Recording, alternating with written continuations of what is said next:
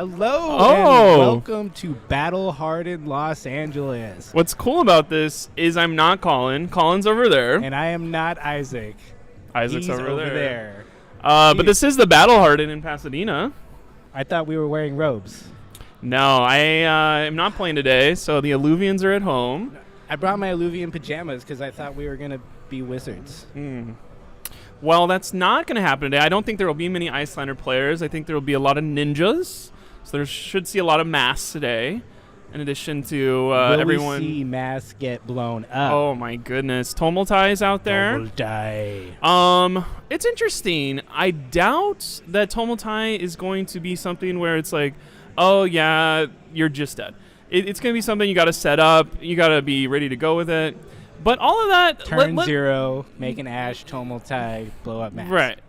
Uprising, it's here. We're going to see what happens. I think if we had to guess, I would say like 3 out of the top 8 are going to be Uprising heroes. Really? Right. But we got a lot of stuff. We got a lot of stuff to do to start off today. So here's what we're going to be doing at the Battle Hardened this weekend. Will there be an uprising? Oh, wow. We kind of said the lead already. That's basically how many Uprising heroes. What about you? How many do you think are going to be in the top 8? That means like, Dromai, 5. How many of the heroes or how many of the top 8? How many of the top 8 will be Uprising heroes today? 4. Okay. That's a little more than 3 that I said earlier. A couple 5s or Dromai's only? You know, a couple 5s sounds good. I think Dromai might be a surprise hit, and I'm hoping we get an Icelander up there because it could happen. Come on. Dromai is interesting because I think there's a really good list going around in our area. So it's going to be seen today. I don't know if it has a name. I think maybe that list will get a name today, especially if we see who's doing it. That's another thing that's coming up a little bit later. Goodbye, Chain and Starvo. They're gone. They have living legends. You cannot play them. Oh, they retired. They moved to Florida. They have a nice, little cottage and those little carts that they can drive around and hang out with each other all day. So right. We won't miss them. No, they are gone. We will never be playing with more than 4 cards ever again in our starting hands. Take that, Chain. Also, Starvo, there's no fusion. There's no nothing. What's interesting is, as an Icelander player, somewhat, if I can say that now, I feel like Icelander had a good matchup in those two, so it's almost kind of sad that you don't get to blow up the Soul Shackles. You don't get to just dump 4 Frostbites in the middle of their turn and watch how much blood debt they eat. So it is kind of like maybe Icelander would have helped out there. Old Heroes, maybe. New Life, though. What we mean by that is we got some Welcome to Wraith heroes. Oh, yeah. We got Glistening Steelblade out there now. What is that? I don't like it. I don't like it. That is Doranthia. She's murdering people. Who else? Bravo? Bravo never left. Bravo never left. He never just will. Put a Starvo on. The other person that is going to be interesting, I don't want to ever play against a Katsu player. And they got more stuff. They got Take the Tempo, which if they put that at the end of the chain link, you're going to be like, oh, God, this is going to hit me for at least 3, and they're going to get another card next turn. Now they're looking like Chain. That's going to make their Mass Trigger go 2, so they'll probably have an Arsenal card coming at me. They got Double Strike. I don't know if Double Strikes, is that a card you're going to see today? Sure. Yeah. It seems you good. better believe it. You just keep using it. And then Reinhardt, of course, he got a race face, so maybe that helps some of his matchups. We'll see. If we get a good Reiner, we'll get him on stream for sure. Hell yeah. If they exist. Scourge, who's that? The Scourge of Pasadena. He is a terror. He is a unstoppable force. His name is Craig Pollock. Craig Pollock. Interesting. Boom. Oh, whoa. We have a hero, or what is this called? A player cam thing? Who's that guy? Craig Pollock. So anyway, he's one of our Bravo players / Starvo players in our local area. The reason we're focusing on him today, he won our last big tournament called the So Calling 2. If you watched that 9-hour video, you know all about it. If you haven't, that's a spoiler alert, but it's an old meta. Why would you watch an old meta thing? He got a great stream. Because it's a great stream. That says So Calling 2 win right there. 48th place at the Pro Tour. Got 9th place at his first calling that he went to. It's interesting when we asked Craig what his favorite Fab moment was. He said winning the Odyssey Pro Quest. So the reason he's the Scourge is he won So Calling 2, He won the Odyssey Games Pro Quest. So this man has never lost a tournament in Pasadena. So this is the next step for Craig of can he go 3 for 3? Will he be playing I don't know. Bravo today? Most likely he will be playing Bravo because that's what he do. That's what he do. He is Guardian the man, and he do it well. Underrated Uprising card. I like this Coronet Peak. Right. Maybe he inside information he's giving us here. Maybe would he play Oldhim? A little ice action? I think what he means by Coronet Peak being an underrated card is he really likes having 4 cards. So when you make him have 3, now he can't dominate, now he can't pummel. So you're taking him maybe an option off of his. Yeah. You're saying, please donate that to your pitch stack or your discard pile, and now you only have 3 next turn. Totally. We also have some other notable figures at our event today. One being other local legend, Chris I. Ollie. Ooh. If you saw our last stream, you saw him send several people possibly to the hospital with the beating that he gave them on stream. He's got a magic background. Don't look at that. It was fast. It was good. He's a good classic card player. He plays other games that I forget what they're called, but mostly Flesh and Blood because that's the one that mattered. Highest ranked placement in achievement, 37th in constructed ELO. That's pretty good. Yeah, I'm not 37th. I think my number has 4 digits in it, probably. 6 Pro Quests and road to national top 8s. I feel like if he doesn't have a win, he's probably lost in the finals at least 3 of those because he's definitely somebody that can put it together on any given Saturday, Sunday, and take you to the bank. It's interesting seeing Aether Ashwing with a descriptive sentence afterwards. The tokens are better than most of the dragons. Ooh. Sounds like he's going to be doing some machine gun stuff. I am expecting this man to play Dromite today. Nice. He's come here. He's got his little friends, and he is going to ping you. Because now, I thought this was going to be a secret, but we're writing it in his favorite Fab moment, creating the experienced testing team for Pro Tour 1 and seeing so many of them do that well. Nice. Do you know anything about that? No, but it sounds cool, exciting, and perhaps a bit sexy. So tell me all about it. I am not in the experience. So I am an experience. I am an outsider looking in. Maybe I'm jealous. Maybe I'm I don't know if I'd say annoyed, but there was a tweet of 6 of the top 8 of the last Road to Nationals in our area were part of the experience. Now I know what we're talking about. Noted people that weren't in that. Yeah, it's kind of a vague name. So if you say they were part of the experience, you're like, yeah, you were at the event. Right. So it's something where you can be like, I don't know what you're talking about. Interesting that we're writing it on their slide. And then we have one other person that we'd like to focus on. Who's that? Oh, you better believe it's the person in our community that has put it all together at least once to take a calling. And that was at the first Vegas calling. He took Prism 9 rounds deep, plus top 8s, beat every chain he ever saw. Don't know if he's going to be playing Prism today. I don't know what he's been on recently. Underrated Uprising card, Scar for Scar. Probably one of the most interesting ways to answer that question, and you can take whatever I say about interesting, right? I mean, I think in Limited, it's a real strong card. If I see that in my pool, I'm definitely not mad about it. Yeah, I would not play Scar for Scar because I'm not a good player who can jam it into any deck. I need to build around it. And it's not going in Icelander anytime soon. Love that he missed his flight back, and that was his favorite thing that ever happened in Fab because he got to meet the creator. But maybe he could have met them without missing a flight, and it would be even cooler. I don't know. Sheesh, he met James White in person? That is cool. Yeah, so we've got... Do you have any idea what he's playing today? I feel like Tyler gets hot on new heroes. I feel like we might see a Dromite. We might see an Icelander. Right. I don't see him playing Fi. That doesn't seem to be his style. And that's interesting. I think like some of these stronger players can probably leverage their player ability with maybe newer cards that people haven't seen to be a force today of like maybe I know what Tyler does when he's playing Prism, but I have no idea what he's doing when he's doing another hero. And then you're like falling behind. And as soon as you fall behind against one of these 3 players that we just focused on, they're gonna get you. Yeah, I think Tyler may be characterized as a more control player, but we saw him at the Pro Tour, I believe Nationals. He was playing Briar because it was the better deck, and I think he's someone who will play the better deck when he doesn't have an answer for it. But when he does have an answer, I think it's usually interesting, and I hope we see something like that today. I'm really excited to see what he's got, and we'll definitely get him on stream when we can.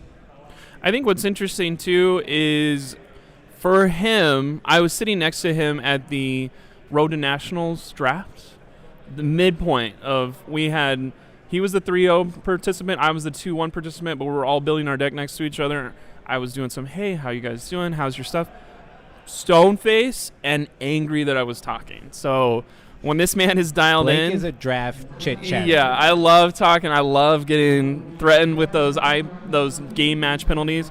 The other thing is, you're wondering, why are we focusing on these 3 people? Why not other people in our community? You got to win. You got to get top 2. We'll talk about you next time. And there are people who do win, and I think we'll get slides for them eventually. But we're up in our production quality here. We're excited. We've got a lot of cool stuff in store for you today. We've got the Attack Action podcast here in full and earnest. Taylor and Isaac are here. They'll be joining the commentary team, and it's going to be a really fun day. The player meeting is getting started, so are we cutting away for the player meeting? I think what we'll do right now, if you can still hear us, during the player meeting, let's talk about our sponsors today to just give them a shout out. Thank you. Because we got 2 of our local spots here selling cards if you need it. Hidden Fortress. Hidden Fortress with my Collector Legion. Adam's here. I think Adam's playing, so you don't get to dodge him just because his store's here. Yeah, Adam is another one of those people who tends to wreck events in a good way.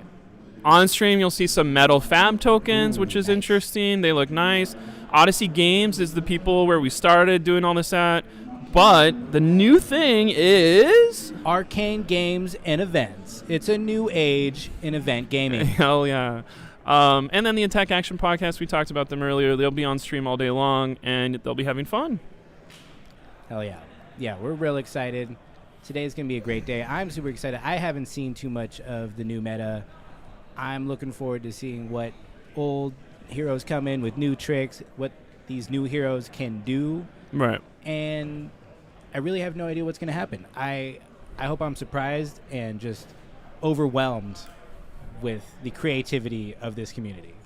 I think I'm looking forward today is seeing how the illusionist swing goes of will everyone get bullied by the illusionist, or will the illusionist sit down next to a Bravo? I mean, they still get bullied. Okay, let's be real. Prism still bullies Guardian, but maybe the Dromais that are coming to mess everyone up sit against one of the only couple Reinars here. Yeah. And then it's over. So before we cut to a little break, before we get into the round 1, I wanted to, I got you a present, Blake. Oh, my goodness. I wanted to give it to you on stream because we're cool friends. Cool.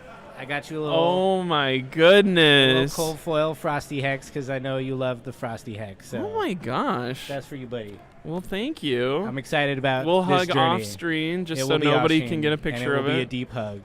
Let's get this where you can't see it because of the glare. The light. That's perfect. Look at that shine on that cold foil. We're going to go ahead and break. Next time you see us, it won't be me. It'll be Colin and Taylor. And they'll start us off. We'll try to find a good, fun matchup to start with because who knows where the day is going to go.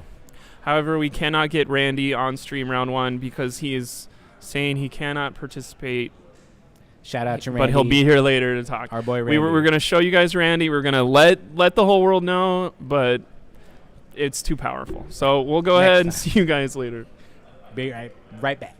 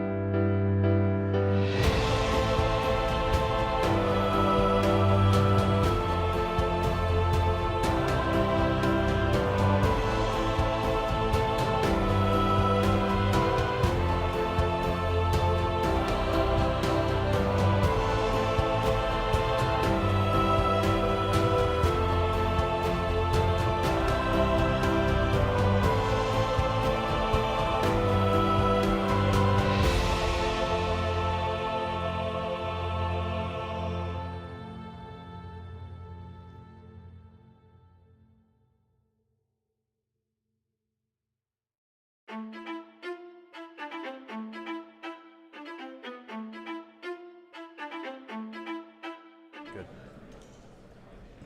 right, we are back and we are ready for round one. I am joined by Battle Bro himself, Taylor Morrow. How are you doing, man? Oh, man, I'm doing great. I'm excited to be here. Fun story. I'm staying with you, actually, here in Pasadena. Nice. I mean, not in Pasadena. We're in Pasadena. We are. And I think people at home are going to think that your robe connoisseur is BS, but it's super true. You have mini robes. That's true. And they're very nice. We are a shoeless and robe-full household. Very excited. First round is just getting started. I believe players are setting up. We have local big hitter, which we mentioned earlier, Adam Feifels. Also, Sam Lee, another local buddy and good guy. We're really excited about this matchup. We have Bravo Showstopper versus a Dromai Ash Artist. Yeah, this we'll see how this matchup goes. Bravo is going to be really hard pressed to be able to maintain or keep down Dromai's board state. We're going to be hopefully seeing a lot of dragons. It'll be interesting to see what dragons are being chosen for this match. I think there's a bit of a divide whether you run the big boys or you run the little guys. So yeah, just spam out dragons. Yeah, we'll see what happens here. So classic first move, building up some Ash. I believe that's Billowing Mirage. Coming in for a small attack, starting his Ash and Ashwing generation. Building up that just unstoppable board state. I played a little bit against Dromai yesterday. Isaac was playing it, and it is rough. Yeah, it can be really fast. I do like the use of the furnace right here to get some extra ash, filter the hand a bit more. Furnace, yeah, really a lot of value in the furnace. It is incredible how many times he's just like, oh, I'll do this and get a bunch of resources and just keep putting out dragons and smashing you. So it's really interesting card. I think probably is going to be an auto include for most Dromai players, but we'll see. I have not seen too many decks yet, but we're excited to see what these guys bring. Also, an interesting inclusion from both players, both running the new legendary Crown of Providence there. So we'll see how that comes into play. That can get 5 cards into your hand really easily by cycling your arsenal card. So we might be able to see a big pivot turn based around that. So we have dominated Spinal Crush coming in here. Very nice. Yeah, very exciting. Well played, Sam. Well played. I mean, you gotta love to see that when you're a Bravo player and turn one, you get to just do what you do best, which is a bunch of damage and ruin your other player's turn. Looks like we got a block with 1 card, so doesn't care. We're crushed. Yeah, doesn't care at all. Oh, he's also running the Ghostly Touch. That is cool. I'm very excited to see what that card can do in this build, again, especially against this hero who I would think is going to pop a lot of different things. Right now, let's see. Does he add the Haunt counter to it, though? Maybe. Is he not keeping track of it? Yeah, so I think the game plan you kind of want here as Dromai is to get a bunch of counters there on Ghostly Touch and then kind of end game run him over with like a gigantic phantasmal hands. Yeah, totally. For like 20 tokens as they pop all of your stuff. Exactly. It seems really cool. I haven't yet pulled one, but I'm hoping to get one soon. We've got a Terra Sunder Classic coming in for 7, Dominate. 2 cards, random cards on bottom, random cards. 2 I think cards so, on yeah. bottom. You definitely have a discard here. Interesting, too, that Sam is playing very aggressively. I don't think he has any cards in hand, so he's like been foregoing his arsenal quite a few turns in a row. So But coming in with the big hammer swing with the hit effect, see yeah, a and it couple is dragons 2 cards. in Adam's hand, so not excited to lose those, I'm sure, but I don't know what his options are. Oh yeah, he has the big one in Dominia. hand. Dominia, that's it. Thank you, my good friend. She is cool. Yeah, Yeah. totally. I would assume Dromai is going to be running a number of defense reactions as well, but here we go. Crown of Providence and Flamescale Furnace all coming out to block this early. Yeah, And he's blocking gonna cycle 7. out that card, draw up, and we're going to blur out a bit, and we're back. So he's got 2 Ash Wings, I think, and Ash. I'm not sure if, I think he's just, we'll add counters to that as we go, but over to Adam now. Got out of that one. That was a tricky one for sure. Yeah, totally. He had to use quite a few of his valuable resources really early here, so hopefully that kind of pays off. He does get Dominia out. Here she comes, and she is marvelous. Look at that. That's so good. That's very exciting. I love the two. I love that people are just flipping the card rather than using the tokens. The tokens are very functional, but Totally. not super cool. So Hits on the reveal here. nice. So we are going to get to see the hand banish and banish a card. Ooh, look at that. Oh, Should be yeah, that banished. should He's be going to banished. discard. Probably won't matter for the most part. I don't think he'll. Oh, here we go. He's There we go. corrected. Thank you, Nice. Judge. Good Judge job, is on it. Judge. But yeah, this is going to be a problem for Bravo. Does he take the turn off to just kill it and try to manage that board state, or is he going to, just keep pounding face like Bravo loves to do? Yeah, it'll be interesting to see here. So playing Blessing of Deliverance. Classic. Just try to grind him out here, make the game go a little bit longer, gain some health. Probably why he was so willing to take a bit of damage from the dragons last turn. So we'll get a hammer, kill a dragon, set up the arsenal. Classic. Keeping things under wraps. Pretty good. So far, Adam is not setting up that overwhelming board state, but I feel like with Dromai, it's just a matter of time. It's a long play of just getting those out to a point where you cannot do anything about it. Back over to Adam. Oh, he's pitching the erase face. What's coming out of Arsenal? Oh, God. All these illusionist cards all look the same. I think that's... It's Rake the Embers Rake there, the- yeah, so that's that's why right. he has all those Ash Wings. That's right. Create the ash, transform it into Ash Wings. Am I mistaken, but is he continuing to miss? No, they got to be popped. So Sam is doing a great job not popping the dragons and just killing them, so he doesn't get any value out of Ghostly Touch there. Totally. But now we have spammed a ton of Ash Wings. Wow. And I can tell you from personal experience, when you sit across from when Dromai has all of these Ash Wings just in front of you like that, it is intimidating. Yeah, it's not fun. It is not fun at all. I'm sure it's fun for Adam. Adam's having a great time. He's got all his little friends out there, and they're just going to annoy Bravo until he dies. It's going to be... My personal theory right now is that Dromai is going to be the hero everyone's complaining about in about a month and a half.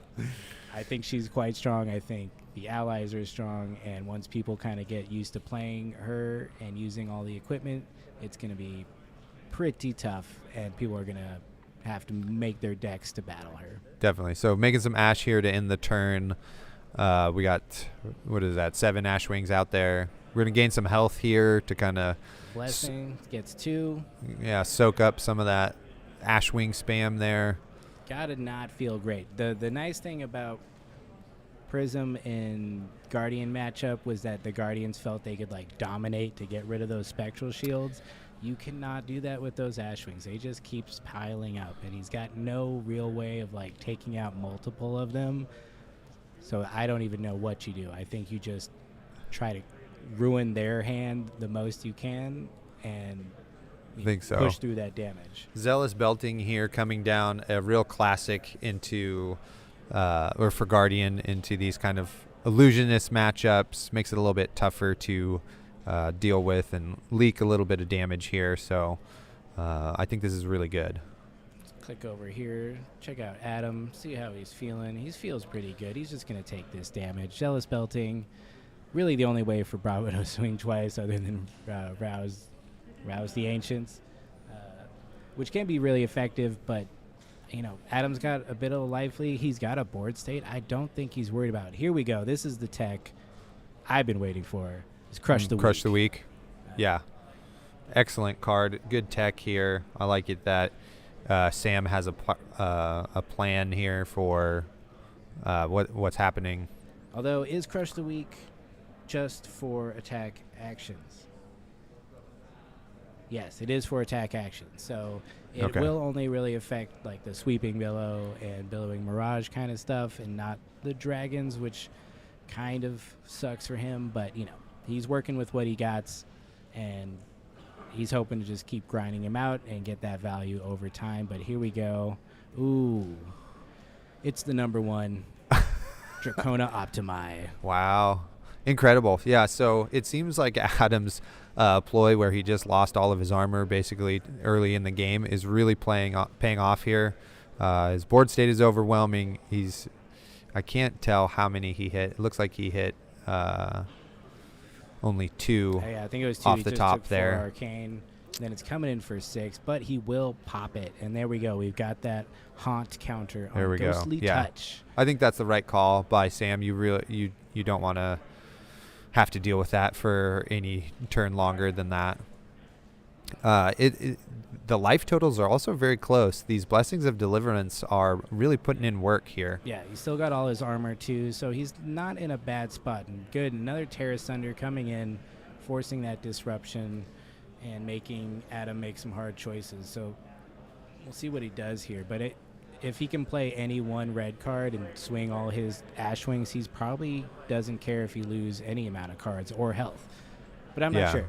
It looks like all of the cards in Adam's hand are going to cost something.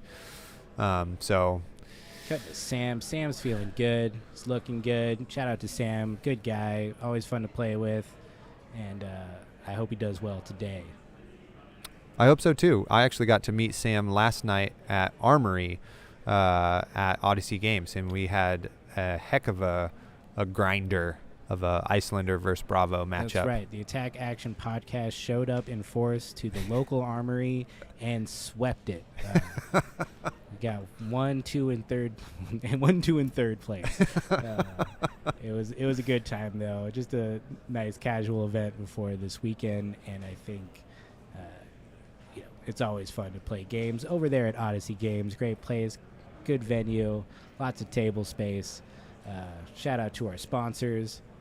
Adam's Making the Decisions, amongst other Hidden Fortress, Collector Legion, Metal Fab Tokens, Arcane Games and Events, and of course the Attack Action Podcast with Taylor Morrow and Isaac Jessen. Isaac will be on stream soon, so we're excited to get his opinions on this stuff. Here we go. We get a block. He's going to lose 2 cards. Lose 2 cards. He's going to keep, I think, Rake Embers here. It's just like an Arsenal Pass situation? I believe so. I think we attack with 1 dragon. Try to bait the pop. Doesn't happen. Of course not, because it's just 1 damage. Yeah. Oh, he's got Uvia and a Miragai and a Thamai in hand right now. Wow, this is it's kind of an expensive hand here, so we'll see what Sam's rebuttal here is. I do like that he's being really aggressive and making the Dromai player have to make the tough decisions here, but we'll see if he can keep that up. Looks like they're in the tank here, thinking.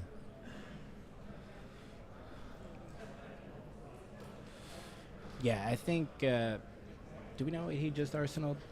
The Rake Embers. Oh, yeah. man. That's going to be good. If he can make some more Totally Ash Wings, this is going to spiral.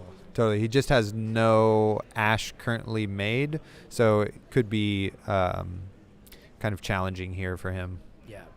What are the costs on those dragons? I forget. Miragai. Miragai, I think, costs 1, and then Uvia is a bit expensive, though, right? Yeah, Miragai costs 1, and then it's going to turn off Phantasm for your dragons. Attacks for 2, has 4 health. Nice. And then Thamai, not super relevant in this matchup, although it does prevent You need defense reactions from being played. Oh, okay. So we're going to go search for an aura here. Oh, nice. Interesting. We'll see what he gets. Maybe Showtime. he passed the showtime. Where's he going? Yeah, maybe he's Come just also on, trying to see what he has Towering left. Tight, no, blessing. Oh, is he going to going blessing? For the life gain. Yeah. Huh. Interesting. Classic Guardian, just gaining life and feeling pretty good about it. Yeah, we 40 minutes in the round. So. Exactly. I was just going to say that. So I got kind of worried for a second, looked at the clock. It's got plenty of time. I think this is the third blessing here. So, yeah, I don't think he is running any of the other colors of blessing. It doesn't look like it here in the deck lists we have. So very interesting. I am surprised to see the higher costed dragons here in Adam's deck. He has kind of a limited amount of blues anyway, and plus since it's pretty easy for a Nothos to just take care of most of those dragons. So yeah, totally. I mean, even the biggest dragons he can take down with the Nothos was pretty nice for him, but it still basically gives Dromai that much health more. So we got a heave here. Ooh, Heave. So we got Pulverize and Arsenal. And we got 4 Seismic Surge tokens. My favorite keyword, heave. It just is thematic and conceptually sound. You heave that right into Arsenal and hope that you can just use it next turn and not get totally smashed. I think Adam does have a Command and Conquer, although he may... He does. He does, so could go in there. But no, he's going to rake the Embers. He's going to make Ash and then make Ash Wings, which is pretty good for him. Yeah, it'll be interesting to see here how he sequences this. Because does he just play Command and Conquer and just have those Ash Wings out? Yeah. Totally. I think that's the move there. You got to. Yeah, force him to block.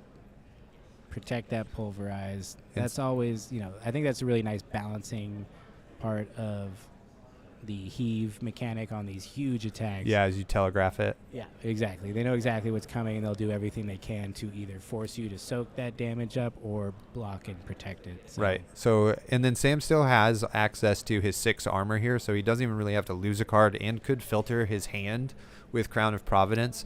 Obviously, you don't want to filter your Pulverize there. That's true. Which, who knows? I'm not sure the wording on Crown of Providence. It might have to be a face-down card. Ooh, he just goes for it. Loses it. All right. Interesting Maybe play here. He's got the heat in hand. He doesn't need Pulverize. Yeah, he does have 4 Seismic Surge tokens, so that is pretty good. Any good Guardian attack action is going to get that benefit here. But, man, these Ash Wings are just out there. He has not yet attacked with all of them, though. Sam's pretty fortunate that Adam hasn't been able to both play the red card and go again on all those dragons. But once he does, it's going to really hurt, is my opinion. Yeah, I mean, you can just pop the first one, right? I mean, like, you get another counter on Ghostly Touch there. Ooh, Crippling Crush. Let's go, baby. Here we go. Right. Didn't need to Pulverize. He wanted to just take all your cards away. Heart of the cards here. Heart of the cards. And he dominated as well. There we go. He did, yeah. So this is great. I think, getting all of this dominate damage through is really good against heroes like Dromai or red line decks, aggro decks, right, that want all of their cards. And just making sure you can get damage to stick is really important, so you can get kind of a bit more parity in your life totals and get them down there to the must block without dominate zone. Totally, yeah. I mean, Guardian's always good at that, and it's going to make you pay for it every single time. So here we go.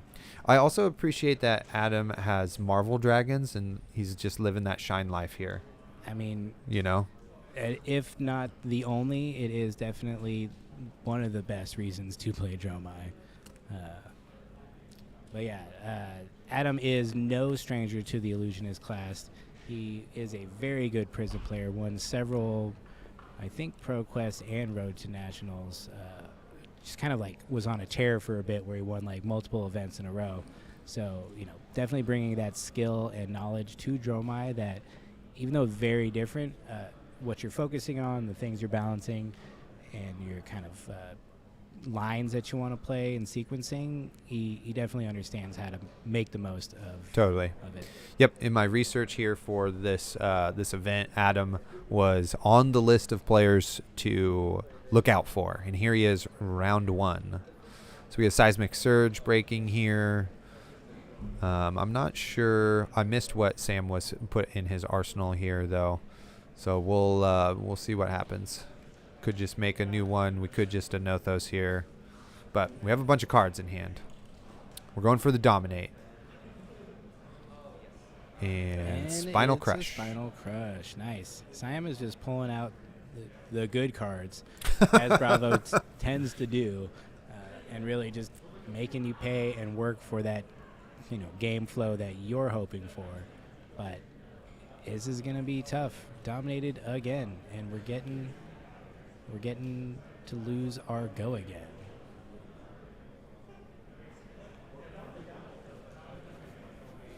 So, yeah. Yeah, see so what coming in Adam for does. 9, Dominate. Pretty tough here. Got a Rabble in hand, a bunch of dragons. Everything has go again here. So pretty upsetting. Blocking with Ooh, Chromai there. That's a tough choice. Yeah. Chromai, in my limited experience, not limited game format, but just short-lived experience against Dromai, was the most annoying because they just get all these action points. Right. And they honestly most of the time didn't even need it. They just to have go again. If you don't have that popper, you're pretty much done for. Yep, He's and got we the see Ravenous Adam. Rabble too. He does. Adam's gone to 9 here. He does not have go again from the Crush effect. Yeah.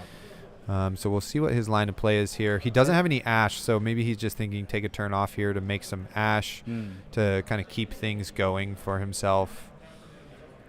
Can't tell. I feel like, what's he get? Is that a Doombreaker in hand?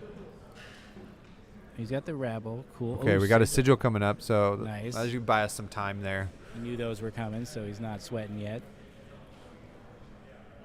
It's pretty tough because Adam has done actually quite a lot of damage to Sam here, but he's gained, he's played all 3 blessings, so maybe he's gained 6 health.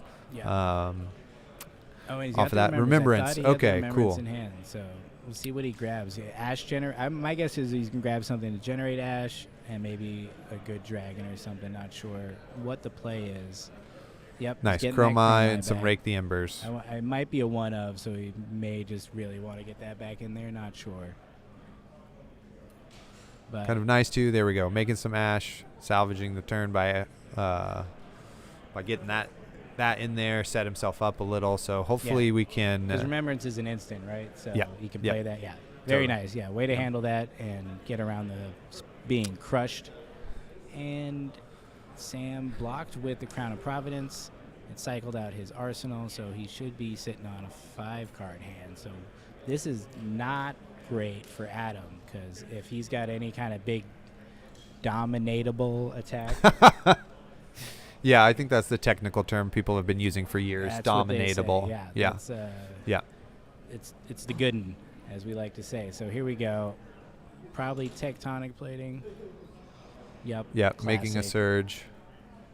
Interesting. I just noticed that Sam's running the Null Room boots. I guess there is the Aslevi who does the arcane damage, and Yep. Optimi as well, I guess. Yeah. Just allowing him to prevent some of that. I think that's the 3rd Spinal Crush now. Yep. So if Adam can live through this, he doesn't get that sigil that we saw on top, right? Because he has to shuffle for, For Remembrance, Yeah.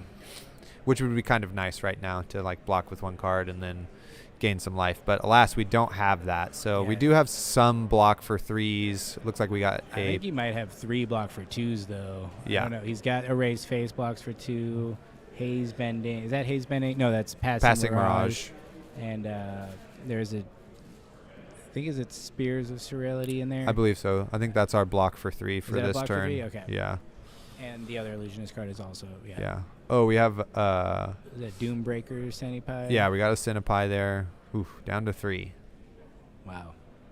Oh, did and he pummels it. Oh, dude. Down to 1.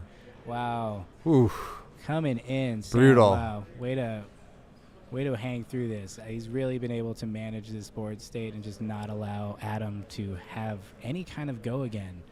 Still hasn't swung all those dragons at once. It's really brutal. Definitely. So we got a dragon in the arsenal, but we're just going to go with a race face here. Turning Nice. off the Seismic Surge. if Nice. that hits, which Yeah. is pretty nice. Very good. Although, probably not the best. He can just take 6 damage, and I mean, he's still got all his armor. He doesn't even care. He's just gonna block. Yep, with there you go. everything. He Wow. blocks with the armor. Yeah. Yeah. And it's interesting. He still has the Crown of Providence out there, but he used it to block. And even though it's still on the board, it is gone. Ooh, I guess I was wrong with how many Spinal Crushes we had seen. There it is, dominated. Spinal Crush. Seemed like there were 3. Ooh, I hope Already there's played. not already 3. There's 1. Check in the graveyard. There's 2. There's 3. Ooh, No. unfortunate. This- That's his fourth one. I think this is going to be probably a judge call here. That is too bad. Clearly, a mistake has been made. Well, good to know, though, that We know how to count. I was able to remember that from early on. So I'm not sure what the resolution of here is going to be on that. I think the judge is going to take a look here, Yeah. and we'll see how that goes.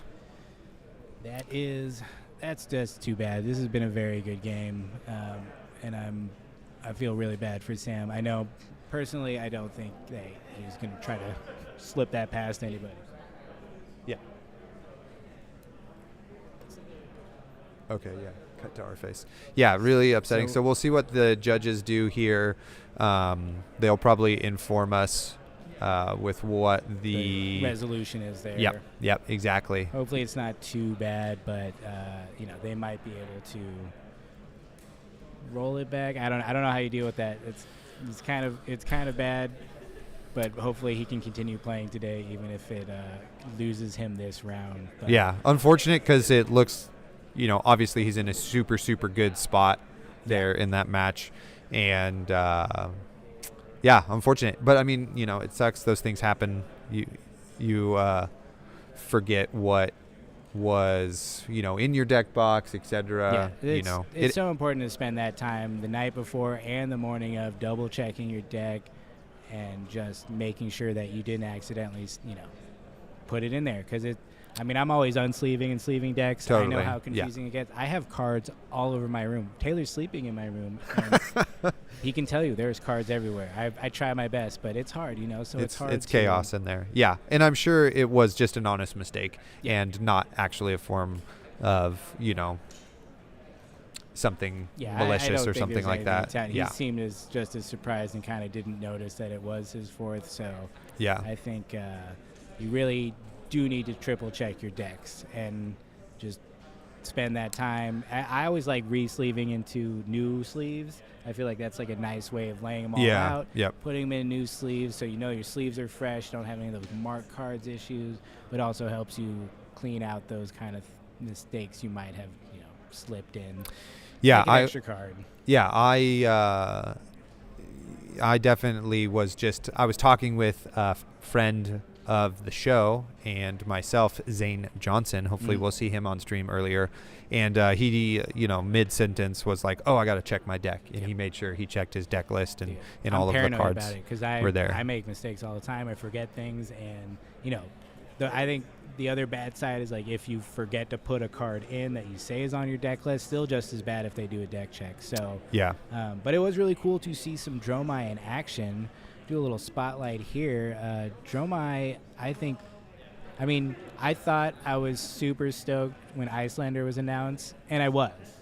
But I was even more stoked when Dromai was announced. I love dragons. I'm just a traditional classic nerd who thinks dragons are cool. Yeah. And so I was excited to see this. But when it came out, I really didn't understand how you would play her. It seemed difficult, to say the least.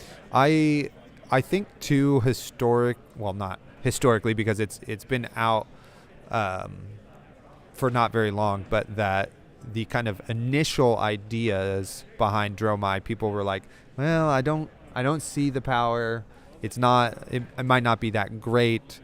And I think after last week, we're starting to see people figure out the hero and the deck starting to get some actual traction in that sort of thing. So, it's really hard going from having a brand new meta and having 3 new heroes starting from 0. So it can be challenging when you're deck building to figure out where you really want to focus the deck and what matchups you need to be good at, what matchups you don't need to be good at, and that sort of thing. Also, just like the most exciting time, I think, because everything's new, everyone's trying out weird stuff, and people are like hush talking. Oh, did you hear about this? Let's you hear what this person did. Totally. It's always really fun. I struggle with the deck building, so I like to see what other people come up with and kind of put my own little spin on it. But this one, it's looking like it's going to be cool. And a lot of the early criticisms were pretty much the same ones we had with Prison. We're like, oh, well, you just pop them. You're like, it's not that easy. And oftentimes they kind of want you to do that. And it's part of their game plan and the choices they made leading up in that turn. So it can be fine, especially with that ghostly touch. I mean, I was really hoping to see that more, but I think Sam did play well in not allowing that to grow to an unstoppable place, because I think that may be a strong win condition for Dromai versus Guardians. Yeah, exactly. I mean, that's kind of the talk around town, right? Is that's how you're hopefully getting a big enough turn to take down Bravo or hold him at the end of the game. So still unfortunate. We'll update you as soon as we know what the resolution is of that Seems like the judges are still talking about it. They'll figure it out. They'll let us know what that resolution is. Really unfortunate again. We all here are pretty close community, and most people are locals. We do have a lot of out-of-towners, people all the way down from Portland, Bay Area and beyond. In California, San Diego crew always rolls deep, it seems, and usually just good, friendly games and a lot of nice people. So I hope this doesn't taint anyone's experience. I know it's one of those things that happens. It's a big, complicated totally is. game. I mean, if anything, it was exciting. It was exciting. I was very excited. I thought Sam had it there. I mean, I think he did. That pummel, if that was a red pummel, he wouldn't have even seen that 4th card. We wouldn't have known, but I guess it's better we get that now. Yeah, totally. And it doesn't become a bigger issue later in the day. Yeah. So it does look like we will find out here very shortly, but I do want to say big shout out to the crew here, Arcane Games and Events.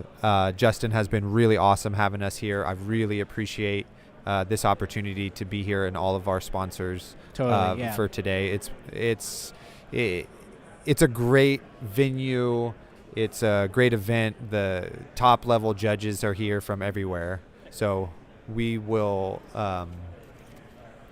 can't say enough about them and how awesome it is. Yeah, a new age in gaming events coming in for you guys.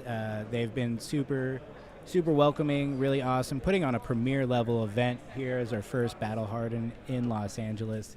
And we're just excited to see what else they have in store with us. So I think we are getting an update on the resolution here. And Taylor, what do we have? So unfortunately, we do have a match loss here, right, on the deck check. Really unfortunate. But, at least, you got to have a bit of a silver lining. At least he knows he's probably can win that matchup and should have won that match. So hopefully he can bounce back from that. We wish you the best, Sam. Totally. We think you totally got it later in the tournament. So just keep your head on straight. Don't get tilted. You're going to be fine. Yeah. Win round 2, baby. And shout out to Adam for putting on a good show as well. Excited to see more Dromai today. Really hoping to see some big ghostly hands coming in and wrecking some face at some point. Is he allowed to keep playing? Do we know throughout the day, Sam? Yeah, okay. I think so. It's just a match loss. He's not DQ'd or anything like that. So deck, he just gotta change the deck or whatever, And then it happens all the time. Famously, oh gosh, one of the Outcast Haven guys, shout out to the Outcast Haven podcast at Vegas, just happened to have some equipment that weren't a part of his deck list in his deck box. And so then that also counted as like a match loss, And of course, it's better to catch this round 1, right, rather than deck checks going into top 8. So Exactly, it is definitely something he can bounce back from. Yeah, no one has sure. to feel bad because they lost and feel like they got cheated. Although I think whenever it came up, it was gonna. I mean, obviously, you go through your deck once, you're gonna figure it out. But I think the nerves of being on stream and just not. I mean, the whole event. We want to play well, we want to represent, and just happens. So hopefully Sam has a good rest of his day, and we wish them all the best. I'm not sure how the rest of the round is going, but I'm really excited to see who starts taking that early lead. I wonder if we'll see any new faces or if it will just be the ones we already know and expected. I don't know. Totally. I mean, at an event this size, it can be anybody's day. And we'll have a metagame breakdown for you guys next round. But yeah, at something this size, you could just be the person who's running hot, and that's really exciting, So, honestly, I love an underdog.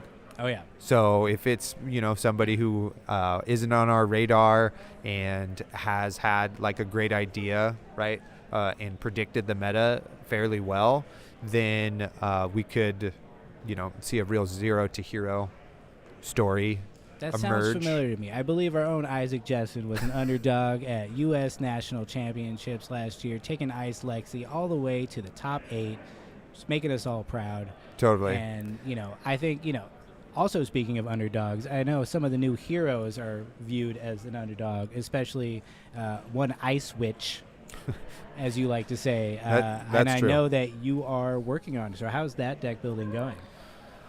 Oh boy, it's been really challenging. I mean, so as a personal challenge to myself for this set release and this season, rather than kind of go back to my old roots of playing Rune Blades and stuff, I thought I'd try to go hard mode and just main Icelander for this season, which has seen mixed results. Some of your matchups are like some of the most polarizing I've ever had to play. But I have come quite a long way since day one. Day one, we were all over the place. Now we've got like a nice streamlined deck. We know what our good matchups are. We know how to win them and that sort of thing. Last night at Armory, at Odyssey Games, I went 2-1 and lost to Dromai, lost to Isaac in the finals.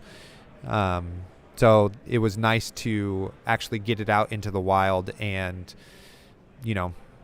play some people that are not Isaac, even though I did play Isaac. The difference being you didn't play him round 1, which is usually the case. So usually I'm glad you guys move. both were able to make it to the top table there. And, I've been there on that journey with you, just kind of helping you out, testing some things. And while there are some bad matchups, I think everybody's got those. That's part of the game. So we deal with them, and we focus on the ones we can win, and we make those the best we can. And really, she seems very interesting. It's very hard as the opponent against Icelander to not just be super annoyed all the time when they're coming in with their frostbite and messing up your turn, and you're like, man, I keep forgetting to save a card to pitch this, or like pitching in different ways to get around that. And I think there is a learning curve on both sides, finding those windows to really hopefully optimize your disruption. Because sometimes they got all blues and they're just hoping you do something, and you're just like, I'll pitch through this and have a good time.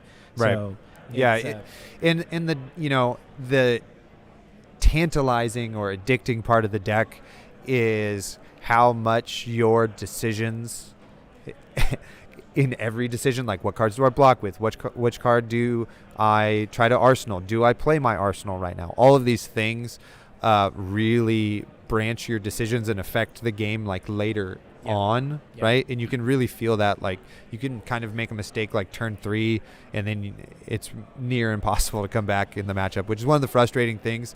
But it's also kind of the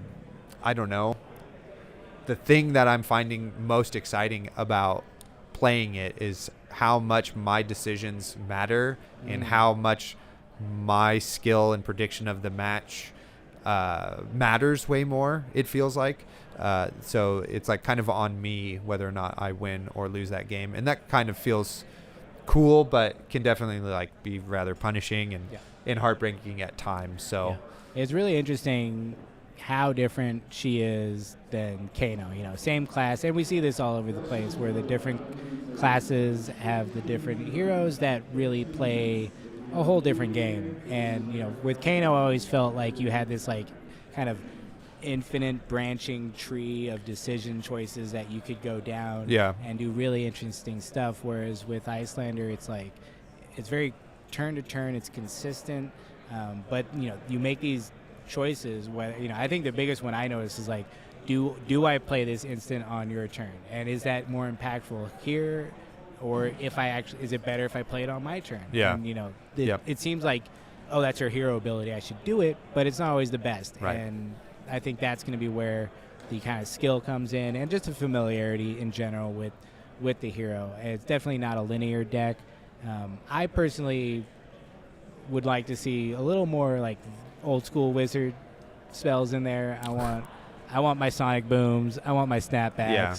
I don't think they work with the deck. That's why I am a bad deck builder. But still, I am intrigued by it and would like to give it a shot when I have the time. Currently, though, I'm still playing Viserai. Yeah. I think he's still good. Yeah. Anybody who thinks Skeletor was like the end of him, I think is just wrong, because he does so much damage. It's all annoying to block, and he still has a bunch of armor to block with. Yeah, So, the Aether Ironweave is like one of, I think, the best common class equipments. It's like just as powerful, it feels like, as Refraction Bolters, right? Kind of the poster child for common equipment that's like super, super good and really, really viable. So, I mean, obviously it's not as close to how good Skeleta was, but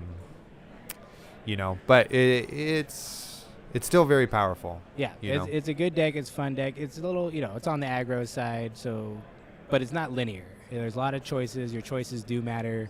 There are some things you can do that are just, exponentially better on your turn. The way you use creepers and all that kind of stuff is really, really cool. So I've been playing that, but I also been meaning to get back into Prism. I believe she is hitting close to her retirement, hitting that living legend status probably in the next season or so. And I've always loved Prism, so I always want to get a few more games in there because, I don't know what happens when they're gone. Apparently they go to Florida, but I don't know what if they come back to visit us. There's a great Flesh and Blood scene in Florida, so it makes sense that that's where they would go. They're there to retire and have a nice time and enjoy the weather. Totally. Here's an at-home project for everybody. So me and Isaac, who, if you don't know, you all will get to meet on the stream very soon. He's a very handsome, tall man, so should be very cool for everybody to see him. Sitting down. Sitting chest down. Up on Yeah. So it's like an 11-hour drive down here, and part of the drive we were just kind of like rapping back and forth, and I really want to make a Flesh and Blood cube for drafting, and my idea was to make an ice cube. Right? So we do all ice heroes. We do Oldhim, Icelander, and Lexi. So if any of y'all have experience building cubes and want to hit me up later with your cube list, or start on this before I can get to it, go for it. Do it. Ice cube, baby. Let's do it. Hit him up at @BattleBroTaylor on Twitter. Slide into those DMs. Let's talk about cubes and have fun just ruining each other's hands and slowing each other down. It's going to be a really slow cube, but, it's like depends on how you build it, right? It's more of a ponderous cube where you kind of hang out and you're like, oh, well, maybe I just won't do so much this turn, and that's fine because I've got a bunch of blues and I'm going to freeze you up as well. Totally. Perfect for the holidays. Yeah. Do it. Wear your nice warm robe. Totally. I have a different robe for the winter time. This is more my summer Alluvian robe style pajamas for the summertime. Yeah, there you go. And it's gonna be fun. That sounds really good to me. I'm excited to see it. I don't have any experience with cubes, but I'll play it when you get it ready. Sure thing, baby. All right. You got it. We got it. So we got about 10 minutes officially left on the round. Looks like things are kind of wrapping up, seeing players moving around a bit. So we will have more coverage for you very soon. I think we're going to take a quick break before we prep for the next round. Hopefully get another great matchup on stream for everybody. Hit us up if you got any questions in the chat.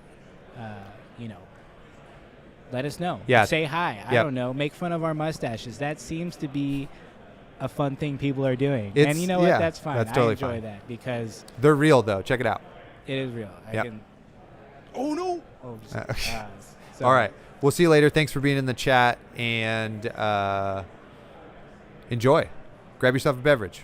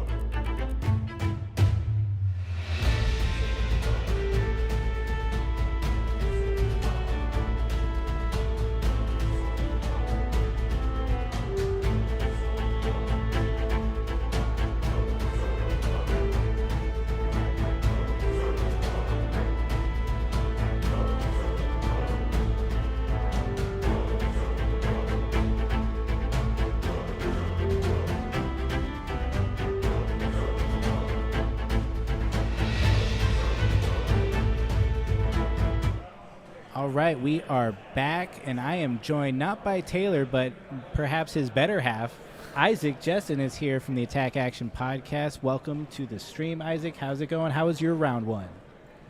Oh, it was awesome. I walked around and looked at all the decks that people brought and saw some spice out there. What? I did miss the robe memo, though. Oh, no, we talked about this. I said we should wear robes, and everyone was like, yeah, and then I guess it was a joke. But no, we're wearing robes because we're here, we're having a nice time, and, we love the Wizards and feeling good in our pajamas. So Awesome.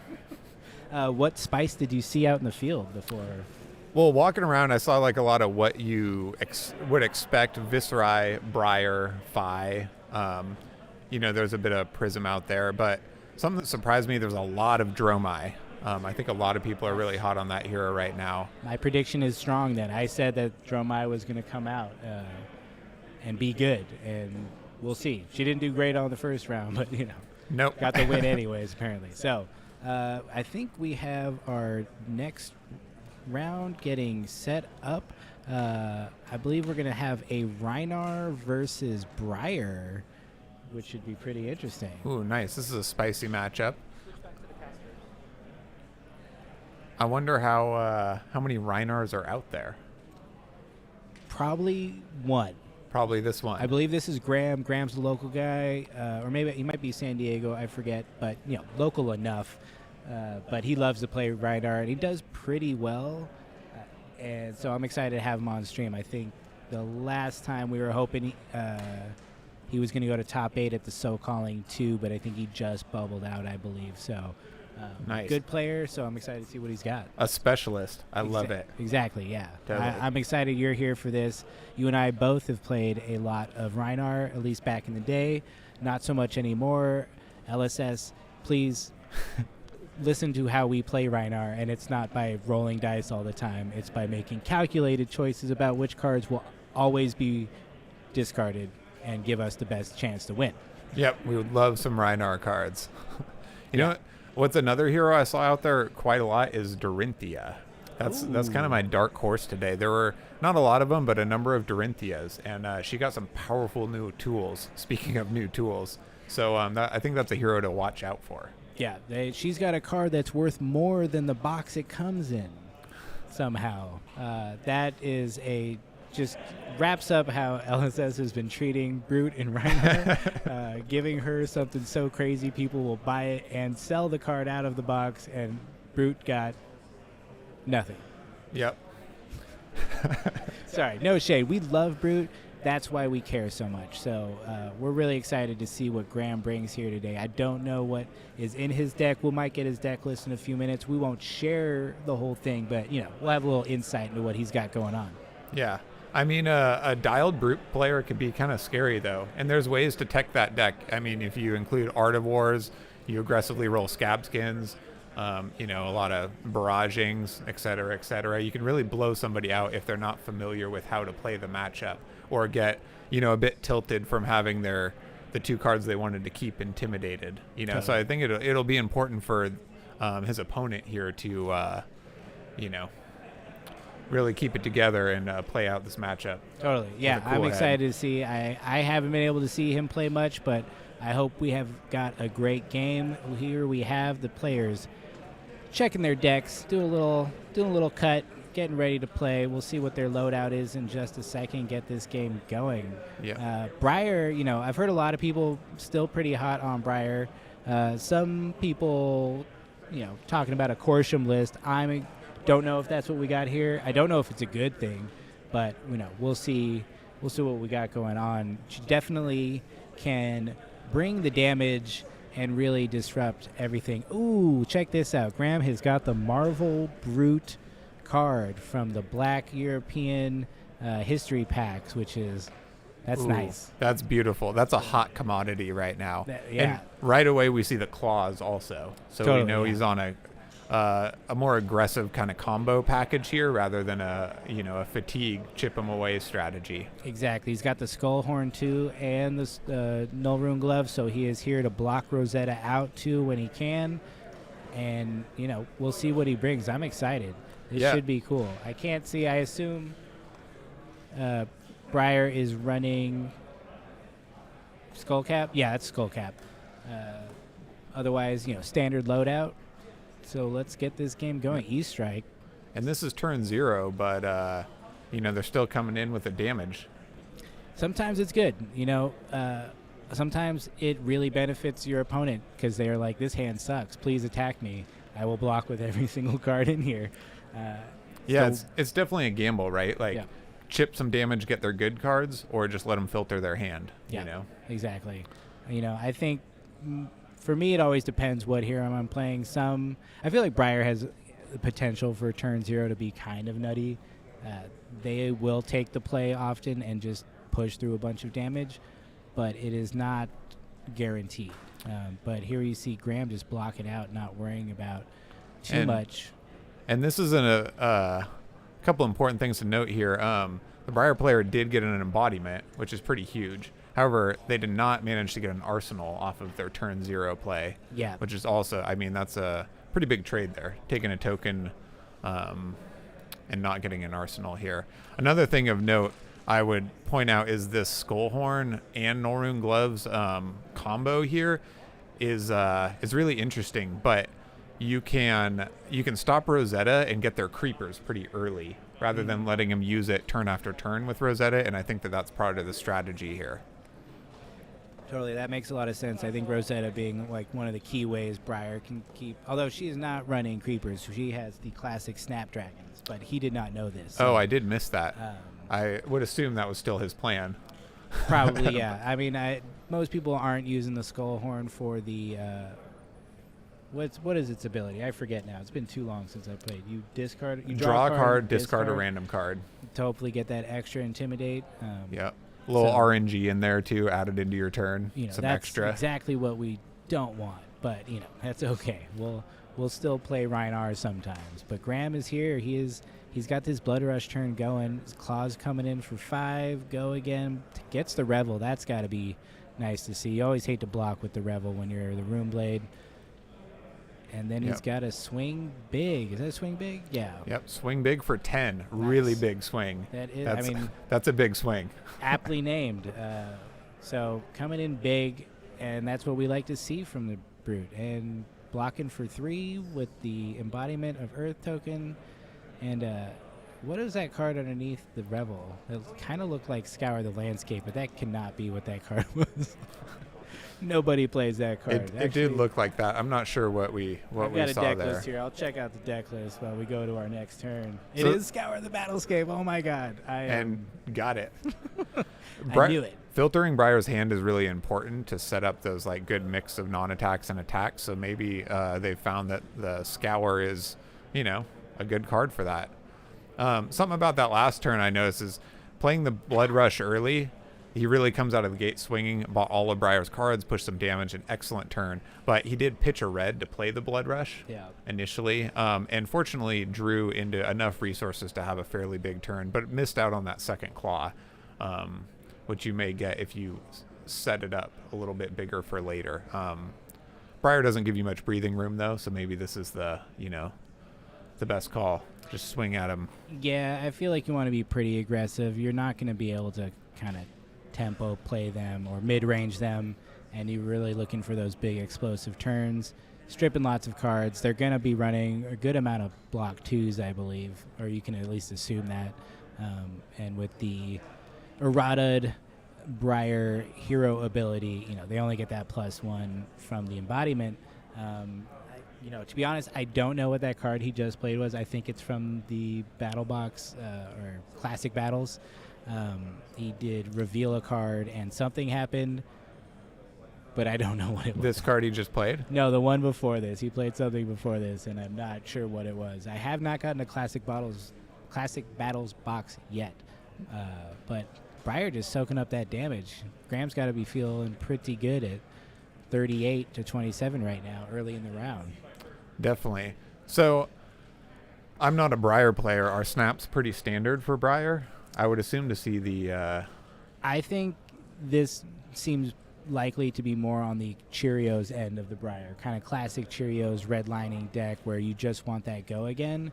Whereas I think more the newer flavor seems a little more fuse heavy, or at least fuse, light, not heavy. But the creepers definitely can do a lot. I think take a lot of skill to play well. I struggle to use them in the best way sometimes, so it's probably a personal decision. Gotcha. And it doesn't even look like it's on her list, so yeah. Gotcha. Well, played that Red Whisper out. That's a really important card in Briar, and Briar just got Sift, which is another similar card to this, which really allows you to dig through your deck looking for your CMH turns, which is really crucial to Briar's win condition here, right? So you play your Red Whisper. If you bottom all those cards, you're getting a CMH, a turn sooner. Totally. And turns on your Runeblade abilities also, but also just digging for your combo is, I think, a pretty huge here. Yeah, it's pretty crucial to their whole game plan, and they will burn through that deck any way they can to get there. So we'll see if that happens, sometimes those cards just clump up at the bottom, and you just don't see them in time, or you see them way too late, and the other person's got a huge turn coming at you, and you have to make that choice. Do I take a ton of damage to hopefully get my Channel Mount Heroic out, or do I, sacrifice it to try to maintain some kind of life? And you have to have the life to sacrifice also at that point. So that's a pretty big part of managing the early game here. Ooh, so we see a pulping coming out. Nice. Pulping came out. Alpha Rampage has been randomly discarded. So coming in for Dominate and Go Again? Go again if it hits. Go again if it hits. So Briar has some armor here to utilize to shut this turn down, but with the one Intimidate and needing another card out of hand, it would still apply quite a lot of pressure. Gotcha. Ooh, While and we it's see defended by less than 2. Oh, here we go. We're just talking about yeah, this. less than 2 cards. 2 non-equipment cards. It has Go Again. So we see Channel Mount Heroic. Just talked about this. Yeah. She is sacrificing it. It does have Go Again. Ooh. And here comes the CNC. Plus Wow. CNC. Yeah, I apologize to everyone. Pulping, you would need a defense reaction and arsenal to stop it. Yeah. And that's kind of the only way to get rid of that. And what was in her graveyard, couldn't quite see. It might have been, it looked kind of like a Revel, I think, which another great, powerful card, maybe on the busted side, but somehow seems fair because sometimes it's just the worst thing in your hand at the wrong time. Doesn't do anything by itself. Yeah, exactly. Swings for 5 in Viscerai in its best moments. All right, so Sonata, classic Sonata, X is 0, revealed 3, gets that Ravenous Rabble. Going to go wide and hopefully try to catch up here because Graham has really just done well blocking and still maintaining a lot of pressure. Yeah, blocking with that CMH there did not stop the pulping Go Again, so all you're doing is mitigating a bunch of damage. I don't know, even if that's not online, would you rather see it in Arsenal this turn to save for later? Yeah, that 3 life, I don't know if that's worth it, but we'll see how they play this out. Yeah, hard thing, if you've got the channel but not the Earth card, that can, probably influence that choice. Yep. You just see you don't have what you need to really get the most value out of it. You really want to see it for at least 2 turns if you can. And if you can't, you need everything, all the other bits tied to it to really have that huge turn to. Definitely. And we see Briar here is, returning fire and trying to keep the pressure on. And Briar can have quite, powerful 3 or 4 card hands. But so far, surprisingly, Reinar has been on the front foot here. Yeah. Really, I don't know if, Briar's had a bit more underwhelming hands or what. But, you would expect the Briar player to be applying the most pressure. But here we go, Reinar. Here Just we go. bringing it to him. Reinar, yeah. Like I said, Graham is a Reinar specialist. He knows how to play this deck. I'm sure he's practiced this matchup as Briar has been around for a long time, menacing everybody. And, very, very cool to see him navigate this, really making the best of what he's got, using these new Brute cards. So definitely, proving me wrong. But, they do have those downsides of being totally random off the top, which in my experience is just, you just lose all that consistency you used to be able to manufacture in Reinar. Yep. Well, it looks like he whiffed off the top and hit a barraging. Exactly. I don't know. He doesn't have any cards in hand anyway, so did not need that Go Again. Yeah. But that red barraging he played really applies a lot of pressure because that's a 0 for 4, Intimidate 1, unless they dedicate more cards to it, which is what you want to do against Briar, right? You want to rip those cards out of their hand and give them awkward 2-card hands. Totally. Really, really a high-value pressure card, barraging. Absolutely.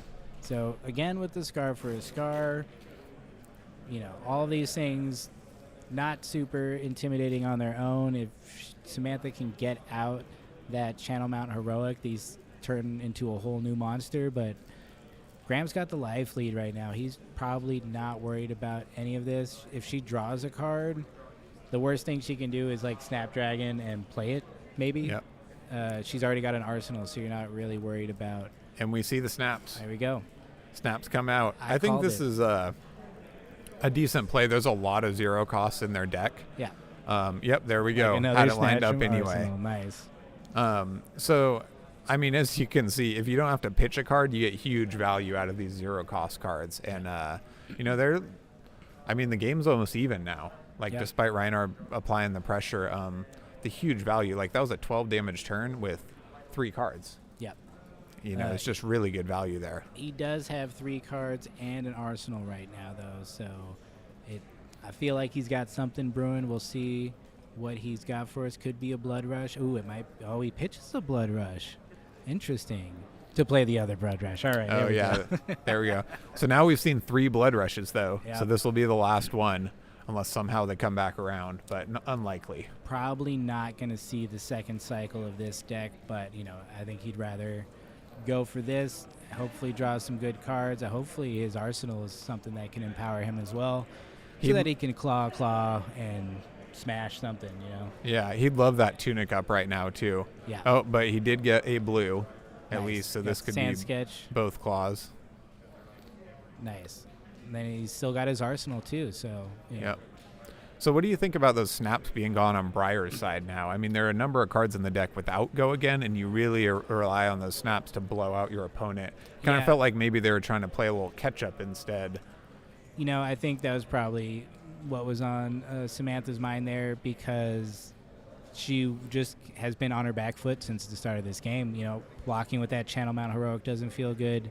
And then I think here we go, CNC. But I always find that Briar players blow those snaps up real early, in my opinion. I feel like you wait for like that really most impactful turn, but they'll do it to do something like they did. Like they'll to draw a card, go again, and try to hit you again. Yeah.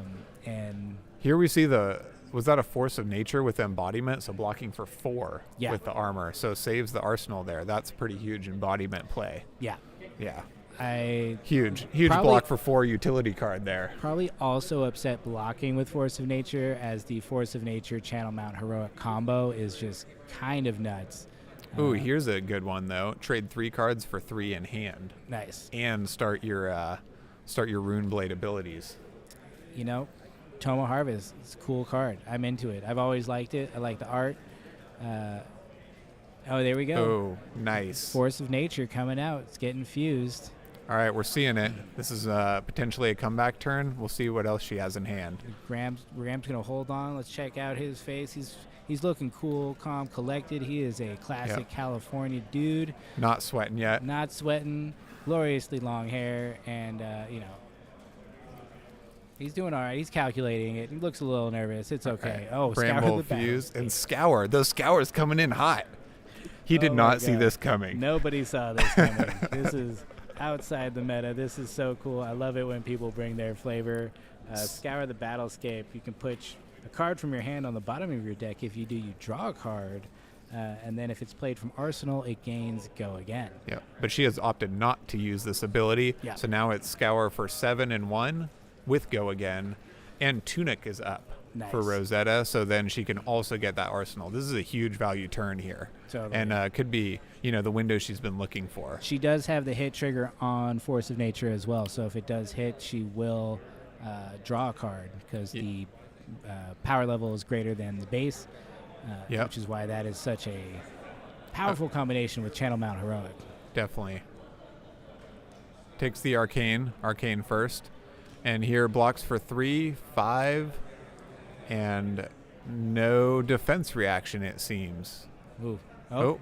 Are we sure? Here it comes. Oh, reckless swing. With the reckless swing. This is a little earlier than you'd like, but, stop the card draw, deal 2 damage. Still not terrible value. Yeah, I mean, he's recognizing that she is pushing through damage this turn, so he's going to mitigate as much as he can and also make her pay for it a little bit. Yeah, maybe this is the turn to just, preserve your life. Exactly. And look for a better pivot turn than right now. Yeah, I mean, the hard thing with Briar is that she's going to be drawn into another Channel Mount Heroic soon, so if she gets a full grip of cards, it's going to be rough. Rosetta 2-2 as usual, and and this is the brutality of Rosetta right here.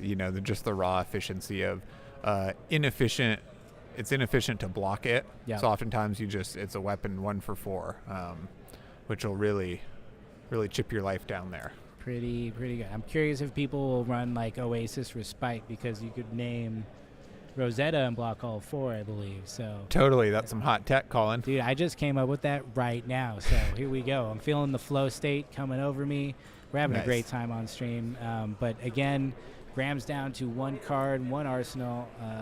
Let's see what he's got. Ooh, a raised face. Nice. Oof, this is a big swing back. I thought maybe a claw saved the arsenal for the big turn, but this is some pressure. Yeah, I don't know if a raised face affects Briar all that much, because her ability is mostly looking at non-attack actions and not necessarily Rune Blade cards. So, it is basically 6, but there might be if she tries to fuse anything. Yeah, so she can't fuse. If she played a Channel Mount Heroic, the Earth card in pitch would not check and keep a counter on it. There's a number of ways this... it doesn't affect Briar as much as some heroes, but there's a number of ways that, depending on the hand, can be, quite effective. Totally. Great call out. Yeah, the channel check is really important. I could see that being the main reason you keep it in there. Also, the fuse on Force of Nature as well. So Totally. Also 6 damage, Also just that's 6 not damage. too shabby. I mean, brutes love 6s. That's Just throw a 1 6 to, at him. 1 to 10 brute is definitely a 6. A powerful 6. Excuse me. So I think that was a Bramble to start. Then we've got the E-Strike, just the annoying efficient damage that Briar loves to do without pitching a single card. I guess she tucked 1 for. Yeah, so what mode is E-Strike here then? Oh, it is for 9. So that's, I guess, a yellow Bramble and chose +2.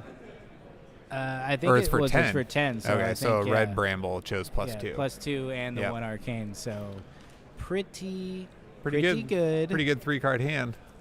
Not bad. Getting that 1 arcane through, making the embodiment. This is turning into a really interesting game. Graham definitely had that early lead, but the longer Briar has time to set up and get through those really powerful cards that enable huge turns, I think she just got those in time before her life dipped too low to really be able to make that pivot on him. So, and that's one of the I guess the adaptable things about Briar, right, is you're looking for these big combo turns, but if you get the right 3-card hand and get the window to save it, you can actually pressure quite a lot of damage. Also of note, in case anybody doesn't know, at home, the arcane damage from Bramble Spark is applied to the attack, so it triggers the embodiments of Earth, which is just huge utility. You're asking them to dedicate a whole card to block 1 arcane, or you get an embodiment. all right, we got our Earthlore Surge here. She did just do a Whisper. We saw Revel, Nimbleism, a couple other things. She put everything on the bottom but the Nimbleism. Scour. Here comes another Scour. Dude, this is the tech. I guess Scour is good. The You new heard it- hotness. You heard it and seen it here first. Maybe you saw it somewhere else first. I don't know. I haven't seen this card since Welcome to Wraith limited and sealed events. So Everybody this- go dig your Scours out. Oh my God! I think I've got a pink stripe one somewhere. So if you want it, hit me up on Twitter, or in Totally. Discord. $90 or best offer. Exactly, This is a hot card, folks. So there's no tunic counter up this time around. So she's going to have to decide whether to... Oh, she does have 1 floating, though. So Rosetta will be online. Ooh, but the Snatch. Coming with the Snatch instead. Doesn't have Go again. Oh, wait. No, she doesn't, because she used that on the Scour, the Embodiment of Lightning. So just trying to get that arsenal. It's always efficient when you've got Snatch. So what do you Let's think? Because she could have Rosetted and arsenaled the Snatch, but chose instead to play the Snatch. Well, she knew it was on top. She put that Nimbleism on top, so maybe she felt that was better to get set up for the next turn. Yeah, and ensure you have a non-attack. And it seemed like Graham wasn't blocking too much, so drawing a card and having that arsenal might be a little bit better. And here we come with the barraging beatdown. Yeah, let's see what Graham does, because he chose to. Ooh, nice. He chose to save his hand and take some damage this turn. And this is why I think he's going for the big hit. Here we go. We got the pulping. Are we going to get the third Intimidate? Oh, my God. Let's see it. Come on. Let's go, Graham. Come on. Brute life. Boom. Hits it. Wow. All right. The other attack being discarded. He's got the go again and the dominate. Yep. Oh, no. We dominate. Know that might probably get the go again. we know that's a nimblism in Arsenal, so she only has one card to block with. Yeah. Barragings will be turned on for the extra value damage here. Oh, yeah. Coming in for 12. This is big.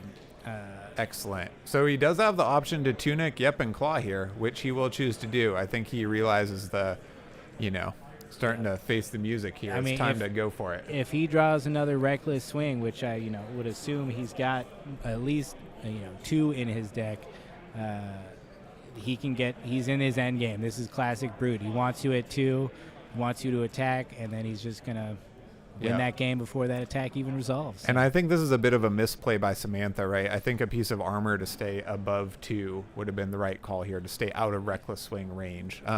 But her armor might be depleted, though. She could have used the Tunic. I believe there's a -1, and then the broken shield means the block is all removed. Yep. So she might not have any left. I would argue maybe it's worth Tunic, but maybe she's trying to, oh, nope, not capitalizing on Rosetta here. Interesting. Well, dang, the Arsenal and pass. Interesting. Did she just play the nimblism and not do anything? It seems so. I could be mistaken, but I think played the nimblism out of Arsenal, then put a card in Arsenal and she drew a might card. have 2 channels in hand. I'm not sure. So she could have a really awkward hand that is just not allowing her to do what she needs to do. But we will see. I see a Sonata, maybe an Exude, but here we go. Well, I'll bet Graham is wrong. surprised here, and yeah, probably a bit relieved. And the Massacre. double. Oh man. Hits the double Intimidate. This makes me miss playing Brute. It was always fun. Because most of the time, you're going to hit. You've blocked. You've managed. That's the worst part, though, on Brute, when you're like, please attack me so I can block with this card that I do not want in my hand when I go to discard. Totally. If you're surprised by a 5-card or 4-card hand, sometimes it's like a little bit, because you want to make value plays. Sometimes you can't utilize them all. Yeah. And he's, notably not running the gloves here, Gambler's gloves, to save the scab skin roll, so can't risk it. Yeah. Hasn't rolled a single time. That is the classic Brute way. Really, it was like a one-time thing that you would try to do because it wasn't worth losing the game. Yeah. And so we see a Sonata whiff here. Yeah. Classic. That's my kind of Sonata. You know about that? Yes. You know about that Sonata play? Yeah. I've done it. I've done up to 9 cards, or I think 11 cards. I had 1 card that went to hand. It was bad day, and I blame Starvo for that one. So, again, glad to see that guy out of the meta. Yeah, I mean, that can happen, and the odds aren't too terrible, but that's, really unfortunate for Samantha here, because this is, her turn to, pull something out of the bag here and try to really swing back and apply some pressure. Because Reinar can be fairly card hungry, right? So if she could Sonata hit, do an arcane, draw a card, and then, threaten 12 damage here with that Tunic counter up as well, she could really maybe buy his cards and, swing tempo. But as it stands with that whiff, it's just come at a really bad time. Yeah, and Graham's able to block that out easily. No reckless swing, damage. No reckless swing, yeah. I mean, he's waiting for it to come. It's hard, you side him out in different matchups at different degrees. I think I used to run 3 for sure, but didn't always have them all in all the time, so I'm not sure what the common strategy is, or if there even is one, since Brute life is a isolating life out in the savage lands. You're on your own figuring it out for the most part. Everyone has their own strategy. Together, Brute strong. Brute Nation. Yeah, so we got a pack hunt. Yeah. So with at least, Ooh, there we go. Ooh, with the defense react. Defense react, interesting. That was too Didn't many know. cards. That he was only swinging for 7. But anyway, something I've noticed lately too is, seeing Rhinar here and, the reemergence of Dorinthia. A lot of players have not seen a lot of these classic heroes, or they have kind of just fallen out of practice, as I have against Dorinthia. So you can really gain an edge sometimes playing one of these older heroes, because newer players, players out of practice won't, know your play patterns as well, and you can really capitalize on that and punish them, which we see here should he draw a reckless swing. Totally. Yeah. I mean, going down to 2 was like 2 or 1 was like the worst thing you could ever do back in the day when we had fewer heroes to work with, and brutes were still pretty popular. But he has kind of fallen a little bit in popularity. He does have his diehards, and we appreciate all those diehards for sure. He attracts a certain type of people, including Isaac and myself. I think Rhinar was the first hero I ever played, and there we go. Boom, game. So she had a Gorgonian tome in hand and was unable to block this big swing for 8. Wow. With the tunic, could have blocked 7, but still would not have gotten there. Very, very good game. Congrats to Graham. That was fun to watch. It was a little one-sided to start, but Samantha gained some ground, put on some pressure, but Graham kept his cool, was able to block out really efficiently, craft his hands the way he needed to. Maybe got a little lucky on some of those draw discard situations, but that's the brute life you live. Totally, and I was really impressed. It seems that he really knew his game plan into this matchup. He executed it kind of without hesitation. Totally, yeah. So, wow, great round 2. Yeah. I'm feeling hyped for the rest of the day. I've heard, or we were talking about earlier, there's a lot of Dromais out in the field. We'll see kind of who starts to take, center stage at the top tables. I know I believe all of our who's who spotlights from this morning lost their first round, is the rumor that I heard. So it's anyone's game today, which is great. We really love to see, like I said, the new meta is an exciting time, and people will be coming with stuff you've never seen before, including Rhinar if you've never played it. Yeah, definitely. And speaking of, he played that matchup very well, and really capitalized on his game plan. I'm interested to see as the day goes on, how dialed players are into the new heroes, because there's also a number of Islanders out there, or Islanders, however you at home choose to say that. Classic flesh and blood conundrum here. How do you say that name? Icelander. But so there's a lot of 5s, Dromais, and Islanders, and I will be interested to see how dialed players are into these new matchups, because there hasn't been that much time to really, really get it dialed. There's not even like a consensus on what those heroes play like either. Yep. So I mean, that may be 5. 5's a little more. But that's a good. Hammers and that's a good point, though, too. So it's like you can practice against it, but you might just be practicing a bad deck against it. So unless you know someone who's like really into it, it's going to be rough to figure that out. But that's why these events are so cool. You get to come in, play some good players, and hopefully learn a lot and grow as a person and a player. Yeah. And I'll be rooting for Graham the rest of the day, because he's now 2-0, and he is the only Rhinar that I saw out there. I did not see any Levias. Could be. We just got a little update. There are 3 Rhinars, it turns out, and 1 Levia. I don't know how I missed that. I love Levia. Nice. But thanks for pointing that out. Maybe we'll. Hopefully Levia's doing good. We'll get them on stream, and we'll see how that goes. Usually, though, sadly, she's not at the top tables. Usually, not always. Not always. There's still hope. There is still hope. There are people out there who just grind it out, and they win events, and that's really cool. I don't have the fortitude to withstand the losses that you have to go through to get that good at that deck. I guess other than on Kano, I took a lot of losses as Kano, but I'm a wizard guy, if you haven't been able to tell from my cool wizard robes. Yeah. Yeah, everybody can tell. This is clearly a wizard robe. I mean, what else would it be? Just like a short shirt cut in half that only goes down to here? No, of course not. It's a full flowing robe. Illuvian pajamas for the win. Yeah, so it's shaping up to be a really great day. I hope Graham does well. We'll see what other players are doing. Quick shout out to all of our sponsors. Thank you to Arcane Games and Events, a new age in gaming and events, sponsoring or putting on this whole production.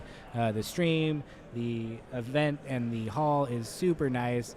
Not your average hotel, airport hotel that's cramped and not great to be in. This is a really beautiful, spacious space. Also, Hidden Fortress, Collector Legion, Metal Fab Tokens, for being our vendors and sponsors. If you like the tokens on stream, I believe you can get them from Metal Fab Tokens. I would guess it's metalfabtokens.com, but I don't actually know. Maybe go with Google instead of that. Google. It's fine. You'll figure it out. It can't be that hard. Also, Odyssey Games, our local home store, and to ourselves, the Attack Action Podcast. You're coming up on your 2-year anniversary soon, I believe, of having the podcast. How do you feel about that? Oh, it's great. It's been quite a journey from just like, we should start a podcast about this game nobody's heard about to now commentating here. And Totally. Arcane's done a really good job. They've gone really above and beyond to make this a high quality production. I really hope to see more events done by them in the future, because this is like definitely like calling level production here. So look out for more West Coast events. Totally, yeah. I mean, this is the first of many, I'm hoping. I believe they've just announced Battle Hardened Portland, so that's also very cool. Maybe you might see some familiar faces in relation to that stream. We don't know yet, but we'll let you know in the future if that happens. But yeah, it's been really fun here today. Good vibes. Everybody's having a good time, and hopefully we can ride that wave for the rest of the day. It's also just the Wild West out here. Like you said, a number of our like spotlight players that we're keeping an eye on lost round 1 because you can't choose a deck that's strong into everything, right? You can combat aggro, or you can combat the decks that are going to combat aggro, but at least from my perspective, there is no easy pick. So players kind of, I think, have to gamble a bit and hope to gem their way through and carve out those good matchups and maybe win or 1 or 2 of those bad matchups, just through skilled play. But it's pretty rough out there if you're trying to move up. Yeah, I think the interesting thing in a new meta is you get the really cool combination of like everyone's really psyched about new heroes, and then everyone else is unsure of what the meta is, so they just fall back onto their favorite stuff. So you get a lot more dashes coming back in. You get people falling back onto OG Bravo. I know there's definitely some like old him players that's all they do. They love it, and they live that Frost Daddy life that I totally support. So in these early events, we go. You really just don't know what's going to happen. And then it starts to take shape, and then I feel like it goes through different iterations. I think the most exciting thing for me right now is that it still remains kind of unknown, even though we're like several weeks in, and there's nothing that's like come out as like, this is the busted deck that beats everything. I feel like we've achieved some kind of balance that I hope we can all appreciate, at least for a little bit. Definitely. And there's something to be said about falling back to your tried and true, because, I mean, you can play that thing at 100% and all of your matchups so well, versus picking up a new deck with maybe some potential, but you're at 75% and don't know what to do in a certain matchup. So while I think that that's kind of a safety pick, it's also a lot of times the correct pick. Yeah, exactly. I mean, the skill and familiarity with your deck just pays dividends when you are tired and you're in unknown situations, because you know what you can do and how to respond to different game style or play styles and plays and stuff like that. So it's really it just takes half of the thinking away. When your brain is already used to knowing how to handle that. Yeah, those reps that you put in then when you're in a competitive scenario, pretty soon you're, after so many reps and so many, even like years of playing a certain deck in some cases, you start to, you're put in a situation and you're like, oh, I've been here before. Yeah. And you know the decision to make, and it automates a lot of those decisions you have to make while playing competitively. And that really adds up over a whole day of playing, 6 or 9 rounds. Yeah. If most of your decisions are automated because you're familiar, you don't have to sit there and critically think all game, every game, and just like really burn yourself out. Because I've been there before, where you're just like foggy brain at the end of the day when you're playing your most important match, just from all your mental fatigue there. Yeah. So, and it can feel like coming home when you're playing a really familiar deck. You're just like, this is nice. I think it's good to branch out. I love learning new heroes. I love learning new decks. I'll play with things that I don't even like that much, other than Dorinthia, because I don't play Dorinthia. But I think it's good for your brain. It's good for your understanding of the game, how other people play. It makes you familiar with the lines people might come up with. But I also, an event like this is a really great time to try out a new thing, because you get all those different matchups, unknown entities, like who, the player you're playing is not someone you're familiar with. You're not familiar with how they play generally, what tricks they might do. So I think that just gives you a bunch of experience in one day. Even if it is very exhausting, it can be pretty, it could be upsetting when you don't do as well as you're hoping as well. Oh, yeah. We have a couple questions in chat here. How many rounds in Swiss? We are playing 6 rounds of Swiss today, followed by top 8 cut, obviously. How many players in total are here today? We may have to get back to you on that one. I don't know. I believe we're at we're over 100. There were over 100 signed up. Yeah. So that's definitely. We should also have a meta breakdown for you all soon. Hopefully we can get that up, and that'll be really interesting to see where this all fell. And I think we're going to see a lot of new heroes, just because I think that's just part of the new meta, but then we'll see a good balance overall. But that's just my guess right now. Yep. We'll get back to you a bit later with a full meta breakdown and as soon as analysis of that. Yeah, excited to dive into that. I think up next, might dip into a little bit of an attack action podcast tradition. A staple. A staple segment, you might call it. We like to call it Pick, Pass, and Pray. This is a draft scenario. We have 3 cards here, and Isaac and I are going to talk about which cards we would pick, which one we would pass, and what card we pray comes back around. So looking at these first 3, we've got Breaking Point. It is a draconic attack action, cost 1, pitches for 1, attacks for 5, defends for 3, and says Rupture. If Breaking Point is played as Chain Link 4 or higher, it has, when this hits a hero, destroy all cards in their arsenal. So basically the draconic CNC. Next up, we have Invoke Uvia, and she costs 2. We don't have the back of the dragon, but I believe she attacks for 1. She has something like 4 or 5 health. 6 health. 6 health. Yep. And then you know this better. What does she do? So she, when you play her, or at the beginning of your turn, I guess, transform an ash you control into an Aether Ashwing. Nice. Which she just can become an Ashwing factory if you can keep up with your ash production enough to supply all of that. The mother of Ashwings, if you will. Very cool. And then our last card is Aether Ice Vein. It is an elemental wizard action. It is blue. Love that for Icelander. Pitches for 3, cost 3. It says Ice Fusion. Deal 3 arcane damage to any target. Any target, that's important. If Aether Ice Vein was fused and deals damage to a hero, they discard a card unless they pay 2. So, good selection of cards here. Isaac, what are you picking? What are you passing? What are you praying comes back around?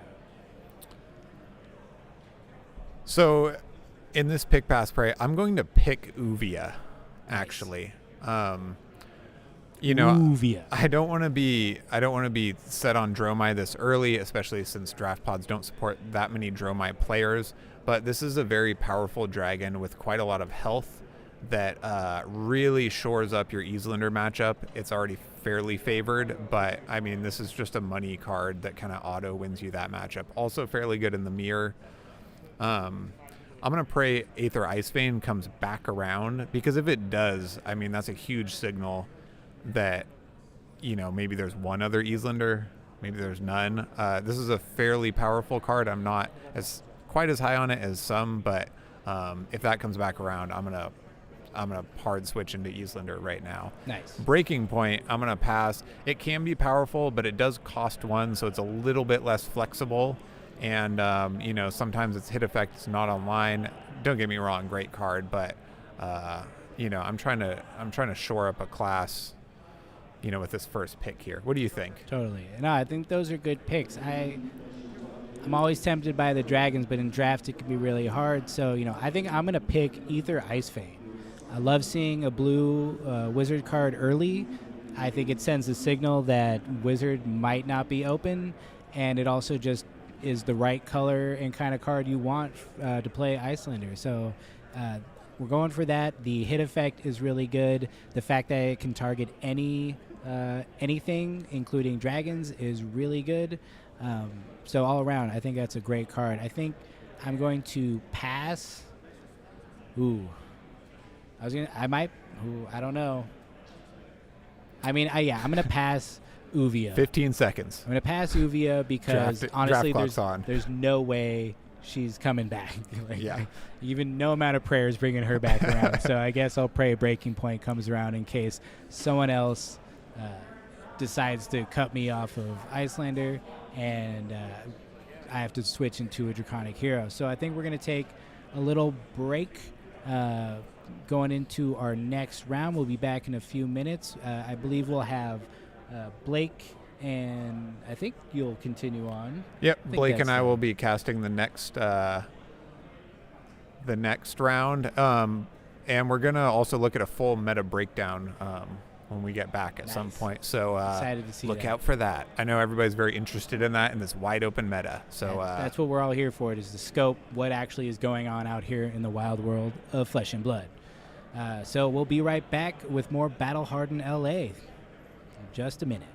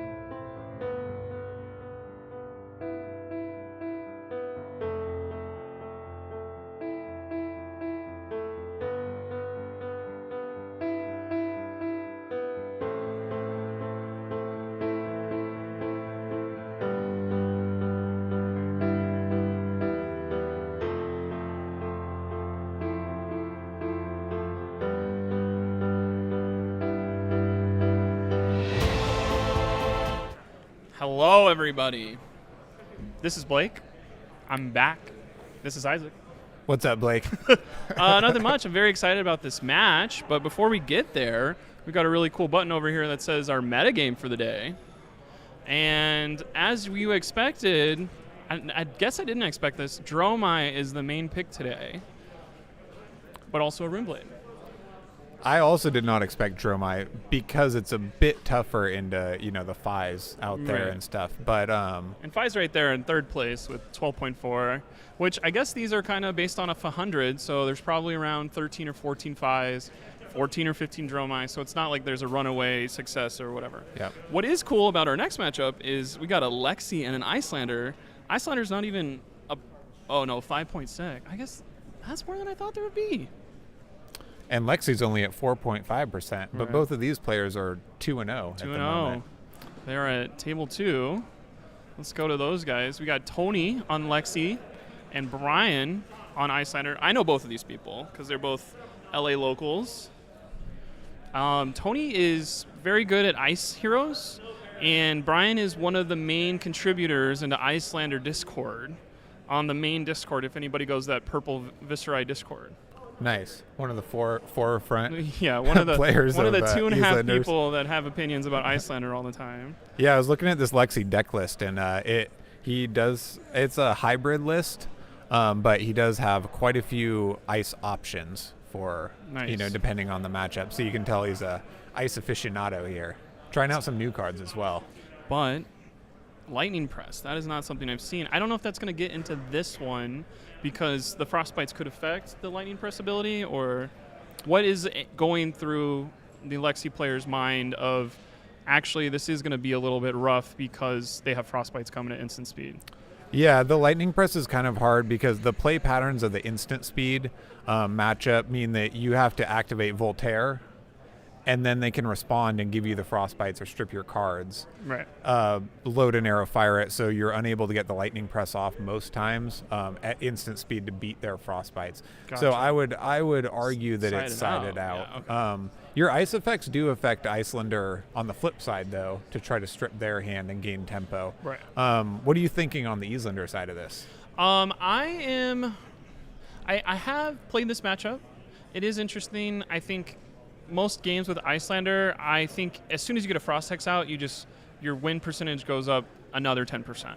So I think if Brian sees a Frost Hex in his first 10 cards, that'll be something where, okay, now we can get going. We get an Insidious Chill out. We can get all of our combo pieces out there. Let me see if he's running. There's no amulets in this list, so I think maybe it's more of a defensive because we have Sigil Permafrost coming in 6 times in this list. So I think there will be some blocks to fuse, to turn on the Insidious Chill, to strip cards, and then also give Frostbites. And if Frost Hex is up, that's how you combo out.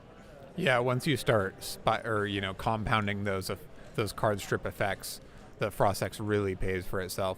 I will say on the Lexi side of this, while your ice effects are disruptive and you need that in there, in this matchup, I personally run like a more hybrid list because I don't want this game to go really long and get ground out. Right. If Icelander stumbles, I want the explosive power to really capitalize, and I think you win this game a bit faster.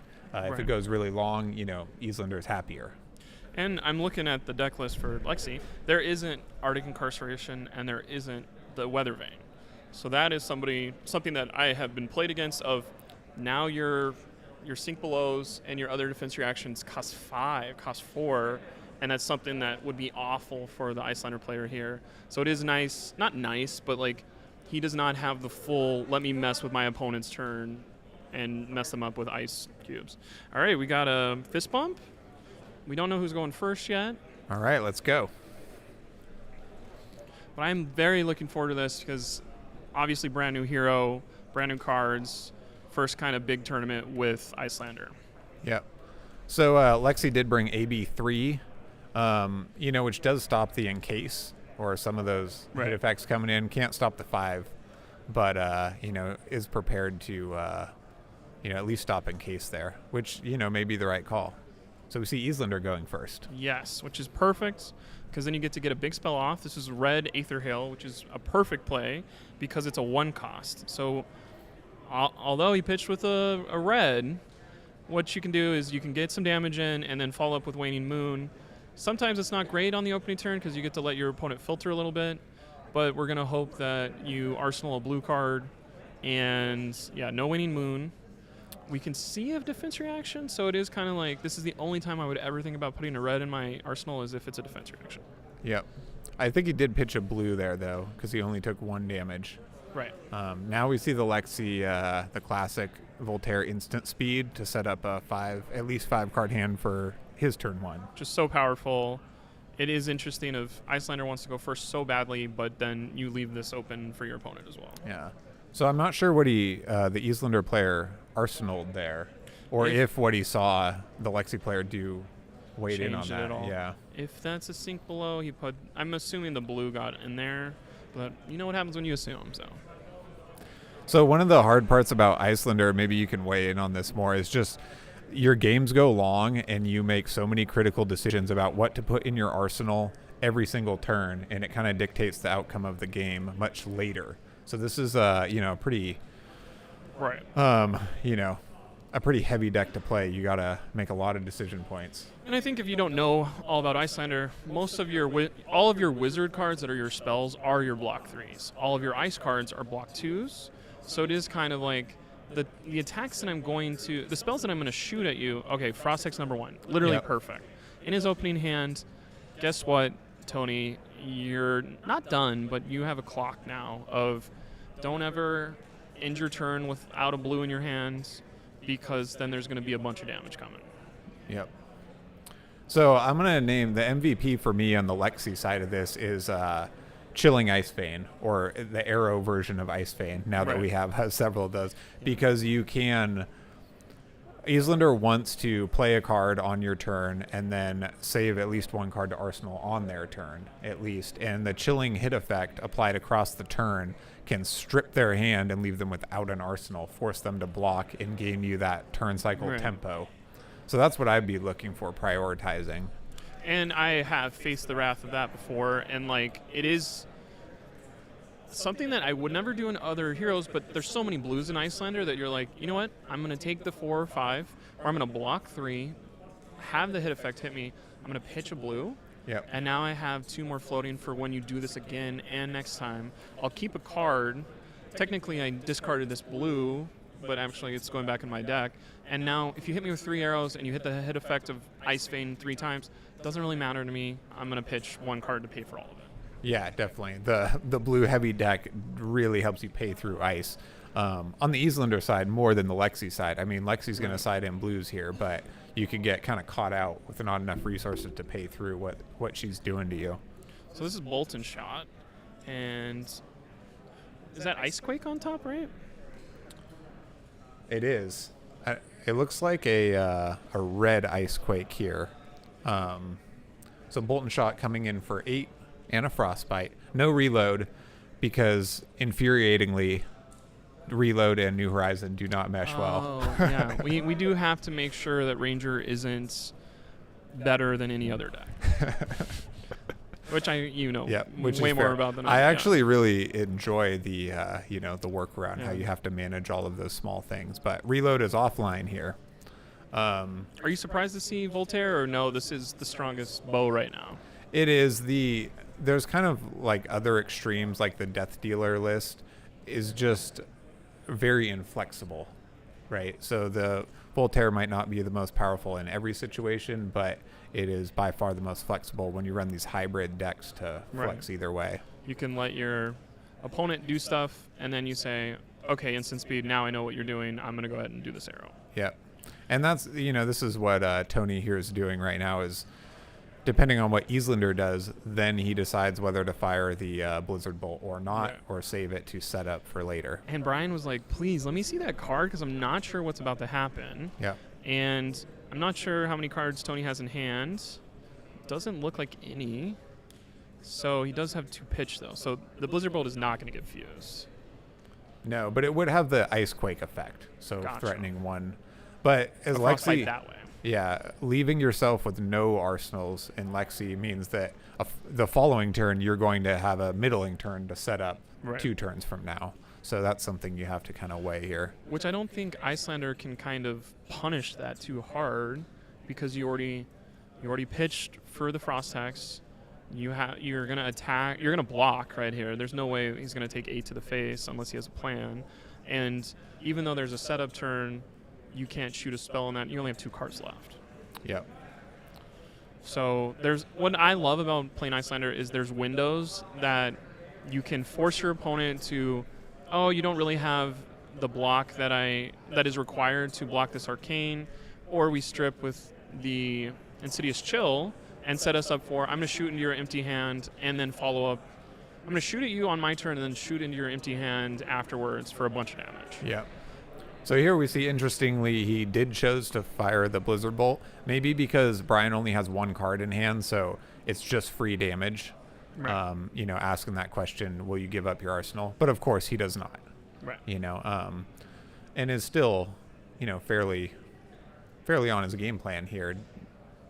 Trading a bit of damage, took a bit more than he'd be happy with, I think. But because one way I call it is like stair stepping with your opponent of like, all right, I'll take 5, but I'm gonna attack you for 3. And now instead of me quote unquote taking 5, it's like I actually really took 2, and we're just getting closer to my Stormstrider's turn where I can kill you with you have 15 health. Now you got to worry about Stormstriders. And the quicker you get to Stormstriders, the better, because why would you block all this damage and have your opponent still be at 32 when Stormstriders are never going to do 32 damage? Not in this character. And another point to go back to is Brian did use a little bit of health, played out the Frost Hex. Not hugely impactful yet, but now it's out there, and it will be later. So here we see the Voltaire activation, which Brian can respond to, which it seems he does not, interestingly. So here's an arrow. It's a Blizzard Bolt. It's going to get... He's like, I still don't know what Blizzard Bolt does. Let me read it one more time. It's definitely still a Frostbite. Is Blizzard Bolt your favorite arrow, or probably not even in the top 9? Endless Arrow is my favorite arrow. Okay. The utility of that is insane. And Tony's running those, right? He is. I think he has one in hand right now. But Blizzard Bolt is very versatile. Certain heroes can get around the chilling effect of discarding or paying. Blizzard Bolt, can be good against aggro, but also effective against like Oldhim or Prism, or some of these decks that can get around your discard effects. So we see Fate Foreseen, which blocks this perfectly, which is great because now there's no Frostbite. But there is a chance of when this Endless Arrow hits, the Frostbite will go again, which is pretty bad for your Icelander player. We are moving me further away. Okay.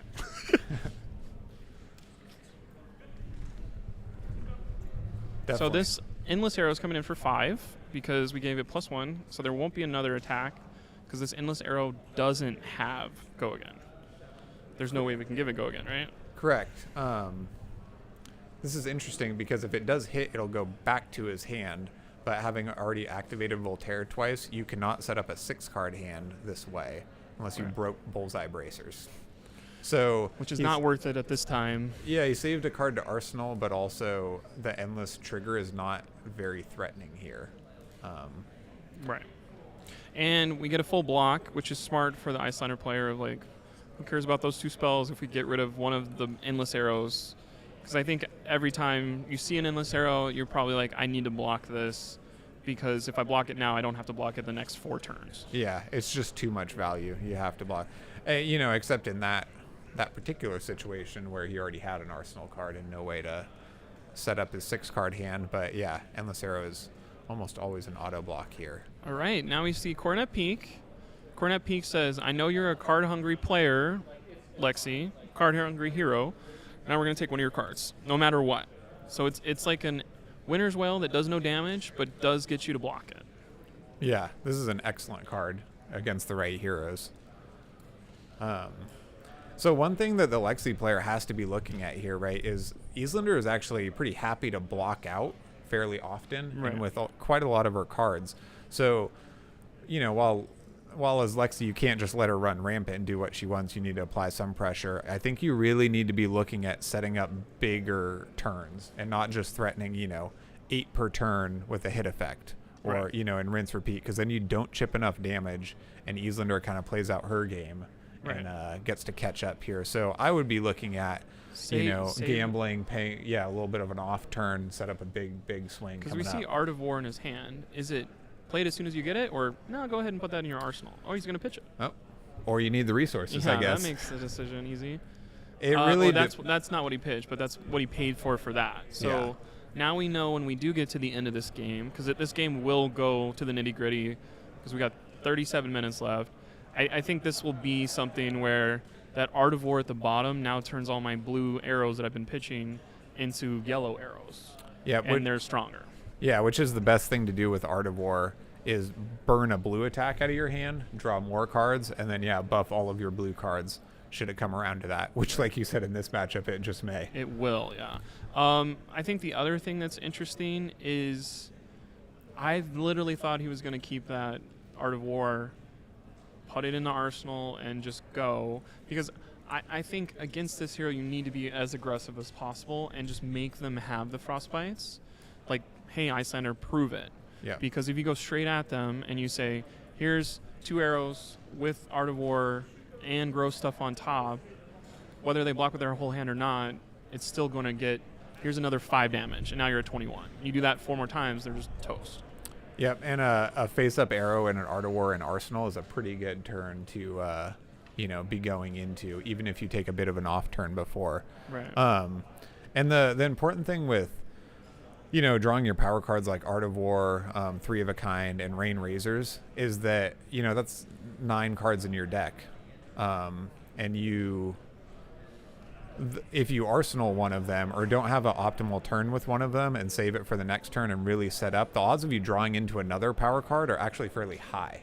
You can have your middling turn, set up an arrow and arsenal Rain Razors, and the odds of you drawing like a 3 of a Kind or an Art of War are like pretty good coming up here. So even if that doesn't pay off every time, it'll pay off every other time or so, and that's where you really find your explosive power. Right, and as long as they don't draw, I think there's some kind of judge thing going on, so we're just going to let that resolve. It's interesting, too. Brian's looking at some cards. He's looking at over, so maybe he's not as familiar with this Lexi matchup. But one thing I always think of when I'm playing against Lexi is the thought process of, like, how many arrows do you have? You've already used 12 of them. Can I get through the last 5 red and yellow arrows, and then what are you going to do? Yeah, totally. Limited resources. Right. It's not a Nothos for 6 forever. You Right. know, it's definitely... Cool. Cool. So they are going to deliberate real quick. I don't know exactly what's going on. They'll always let us know. We got a red box around Isaac. That's sick, dude.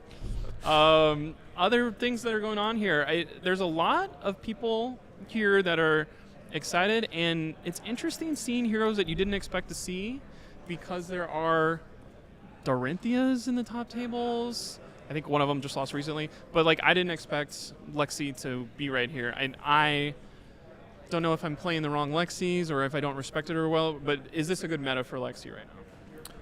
I actually think Lexi is a good call because it is good, and we've seen a lot of aggro today. Right. But it's really hard because it's fairly poor into the Illusionists. We've seen a lot of Prism and Dromai as well, so maybe you're good into 2/3 of the field. Because whenever there's a dragon that gets dropped on you, are you like, oh god, or are you just like, no, here's an arrow, thank you? No, it's pretty rough.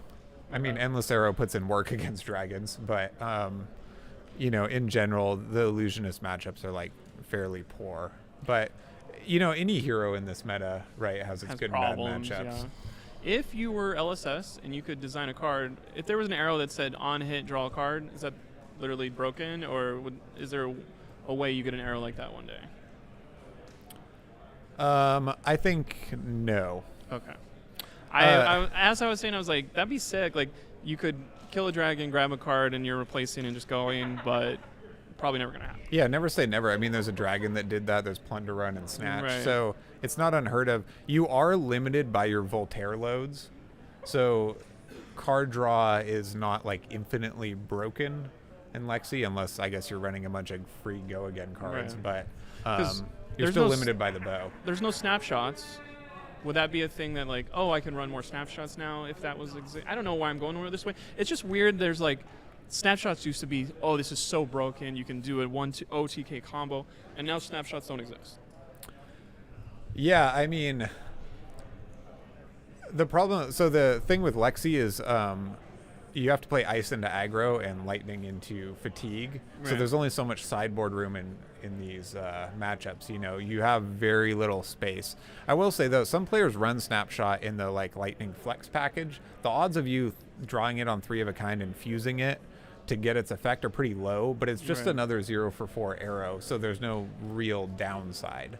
Does that make sense of like the mid-range? Like I like playing mid-range, so Lexi lets ice the aggro go faster than the control. That's kind of how my brain works with mid-range Rhinar. But mid-range doesn't feel good in Flesh and Blood because people can go faster than you. Yeah. And they can go slower than you even better too. So you kind of don't want to try to out-control Oldhim. You don't want to try to out-aggro other ones. So it always feels like you're missing one step unless you commit to I'm going to be as ice Lexi as possible or as lightning Lexi as possible. Yeah, I mean, you definitely miss out on both of those archetypes by flexing each way. It's just like with the popularity of Prism, you kind of have to have a sideboard package for that. If Prism wanes, you could probably flex more ice. I actually kind of like the Oldhim matchup there. Because we have somebody in our meta, I keep talking about him, remain nameless, everybody knows. They say that Ice Lexi into Oldhim is just a free Oldhim win. Not the case. It is Ice Lexi into Oldhim, but if you flex in your aggro package Now I'm and getting you it. pitch stack, aggro Oldhim's actually kind of hard, but if their deck is too defensive, they can't apply enough pressure. Gotcha. Which that makes sense of like, is aggro Oldhim even a thing or no? Because like, why go away from your strengths as a deck to like punish maybe 2 decks in the format? Yeah, I mean, it's just to shore up those bad matchups like Prism or Lexi, Right. I guess. So I wanted to ask you about, for Islander, when you're playing like this matchup or any matchup, how hard is it to maintain constant pressure, right? Because if your opponent gets a window, they can have these really explosive turns that they Right. maybe set up looking for this window. So when you're drawing your, 4-card hands every turn, do you find it's like fairly easy to tax your opponent, or are there like cards you're not looking for and can your hand brick fairly easily? So I have been playing this deck. I am at like 37% win rate, so maybe I'm not doing it correct. Maybe I'm just playing a lot of people that are playing extra blues. It is a thing against Ice Lexi. You are going to go ahead and be like, let's put in ice spells that do damage, and then you ice spells that do damage, and then follow up with the Waning Moon, whether we are taxing them by they're pitching for Arcane because they don't want to go lower, or the ice spells also give a Frostbite. So it's so good of like a Aether Hail is a 1 cost that does 2 Arcane and then follows up with Frostbite. So it's 3 that they have to AB or pay for. So that's a whole blue. So they're either going to take 2 and have their turn messed up, or they're just going to pinch a blue, and that's a card that they can attack you with. So I'm already lost in the sauce of not remembering exactly what you asked, but like it is a thing of you can use that 1 blue and an arsenal, and now you have 3 to block with. Mm-hmm. So I like blocking around 6 or 7 if you got one of your defense reactions, and then always putting the blue down. And if you do that long enough, you're waiting for your Tunic to get up to 3. Now it's a Tunic turn. Now we can do a little bit more exciting things. The only thing that feels low impact is like, oh, here's a Frost Hex, because we're not following up with the Waning Moon. But Frost Hex is always such a good play. And one other thing that is interesting is I love using my life bar as a resource of like, yeah, I'll take 8, and there's heroes you can't do that against. Because whenever it's Fi time, they're going to do 15 damage. You can't say, I'll take 15. When you block with 6, it's still 9 damage, but you need to set up the Insidious Chill to future fuse and mess people up. Which, Insidious Chill is my favorite card in the set by far, because Frost Hex does all the work for you, but Insidious Chill is something where, oh, you're going to do what on your turn? That's cool. I'm going to fuse a card from Arsenal, Icebind Blue, fuse it, mess up your hand.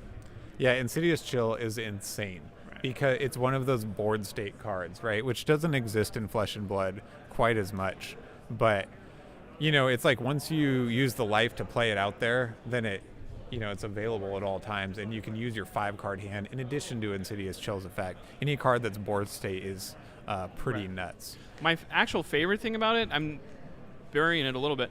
on your turn, when you're like, if you're not playing a hero that's doing 12, or, oh, I'm playing dash, and they're putting all their counters on and a pistol shot, cool, take 2, and now here we go. Or, oh, I'm going to put an arrow, Arctic something, and then pass. They're not going to play Hypothermia against you, but that kind of stuff of setup cards, you're like, great. I'm going to now Aether Ice Vein, which is the best card in the deck. I run 9 copies, 3 red, 3 yellow, 3 blue. Only yellow in my deck. They all block for 3. All block for 3, love it. There's 3 that can come from your arsenal. But when you red Aether Ice Vein into Insidious Chill 1 and 2, because most of the time you have 2 set up, now we are going to make them discard and pay 2. Let's do it again. And if I hit you at all with this red damage spell, nobody runs AB5, we're going to make you pay 2 or discard again. I've completely ruined your hand. Right, I've done 2 damage. That's that 4 break point where you can't just pitch a blue to pay through it. Right. Yeah. And what's sick is, like, when you do that, I'm going to put a blue card in my arsenal. And now on your turn, what's so funny is everyone starts drawing cards, and you're like, no, you're not doing anything on your turn. And now I'm going to blue spell, because I'm drawing 4 up, blue spell, and then Waning Moon you, and that's 3 free damage. Yeah, it's the classic wizard. You can attack them 2 turns in a row and set up those cycles where you set up, attack them twice for their 1 hand. So Right. Even no matter how many blues or AB they have, you can attack them with 2 of your hands, essentially. Right. Which is really powerful if you're good at mastering that cycle. And that's when, like, I don't play Encase because it feels low impact, because it only does 3 arcane. Maybe you would have to play Crucible to bump it up to 4, or this is the perfect card to put on their turn, but then that's a boot target. So it's not, like, Encase only works in the Crucible bumps, and I think maybe you could, like, you can do defensive things with boots, which I've been doing, which doesn't make you win, but it keeps you alive and, like, going with your Chilling Ice, your Insidious Chills. I don't know what is happening over the table. I don't know if it's worth looking in. Let me click this button real quick, and if they say Sure. no, don't do that. We do have a couple things in chat here. First of all, yes, Endless Arrow is better than draw a card because it does draw itself. Martin, you are correct. Also, I thought the jury was still out, but apparently I'm saying Islander wrong. So if we want to have this convo, it's just there's essence of ice. So I'm like, okay, ice, like. It just feels so on the nose to say Icelander. So I was trying to look for something a little less so. But if it is Icelander, I'm sorry, I called you Eastlander. Well, we have a circus worker named Bravo, so it's like, this is about on the nose as we get. Yeah, Flesh and Blood tends to do that too. So in the spirit of Old Him, I'll call her Icelander. The oldest man in the game is named Old Him. And people are touching cards again. So I think whatever happen's been resolved. This reminds me of the exact life totals that we had. Yeah, I don't think we missed much here. Everyone has 4 cards in hand, so I don't think there's any intellectual penalties given out. So maybe it was just, it doesn't make sense to speculate. I think we just keep going and see what happens. We do see a 3 of a kind in Arsenal here. And Frostlock, what is that going to do against Icelander? Not much, right? No. There's not a lot of zeros. It's not playing amulets. Maybe it blocks a frosting from coming out, but it's not a high impact card against Icelander. No, it's just a staple in the deck because fused and buffed with Voltaire, it's still for 5. Interesting. And it's a blue arrow up to your arrow count for 3 of a kind, But no, with infinite sideboard, this arrow would come out, I'm sure, in this matchup. Is that something you wish Flesh and Blood had of you can play any 60 cards you want out of your whole collection, or are you glad that there's a cap of 80? No, I like that it makes you make those tough decisions because, again, like in the case of Lexi, right, it's like you can make a deck to, like, annihilate Prism, or you can make a deck to annihilate Phi, right? But the difficulty lies in making a deck that's strong into the field. So I really appreciate the nuance in that deck building. As more and more heroes come out, you wish for more and more sideboard space. Right. Yeah, I'm not going to tech in Singe in my Icelander deck anytime soon, but it would certainly help. Yeah, definitely. Not going to happen. I think we're on Tony's turn. but Yeah. maybe not. Maybe we're on Brian's. We're going to figure this out pretty soon. I think Brian played a channel on his turn and then passed. Cool. Or So maybe it was up to Tony if he wants to instantly respond. Nope. Didn't James White say in an interview, Oldham is pronounced with a silent H? Like Oldham? I don't even know how to Oldham. silent H. Oldham. Nothing I do is silent, so we're going to say Oldham for the rest of our life. But all right, it looks like, I'm not sure, but Tony just passed in order to wait out this Channel Lake Frigid. so that makes sense. And so now it's up to, here's an Ice Vein for 5, just like I said earlier, of we're going to fuse this, and there's no way Tony's going to be able to block it all. Yep. So there's going to be damage going through, which now makes him say, you're also going to be losing a card from hand. And I think the call here is probably take 5, lose 1 card, right? Instead of trying to block. Interestingly, though, like I thought this was a bit of a misplay on Tony's side because the Islander player can regularly pitch an ice card to play a spell and then pitch an ice card to Moon to keep Channel out, I would have assumed. But he has pitched Ice Vein, so that apparently is not the case in this hand. Which it is interesting of, like, you can get lost in the sauce, I love saying that, about, like, I want my lake to stay up and do suboptimal plays just because you want to tax your opponent so much instead of following your game plan and sticking to it. Right, because it does cost you quite a lot sometimes to keep Channel out. Yep. And another play that could have happened here is he also could have pitched another blue to Coronet Peak. Well, no go and again. He can still do that, but that's fantastic. If he needed another ice card to get in there, you can Coronet Peak after. Oh no, I lied, because the lake was from last time. I'm thinking about the lakes this time.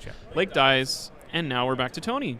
He also pitched that Blizzard, but I guess with a 3 of a kind face up, Blizzard does not hamper your opponent enough. No. Because they can fairly Draw 2 easily blue arrows and say, pay through okay, that. cool. Yeah. So we'll see what Tony has going on here. He he chose to just pass his turn to hold this hand. So hopefully he has some Took 5 some big guns damage. coming out. He lost a card though, so maybe his original plan isn't as great. But we'll do this first. Yeah. Because there's already an arrow in there, he can shoot 3 arrows this turn. Correct. He just has to find it. No Snapdragons up, so there's no Snaps Bracers. Real power play here for another arrow. So we see Brian pass here on the 3 of a kind. How do you... So I'm thinking there's probably not an ice card in Arsenal. Gotcha. Because I like presenting the ice as early as possible, but there's also the thought process of I don't want to give my opponent more information, and if you do your ice at the very end, all their cards will be gone, and then you'll get a damage off of Frost X. So I think there's infinite abilities. That's what happens with an instant character, but it's either you do it at the very beginning or at the very end. Yeah, and you can kind of wait and see what they're going to do. Right. A lot of times that's the wizard play, right? Like, kind of see what they're going to do and pick your optimal spot. And then when you get punched in the face with 3 arrows, you're like, I'm glad I didn't instantly do this because I need to block with all my cards. One thing that I like to do is use a blue. Okay, here comes a Blizzard. Oh, nice. You know what? I think I saw another Blizzard in hand as well. So there is a chance he could actually tax him enough to not pay through this. Which is great because if you get out of a 3 of a kind without taking damage, there it is. Boom. Frozen solid. And what's interesting is because they're ice cards on Icelander's turn, they're going to be giving an extra frostbite. So it's not just 2+2, it's 2+2+2. Yeah, huge value. So, how many blue arrows did you draw? Well, that's not enough. Tony's looking like, oh no.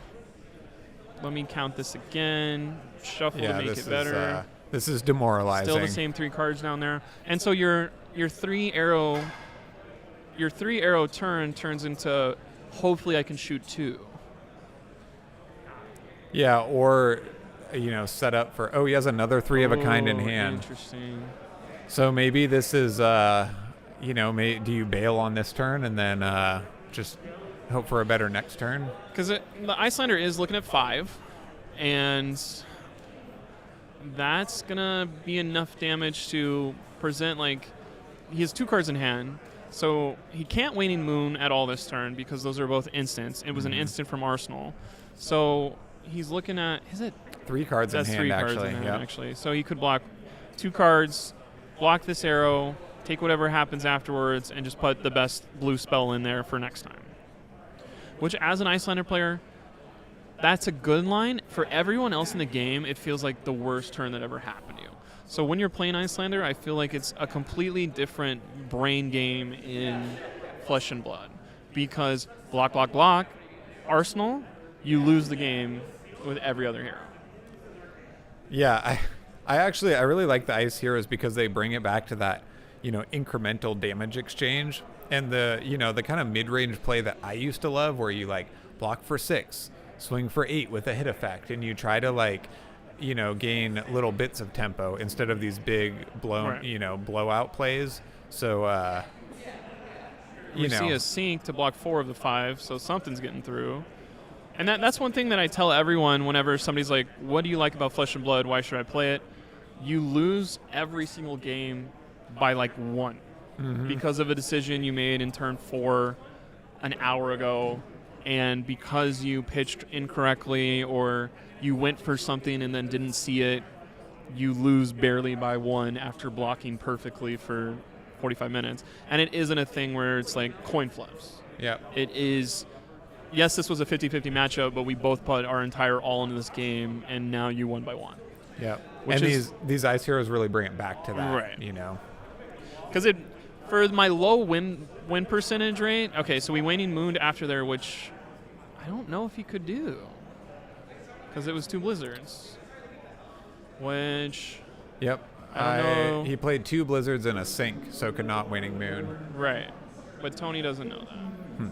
So I don't know if we keep talking about it. We have our... Can we walkie? 2 seconds. We are going to talk to somebody about that. Yep. We'll be right back. Yeah, go for it.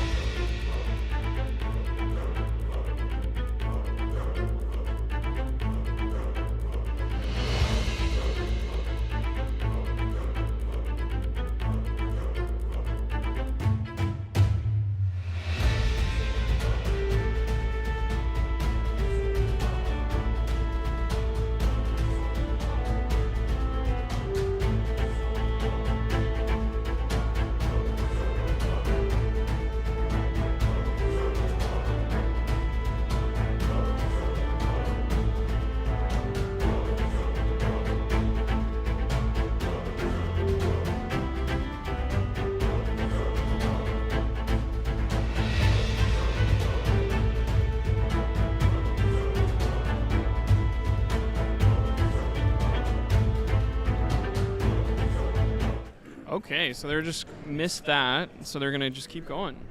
Which is fine, because I think Tony's going to be able to rip it with this 3 of a kind. So maybe he's like, cool, I don't care about taking 3.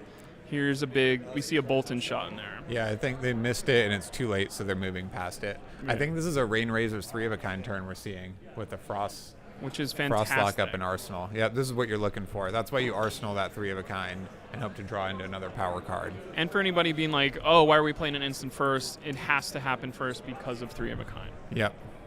Yeah, you'd love to catch him out and surprise him with that, but 3 of a kind really limits what you... Very, very powerful, but you can basically only play arrows. Right. And I think one thing, too, is like this is a brand new hero, brand new scenario, so whether people are misplaying or not, I feel like this is the learning phase of this set. So we're all doing our best to make sure everything's going correctly.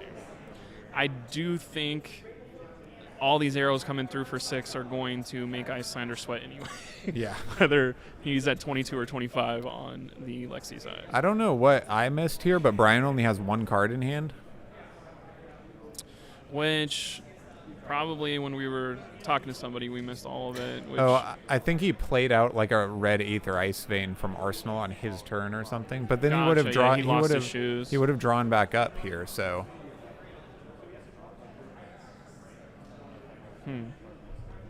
Okay, we're pitching for. What are we pitching for right now? Because he has to block this arrow. Oh, I think Brian played out his Arsenal on his turn in response to Three of a Kind, Cool. and now he's out of cards. Okay, so now here comes another big arrow. This one is also 4 base with the Rain Razors, right? Yeah, so Bolton Shot for +1 plus Rain Razors, so it's probably a yellow Bolton Shot.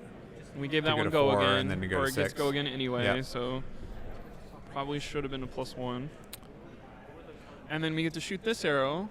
So it seems that Ice Vein was not fused, as the discard effect is not being applied. Still a ton of damage, huge value off Rain Razors, but he's not stripping Brian's card. Because the Rain Razor basically says, I shot 4 arrows at you, even though you only saw 3, because 2/2/2 is Yeah. a whole nother attack. Yeah.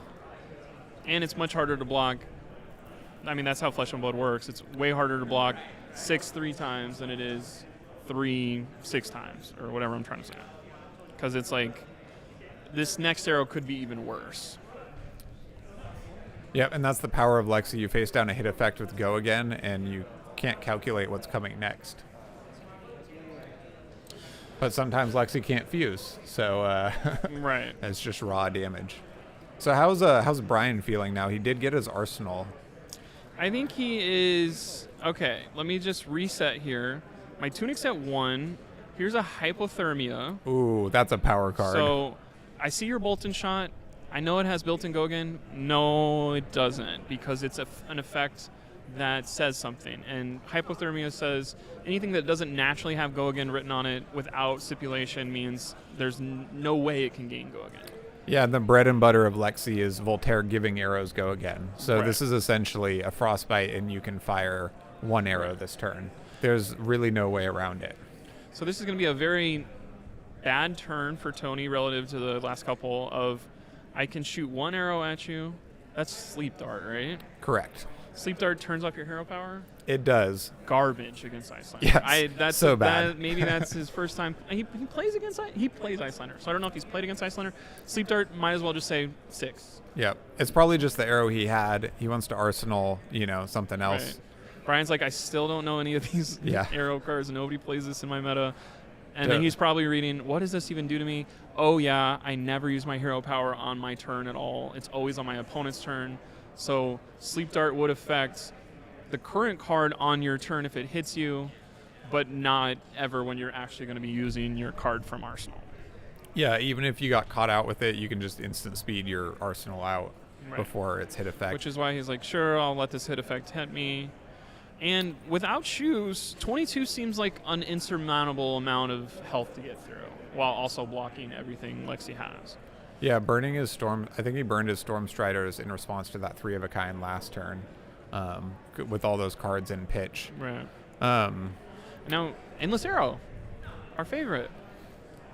So we're looking at, this is interesting for Tony, right? Because now he has 2 arrows in Arsenal with no Go Again and no snaps or perch grapplers. So he has to Ooh. pump that Bolton Shot to give it Go Again. If he doesn't draw a pump, it's Or he's he stuck. can just get Command and Conquered and start over on those arrows, Yep. go down to 16. Because what could pump them? Ice Quakes, Rain Okay. Razors, Art of Wars. There's actually a number of things in the deck. Blue Ice Quakes. But Right. it really restricts what he can do, especially when facing down a Command and Conquer. But as a Lexi player, you try to get the right arrows into your... Because it is impossible to give them Go Again unless you... Yeah. Yeah. Like Bolton Shot is the only thing that's saving him. It's not a bad arrow to do this with. 2 other arrows could maybe just lock him for good. Yeah, I would typically only do this if I had Snapdragons up. But maybe he runs so many pumps that he knows the ratios, and it's worth the risk here. Gotcha. The one thing I will say about Sleep Dart last turn is it does present 6 damage, which Islander's Or Icelander for everyone out there. You know what? If you want to say Eastlander, I'm sure there's some Eastlander people out there that are like, thank goodness somebody has their back. Right. I'm not one of them. I'm an Icelander purist or whatever. Fair enough. We got Oscar in the chat saying this is an interesting game. You better believe it is. Right now, 6-22, this is where it comes in of my thought process of how many more red arrows does Lexi have? And I would be looking, oh, he passed. He said, that's fine. Tony's drawing cards. Yeah, so, I mean, Islander's not doing too bad here. She is running out of her health as a resource and doesn't have Striders up. But we However, have a this late- channel is huge. Because now it says your arrows are locked. I have never seen a Lexi player with arrows locked like this in this scenario. Is it impossible to get out of, or is it like, no, it's not that bad? Well, I think I might see a Rain Razors in his hand. I'm not sure, though. So that would just give your bolt and shot go again and get you out of it with a fantastic turn. If I'm Tony, I'm taking 2 here every time. There's no point in blocking this arcane. Yep. Not worth the cards. How many times are you trying to use Heart of Ice as well at this point?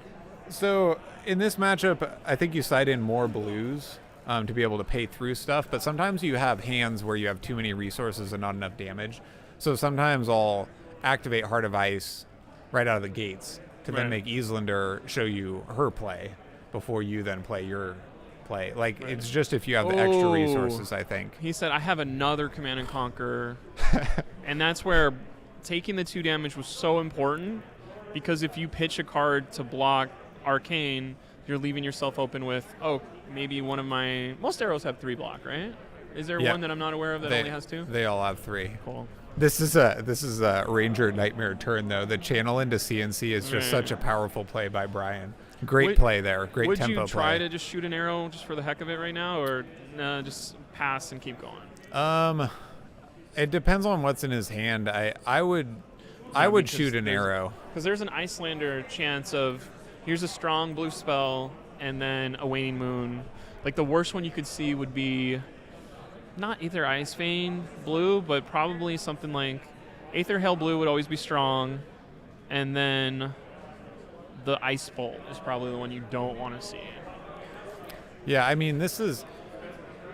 So if you have a, Rain Razors and a blue in hand, you can actually threaten quite a lot of damage. Channel is just so tough for Lexi because it taxes her hero activation, every Voltaire load, and every arrow. So you're getting that 1 cost increase.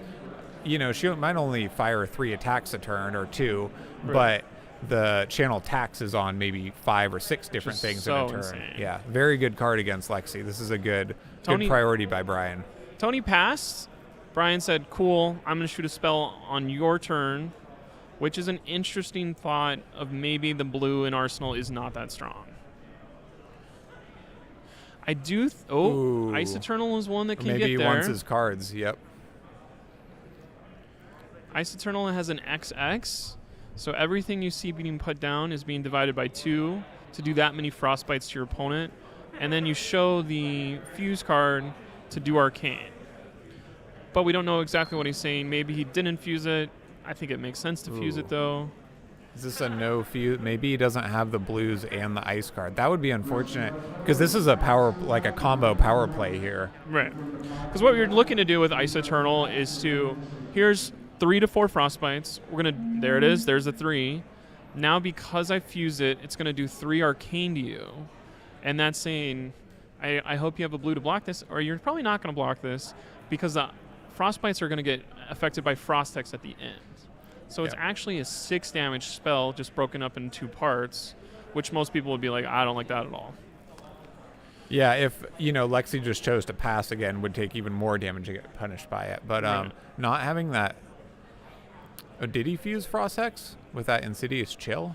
I think he just went from 20 to 17, so yes. Yeah, okay. I missed the fuse there. I think Sorry, it was a quick flip.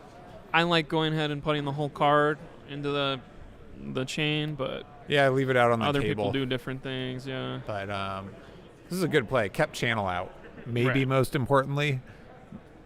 Still have an Arsenal card. And now, okay, you only have 2 cards still. Can you come in? One of these is blue. I would shoot an arrow now. I cannot wait any longer. Yeah, but there's still a channel up. You're getting taxed and chipped down here. So we're looking at the clock. There's only 2 minutes left in the game, but these players have had a bit of an extension. Yes, because there was a judge call. There was also another maybe thought process of it. I do think whatever you're looking at here, or if you're looking here, if you're watching a stream in the back of this convention center, whatever Tony and Brian need, I think they're going to get. Yeah, these camera matches tend to start a little bit later also. So, judge call maybe started a bit late. So they'll have an additional 5 minutes. So we're looking at 6 minutes on the game starting now. And I'm sure the stream, the judges are probably like, come on, just give me a 5 versus another character that I know really well. Okay, I know Bravo. Bravo pitches a blue and does an attack, and if crushes 4, it crushes. Not all these extra interactions of all this stuff happening at instant speeds and priority windows and passing and all that kind of stuff. Totally. But I think this is more fun to watch. This is when everybody's on. An intricate grinder, yeah. And I really enjoy this matchup, actually, because of the nuance there. After struggling, Icelander is looking pretty good right now, actually. After that last turn, these massive taxes, Tony hasn't done anything in a while. It's getting closer to that point where you could have another power play and blow him out. And what's interesting is, how did this happen? It was legitimately Command and Conquer channel. Yep. Are Hypothermia in there, too. Yeah, those are 4 of your best 7 cards or whatever against Lexi, probably. And Tony's probably like, okay, let's get through this. There's no way he can draw an answer again. But he's sinking this arrow, which should block it completely. Yep. So it's kind of do or die for Tony here. You got to, turn the game around before your health gets much lower, which he's doing it. He's going for it. We'll see what Brian has to answer here. Okay, we got this one. Oh. This is Winner's Bite, I believe. So this is pay 1. We got a blue. He said hypothermia is not going to matter at all. Hypothermia is still staying in Lexi decks because they need the ice. They need the blue. Yeah, you just don't have the sideboard room, right? In case is coming for 3. That should be an easy, I got to block all of it. But that means I lose another card from my hand. So he fused with a blue Cold Snap here. I see when he's fusing, he's just turning the card to his opponent rather than face up. Blue Cold Snap is a good card for defense, but not really a powerful offensive card. So if Brian's looking to close this out, Cold Snap keeps him alive. It doesn't get him a win. Totally. And Cold Snap, if I'm not mistaken, you can correct me if I'm wrong here, but Lexi does not need to activate this turn in order to free up your arsenal space, and she does not need to use any of her equipment. So the freezing effect, I don't think affects her or Tony in this, in this particular turn. I think he waved his hand over his equipment, so I think damage went. Damage. I think he blocked 2 with the floating 2, and took 1. But he should be at 16 then. There we go. We see that now. Oh, blocked all 3. So. Took all 3. Excuse me. I think we are on Brian's attacking turn. So the 3 that he took was 1 from Encase, 2 from the Moon. Pitched so that. It's very good that I've been playing Icelander for 3 weeks, or I'd be so confused right now. So every single piece of equipment for our friend Tony, besides his bow, is frozen. Correct. I do believe, though, that New Horizons still functions because it's not an activated ability. It's a passive All effect. your passive stuff is good to go. Yep. So now we're just trying to kill Icelander. Yep. We load an arrow. We give it go again. We shoot. And now we're presenting, not lethal, because Sleep Dart goes for 5 or 6. Yep, 5 damage with go again here.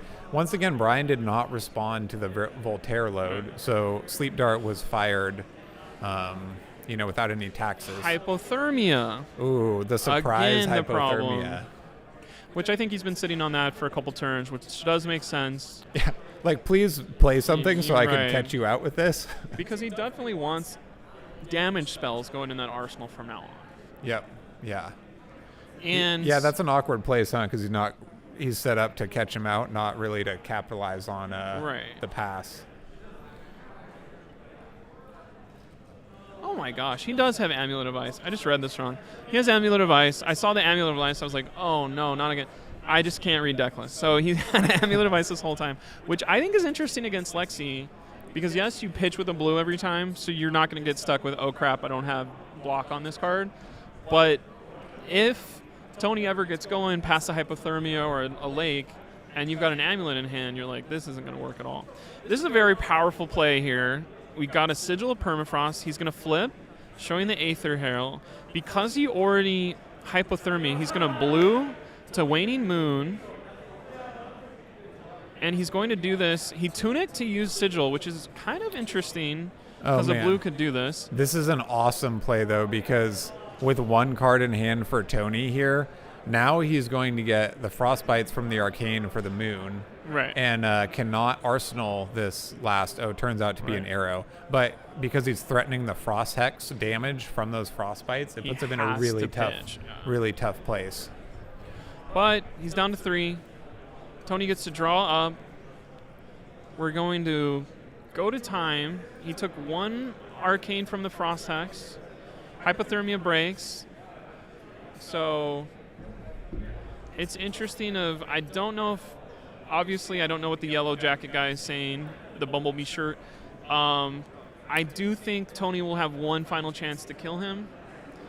But because of that, Brian can play for a draw. I don't know if draw is better right now.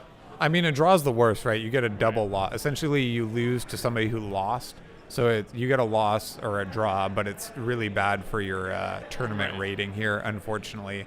I don't think Tony can play fast enough to buy another turn here. There's probably three of a kinds have already been played, probably in Art of War already. I don't think he's at the bottom of his pitch stack ready to go. I think it comes down to what Brian has in Arsenal, right? Because you could go 3 arrows wide here fairly easily. A 1-cost arrow, a free arrow, and then endless arrow, which could get him there. Yeah. Maybe not with the Tunic block or the Coronet block, actually. Probably won't get him there, huh? So we are cold snapping, which means he gets to draw a card. We have 145 left in round, so it's not our timer that's important. It's their actual timer. So if we can zoom through this, maybe there's even another chance to whatever. Yeah, but importantly, the players will get more than one last turn here. So I do think, do not pay attention to us when it comes to judge calls at all. It is legitimately everybody in the yellow shirts and that actually have judge by them. We have commentator by us. So here's another arrow. Or this is the first one. Yeah. This is the first one. He had to pay through a Frostbite, so could no longer go 3 wide. Tony has another free arrow in hand, but he can endless arrow him, Brian, here, and try to leak some damage and bait the block. Ooh, no, he arsenals. So another arrow. He must think he has more time than he does, unless there is more time. Well, once again, not paying attention to us. And Icelander turns are so quick. If Icelander's taking more time than right now, it's put a card in your arsenal or use your Coronet. Coronet pass. Yep, there we go.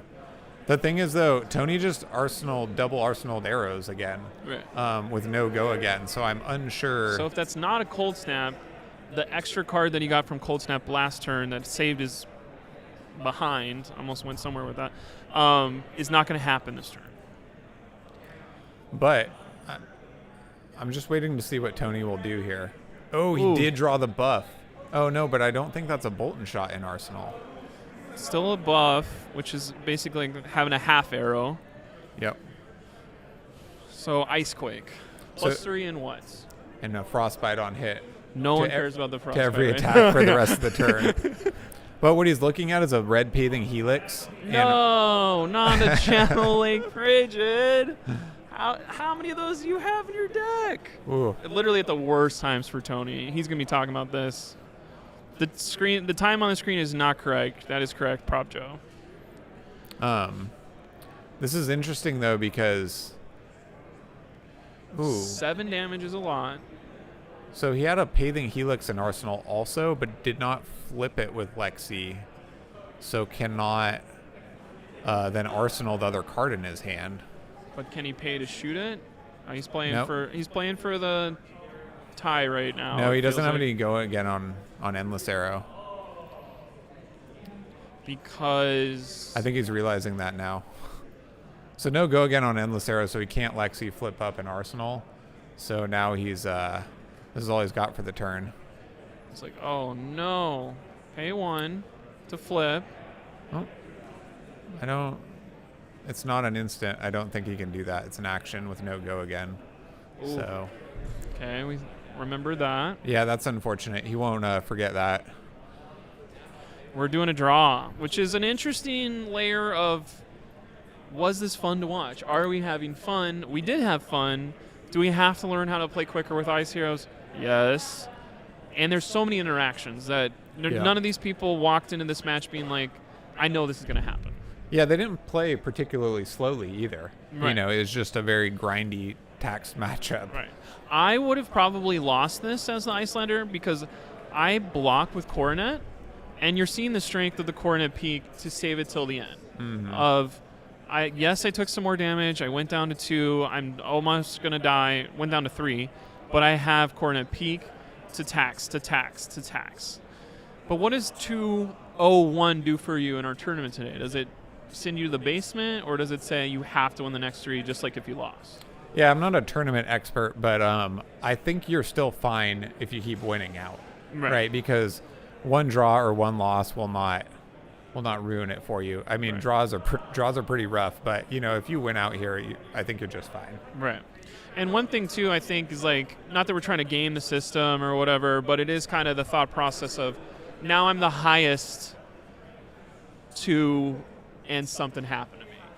Of maybe I get a better draw against, or I don't know how to game that or think about that in game theory, but like, at least I'm not going against a 3-0 tomorrow, next round. Yeah. Like I have, that was an awful experience. Draws are never fun, but at least I'm not facing a 3-0 opponent as well right now. Oh yeah, we call that the submarine strategy, Right. where you like lose round 1 and then you're playing slightly worse opponents than the top players up into a good, you know, just blow good through matchup. losers and say, not losers, but like, But not the top losing tables. matchup. Yeah, Yes, getting a bunch of wins. The bottom tables is what we say in the business or whatever. Did not expect my hair to go this crazy today. I guess that's kind of a thought process of the Pasadena humidity. Everybody knows that about Pasadena. Are you enjoying Pasadena? Is this your first time here? No, I've been to the LA okay. area a number of times, but I've been having an awesome LA vacation. Nice. Like the weather, the trees around, like sitting out on the patio in the evening. It's just pretty lovely and relaxing here. So thanks for having us. Yeah, you don't have to be like, oh, it's so hot, I'm sweating going outside, which was happening at the last calling. It was so hot in Vegas, where it's like, oh yeah, we don't have to. We can go outside and like call our moms and say I lost the first 2 games, I'm gonna drop already, and not also be sweating. So that's what I would be doing or whatever. Yeah, definitely. Based on what you've seen so far, what do you think's going to happen for round 4, 5, 6? Is it? I guess what I'm kind of asking is, like, are people that are going to be there? It's not luck anymore. It's I picked a good deck. If you have a 3-0 matchup, you picked a good deck and you've been playing it well. Mm-hmm. I expect to see aggro decks at the top tables now, because based on where players were sitting last round, there was a lot of illusionist and aggro at the top tables. Right. And traditionally, the aggro will beat the illusionist players. So, that's what we're expecting here. It's like Viserai, Briar, and Phi. Right. It's still a pretty wide field. Could be very surprised. Do you have any thoughts on that? Oh, I have so many thoughts. However, it is...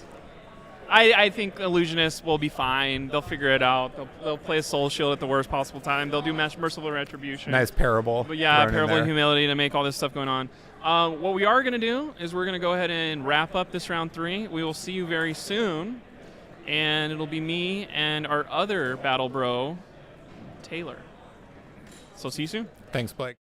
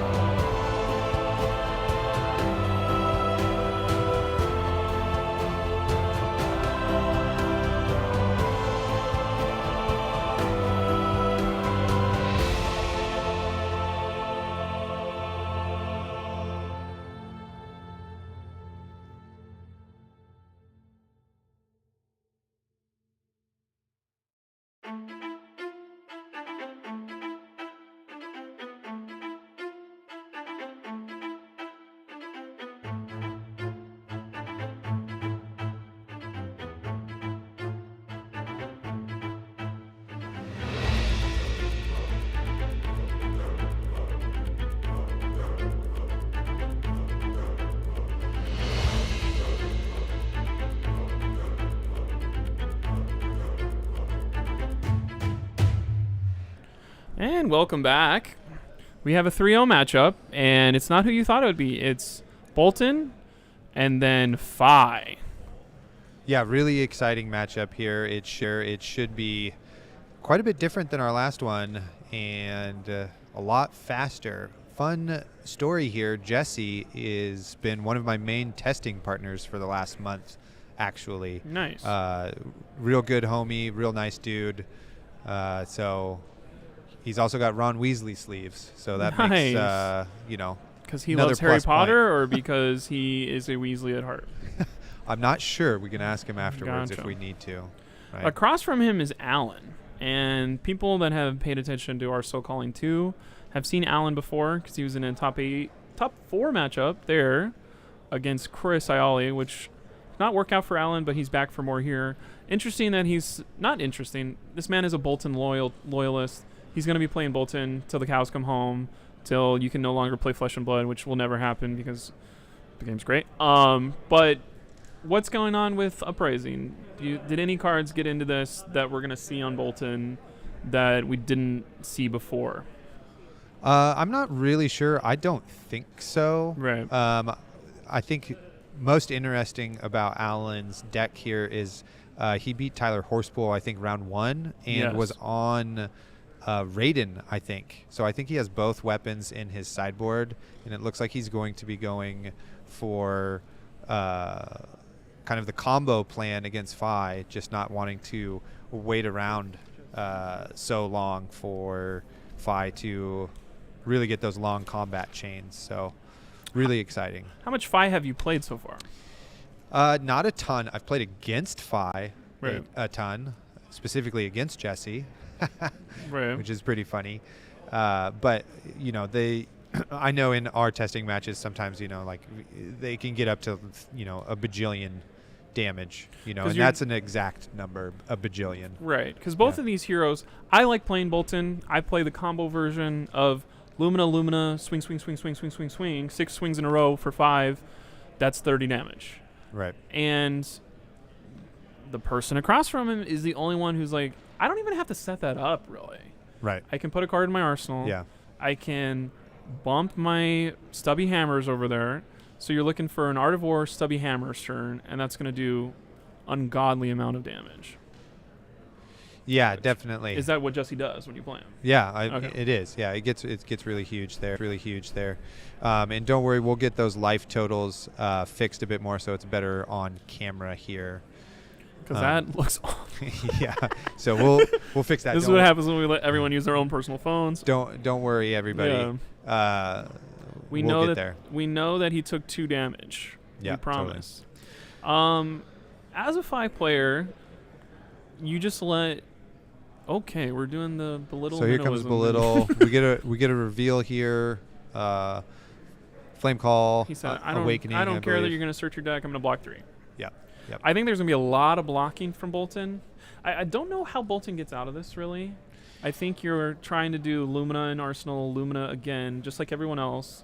But normally when you take damage to set up your powerful turn, they're not doing 25. They're going to Right. do 12. Right. So your process of go down a little bit doesn't really work against heroes that can hit you a lot. Yeah, and if Jesse is running Breakpoint, that could be a really good tech card in this matchup because Bolton is definitely going to want to be saving a special card in their arsenal, which at this point they have 2 cards in Soul. They really only need 2 more. Yeah, 2 more, and then they're really ready to go off. So we're halfway there. Because for quote-unquote how low impact turn 1 was, because you can't really do a lot on turn 1, getting 2 cards in Soul, fantastic. Yeah. Yep. Because now we're a Soul Shield away, we're another Soul Shield away, and I'm assuming you do play Soul Shield in this matchup to hit the bigger Rupture cards of, okay, I'll let an Emberblade go through, I'll let maybe a Flame Call Awakening go through, but I'm going to block the bigger ones. Yeah. So we'll see. I mean, he's doing a good job blocking these initial attacks here, so it's going to make it really hard for Jesse to get that mask trigger, right? But now he's got an extra Phoenix Flame, and he still hasn't used Phi's ability, so Right. could come in and still get that mask trigger. I think one thing that scares me about Phoenix Flames is now when you get your opponent under 10, it's worse than Kodachi's. It's like a clock coming of you're going to block, you're going to block, you're going to block, you're going to block again, but then I have one more card from my graveyard that's always going to be there. I'm attacking with 5 cards plus an arsenal sometimes, and you only can block for 4. Right. So I think you almost have to raise 5, which just is never going to work. Right. There's a lot of, not weaknesses, there's a lot of strengths of this character that normally how you would beat them is also not available. That's correct. Yeah. And, I think Jesse's deck is really teched for using the mask, and that's can be really punishing to have to play against. So we have This is Illuminate. This is a card I don't run in my deck, and it is kind of interesting of like, this is presenting a hit of, it's going straight in the soul. Because other cards you have to charge. Mm-hmm. This is just a hit and it goes into soul, and that's probably a sideboard card unless I'm this bad at Bolton where he's running the good stuff where it's like, no, I know my opponents aren't going to really block in this meta. Yeah. And it's free charges. I think he put Via the Vanguard in his arsenal, I think, if I got that correctly. So Right. I think Via the Vanguard is a very strong card too for the clapback turn if you don't want to wait for Lumina. Yeah, definitely. So Jesse, a little bit in the tank here, slowing down. Looks like he's got Art of War in hand. So we could be seeing quite a few cards here on the combat chain. Hopefully Jesse figures if he puts them vertical, he'll have more space on the table rather than horizontal there. Right. The other thing too is like this power combo turn that we're talking about. Played as soon as you got it, or you want to wait? Gosh, I don't know. It kind of depends on how big the damage is, right? Like Fi doesn't block very well, so you could get a lot through, and it's mostly attack actions. So you maybe rattle it off as soon as you can, but then you maybe, if you don't get them close enough, you know, then risk having to yourself block. So we'll just see how it plays out. Right. You know, I would assume Alan is probably going to try to rattle it off as soon as possible, making it a very big combo here where he has a bunch of Centauri sabers and stuff. So what is going on in Jesse's head right now? I want to do 100. I can Yeah, only do 99. Okay, so he plays his red card. No search here on Flame Call. Block. So Immediate block. Yeah. No hesitation. Alan's like, I know what I'm doing. Block. I think what's great is Alan knows that, like, this is a card I need. This is a card I don't need. Block. And it's just something when you see a specialist character of seeing something that's quote-unquote off meta, it is kind of like, this person knows what they're doing. I don't know what's going on. Right. But he knows how to immediately block with that blue. And we are hearing from the crowd that Alan apparently plays so fast that all his cards are permanently bent. So if you're trying to get him with the foil thing and send him home, it's not going to happen because all of his cards are bent. That's hilarious. That's great. So you can't get dinged for a marked card. Okay, so Art of War bumped with to 3 to 4 because we're trying to get a mass trigger going probably. and Brand with Cinder Claw here. This is for 4 damage, so we chose +1 damage, which obvious. And then we banished a card, which was a Phoenix Flame. We're soul shielding, which is great because that's our 4th card in our soul, which is important for our big damage. Coming in with the Ember Blade here for 3. Looks like that's kind of close here to the end of the turn. All right, we're fixing my mic because everyone in our chat is apparently mic experts.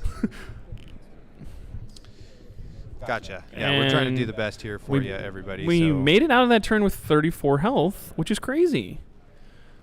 And then classic thought process for Bolton is just pitch 1, swing a saber, and he said, "Is that all you got?" Which is Victor interesting. Goldmane. Why is there a defense reaction in a 5 card for times like this? Yeah, so pretty good. Replaces a card, saves you some damage. And And that's the thing, we don't know the fight list yet. We know what people have been playing with. If that's all you got is the deciding factor and he has 2 health at the end of this, I should shut up. This is the big turn. Okay, we got Stubby Hammers. Excellent. Which he has 5 cards because of that's all you got. Yeah, so big turns like this. So we got the Belittle here. We're going to show it, reveal, and so we're going to get to search here. So you can get a blue if you need it, just to kind of fuel your turn, which it looks like that's what he's doing. He needs just the resources to keep it going here. And we've got definitely at least a Phoenix Flame coming, so that'll be a 2 damage attack.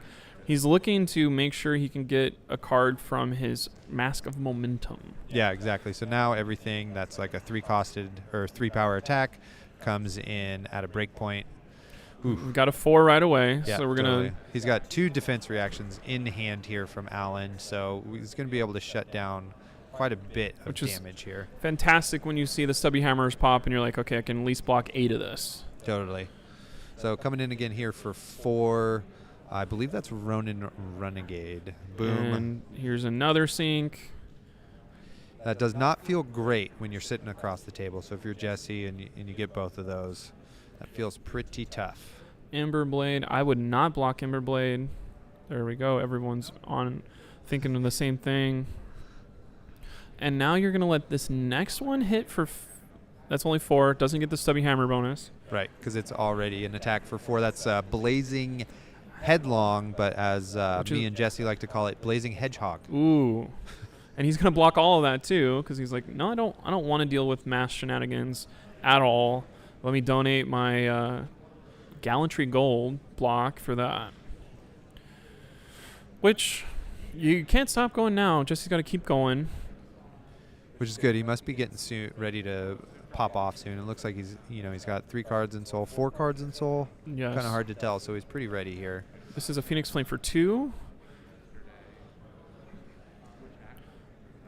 Ooh, blocking yeah. that. We said we really don't want a Masquerade here. He just doesn't. That must be one of his combo pieces in hand. That's why he's not wanting to block with that last card. He presented the Courage. We'll see if he takes 2 anyway. We'll see what happens.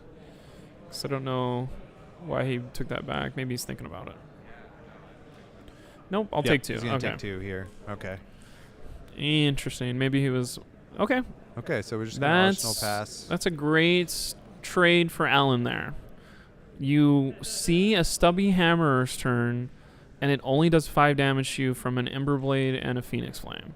I would take that any day of the week based on what I know is happening here. So did that turn just blow up for Jesse, or did he block that perfectly?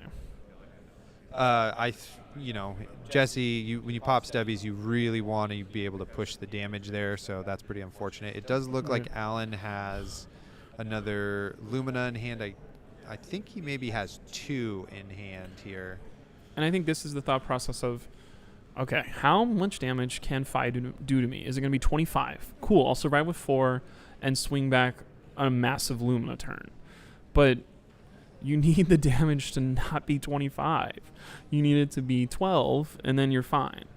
But if he can present 3 plus another 3, and I would take this. Yeah, he's got the Fate Foreseen in hand, Alan does, so he can potentially spend that to block whatever this card is for the mask trigger, since Jesse only has 2 cards left in hand. And I think if you're... And 1 resource Okay, floating. He said, nope, I'll take that damage to the draw. draw. If you are Jesse right now, you're like, oh my gosh, I better do as much damage as possible. That is a... Is that mounting anger? Mounting anger, I think. Yeah. So that'll bump this. No. No, it only matters if we banish. We're all learning this. Here's a Lava Burst for 5. That's a gross one. He's got Snapdragons up still too. 1 resource. Yeah, he's got to use Courage of Bladehold because he's probably going to break Courage of Bladehold next turn. Right. So this is only going to be blocked this turn. And just as we said, how much damage can I take? Pretty sure he just took 16 damage. So now he has to do more than 16, or that wasn't smart. Good math, Blake. I'm figuring it out. Way to math. All right, so we should see some excitement here from Alan. So really what he wants to do is you got to break Gallantry Gold and Courage of Bladehold. And you want that combat chain to be the same here because V of the Vanguard. So it's just a charge. It's not going to get the buff because that is not a light card. So he will give a chance to give this card go again, and he has charged his soul, which is integral part of the combo. What's interesting is anything that looks like a misplay on Alan's side right now is not. It is planned. This man knows what he's doing. Me, I would have gone, oh, no, I don't get a buff, but I don't think he cares about that right now. Because the other thing that's frustrating about your power cards in Bolton is your V for the Vanguard does not combo off with your Lumina. Oh, it was Beacon. Beacon. So now he's going to get to search for a card from his deck. Right. Which now, that's interesting because you took 16 damage not to have a Lumina turn, but to go search for a Lumina turn. Right. That feels way worse than... Because Jesse's probably saying, okay, so you're doing 5 to me? After I just did 16? Sure, that's how we win. Yep, so there he gets Lumina Ascension, and he has 1 more in hand. So, Blake, how many sword swings is that with Lumina Ascension? He is going to swing. Okay, gotcha. So, is the other card in his hand Lumina? I haven't seen this yet. Yeah. Okay. Everything I said, just like I said earlier, if it feels like it's a mistake, it's not. Alan knows what he's doing. He's got 2 Luminas. He's going to be not able to use... Maybe he is able to use Gallantry Gold because he's going to pop the Snapdragon Scalers to give this go again. He's going to pay 1 to break Gallantry Gold. He's going to break Courage of Bladehold, and then Lumina, and then swing 6 times. And then if That's going to be 5 for each, and then if you block with an attack action, which I'm sure all of 5's cards are, they're going to bump up to 7. right, Which is disgusting. You're going to do more damage if you block. right, yeah, because Centauri Sabers and Bolton's ability both will give the weapon +1 when blocked with an attack action. For everyone out there that's learning how to play against this, if you have a Bolton player in your meta, you do not block the attack before the Lumina Ascension turn happens. This is a bait. Right. Yeah, so you got to take this damage here. Right. And when a Saber hits off of a Lumina, you get to reveal the top card of your deck, and if it's a light card, you may put it into your soul and then gain a life. So here comes the Gallantry Gold, so it's going to give his weapons +1 till the end of turn. Now they're free. Courage of Bladehold gives a discount of -1 to weapons you control. Lumina Ascension coming down. You get extra swings with your swords, and like I said, if they hit, you get to put light cards from the top of your deck into your soul and gain health. And if Jesse had 4 Phoenix Flames in his hand right now, he'd just be dead. It would be absolutely over. Good thing you can only run 3 Phoenix Flames. Thank goodness. What's interesting is the Furnace and the Mask. It doesn't feel good to block with a Mask. I think it's important enough to think about it. Maybe not donate it immediately. He's explaining everything. Maybe Jesse hasn't seen this. This is going to be gross, but also fun because Bolton is a fun deck. So 5. Attack for 5. So he's putting his dice in the back. That's my first swing. I learned that from Alan. It's a good way to manage where your swings are at. Yeah, so it's an attack for 5 because the Saber comes in for 2. Gallantry Gold gives it +1. That's 3. And then 2 Luminas. Is that all you got? Give it +2. 3 + 2 blocks all of this. So which is pretty good. Without giving him a +1 counter, so that's great. Did he forget to banish a card from his soul? He did it immediately. You have to do it first before you show stuff. I just missed that. It is a thing of before you learn it, and you always like. It's like one of those things of when you're playing a Levia player, everyone asks about the blood debt, and the Levia player's like, bro, I know when blood debt is. I do this every day. Yeah, okay, so banish a card from Bolton's Soul, gives it go again. And that's going to get a +1 for the end of turn. What's cool is these Fab Metal tokens look so good. Where are they at? Some people in the chat have been talking about how they need to get them. Well, if you were at the Battle Hardened LA, they're in the back. They're in the back. You can get them vended. So this is going to be 7 this time, but it'll go back down to 6 later. Because he's not going to get the hero power every time. Right, but the Sabers will stay buffed for the whole time. Put that. You can get him on his website too, metalfabtokens.com, I'm going to assume. Just put it into Google if it's not. So gain 2 health. Yep, 2 light cards, 2 soul here off of both Luminas, gain 2 health. And this is the kind of devastating part about this attack or this combo is that even though you're on lower life, you quickly ramp back up. Right. And it's going to say, here's Swinger, here's Saber 3. Let's look at Alan. He's like, okay, poke. This is looking good. Now we're at Jesse. He's like, oh crap, I only have 2 cards left, and there's still 4 Saber swings. We're in the process of the 3rd one. So there's gonna be a 3, a 4, a 5, and a 6, and this is going to shred his health bar. If he is in double digits of health after this, I'm going to be surprised. Yeah, I think I would have given up the mask on that second Saber swing because then you're down to only 1 card in soul. And depending on what those last 2 cards are, I mean, they must be attack actions. Right. You maybe can save yourself a whole Saber swing there. But I know it doesn't feel good to block in 5. That's probably one of the worst things you can do. But this is a must-block turn. And if you're playing your Bolton friend at home, you don't block until save. You either block all the first 2 Sabers or you save and block at the end so they don't get the bonus the whole time. Yeah. Yeah, that's not intuitive, though. If this is the first time he's seeing this, if it's the first time he's seen it in a while, if it's the first time that he's dreamt about it, it's going to hit him every single time. And it's kind of one of the wild things, too, about a meta like this early, right, is that if you are a specialized player, a master, Right. then when the meta's so wide open like this, you can really kind of prey on everybody else who is maybe Figuring trying something everything new, out. and is willing So to do that. that was a perfect. We hit him. We buffed our saber. We got 2 light cards. We're healing up, and now we're swinging into an empty hand. Yep. Here we come for 6. So this is very painful. Very tough. Just get rid of Bolton there. We don't need him anymore. There is that. Banish a card. Look at the top 2 cards. This is a Soul Hits. Shield, Ooh, and that misses one on goes one. underneath. So it goes underneath. Yep. So he only gains 1 life there, which is totally fine. Not the Right. biggest deal. Saber swing 5 for another 6. And we have 1 more saber swing after this. Banish a card. Get some health. The other thing, if you haven't played against this, those are fine. Double 'cause E-strike pitch stack at the bottom. Who cares? No big deal. Yeah. The interesting thing about this is it strips your opponent. You're going to get another attacking turn, and your opponent's going to be under 10. And now, if you remember a card from earlier called Beacon of Victory, all of these soul cards turn into Plus damage. instant death. Right, yeah. So Beacon of Victory is if you've charged, you may then banish Right. cards from your soul and give your attack plus X, where X is the number of cards you've banished from your soul. Right. So if we're paying attention, we started this turn at 30, and he's down to 8.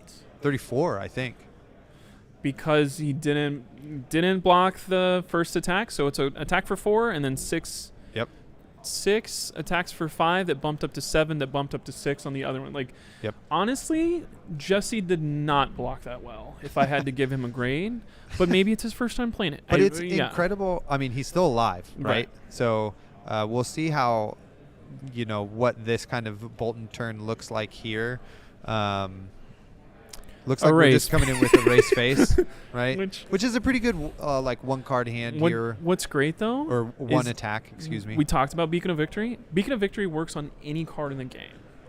Right. Not just Yeah. light cards. Not Totally. just swing a sword. Yeah. So if you wanted to Beacon of Victory, a Command and Conquer, or Beacon of Victory, or an Erase Face, right. it will ruin a turn or ruin an arsenal. I think he just has Engulfing Light in hand, which he's just going to, plop that in arsenal, fight for another day Right. here. If I was Jesse, do you take 6 and just let me apply pressure and do this, or 2 is too low? I think it kind of depends on what you have here, right? Yeah, we can use up some armor. I maybe give a card if I have a blue, and then we can kind of maybe try to get 7 damage Down in. to 3. All right. All And this right. is something where, did we expect at the beginning of this day a 4-0 Bolton? No. No. I No. know Alan is good. I know he's great. Yeah. Did I expect it to do well into this meta? I don't know. Like, he beat an Icelander, a person that we showed at the beginning. He beat Tyler on Horseful, Icelander. He's going through a Phi right now. I don't know if he already played a Dromai, but it's like, if he has a good matchup against the new heroes in Uprising, maybe you can move Bolton from the bottom of your tier list to somewhere around A or B, especially if you played as good as he can. Yeah, totally. I mean, I guess one of the great things about Bolton 2 is the flexibility you have with the weapons, right? Right. Because, okay, I'm not going to be playing these sabers against Prism. I'm going to use the other one that pops Right, even Raiden. for Raiden for 0 Yeah. Yep. every which is- turn, which even is if I pretty don't cool. have a single card in my hands. Let's pop an aura and keep going. It's great. I love watching Bolton because it's a hero that is not played at all. I have built this deck and played this for fun into this last couple meta because it is fun to do this much damage to your opponent and heal Right. up and say, prove it. Oh no. There has been an emergency reported in the building. We have Leave a... the building immediately using marked stairways and Oh my Oh goodness. my goodness, stream. This could Okay. not be getting more fun today. This So- is a cursed... If you heard it over the mics, we have a emergency, Yeah. and we'll see what happens. an emergency reported in the building. Leave the building immediately. We'll be right back.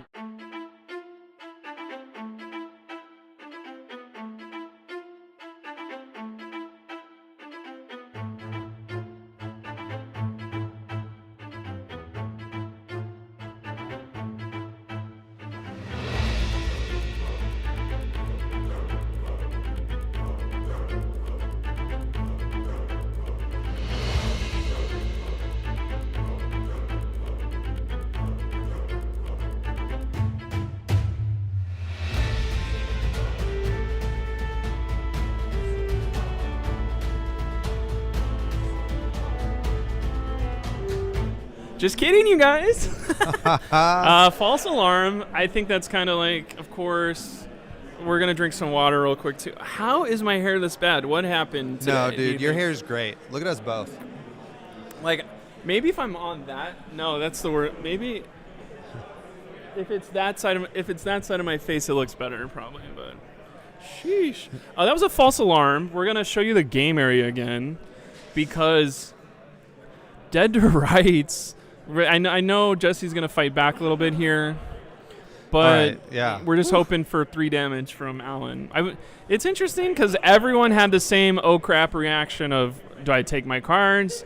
Do I rip? Like, I'm sure everyone that's down by 10 health is like, rip the board up. Yeah. Oh, I guess we got to draw now because the fire alarm. Hopefully the judges can sort that out. If anybody did start packing up. But we're back to this match. Potentially, it looks like players are sitting down. Right. They're just waiting for the go-ahead to continue. Okay, we're pausing right now because of the timer, so we'll show our pretty faces again one more time. It's interesting. We got right under 100 people today. Some people showed up only for side events. Pretty good turnout of people from the West Coast. It is interesting that's the biggest tournament in LA so far because I think our road to nationals get around 60 something if we're patting on ourselves on the back that hard of like 6 or is it 54 after drops, but so this is the biggest tournament we've had in LA so far is what I'm trying to say. Yeah, it's very cool. Loving the venue, the energy in the building. Flesh and Blood is still a really small game, so it's really fun to see some of my SoCal homies. Shout out to you. We're just listening to the judge here.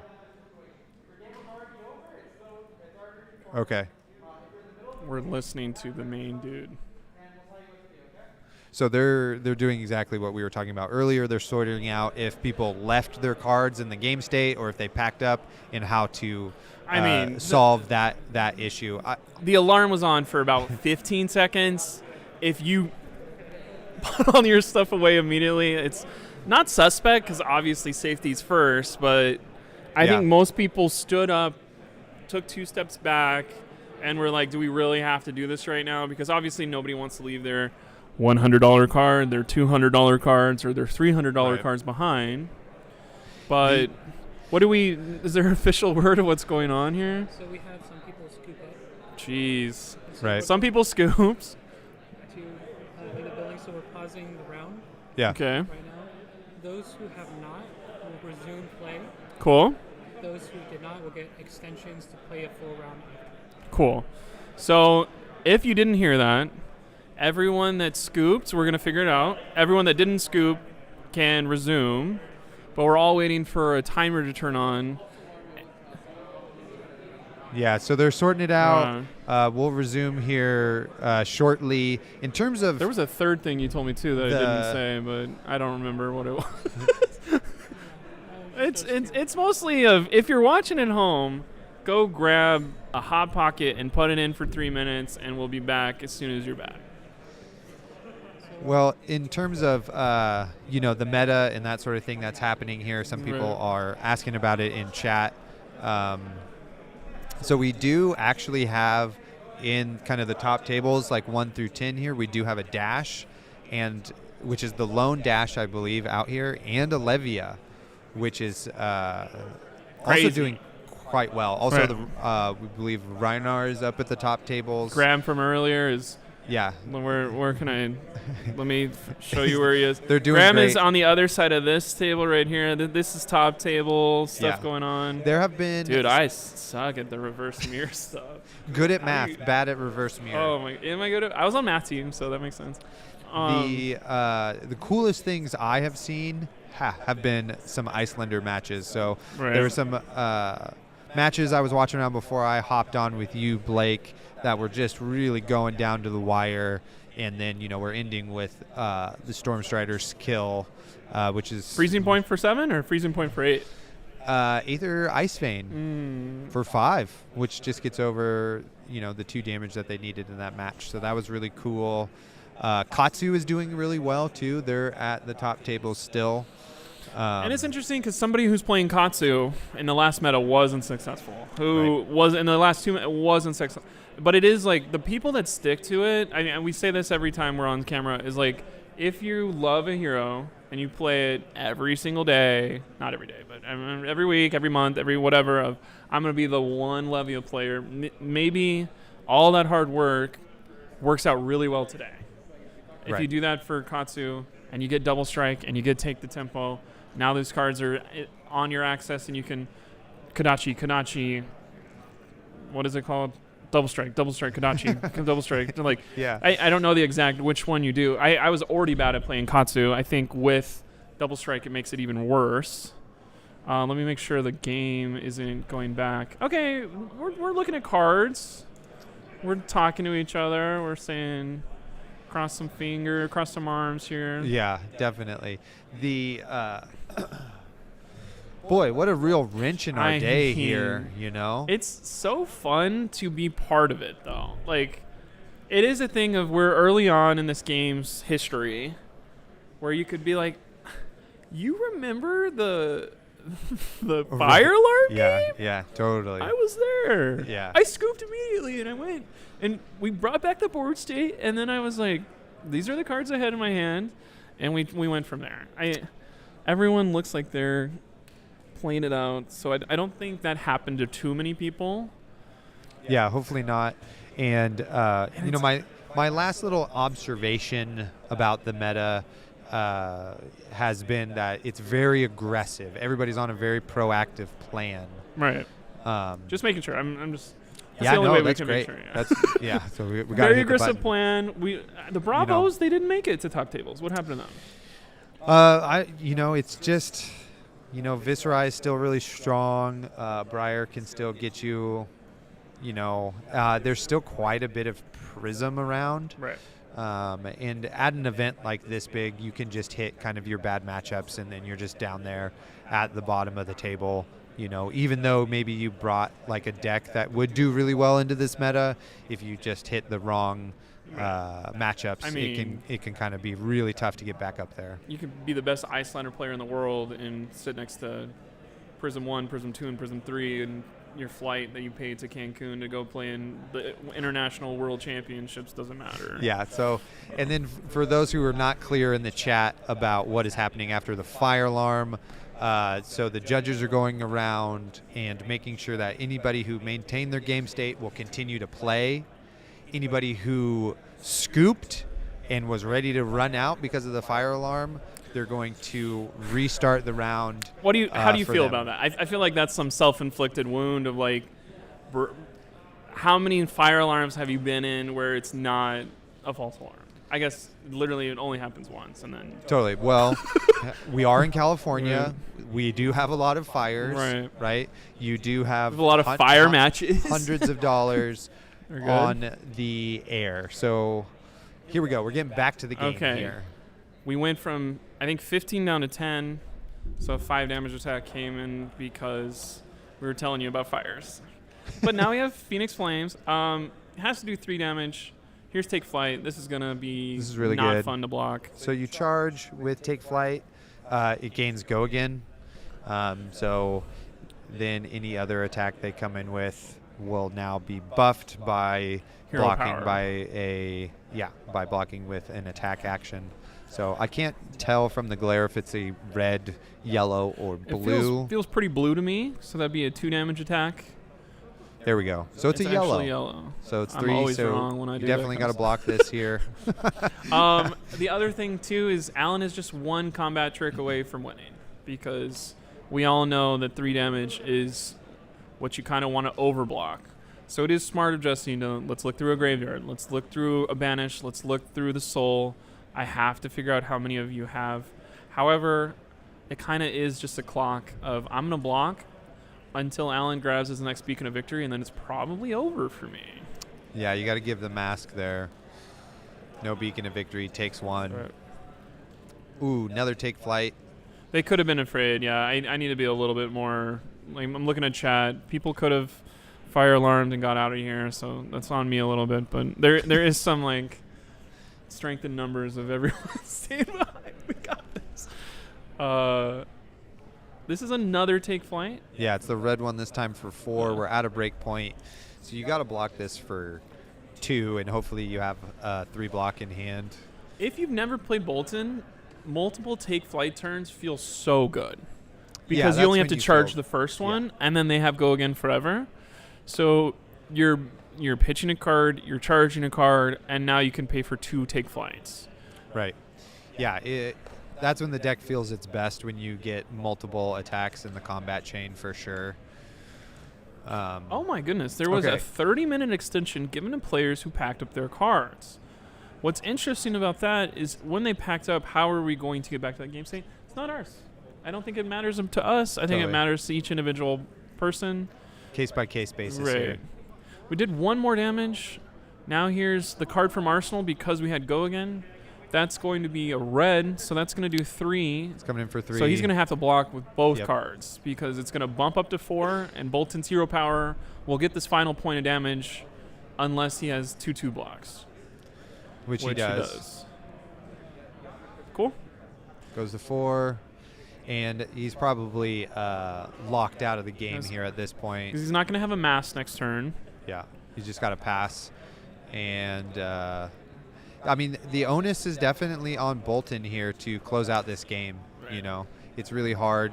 It can be challenging, right, after you come off with that big Lumina turn to be able to kind of close out the game and have that final point of damage, because sometimes Right. you get some awkward hands.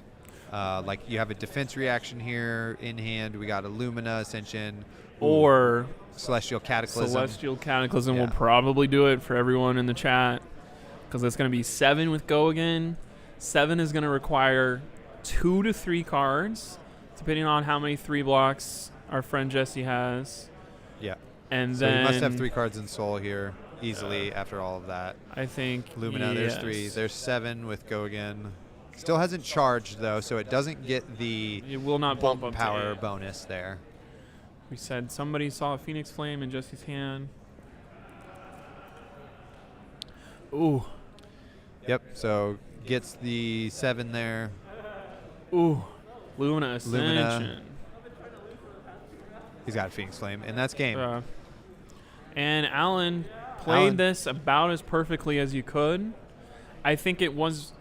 This is where you can screw up. Is saying like, I definitely need to pay attention to how much damage can I take from Phi. Right. I blocked the stubby hammers. I don't know if he had Ardor that turn. A lot of stuff happened between. There was a whole fire alarm.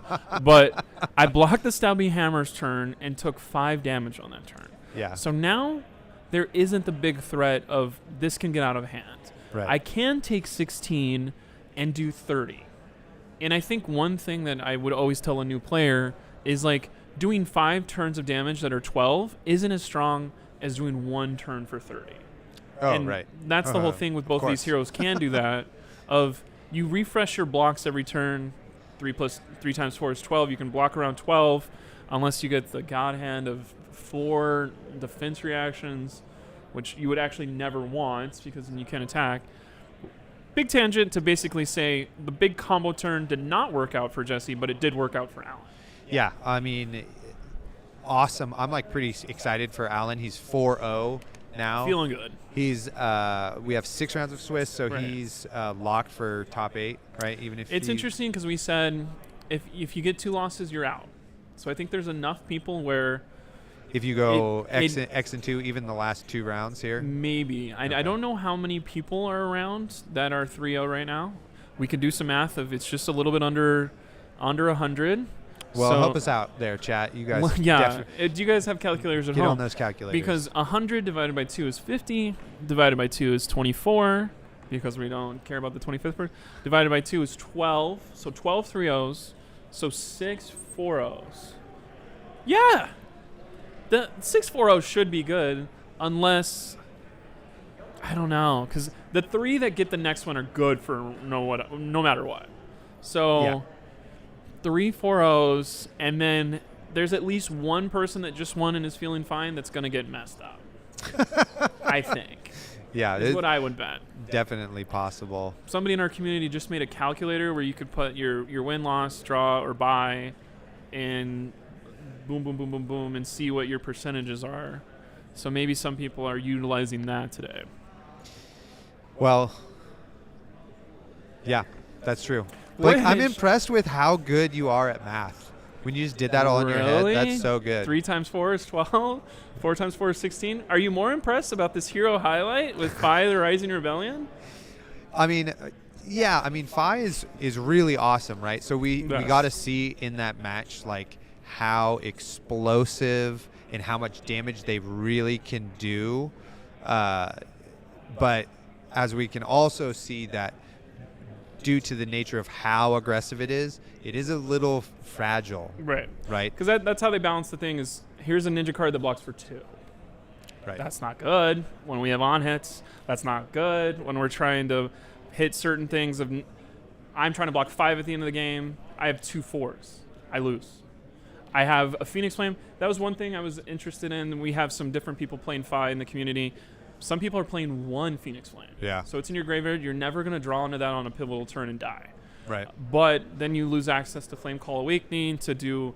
You don't have Phoenix Form. Phoenix Form's a Majestic. It's one of the best cards in the deck, unless you're not running more than 1, and then you're not even playing that card. Right. So some people, would you play Uprising? Is that a card you want to play in Phi, or is that more for the other Draconic hero? Right. I don't know how it makes sense in your mind. One thought process for me, every time you see Spreading Flames, first card. And then Spreading Flames, Stubby Hammers, Art of War, let's go. And somebody that we know last week at an RTN won the whole thing with Phi. Yeah. Philip Vu. I didn't see Philip Vu today. I don't know if he wasn't able to. No, he's probably here. I wonder what happened. I'll look around for him in our short break. We'll get an update about Philip. And then he did. Somebody counted up 42 damage in 1 turn, which sounds insane. And some people, like, as a Rhinar player from the Dark Ages, are unblockable 25 damage that people are so afraid of. Now it's add 17 to it and you're fine. Right. Yeah. So it's insane the amount of damage he can do. Right. But, you know, I know there is maybe a Rupture-based Phi deck floating around that maybe uses Edge of Autumn and is only worried about mask triggers and that 4th combat chain or higher. That would blow my mind. And so just pushing a ton of damage right there at the end with hit effects and stuff. Is there room for Kodachis, or so anti-synergy with our other cards that it's not worth it? It's tough because you then run blues, right, to give those Kodachis go again. And so it can kind of water your deck down to have that type of consistency that you need within the deck. Kodachis, I would say if I had to pick one, I think Kodachi is the premier, like, classic weapon in Flesh and Blood. It's very everyone powerful. knows what Kodachi does. Very powerful. Kodachi lock. Like, right. There's certain times where an Ember Blade feels strong to keep my chains going, but man, is it just an easy block for your opponent every time. And you're never doing damage. You're either never doing damage with Ember Blade because they're blocking it because they don't want to mess with the mass trigger, or they're always taking it. I know that's, like, you just said the opposite thing. You're not making sense. But it is like, Ember Blade is just put it down and see what happens. There's no actual strategic thought behind the Ember Blade besides let's extend our combos. It's a combo middle. I think that's one way if you want to hero highlight this of, like, we got combo starters, combo extenders, and combo finishers that are ruptures. And something like Blaze Headlong, if you draw 3 of those in one hand, it's either the coolest thing that ever happened to you because you have a red to go first, or you got your shoes and you can do it, or it's the worst hand ever because you don't have a starter. Yeah, low odds, though, if you have 3 of the same card in hand, which it does happen, you know, for sure. It never happens until you draw and you have 3 Blood Rush Fellows in your opening hand. And you're like, this would be pretty sick if I had 3 arsenals. I'd be in business right now. Brute problems here, you know. Brute problems is definitely redundant, I think. What do you think about Phi in Limited? Have you gotten to play a lot of so draft? Good. So good. Yeah. Because I like Icelander. I'm telling you, I like Icelander. It's interesting because I try to force Fi because it's the whole thought process of you have 4 cards. Everyone has 4 cards. We base everything off of this. Sometimes you have a 5th, but Fi always has a 5th because of the graveyard Phoenix Flame. Right. And so I'm always going to be getting incremental damage on you. We were talking about incremental, and that's how you win in this game last round, of like the Phoenix Flame is getting you there. It's not, you're not falling behind. You're not, oh, that was low impact. You're always going to be doing 1 damage in limited because nobody's going to block a Phoenix Flame unless it's lethal. And if you do that, it's like Kadachi Lock Jr. of I can do probably 9 to 10 damage of just Phoenix Flames over this game. Yeah. And then it's like, well, how did I lose against Fi? I was sticking in. You weren't. Yeah. Yeah. How about you? You play him in limited? Yeah, totally. I have, gotten to do quite a few drafts, and I really like Fi in draft. It feels great to, we're card players, right? We love playing cards, and with Fi, you get to play a lot of cards, and so that's really fun. And the Phoenix Flame mechanic, right? Like you said, getting to recur that repeatedly every turn. I mean, even just like go again, pitch a blue, Ember Blade, use Fi's ability to get that Phoenix Flame back, right? That's like a blue for 7 damage, basically, like a 3 with non-conditional go again. And that's like a really good rate, right? So even like kind of your 2-card hand turns are, 1/3 of the health pool that you have access to. Yeah. So it's really good. I really enjoy it. I've found too that like I made the mistake of thinking that Uprising Draft was going to be like, oh, I'll just get blues kind of at the end of packs that I can play or something like that. So I'll try to get like some really powerful cards in Fi. And then Healing Balm blues come around and you're like, I would have actually been happy if that happened because I was so strapped for blues. I only wound up with like 5 early on in some draft testing. And it's just like not enough. You really need like 8 or 9. And so getting to draft Fi later in our testing and making sure I am really conscious of keeping track of how many blues I have drafted, the deck just feels so much more powerful. And that's one thing, like I have somebody in my local area that like, oh, I'm going to be playing where I have 2 blues every turn. This is back to CC actually. So Sure. I'm going to be build my Fi deck where I have 2 blues in most hands. And as the Icelander who's like, okay, cool, this is a matchup. I should be able to affect my opponent's hand. I should be able to ruin their turns. 2 blues is enough to let me get through your arcane, let me get through your stuff, and still hit you for upwards of 10 or 11. And you're just like, dang, is Icelander bad at this too? Isn't it tough as a Icelander? So if you guys don't know earlier, me and my buddy here, Blake, are the cool corner because we're both maining Icelander. And the double blue hand is so hard to play against. It's like that's all you need to like just be better than me is have more blues. That's all the tech you need. Whereas I have like these 10 cards I have to take in, the other cards I take out. It's rough. And rough being cool. It's always hard being so cool. It's interesting because sideboarding is sideboarding in this game, and you're like, oh, you want to beat Prism a little more? Put in some more poppers. For Icelander, it's like, do you have blues in your thing that you don't usually use sometimes? Like, oh, you're Dorinthia, just play your potions against Icelander too. Right, yeah. Just play your blue out for bloods that you weren't going to put in some matchups. It's in this one.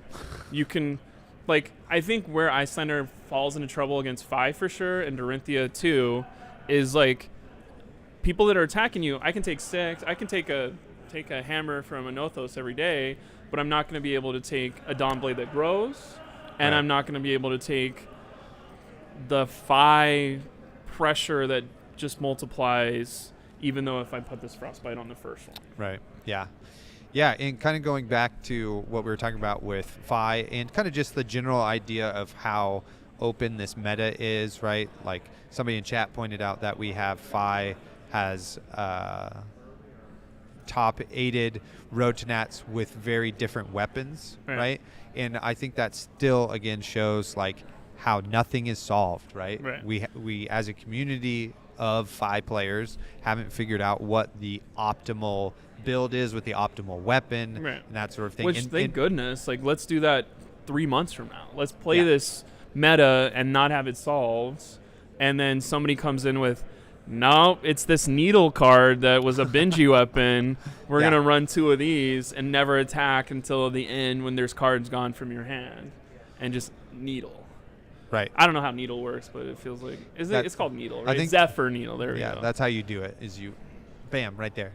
Yeah. So I think it's really cool. Yeah. You know, like, and maybe that's one of the things about this particular hero, right? Is the flexibility of the arsenal of weapons you have available, right? Like we Right. just saw that with Bolton. Like we're running Sabers and Raiden in the same deck, depending to on the kill matchup. 2 different people. Yeah.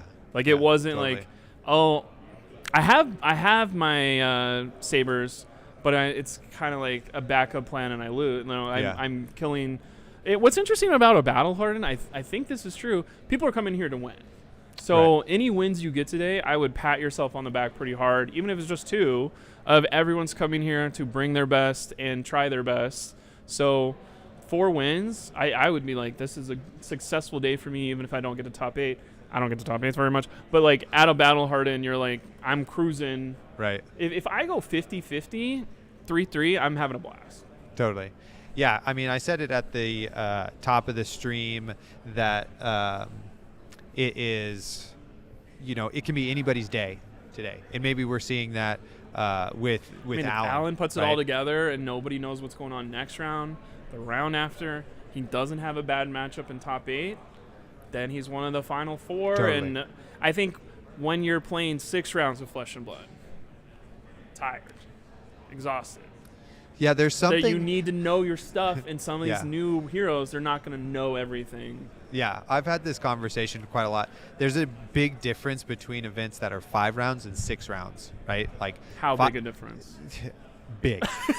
One whole round, 55 minutes Okay. worth of a difference. Just in terms of like your mental fatigue, right? 5 rounds feel so doable. Even if you make top 8 and make it all the way to the finals, feels way easier. But that extra Right. 6th round all the way to the finals is like real of a grinder, and you can really tell the I don't have it in me. I don't have that pedigree because, like, we did Hidden Fortress, which shout out to Hidden Fortress. Let's do this real quick. Sponsors. Hidden Fortress is here. Collector's Legion's here. If you like the tokens, go to metal5tokens.com. Odyssey Games is our BFFs. Arcane Game and Events. They are setting all this up. It's their first thing. They're having a blast. And then what's the last one? Oh, it's the Attack Action Oh podcast. my gosh, what are those guys doing? What were we talking about? Hidden Fortress. So Hidden Fortress, I went to that RTN last week, 2 weeks ago. An undisclosed time away from now. It was Get it together, bro. drafts, and it wasn't fun because it was fun, but it wasn't fun because you played a draft, 3 games, draft again, 3 games, and if you top 8 from there, 3 more games after another draft. And I played my 6 games. I heard a rumor that if I had won my 5th round, I maybe would have topped 8, even if I lost the 6th round. It happened to somebody else. It could have happened to me. I was exhausted after 6 rounds of draft and sealed Yeah. or whatever it's called, or drafting and drafted card games. And it is like, how are these people? I think that's one thing. Like, I don't even know how you practice that. Is it just show up to more tournaments, put yourself in grindy games 6, 7, and 8? Do you get better at that? Yeah, I think you definitely do. I mean, part of it, right, is if you put in practice, right, and have done, we'll keep it with draft, right? So if you've done quite a few drafts, Right. you've been Thank you drafting, Thank you for know, using the correct term.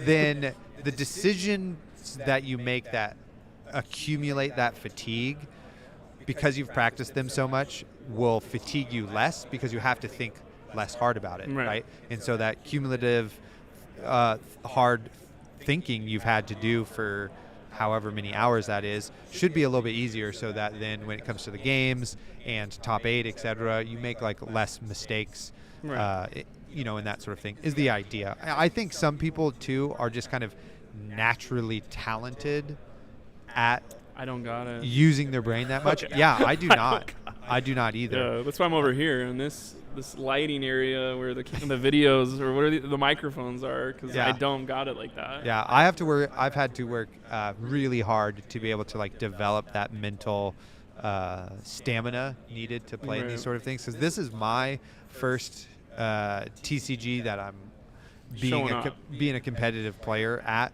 in that sort of thing. So it has Well- taken quite a lot of practice in my 30s. Because that's one thing too, is like, I don't know if we talk about the other TCGs, but like some people are coming in with, oh, I played this thing for 10 years. Right. And, oh, there's 4 cards instead of this, and then we just go. And like some of these people have been doing what we're doing in the background for 8 years. Yeah, And or- like, I just yeah. don't, I think it is something where it is just literal, not brute force, but putting yourself in scenarios over and over again. Experience. Like, I didn't win Yeah. a skirmish until I played 5 of them, Right. instead of nailing it on the first try. You can't play 5 Battle Hardens in Pasadena, but you could have done 5 other things that this is your Battle Hardened where you put it all together. Right. Yeah. Yeah, totally. I mean, that is part of the hard truth of the world, Yeah. is that sometimes you just got to do the hard work if you're trying to improve, right? I think one thing that maybe our chat, maybe our people at home, maybe the people that are watching this 5 days from now, that was a weird 5 days from now. I think most people would agree that this is a card game where the better players will win more than 50% of the time. Yeah, I think Which is why I kind of like it of, Yeah. I'm not losing because I don't know what I'm doing. I'm not losing because somebody got lucky or there was a Right. head flip card. There's a Reinhard roll, whatever, but there is the thought process of this person is better than me. I'm recognizing that, and to be better than them would take so much more practice, and Yeah, I'm and- fine with losing to you. Yeah.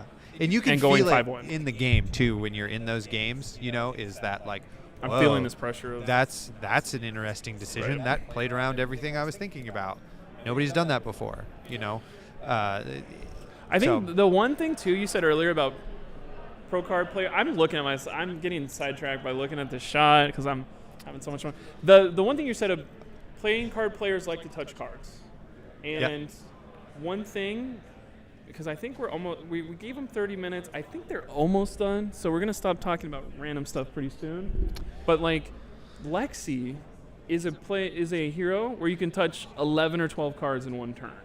Yeah, totally. You have And- 3 of a kind and Art of War, some of the most powerful draw effects in the game. And sometimes I look over at my opponent and I look at their pitch card, I look at their second pitch card, I look at their Art of War, I look at their 3 of their kind, I look at 2 cards in their arsenal sometimes, then they have 2 more cards in hands. Look at this math. And I'm just like, I don't touch this many cards in most of the heroes I play in like 3 turns. Yeah. And as the blocking hero in the scenario, I have to block all of this, and then you get to do it again. And you're just Yeah. like, I gotta play better here. Yeah, that's also key into improving at Flesh Right. and Blood. You got to play the good heroes. Maybe- And it's maybe one also day. the reality So- of the game too. Some heroes are better than others. Right. At certain times in the game's history. We will be here very soon getting an update on how the rounds are going, Right. and we'll be sure to let you know what that time frame is and that sort of thing. But If I can ever get Colin's attention over there, that's great. I think we will go ahead and break and say enjoy your lunch and grab another Hot Pocket if the first one did not fill you, and we will see you guys soon. Totally. Thank you.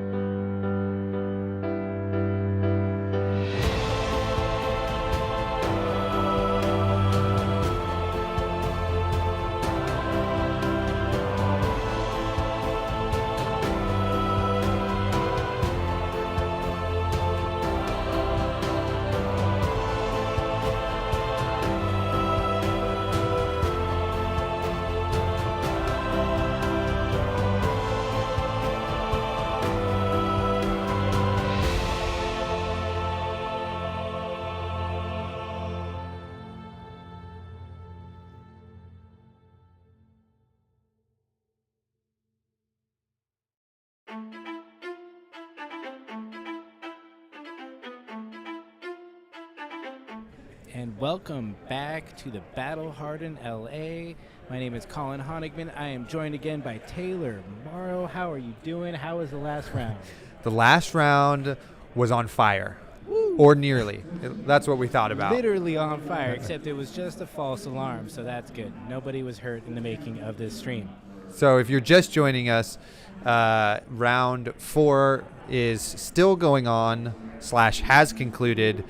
Partway through the round, the fire alarm went off, and so we had a snafu where some people scooped and were ready to leave to evacuate, and other people just left their cards. They stood hovering over their cards like, am I really leaving? Totally, Or- like a mother hen protecting her young from a hawk. It was very interesting to see. I don't know how I'm one of the, is this really an alarm, or can I just stand here and they're going to tell me it's okay? Because Yeah. 95% of the time in my life, it's been a false alarm.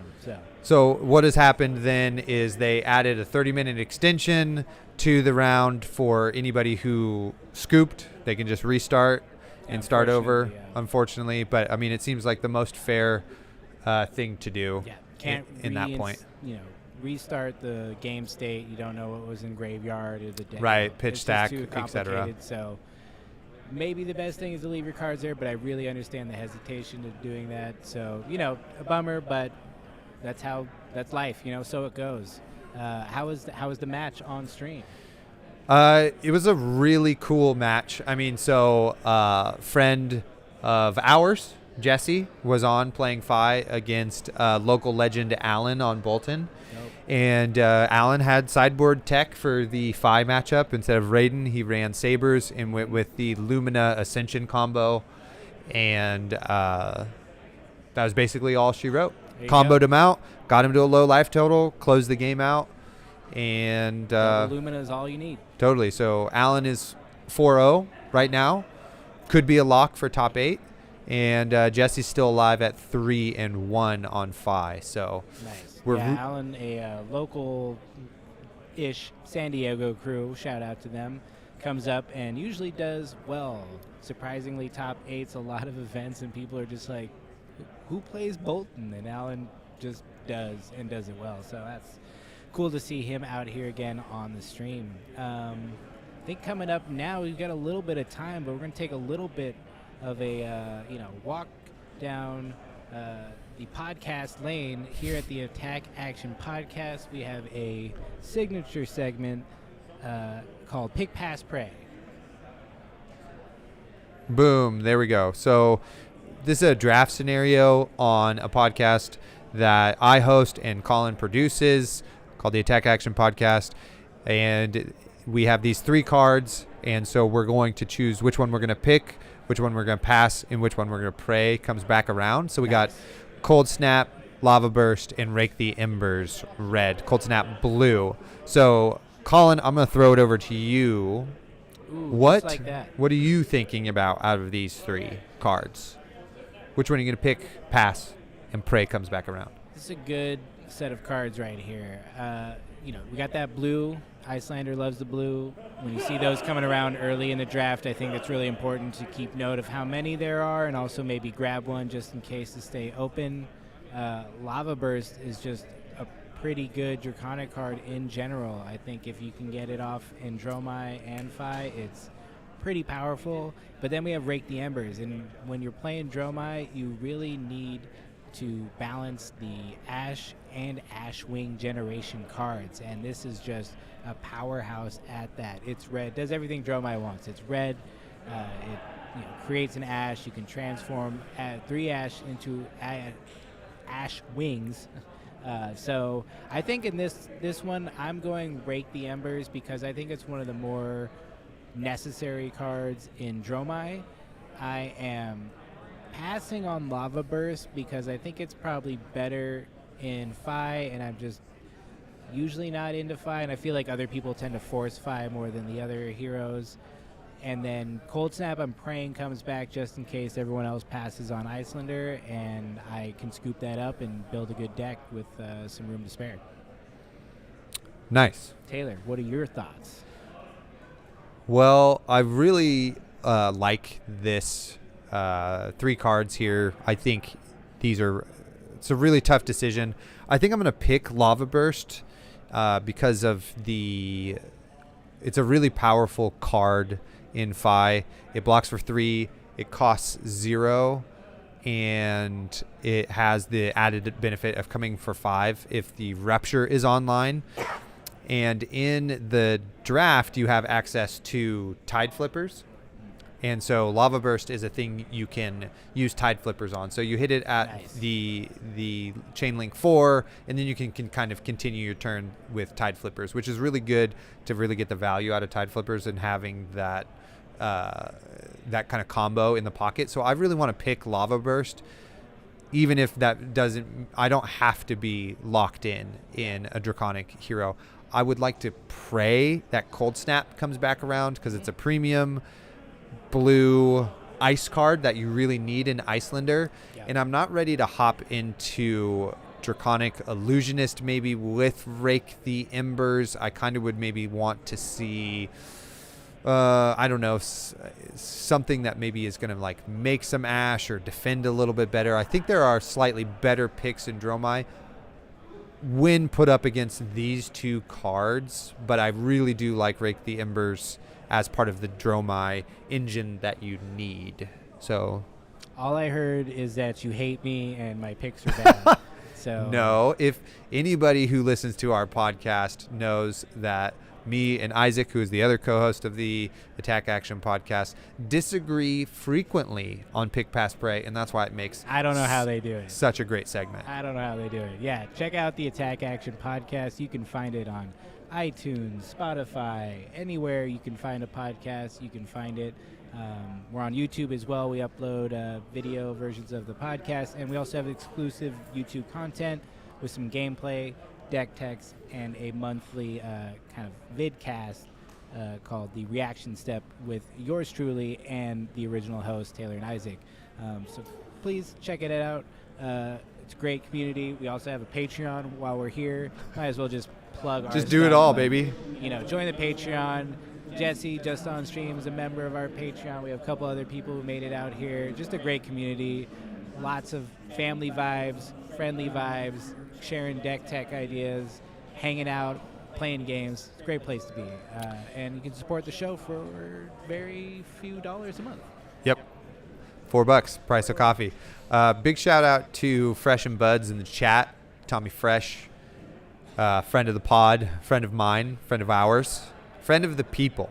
Thank you for being here and keeping it fresh in chat. So we have pairings for round 5 have now happened, which is very exciting. And so we will be getting a match, and then we'll be bringing that to you. Will it be? I'm hoping for a Viserai kind of flavor. That's just, you know, Taylor and I both enjoy that dark, moody purple boy, and I think that would be fun to see. I saw a couple at the top tables. I know there's a number of prisms up there as well. Yep. But still looking pretty good. I saw a Katsu up there, at least 2 I think a number of Katsus, yeah. So, you know, meta is pretty open for anybody who's wondering right now. We do have a meta game breakdown. Jumping to this, I haven't even seen this yet. So me look neither. at that. Pretty good split all around. Our highest, what's our highest? Viserai and Dromai. Very cool. Phi coming in very close behind that. Then we have Prism, of course, always a favorite. Bravo, the yin to the yang of Prism. Briar coming in below there, and then we're breaking down into the Icelander, Lexis, and everybody else here. So this is pretty consistent with the data we've seen from the Road to National season so far in terms of the slices of the pie, as it were. So no big surprises here. The surprises will be which of these heroes are actually still doing well.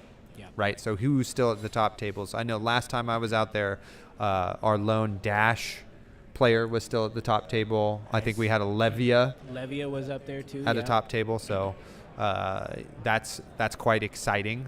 I think it's still pretty open, and I've been surprised to see what people are playing as well as what people are doing well with. It's really it's been kind of unexpected. I saw a Prism Dromai match, and I was expecting Dromai to just smash Prism, as Isaac did to me yesterday when we were practicing.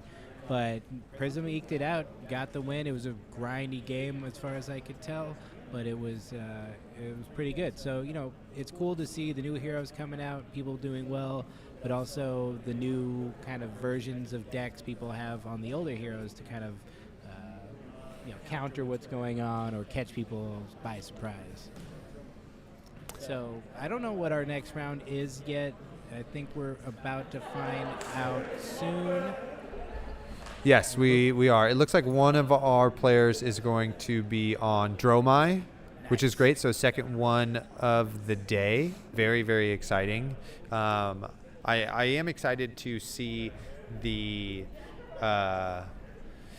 Dromai builds because they seem to vary quite a bit. We also are going to have a Viserai on stream, so we're getting our wish here with local-ish legend John Ho on Viserai. So he's a big Viserai main. He's out there on the Viserai train always. I love John. John Ho, just known up and down the coast of California as a good Viserai player, makes it to a lot of events. Totally. He's a journeyman. Well. He is, yeah. He travels for this game, as do we all. We love being a part of this community, and the opportunity to go around and play great games with great people is hard to pass up. It totally is. I'm surprised at actually how many people I know here, thinking, that there would be a lot of the SoCal players that I'm unsure who they are, but that has not been the case. I've known a ton of people here, and that's one of the best things still about the game is that it's small enough to where you get a real sense of community, and it's just really fun getting to see old friends and that sort of thing. I love it. I love it. Totally. Great to see the people from all around coming down to play. And, as big as our state is, we get around and we know each other, and, we always are welcoming, and people are excited to see you at all these different events. So we are just getting set up. It looks like Feiyu's coming in with a draw, unfortunately. Feiyu, we had on stream at the So Calling too. I believe he was playing Prism. So he's kind of an illusionist main. I believe he's been playing Prism for most of his Flesh and Blood career. And, switching over to Dromai, I think, makes sense. It seems like she's pretty strong, as I've said a couple times before. But then, we've got the man, the myth, the legend, Viserai. Is just, is he from Volcor? We don't know. But he's purple and can be pretty mean.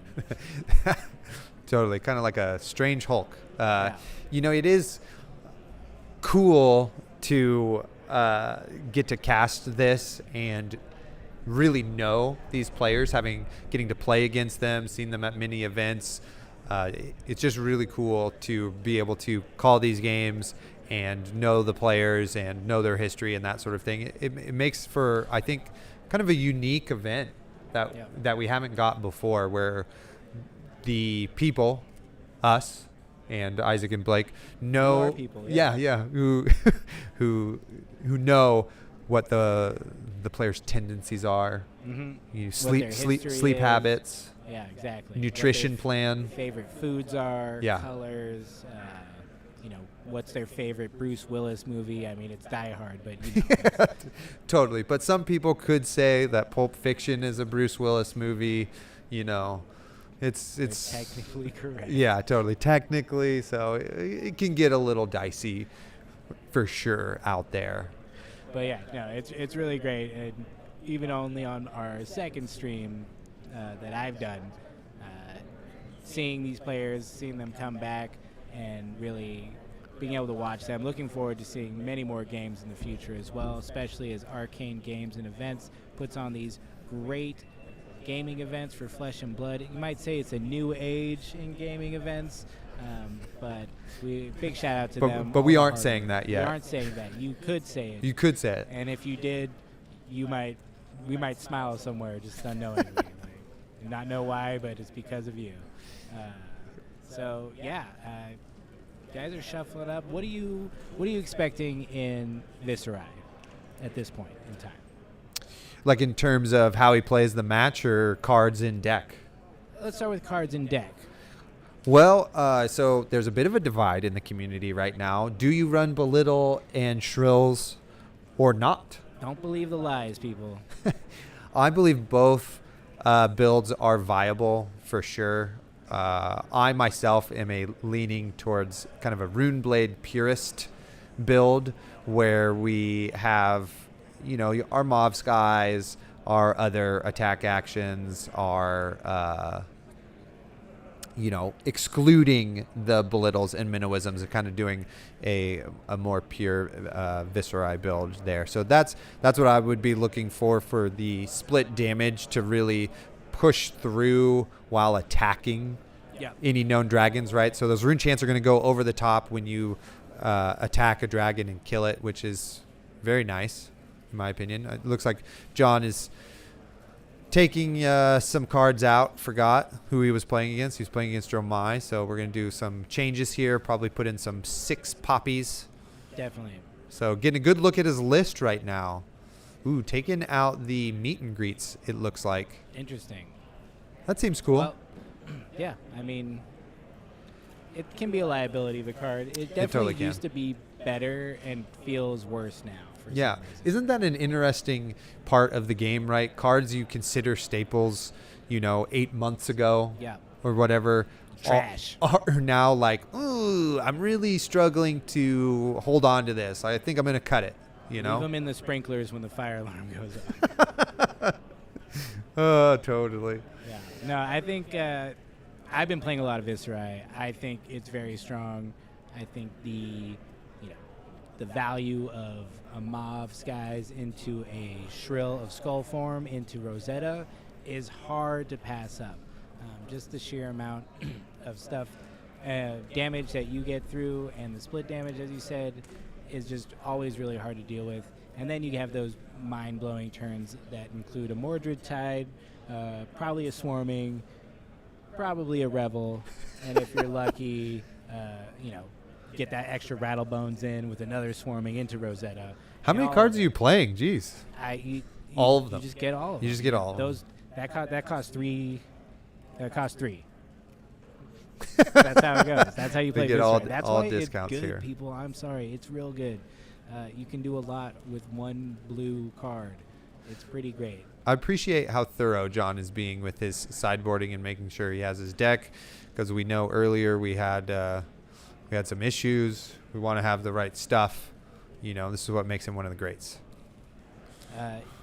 Mega Monk John Ho is scary on Viz. He's very well known as a great Viscerai player. So we're excited to see him here. Feiyu, a great Illusionist player, have not seen them on Dromai yet, and I think because Dromai is still a bit of a unknown entity, unsolved, if you will, I'm excited to see what he's figured out. I'm already interested in the fact that he's got Silken Form out here rather than a Ghostly Touch or something like that, although Viscerai's got a lot of poppers naturally. You got the Amplifies, the Runic Reclamations. Usually you're going to have CNCs. Command and Conquer. Yeah, it looks like John, we got the deck list here now in front of us. John is running 7, 3, 6, 8 poppers. Pretty good. Yeah, totally. So I think that's totally enough. And if you're me, those all get clumped up at the bottom of your decks. That's just how it goes sometimes. And it looks like also Feiyu here is we got our classic kind of low to the ground aggro. Who is this hero? Dromai deck. So we might not see a lot of the really big dragons in this matchup. He does run some of them, so we'll see if they're in or not in this matchup. That's, I think, the big question is when do you run them and when do you not? So here we go. Starting off with a Ravenous Rabble, I think. Yep. Locking with a Sift on John's side. That's interesting. Yeah. Because he wants to move through his deck to find his good cards. His one of Sift. Is that a one? Yeah. That's great. Boom. Right there. Putting in work. Blocking for 2, or is it 3? I forget. Blocks for 3. Nice. That's why it's good. That's why it's good. I mean, it's also a non-attack action. I get that. Yeah. Turns on Viscera. Totally. Okay. Probably. Is it the blue? It is the blue. It's the blue. Yeah. Okay. Well, I'm feeling it. John's a smart guy. I like So that. Feiyu just opting here to make some Ash and end his turn. Ash very critical here for the Dromai to be able to get their dragons out on the field. Okay. I believe Feiyu had 2 defense reactions in hand, so he didn't have a lot of options that turn. So just kind of setting up, going to be a little bit defensive. And here's probably a good turn to do it. We got the Shrill coming in for 5. It's the blue. No go again currently, but creepers are always a factor. I think he has an Amplify in hand, so he's just looking to set up kind of a bigger turn, right? Yeah. So with the incantation that's going to proc at the beginning of his turn, he'll get a discount of 2 on that red Amplify if he does Arsenal it. It is a popper, but this early in the game, maybe you do Arsenal it, draw into a Mauve Skies, profit. Yeah, I think you might want to be a little aggressive on this side if you can and not give up that arsenal space that's so valuable to try to pop something, because you don't know. He might not put out a dragon in. He might still just make a bunch of Ash Wings first, and those feel really bad to pop because Yeah. it's just for 1. So I think, yeah, he's going to arsenal it. He's going to get that extra discount and have hopefully a much bigger turn. I think I saw Sonata in there, so we'll see. Back over to Feiyu. I'm really excited. I haven't been able to play much Dromai yet, but I'm really excited to dive into it. And we will, see what he's got to give us. And thanks, chat, for all of your help with the audio Feedback, haha, if you will. if you will. We do our best here for sure to make sure it's a good learning experience or listening experience, so we appreciate that. So we've made an Ashwing here off of the Billowing Mirage, which is pretty good. It's a strong card Yep. in this deck for sure. Starting the engine for sure. Then we're coming in for 1. I think John is not going to worry about this at all. He's got a Reclamation in hand, but I don't think you really want to spend a 7 damage attack on an Ashwing. Definitely not. Yeah. That's bad value. Yep, he does do it. Okay. Good. Ends All right, the who am turn. I don't know if I would have done that. We don't have, but maybe if you just have the extra card, right? That's true. It's an expensive card. Yeah. He might not be able to go. He's got another Shrill in there, so, if it stops his turn, that's pretty good. Ooh. Whiff on the Sonata. Triple whiff. That's okay. That's what happens sometimes. It's just there to turn on Viscerai most of the time. It's a non-attack action. It's free if you get a card. That's nice, but we try not to worry about it too much. As I said before, I have revealed 11 cards and put 1 of them in my hand before, so I know how feels bad it can be. Yeah, I think that's fine. He's going to get to Arsenal this Revel that's left in his hand. You're still coming in for 8 total damage here with the Rune Chance and the Amplify. So good amount of pressure still, even off whiffing on the Sonata. But we didn't really have any other non-attack actions, so this is kind of what the best we could hope for in this moment. We're just maybe trying to upgrade our arsenal. But Revel is a great option. Could have also Creepers'd the Revel here if we had hit on the Sonata, which would be pretty good. But we'll see how it goes. He's got a Revel in hand. He does. Ooh. Yeah, so he's going to look to Arsenal that, which can be tricky sometimes. But I trust John knows what he's doing. Oasis Respite being played here, gaining a health. Oh, no, he's playing it now. Yes. This is Oh, what he's I was going for hoping it. Heck yeah. Let's get that Creepers out, and let's just pump up this Rosetta. Just an easy 10 on the Rosetta here. No Totally. big deal. Good punish. I think that's fine too, John. I trust you. You're better at this deck than I probably am. And like I said earlier, Revel can get really stuck in your arsenal depending on how much pressure your opponent puts on you. And the Rune Chance in a red heavy deck that we have from Feiyu, where he only has, 13 blues to side in, can be really devastating. I can't see what his headpiece is. I think it was the skull cap, right? So he doesn't really have access to Arcane Barrier outside of Ashwings. Plays Ravenous Rabble here, hits a Miragai on top, so it's coming in for 4. Go again. We got a Yindarai, I think, in hand, and a Chromai. Ooh, so the dragons are coming out to play. Let's see if Feiyu can set up this board state and bring in some pressure of his own. Because so far it's been a little bit not too crazy. Although anytime you get Revel off, it's kind of a problem. But Feiyu doesn't seem too worried about it. He doesn't have too much Ash, but luckily he can pitch this Chromai. He's getting their Yenderai out, so he's going for more of the big dragon rather than the utility dragon that gives you that extra action point. Yenderai, of course, having a endurance token, which will block A little bit of damage, right? Yeah. So, but it doesn't stop it from getting popped there. Yeah.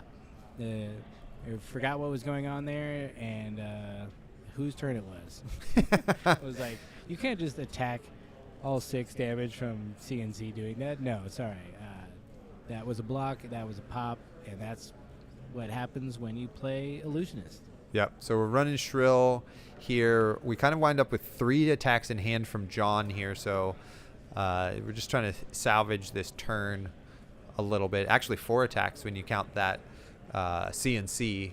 So still getting a little plink damage here with your Rune Chance. I think Runic Incantation is one of the better kind of tempo-y cards Viserai has. You just get that kind of free-ish damage every time, or a discount here. So yeah, he's definitely struggling not pulling his non-attack action cards here.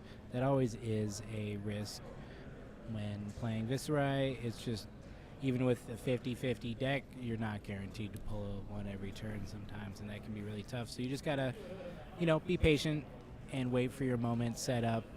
Try to move your arsenal if you can. Don't get something stuck in there. I often get a Rebel stuck in there, and it's just infuriating because you could do something big, but you just don't have the pieces to make it happen. Yeah.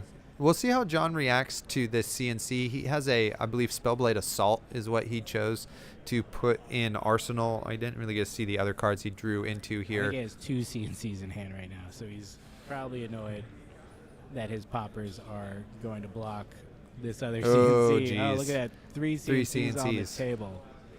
C and C and C, as we like to say. Yeah, totally. So make a Rune Chant here off of Incantation. And then we'll just play the Spellblade Assault. So that will make 2 Rune Chants on the back end here, which is great. One of the things I love about Spellblade Assault is the 2 Rune Chant generation. Yeah. Just investing, in that future turn. I think that's one of the strongest parts of Viserai, is how you can carry damage over from turn to turn and really make some big moves even when you've had some pretty bad turns, to be honest. Yeah, totally. And, John keeps blinking in this arcane damage too as well, which is great because it's keeping his creepers alive from turn to turn. So getting a lot of value here out of that Incantation. And Incantation is still on the board even though it doesn't have any counters on it, because it says if it doesn't have any at the start of your turn, then it goes away. A really kind of strange interaction, but it does make it relevant for something like Runic Reclamation that would destroy it and then gain a Rune Chant. I don't know if there's anything else really relevant that could happen with it, but that's one of the main I've noticed. Right. But yeah, great card. Really. Did he just pitch his Arsenal card, or did he set it down? I think he set it down. Okay, right. Oh yeah, because he had Sand Cover in Arsenal. Yeah. Okay. So Rake the Embers. So we're gonna make a couple of Ash here, and then just transform those right into Ash Wings. Nice. Seems pretty safe after. Ooh, burn them all in hand, and another Rake the Embers. Ooh. Is that a Rake the Embers or is that a Thamai? Plays down, burn them all. So now the first dragon, every turn that attacks, is going to plink in an arcane damage. So I think this could get very oppressive if Feiyu is able to land kind of a significant dragon. There's other than Reclamation, there isn't really a way to interact with Burn Them All. Yeah, it's tough. It's just one of those cards that can sit there and do consistent damage, kind of like a Frost Hex, but in the reverse side of Totally. things. Feiyu choosing to activate, I believe, the Furnace to make the extra ash rather than arsenaling that Rake the Embers. Nice. Ooh, here we go, baby. Mordred Tide Oh, yeah. into Mauve Skies. Going up to 4 rune chants here. Loving it. Drawn to the Dark Dimension, Very which is going to cool. be free. And he's also going to get to draw a card. So I can't see if that Mauve Skies is the blue or red or yellow. But depending on its color, it will make a number of rune chants upon damage dealt from Kinda looks that like attack. a red, so it could be 3 rune chance on hit. Drawn to the Dark Dimension, a underwhelming attack, but when paired with its discount, a card like Mauve Skies, and the fact that you draw a card is pretty good. Yeah. It can feel not great sometimes. I've definitely been there and been like, I don't think I can run this card, but I see the value of it. It also looks like he drew, I believe, a Swarming, which would be really great for him.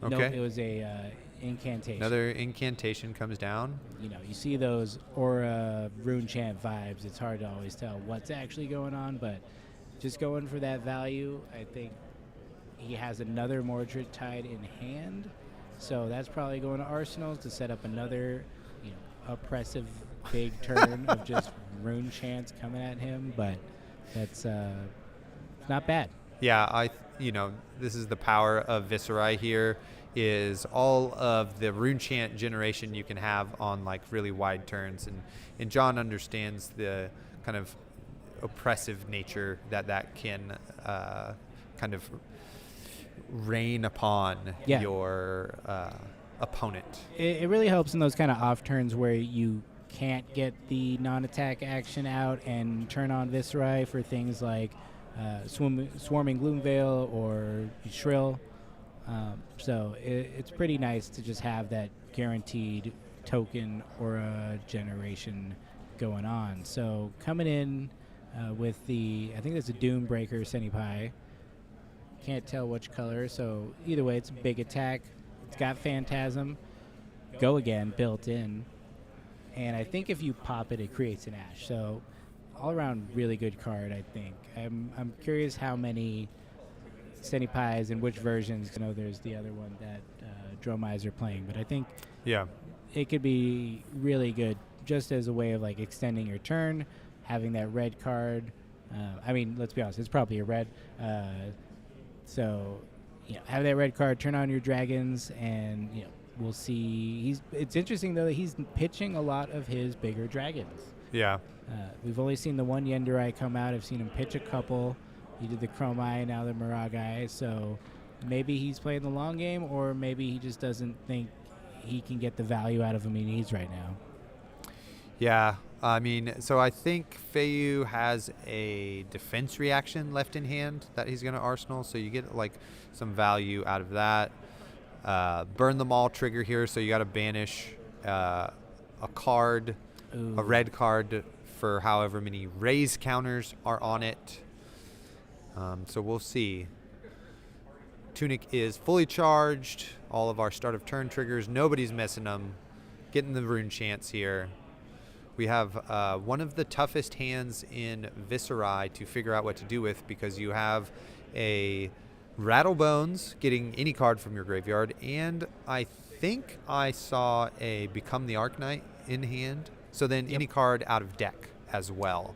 So finding the optimal line in this hand can take a lot of the brain juice. Oh yeah, you need extra brain juice when figuring out of all the cards in your graveyard and your deck that you could just go and grab, what would be the best and how would that pair? Right. It would be really nice if he had a Swarming in graveyard right now. He does have some discounted attacks, right? So he does have another what's the one that attacks for 6? Amplify the Arc Knight. He has that drawn to the Dark Dimension here with this Mordred tied out, so he can get a free attack, which is kind of nice. Oh, interesting. So he's going for the Dread Triptych, hoping to get the hit and make a bunch of rune chants with Mordred Tide and Viscerai and Dread Triptych's abilities. He can activate Creepers to play Rattlebones as an instant here. But now he's dealt arcane damage, so Rattlebones can just be played as an instant regardless of the Creeper's activation. So pretty tough spot for Feiyu to play around here. Yeah, he's got that extra blue. I mean, he can go get... Yeah, I mean, he could get... I mean, I would probably get the Swarming so that you can I don't know if he swing has one Rosetta. in his grave, does he? Oh, no, I don't know. I always just assume there is one because that's always what I go for. Yeah, But- definitely. So we'll see what his choice is here. I mean, the most damage. If you get drawn, you get to have an arsenal, but Not a lot you of do have 2 damage. resources, so you also could get a what's it called? Shrill of the Skull form, right? Because your tunic is charged. Oh, yeah, that'd be a good call. Coming for just 7. Does he have any red ones in there, or are they just the blues? I feel like I've I'm only not seen the sure. blues. So But he he's going does get the amplify. So this is coming in for 6 and 6 For free, And we're gonna as you do. make 2 on the back end here. Interesting, he ticked up his creepers, so he used creepers rather than just playing it as an instant with its card text. Yeah, I think he actually pitched to block the arcane before, so Oh, okay. Good I call. don't think he Good dealt call, that, co-caster. Thank you. Speaking of casters, shout out to Tan and Grace in the chat. Welcome. Hope you enjoy the stream. We're not coming for your job. We just want to be friends. So double blue hand here, so it gets the block a bit more damage, as it's colloquially known. Yeah, just having one of those classic wide Viscerai turns. This is why he's become such a powerful hero. Early days, Taylor and I would chat about how we make him good, figuring out how to slogism your Arc Knight Ascendancy and then Rattlebones to do it again. Totally, the And good old days. and then just lose the game anyways Yeah. after you did the coolest thing you could possibly do. That's how we bonded. All right, so he's lost his creepers because he did not get that arcane damage through. But, you know, I think getting 1 or 2 good activations off of it is the value you're looking for. Anything more, I think, is either just luck, pipe dream, or someone who's not ever going to try to block your arcane. I think that's a hard thing, at least for me, learning that Yeah. you just want to use it when you have the time to use it and not worry if it's the best version of that, because even just getting to widen your turn a couple turns in a row is pretty great. Yeah. So Feiyu is his control plan is kind of working out a little bit here. He's consistently chipping John here down, and John is left with just 4 cards in hand. He has a Mauve Skies coming out here, which means we're going to get to Rosetta, which is pretty tough to deal with. Yeah, especially at 8 health. This is looking real dangerous. He's getting that extra card. He's going to be able to swing Rosetta. Oh, man, he's got 3 cards in hand. He has Yeah, another okay, Mauve Skies, another Incantation, and maybe a Shrill in the other is his other in card. his other hand, yes, Yeah, he's got 2. he's got 2 hands. He does have 2 hands. Don't we all? Hopefully, most of us do. No, Anyway. and if you don't, that's fine too. So he's got the Incantation out there again. He's just going to keep making these rune chants, and then boom, coming in for the big 7 Shrill. Yeah, I mean that's a great understanding of this matchup that you have to really pressure the Dromai player, or else they will be able to create a board state that will be very hard for you to interact with. Yeah, I'm curious if it's a similar situation as Prism has been dealt before, where you sometimes just have to go kind of low on life early on to build that board state. Unfortunately, I feel like Feiyu has taken a lot of damage but not been able to build that board state consistently. And Yeah. you know, whether that, I mean, I think John has had his poppers at some good times as well, Yeah. which can really ruin things, you know, but it's just one of those things. You're trying to balance it. You're trying to make that build that engine over time, and if it doesn't happen, you really don't. I mean, you don't have a weapon to swing. Right. But still, he's hanging in there. He's chipping in damage. He's blocking out pretty well on top of that. So we'll see what he can do and if he can squeak a win out of this. Pretty amazing what John was able to do with just 4 cards in hand here. Yeah. I mean, Drawn to the Dark Dimension, I think we can say good card. It definitely extends your turns if you draw the resources or just a good power card and you don't even need the resources. It can do a lot. The part of it that I think is hard is that if you don't have the rune chance, I think if you're running that card, the incantations really pay those dividends because you're making rune chance every turn and you're not worried whether or not you'll have enough to get the discount because otherwise it's just so under curve. Right. Yeah, so we did see Fei Yu use Silken Form there to make another Ashwing and get to attack with this one Ashwing here. So it is coming in for 1 and an Arcane from Burn Them All. So we'll see. John did take his whole hand, and he isn't left with... And got to chip in damage. So it's not a great spot for Fei Yu here. So we'll see what he can manufacture out of this hand. More Mauve Skies, it looks like, in hand. And he's going to be making 2 more Rune Chants off of these incantations. So that's just, 3 damage on top of whatever his turn is going to be. So just quite a bit of value. Not looking great for Fei Yu. Yeah, he has a non-block card in hand. He's got a Sigil. Yep, and I see a Mauve Skies and a Runic, so yep. Here we go, Ooh. just with a big swing, Yeah, and he's going to be able to follow it all up. See you later, Burn Them All. Yeah,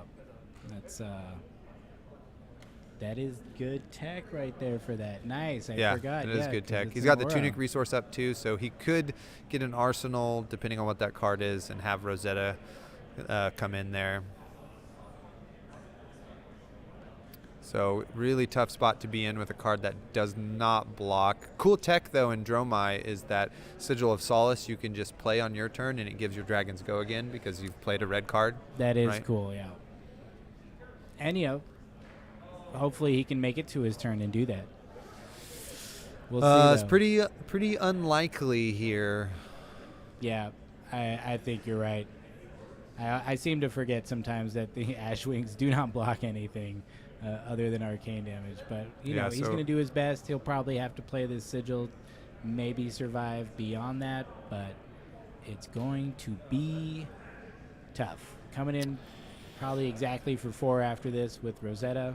Yep, here we go. Tunic. So he's coming in for 5. Comes in for 5 damage. He can play the Sigil, right? Go up to 7 and then go back down to 2 here. I don't think he has any blocks left on his skull cap. No, I believe it's got the broken symbol on the fabulous Metal Fab token that were used from one of our sponsors, Metal Fab Tokens. Shout out to them. But yeah, this is Fei Yu's backed up into a corner, and John's about to come in with a 5-card hand, 1 Rune Chant, because I think the other one's going to break, and he's just going to take this damage and not worry about it. Yeah, that's a tough one. I think, like I said, Viscera is strong. Yeah, the split damage, right, from the Rune Blades is always really tough to deal with. It presents a lot of tough choices, and there's not always an easy way of navigating those turns and the blocks in order to do that. And I think even in what could be more of a control-style deck, it's going to be hard to deal with that.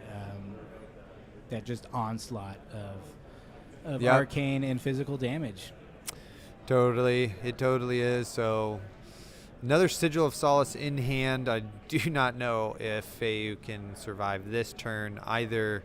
We've just got Mauve Skies aplenty all over the place. Amplify coming in for 6 and 1. Go again. 1 or 2 Rune Chants on hit.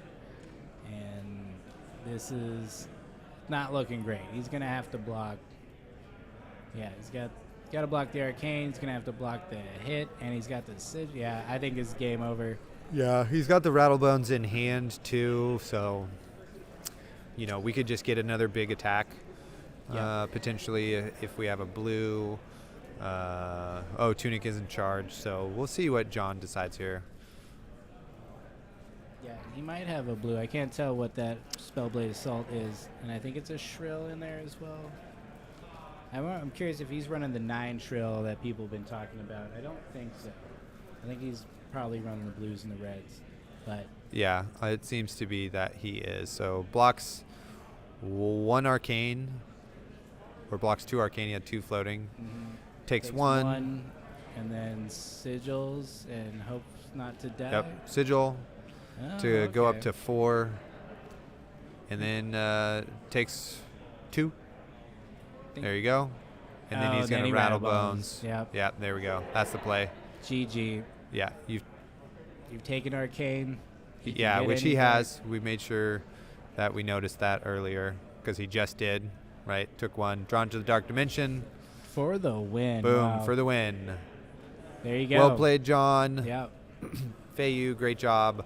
Yep. Excellent match. You can really see what a true master of their craft can do, right? And we've been seeing that a lot this tournament, is the players who are really focused and really good at their heroes are the ones who are doing well. Totally. I think in this kind of unknown meta, it's hard to know what's good, and when you know you're good at what you know, you just have that to rest on, and it really makes everything easier for you. So yeah, great game there. I'm still very excited to see what Dromai can do. I feel like we didn't get to see too much of it.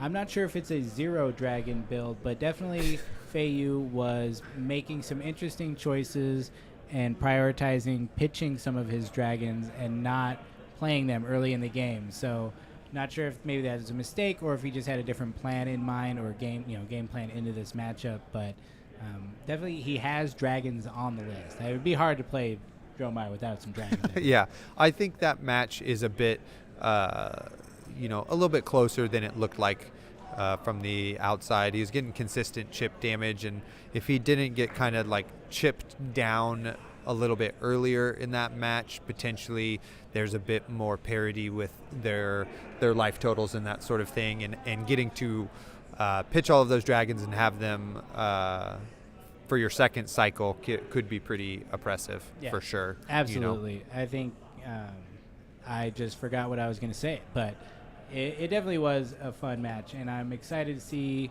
what we have next up in our next round. Yeah, John is, was that round 5? 5-0 now. 5-0? Nice. Yeah, Hell he's yeah. 5-0, which is awesome. Probably a lock, right, for top 8 now with one more round of action to go. I think so. And then we'll be cutting to top 8. Hopefully there won't be a fire alarm or an earthquake or Godzilla. You don't say earthquake. Right, sorry. Sorry, everybody. So I think we're going to take a break here, and then we are going to come back with the next round of action. I'm going to go away, and Isaac's going to fill my spot, and we're going to stay here with the resident robe connoisseur. So I'm bringing the heat today. you totally are. Probably set off the fire alarm. It was my fault. I apologize. Too Just hot. don't tell any of the players who got really mad about it. I will turn it down and make sure the rest of the event Thank runs you. as smoothly as the rest of the first half of it did. So Yeah, totally. We'll be right back in a few minutes. Thank you.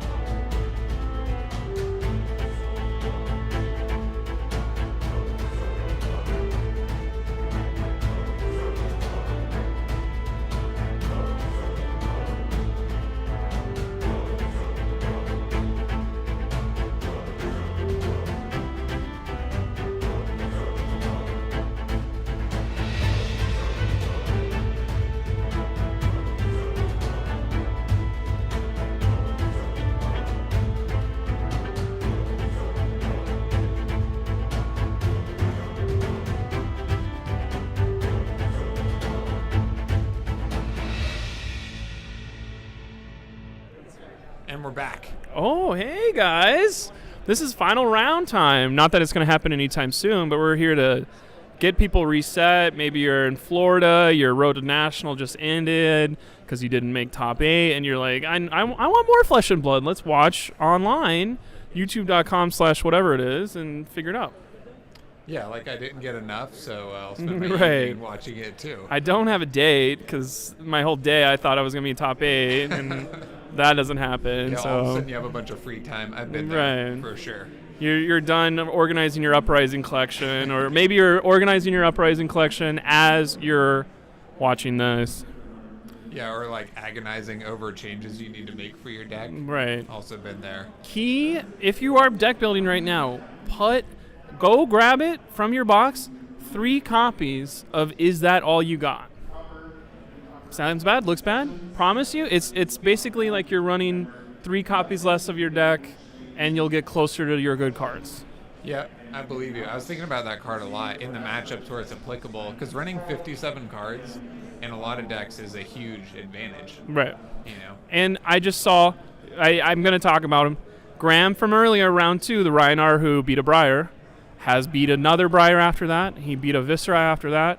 And then he beat a Katsu in round 5. So in our top table, we have a Rhinar probably versus a Prism or Illusionist. I don't know which Illusionist it will be, but a Rhinar playing for top seed, which is very exciting to me, of maybe this card of Is That All You Got can get Rhinar to a place where he can do some damage.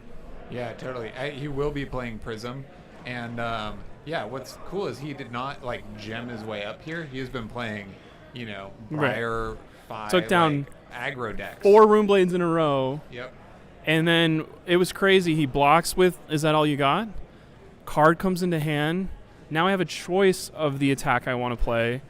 I have enough to High Roller. I have enough to Alpha Rampage and hit the Massacre.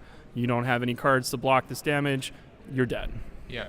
Man, I mean, the more you talk about it, the more that it's like, I would love to block a Kodachi for the Mass Trigger and have that card replace itself. Right. That's huge. And the other thing is, whenever you're playing Rhinar, all your weapons are 2 costs. If you don't want it now, pitch it for your Romping Club, if you're doing that, or your play Mandible Claw. I think that's the whole thought process. Yeah. If you look at the metagame breakdown, the reason we're talking about him is because Rhinar's not even a slice on this, and he's in the top 2. Like, I think it is, like, we're not messing around. Like, and this isn't a good like, look how much Runeblade, look how much. I mean, I'm not trying to play Bravo that hardcore. He hasn't faced a Fi yet, so maybe that's the last bastion of hope for Rhinar going down. But overall, based on what could possibly happen, I mean, is there anybody that you're looking? I guess we don't know every single people that are in the top 10 right now, because, like, 4 people have probably locked their seats, and the other 4 are being played for right now. Yep. Which our feature match coming up here, I believe, is a win and in. Heck yeah. So we've seen, who have we seen be successful today so far? Definitely. It's interesting because we just saw Viserai take down a Prism, but Prisms are doing well. We have a local hero, Andrew Rudin. He got second in Battle Hardened Vegas. He is still around. I think he's on his table does not go lower than 5 right now, so he'll probably be in top 8. That'll be an interesting thing. There's another person, the other 5-0, is playing Prism. So there's 2 Prisms that are 9-1 total, I guess is what I'm trying to say. Prisms that know what they're doing, who are aware of the meta and aware of other players in this, who know how to play against those players, are doing extremely well.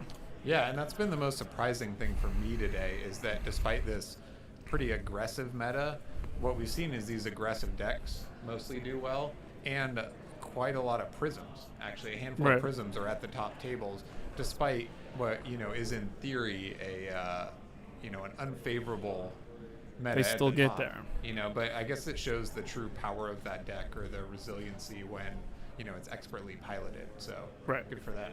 And I think the thought process is like for every Bravo that's going to crush the week on Fi, there's another Prism that's just waiting there to, oh, your name's Bravo? What does your hero do? Not keep up with my aura pressure at all? In our top tables, we just got handed this wonderful book by our other commentator crew. Reinar is 5-0 versus another. The Prism Reinar is the top table thing. And then we have the Katsu 4-1 and the Prism 4-1.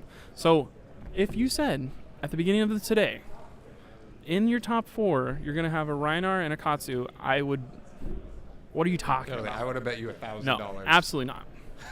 No, because it's like, are we paying attention? Are we, it's funny because you have to show up and play the games. You can't say these players are better, they're playing better cards, they're playing better.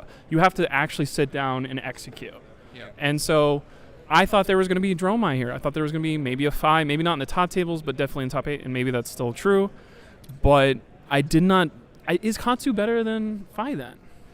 He got better tools, and he can do stuff where Whelming Gust Wave's still a pain. That's a good question. I mean, to me, they're really different, right? Because Katsu is about constantly outmaneuvering or pressuring your opponent through getting in the hit effects for the fetch and then the mass trigger and getting them to incorrectly block. Whereas Fi is a bit of a it's kind of a combo deck in a lot of ways.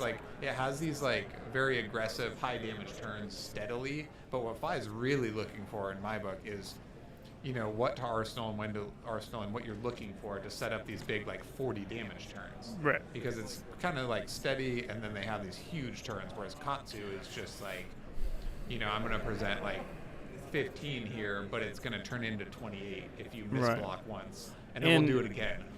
I absolutely am garbage against Katsu. I think my overall record against Katsu players is probably I've won 2 games out of 40 or something. Every time I try to get a top 8, there's a Katsu randomly showing up that are I think I got paired down into a Katsu last time whenever I was at a Road to Nationals. I was or ProQuest, what can I do to not do this? But it is a thing of, I think Fi is showing you the damage, and Katsu's let's see what happens. And that's not good. Because then Ancestral Empowerment in Fi just gets you another card. Ancestral Empowerment in Katsu ruins your day. Yeah. So. Oh, yeah, totally. What's interesting is we do know our matchup now. We have Jacob, who's going to be playing Prism, and then Jarek. And what I know based off of Jarek, he is a local player that has been playing a lot. He went to the New Jersey stuff. What's that called again? The ProQuest. The ProQuest, of course. The Pro Tour even. And what was that thing that happened? Yeah. And it's interesting. He's a very great player. Another thing he likes to do is he puts Fables into his deck. I don't know if they ever go in there, but he's let's put a I have a Phidia in just here. Everyone that can go in. Yeah, heart of, if he pitches a heart, I'm not going to be surprised at all. Does that fit? I'm assuming because he's playing Dromai, there's going to be a Drakai Ash of the Aether or whatever that, I don't know what it's called. I don't have one yet, but. Yeah, the Fable, yeah. You pitch, it's red and pitch it. And gives you, it gives you 5 mana or resources, whatever you call it. There we go. The other thing, Jacob is a new player, which you're what? Oh, There's a win and in with a new player. This man walked up to me 2 Tuesdays ago at Odyssey Games in Pasadena, and he's I haven't played this game very much. I opened up a cold foil. Whatchamacallit? Phantasmal Footsteps. So I thought I would try it out. I'm going to play Prism. He just told me that this is a deck list from online. He doesn't know the game that well, but he has gone into the field and is in a play and win game. Awesome. I think there's some magic background there. I don't know if we've heard the story 7 times before. It is still impressive every time you hear it, in my opinion. Yeah, just a gifted guy, apparently. Right. And the thing about Prism, right, is there are a lot of rules and interactions to know and understand. But even more than that, the play patterns of Prism in each of its matchups are like quite different. And, right. It really behooves you to understand, what you're looking for in a matchup. Right. Speaking of matchups, so what do you think about this matchup? We're seeing Illusionist versus Illusionist. And one thing here is dragons get taken out by spectral shields, is what I've heard. And the other way around. Yes. Ashwings can't be blocked by... Ashwings cannot be saved by the Dromai side. But as a Prism player, you can block for your spectral shields and keep them up. So spectral shields on the Prism turn will knock out all the Ashwings. Not true for the other way. So I think that's kind of some balance that the Dromai player is going to try and figure out, probably bigger dragons. And we're not going to see any poppers, really, unless people are running Command and Conquerors or another 6 attack. I guess everyone tries to do the yellow 6 from Welcome to Wraith that you're like, why is that in the list for matches like this? Yeah, or Erase Face works pretty well because it's a popper. Right. Or shuts down Luminaris' Go Again. So that kind of does double time. And the block for 2 doesn't really matter. All you're looking for is poppers. But I actually really... So I just recently started playing Dromai and actually really like the Prism matchup. Okay. Because it's a bit easier to play your board state than it is for them to play theirs. So I found you can kind of like win the race a little bit. Yeah. I could be totally wrong. Because dragons cost We'll see less how than it goes. 4, but auras cost 4. Correct. The good ones, anyway. Again, my opinion could change in the future, but it's felt pretty good so far. Chromai is perfect for dragon first out of the bag. I mean, if I could pick a dragon to start off with, it would always be Chromai. Because if you do have a popper, too bad. I'm still going to keep going. Yeah. Somebody played this against me last night. It was not great. I was not. I'm really interested to see how these two good players play this illusionist matchup to kind of answer our question here, like who is actually favored. And then I guess it looked like he was attacking into the aura already. The Otarath. I think Otarath is a very strong starter aura. Of remember all my pings, they're coming in for 2 instead of 1. Yeah. So I'm fully expecting this to get knocked out at the end unless there's not a card to do it.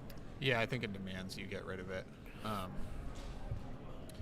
So as Dromai, what I'm trying to do here is set up this board state, right, where, comes in for 5, go again, attack with your dragons, pop an aura with an Ashwing on the end of it, right? Okay. Which that feels super strong. Right, but if one of your dragons gets popped mid-flight, your whole turn ends. So there, that comes in. Or therein lies the rub, right? Like, playing in such a way where getting popped doesn't totally end your turn and give Prism their board state. I think these Prism players run quite a lot of poppers, actually, because the yellow Findal's Fighting Spirit is also a yellow and a 6er. And in addition to Celestial and maybe CNC or Erase Face, you can actually get quite up there in 6ers. So Prism ending Dromai's turn, mid-flight by surprise will allow Prism to then build up their board state. And like you said, build more spectral shields and then protect them. Right. And I think there's something to say for, like, here's another aura. And I think he's newer, so maybe, he's using the Crown of Reflection to get out another aura to just start swinging with shimmers. I don't know where I was going because I saw the shimmers come down. I'm like, what's going on? Okay, no.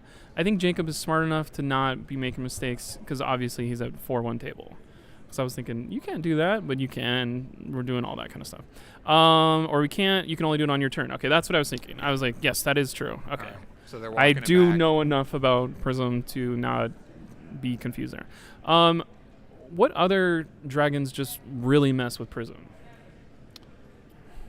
I mean, for me, I'd be looking at the fast ones, right? Like Prism has a hard time with more aggressive strategies, so I like the 1 cost and the 0 cost dragons. Okay. Because you can play 2 in a turn and start overwhelming them. And the one that does 2 arcane can mess with your spectral shields just like anything else. Yeah, that's a very good point. Right. Yeah, because, if you have Embers out to do 1 arcane with your first dragon every turn, and then Asvali also does 1 arcane, then that's 2 arcane that strips a card or pings their shields. Right. I think that's a good point. I think that's kind of an MVP here. When is the right time to play Burn Them All? Is it as soon as you get it and start getting some pressure, or no, let's build a graveyard first? Will you get to a second cycle in this matchup? Like, what are we in for in this 46 minutes? Because I do not play Illusionist, so I'm not quite sure what's about to happen. I don't know when the right time to play Burn Them All is, because you're always looking for cards to pitch to make Ash, and if you play it too early, you can't capitalize. But it's like, I mean, do you play it early and just get the value out of it right away? I mean, that could be the answer, because Right. you can keep it out for quite a long time through blocking and playing cards. I think it's just super good because you are going to be getting a spectral shield, because I don't see... I mean, Crown of Reflection is the arcane barrier, right? There's 1 arcane barrier on there. So if he pops the Crown of Reflection early... Okay, we are using the Crown of Reflection. Maybe I don't know how Crown of Reflection works. I need to be very knowledgeable about Rhinar and very knowledgeable about Icelander, and y'all can have the rest of these. It is interesting. We have Evan talking through some head judge stuff here. Yeah, I thought he was blocking Chromai with his shimmers, but it seems he's playing the crown or using the crown to play shimmers. Which isn't Crown of Reflection only on your turn? I thought it was. I'm also not a Prism player. I mean, I do think breaking Crown of Reflection is not a smart idea because you lose your arcane barrier. Correct, and then that strategy we have talked about now is like in full force. Right. You can ping spectral shields a bit more cheaply than your opponent can create them. I think another thing when you're thinking about Burn 'Em All is you want to have damage where you can do 1, banish 1, 2, you can banish 2, like have at least 6 cards in your graveyard. So yeah, we reconfirmed Crown of Reflection is an instant, but it is only playable on your action phase. So I don't know if they know that. Because wasn't it his turn? No. Yes, he was coming in with an attack. Blocked with a Soul Shield there. But anyway, we'll move on, and I'm sure the judges worked it out. Move on and see what happens here. Yes. If not, who knows? We'll see. We'll also see what happens then. So I will say from the Prism side, right, you have access to these undercosted heralds with cheap go again and the footsteps to move past poppers, right? So something that Prism does that Dromai does not is you can play red Wartune Herald, Fractal, all these like very cheap, 1 for 7, 1 for 6 go again attacks that, Dromai has nothing like that, right? She's... Ember, the Cinepi, or the big 3 for 8 damage, 2 for 8 damage, but it's at the end. Right. There's no way keep to going. Go again. Right. Yeah. So with the Erudition, these cheap heralds, the auto go again all the time, I think that's definitely an edge that Prism has, and you can put on more pressure, whereas Dromai has this engine she has to build. Because I know I was looking at tweets earlier today, and Kiki from the New Zealand stuff, they were talking, they showed up with Prism, and I think Eruditioned into a dragon and just destroyed that player. So that's something like, I know one tweet of that happens, and it is kind of like, okay, that seems good. Of can you avoid a Herald of Erudition at the worst time? Yeah, definitely. I mean, Erudition a dragon costs you 2 cards, replaces themselves, right? So you kill a dragon for free, draw 2, and keep on trucking there, which is pretty great. Any of those hit effects coming at your dragons are can be fairly demoralizing. It was on the Dromai side. I like playing Dorinthia too, and I was playing some Glistening Steelblade, and it says only hit a hero, and I was like, oh no, That doesn't work on dragons. Yeah. Um, Every player in the world is now reading their cards, seeing if Yeah. it says hero or hit. And there's stuff like Reckless Swing. You can block a dragon, but it still does damage to the hero. So there's some Yep. interactions where you got to start reading. We put a haze bending down. That's pretty strong. Because Genesis and haze bending. yeah, like I don't even know. You obviously prioritize Genesis. Yeah, Genesis I think is one of the only auras, or maybe the only one you prioritize over haze, just because it's so powerful, and they both make a spectral shield, so you're kind of in a tight spot there. But Right. the really good thing about haze bending is that it's free, and it makes your opponent prioritize popping haze bending, because they're just in a lose situation if they try to pop your other more important auras, Right. and each one is replaced by a spectral shield. That's like a really good way to get overrun. So you play haze bending, and then all of a sudden it's like, well, I have to kill this before I target your parable, or before I Right. target your merciful. And we see Jarek choose to go after Genesis anyway. Yep. So there will be a spectral shield made, and it feels like, yes, I got rid of one of your big ones, but now I'm giving you an extra health, Yeah, which isn't. Not only is it an extra health, it's an extra attack. It's an extra everything in Prism. an extra It's Kadachi. Yeah, it's an extra get out of jail free card because there's so many get out of jail free cards. I think Jacob paused and looked at his hand to see if he maybe wanted to flash in something else or instant speed something else, if we're using the Hollywood terms. I think they're both doing really well here, though. Like, playing very patiently, playing out like the life total is even. Prism has a slight board state advantage. But Ooh, we and see a Popper immediately, which good for him. Yep. Good for him. He knows what he's doing. We say, okay, we can pay for our shoes with our tunic. Doesn't go in our soul, though, of course not. We have a blue aura and a Genesis in hand for Jacob. So he's going to swing, because this has go again because of Luminaris. Everybody knows that. 37. Is this a game of chicken, too, of as soon as I overextend and you block it, now I'm out and you have all the tempo? Those words kind of make sense together. Is that kind of how this matchup's going to be? Yeah, I think it's primarily going to be a matchup of board state here, right? Like, whoever has the most board state can just attack the other player's board state Right. and destroy it, and then chip damage. But I think the priority is keeping your opponent's board state under control while And chipping so- them, because as soon as you prioritize targeting the player, they can just, their board state will overrun yours, and then you will have lost everything you worked for and all of the momentum.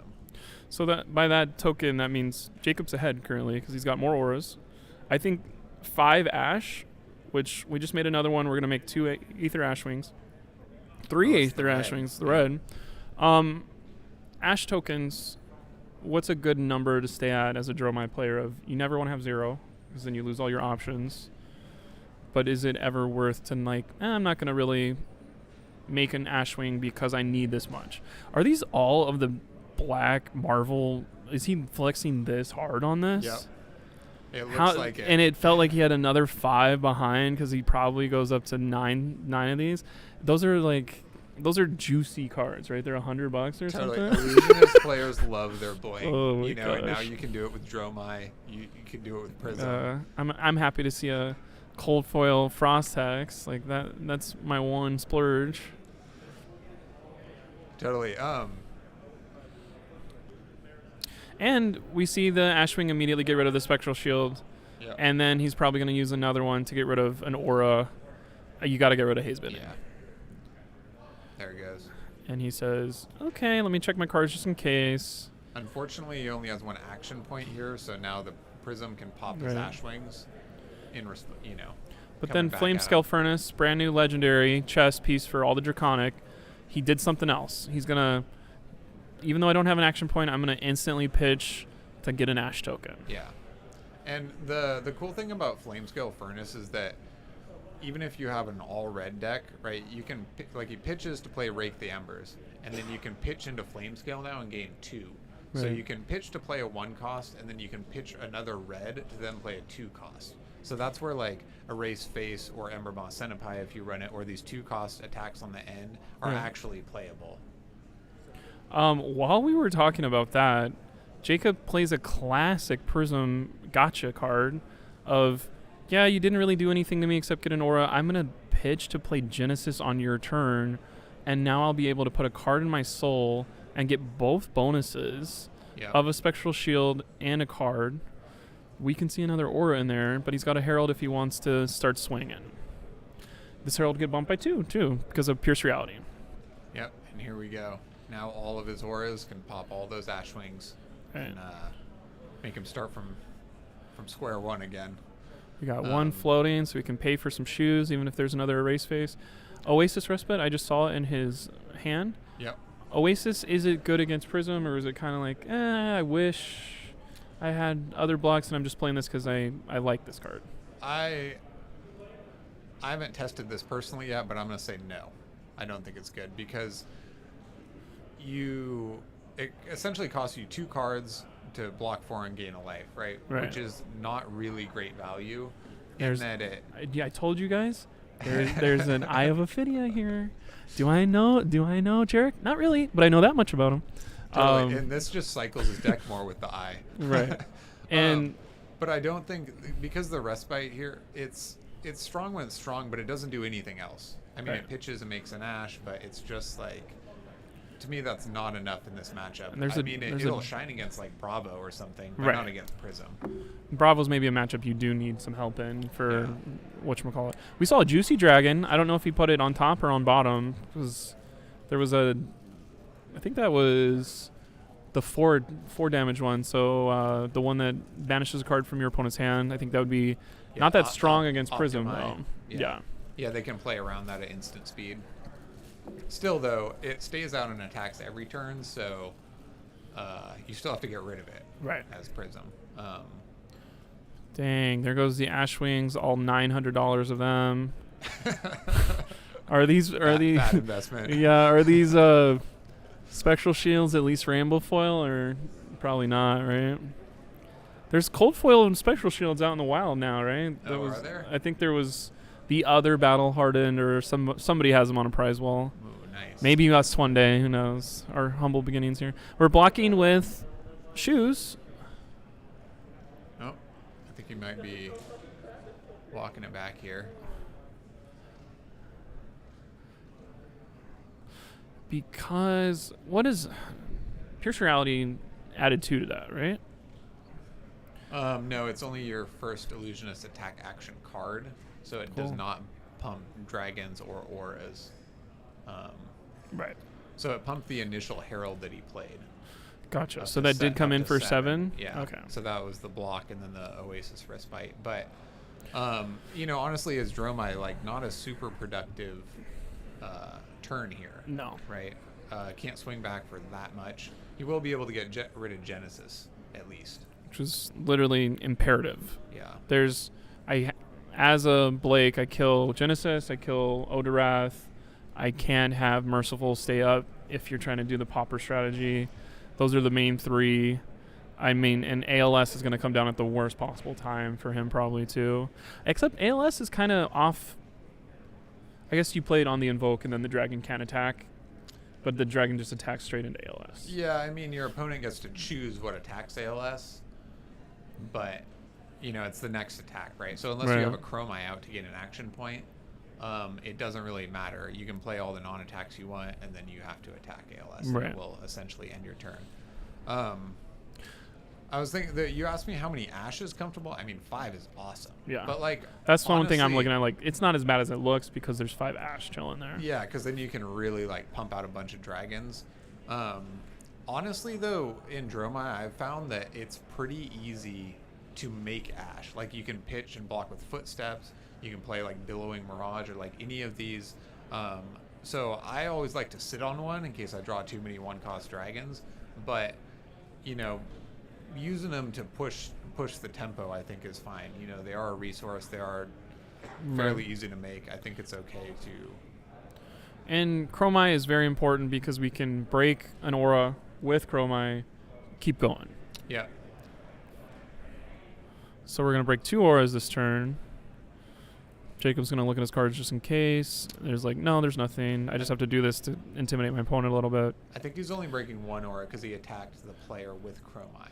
Okay. but use the action point. And Chroma is just such good insurance. It's almost better than the, loses Phantasm, because there's no way you always get an action point, and maybe you're working with 2. I think what I was paying attention to was the Spectral Shield that was in between. Gotcha. So. Oh, makes an Ashwing. Yep. So he did capitalize on the extra action point. Made an Ashwing and attacked the other. Attacked Pierce. Good for him. Yep. So all of a sudden, look where we're at. Yeah, like we were talking about board state. Board state on Jacob's side, nothing. Board state on Jarek's side, something. 3 dragons, total of 5 damage every turn unless you start getting rid of it. Yeah, and Jarek's played this pretty well. I mean, they both played well, but Jarek's played this pretty well because he appeared to be losing, but, he's not down in health, and now he's winning all of a sudden because he managed that board state.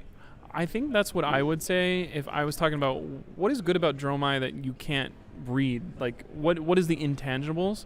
It always feels like Dromai is down on her luck. She's kind of, that didn't work out. And then there's like a turn where even though I only pitched 2 cards, I have messed with you. I have put stuff out. We have started our journey to Dragonland. And now I can run away with this game if you don't play the next 2 turns really well. And I feel like if Jacob loses, it's because of last turn and what the response is. Yeah, so I totally agree. The way I look at it is it's like your overcosted attacks with Phantasm stay out, right? So you're Right. playing these kind of like not very good attack action cards essentially, but then if your opponent doesn't use some of their resources to get rid of it, you just attack with it again the next turn. Right. So it's like in a normal deck, you play your attack actions, right, and then they go away. With Dromai, they're not great, but they just stay there till next turn. Right. So it's really, really easy to overwhelm your opponent. And here we saw Prism chose to attack Dromai for 5 and then play Shimmers out, which you could argue for getting rid You of gotta Dromai. kill Chromai. Yeah. Because now we're looking at Shimmers is just going to get popped on the end of this with the extra Chromai action point. Right. Kind of regardless of what happens. I'm glad they're telling Jarek to put the dragons underneath. I was not worried, but I was like, there is a graveyard interaction cards in this set, so definitely don't get in the habits of putting your not so good dragons in the graveyard and put your marvels out. Yeah, that's a good point because like burn them all requires a certain graveyard or remembrance. If he runs it. Yeah. I think that was very quickly like, hey, let's not do that. That makes sense. Chromai's coming in for 3. It feels bad because you're going to attack with Chromai every single time first, and even if you pop, we have the extra action point.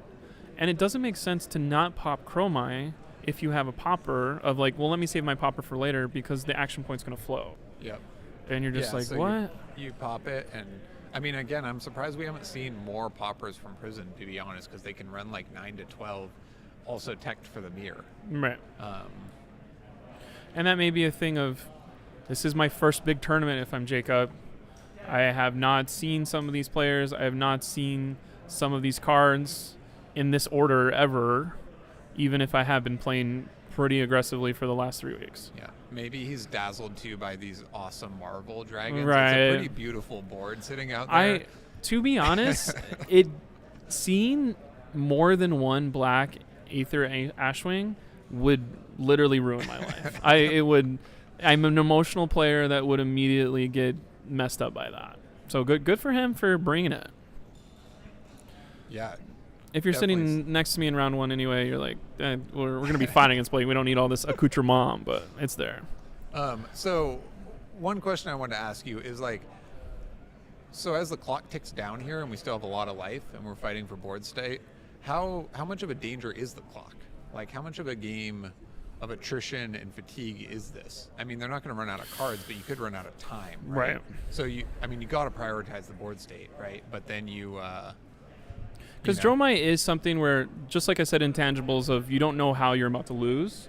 I think she's someone that like, nope, let's go ahead and drag this game out. I'm going to block you, I'm going to block you, I'm going to block you, I'm going to block you. You got to use your dragons. You got to attack my dragons. And until you do that, Kyloria is just going to style on you. For 4, it's going to make you block or give me a card because there's no items to give for Prism.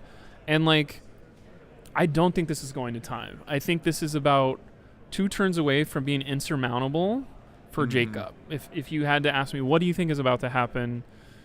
Jacob needed to attack a dragon, and it is literally 1 turn off of, I didn't really do this the right way, and now it's almost over because there's 4 dragons looking at, or 3 big dragons, and 1, oh my gosh, 3 plus 2 is 5. 5 dragons, 2 little ones, which some of our best players earlier said the little dragons are almost better than the big ones. And Kyloria is looking at you. You're going to get cards. You're going to get an action point.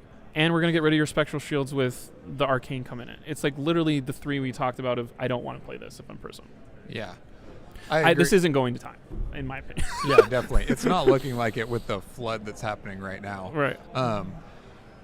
I also agree. Like, as Prism, you can attack with several heralds, killing dragons, and the next turn attack with several more heralds Right. at the player and maybe killing another dragon. But now we're at the point where there's more dragons than you have cards to pop them. Right. Right. And so now you're in trouble because you can pop 2 dragons, deal no damage, and then they can play 2 more, and the game state just continues. Because he has 2 cards. So we're using one of our 2 cards to go ahead and Ashwing. Or no. Kills Or Chromai. no.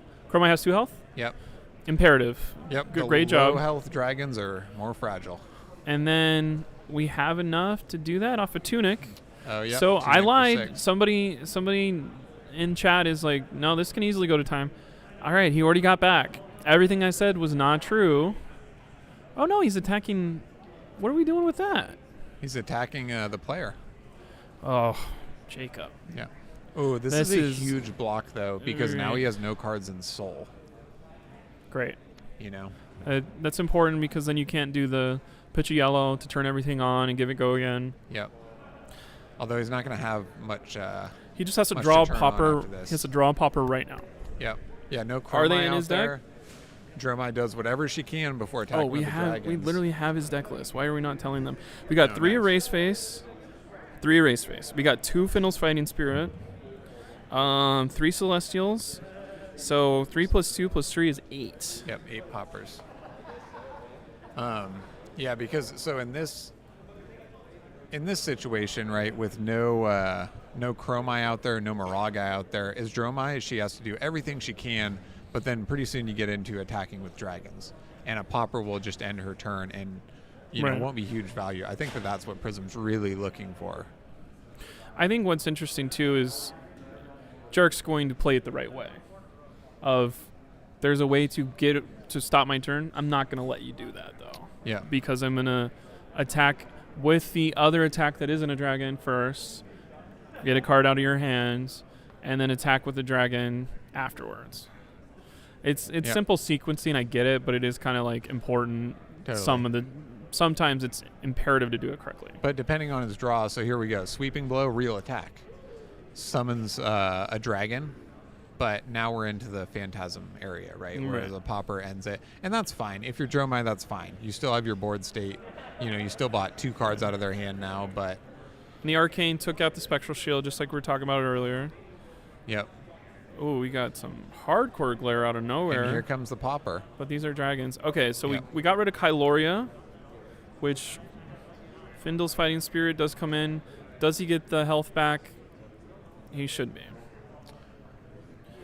So, Unless I don't know how judging works.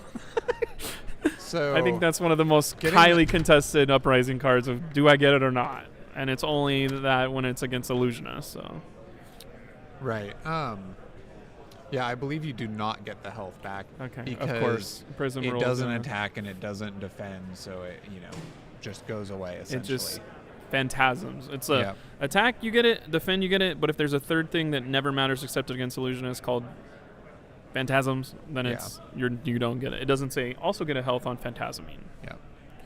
So Prism is whittling away this board state a little bit. Again, that popper, like I said, bide a bit of time. Right. So here's a question.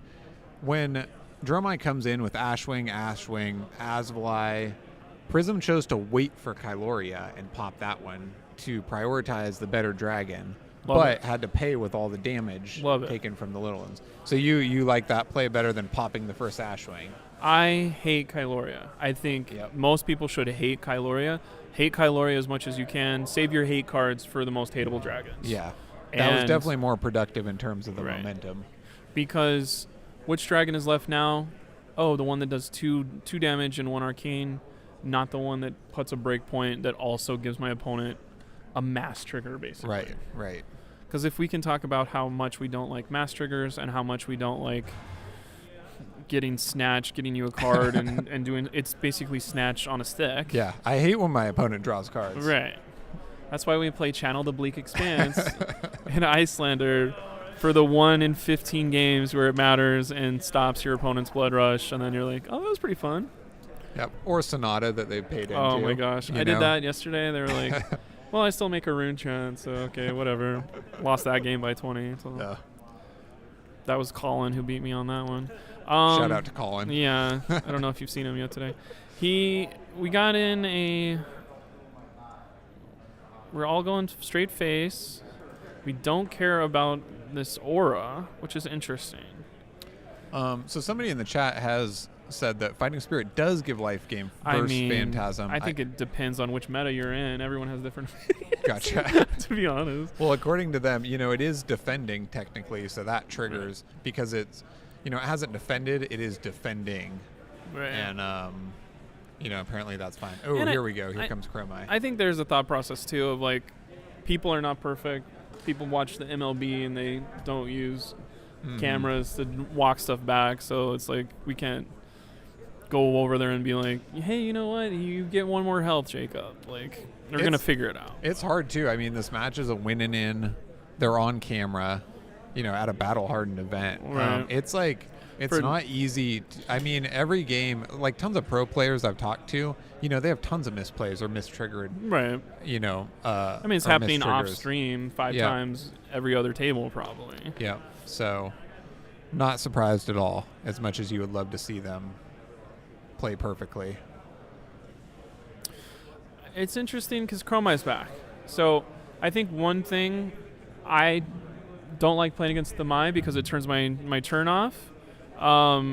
And that's a thing where like there's 3 of some of the dragons you hate the most as Prism. There's 3 of these Chromais, and if you don't even have to stack them. You could put 1 in your arsenal and bring it out when the first one gets popped or whatever. Yep. Yeah, it's a pretty overwhelming dragon. We are aware that the stream is quote unquote choppy, and it has been looked at because after this we have top 8. Yep. What's the next one called? Semifinals? Yeah, quarters, semis, finals. And the big one. One of these people will be going to a quarters for sure. Yeah, I'm pretty excited for the top 8. I mean, we have, Reinar. Reinhardt's there For no sure. matter what. And, some interesting, there was a Katsu in, 3rd or 4th place who just played. There's, a lot of spicy decks that we're looking forward to seeing. This what could be happening here is whoever wins this gets to play Reinar in your top 8 match, and you're like, oh, maybe I'm glad I didn't get these dragons out of here in time.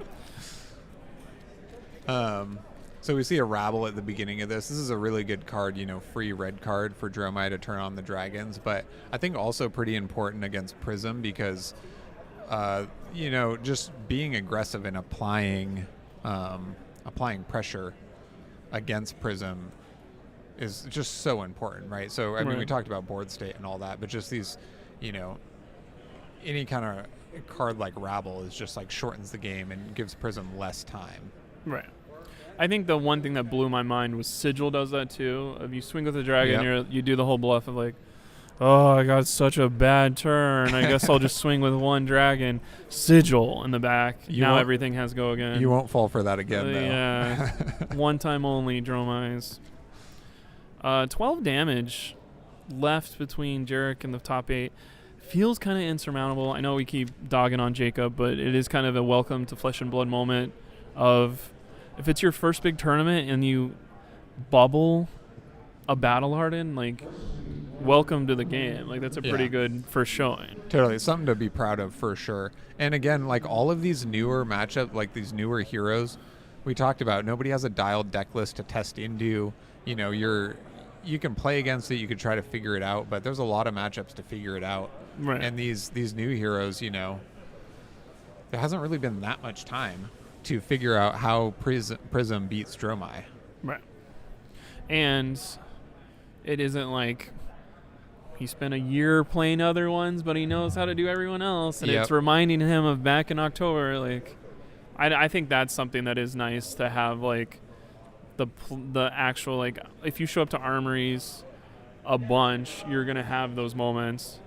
It was so funny. I just saw the Ash. It was 7, but because of how his dice works, I was like, you have 16 Ash? No way. No, but we do see a Burn Them All and a Kyloria come out Cool. here, which is just like, Burn Them All is going to put in so much work. Like you said, if any Spectral Shields are there, it helps against that. But it's Right. also just going to, you find sometimes Prism can be quite hard to kill. Not hard to get down Right. there, but really hard to kill. And something like Burn Them All is just going to make it impossible for them. I think some of my favorite moments of watching streams like this and paying attention to other people, shout outs to all those other people in the world that put on streams so I can watch them, is like the thought process of a top 8 Prism match of, well, Prism only has 3 health left, so they're probably going to lose. And the other player will be at like 15 health, 20 health. Oh, yeah. And then you go put your laundry back in and come back, and Prism's still alive, and then their opponent's at like 6. And you're like, how? Like, whenever, and they're facing like dominated Oaken Olds. I remember a Prism got out of a dominated Oaken Old. I'm like, every other hero in the game is toast. Oh, yeah. They're wiggly. They're hard to Right. They're hard to actually finish off. So you never write off a Prism player. And is it just the burn 'em all can? Nope. Here's one arcane from a source that doesn't, like, Dromite is not an arcane hero. It does about as much arcane as Prism, but I don't think you would ever say Prism is an arcane hero. Yeah. Because Herald of Ravages, you're not going to be playing that unless you're really trying to mess with somebody. And yes, Merciful does merciful things, but just make sure they don't have a bunch of shields before you attack in there. Yeah, and it begs the question, like against Prism, you probably did not, but now against Dromite, I mean, all they have is Burn Them All and Asvali. So does that merit sacrificing one of your crucial pieces of equipment Right. to have Arcane Barrier? And he's running Crown of Reflection. Is it for the sentence on it, or is it for the Arcane Barrier? Yeah, that's also a good question. I kind of figured it was to get an extra aura out to Right. like win the game state race, but maybe it was for Right. some of And this arcane damage. we that can hate come in. Kyloria. He did the popper on that, took a bunch of damage. Doesn't feel good when you're under 10. No, Does I not mean, feel good. that may be the correct call, but it's definitely looking pretty rough, especially with that Burn Them All going on. It's interesting too. I think this double-sleeved Marvels are catching the light more because they're so expensive. Yeah, it's a lot of blame. Yeah. It's hurting my eyes, Jarek. Can you please play cards that cost under $150, please? Heralds. Here's that erudition play you're Or looking for. You say, what can I do? I can draw 2 cards. We put this in here. What do I get? Okay, don't want to attack with that. I don't want to put that in my arsenal either. But I can start killing Ashwings. And now there's no dragons anymore. Yep. 30 versus 6. Feels like we're playing for some moral victory. Ooh, Prism's sitting on an erase face. Right. Oh, just making a Spectral Shield. Let's see if Prism holds it or arsenals it. You want that popper, but nope, looks like they're going for the arsenal here. Which you can pop a dragon by hitting it for 6. But maybe now it feels bad already. That's not one that has Phantasm on it, though. So. No. It looks like blue Billowing Mirage for just 1, but more importantly makes an Ashwing here. So the Arcane Clock is something where you want to block physical here so the Arcane doesn't whittle you down, because you'll have a Spectral it's basically coming at you from behind and your Spectral Shield's got you. Yep. So something you could do as Prism here, right, is you could pitch block 1 with Footsteps, and then at some point Dromai might break the chain to like summon a dragon or something, so you might get more value out of those Footsteps. I don't know if that's the right call or what's in their hand, but that's, Dromai will break the chain often in that way. Also, is Jacob ever using the offensive part of not the offensive part, but on your own. Like, he's not using the offensive part of his Phantasmal Footsteps ever again this game. You will never have that many cards and priority to have something get popped and need it. So maybe it is time to, like, block bigger things with this. Yeah, definitely. And so one of the weaknesses of I mean, don't get me wrong, Prism is nuts, an outstanding hero, but one of the only weaknesses of Prism is that, you know, she doesn't present many on hits. You want to stop those cards from getting into her soul to prevent her future board state or shields, but, you know, when you have a life lead like this, Jarrett can really just block what he wants and save the cards he needs, because Prism doesn't apply, you know, too much pressure in that department. And can you let everyone know how Yindarai works? / me know how it works too. Yeah, so Yindarai comes into play. It's a 3/3 dragon. It comes into play with a counter on it. And if it would be dealt damage, remove the counter and prevent up to 3 of that damage. So you could ping it with a Spectral Shield and then hit it for 3 to kill it. Or you could attack it for 6 or more and it would straight up kill it. But most times you kind of have to, like, sacrifice some sort of attack to get rid of the counter. Right. And then kill it. So it can be quite resilient. Because I completely read it wrong when I was playing Dorinthia into our friend Justin, of, like, I thought it was like Divine Shield or something from Hearthstone or whatever, of the first attack, no matter how much you do, goes away, and then there's 3 left. But it is nice to know you can Dawnblade for 6 and knock him out, just like every other dragon. Yeah, yeah. There's also an interesting, like Shuko interaction, where if you, like, because bump up Fi plays Phoenix something Flame. that can't be prevented, so then you can attack through it and hit Yindarai. I think that's amazing. Like, yeah, great job game designers of, there's one thing that don't play Yindarai against 5 because it's bad. Like, Yeah. you got to they play can through just- the games to know that. Yeah, Phoenix Flame, then hit it. Or Kadachi it, and then hit it. Right. Is there Prismatic Shield in this list? Did we pay attention to that much? Would it be a red or a yellow? There's red. There's no Prismatic Shields in this list. I think players only run the red prismatic shields. We haven't seen any Miraging Metamorphs yet. Yeah, I think this is something that I was talking to Jacob earlier. He was like, I found a list online. Been doing well with it at some armories. I wasn't there last Tuesday playing to see if he was in the top 2 or not, but it is very impressive. Ooh. Oh, and the bomb. And this is good game, good game, good game. Just like we wrote it up in our earlier thing of burn 'em all, will do whatever you wanted to. Yep. To kill person. And he's playing 3-2, not messing around here. Yeah, he's like, no more health for you, no more shields for you. It's time to do this. Well, geez, that is demoralizing for Prism, but still excellent performance at this tournament. Right.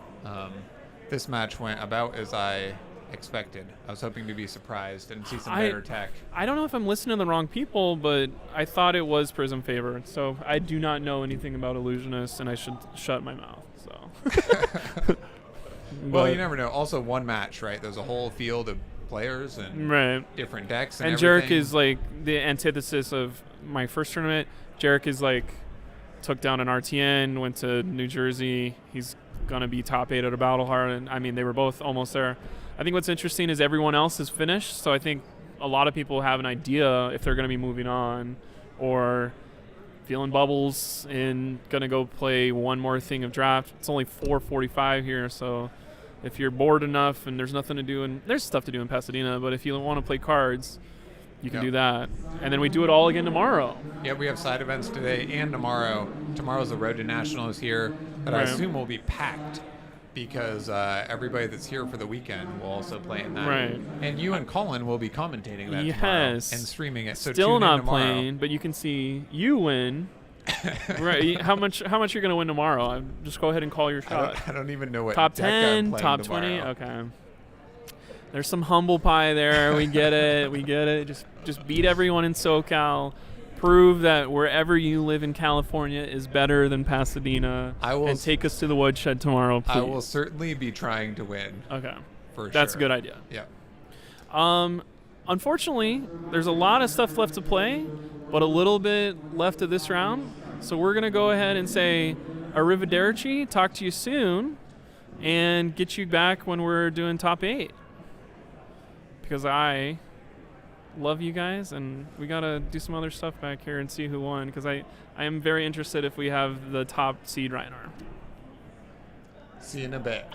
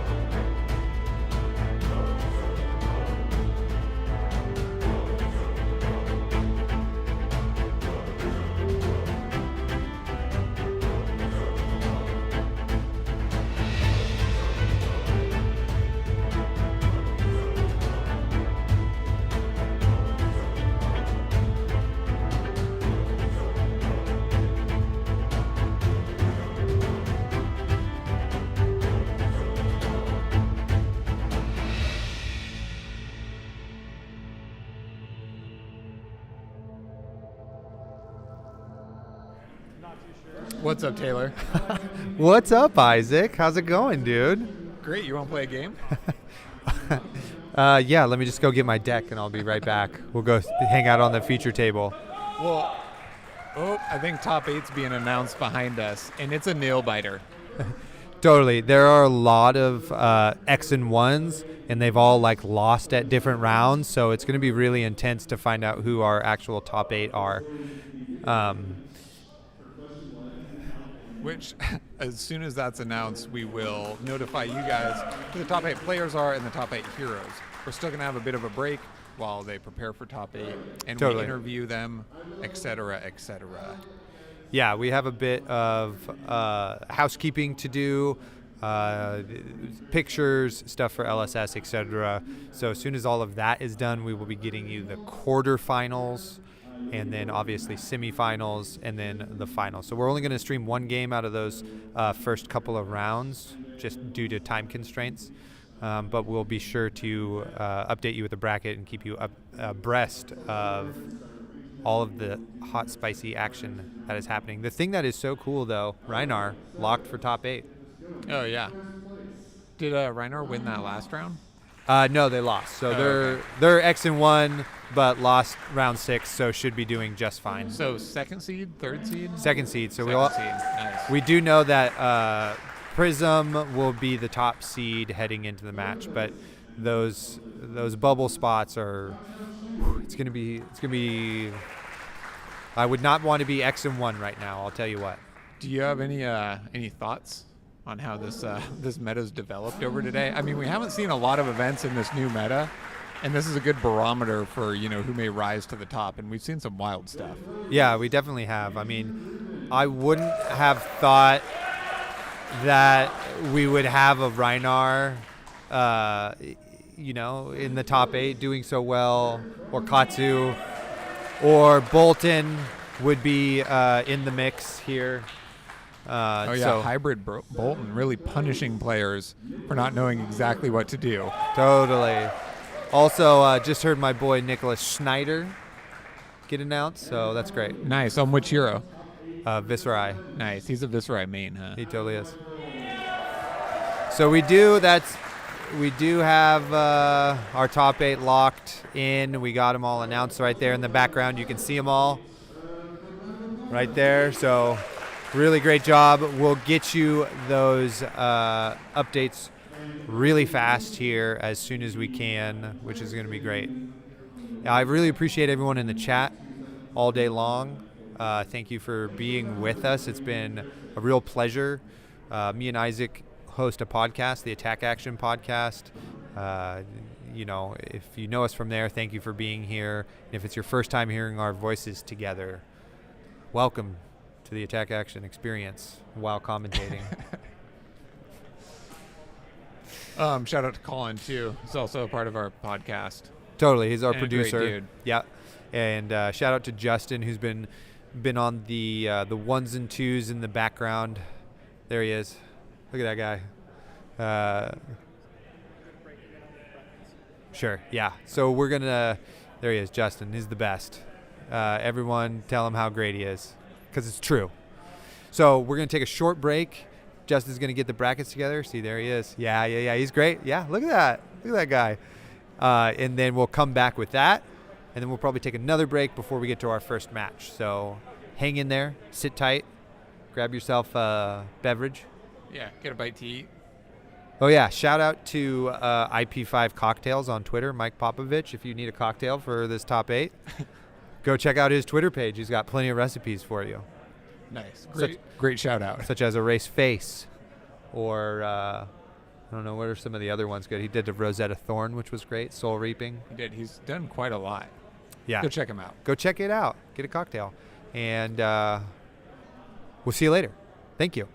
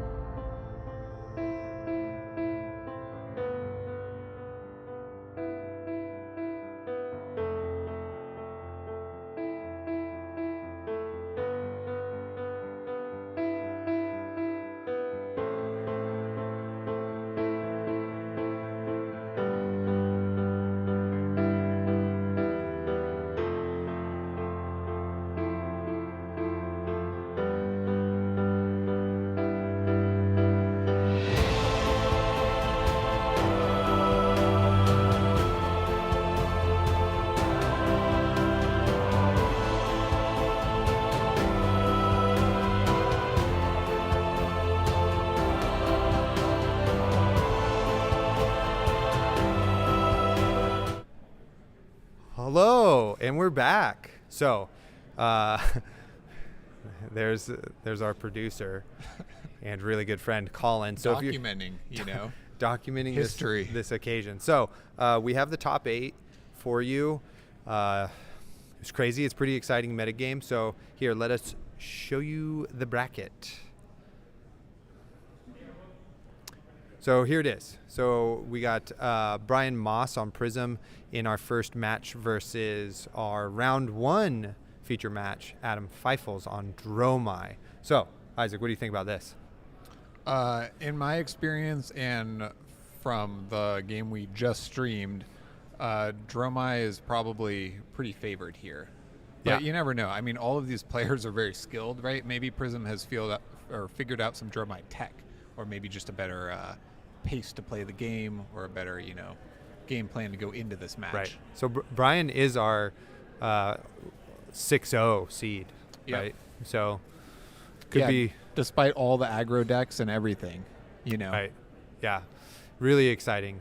So then in our second match, we have, I guess we can go down to Graham on Reinar and friend of the show, Nicholas Schneider on Viserai.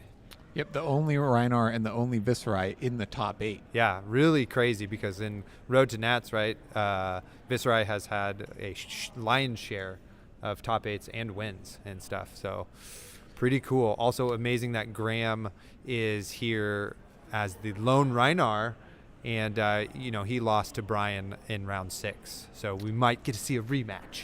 Yep, and you would say that Viserai is favored in this matchup, but Reinar has been beating up on Rune Blades all day. Yeah. So, totally. I'm very excited to see how this turns out. Super cool. Next we have Tao Tao and Jarek. So we got Katsu versus Dromai. Shout out Tao Tao. Yeah, NorCal legend, Katsu legend. Yep. Yeah. I just interviewed him for the LSS article that will be coming out about this. Great dude. Articulate, deadly. Yeah. Made me nervous. A Katsu main. Yeah. Even pre-Uprising also was on Katsu. Yeah. This guy loves Katsu, and it's paying off here. Yep, totally. So that'll be really exciting to see that. I think that is going to be our first match, is to see the Katsu versus Dromai. Jarek just won on stream versus Prism in round 6 to bubble in, which is pretty exciting. Yep. So that's amazing. And then lastly, we have Alan and Andrew on Bolton and Prism.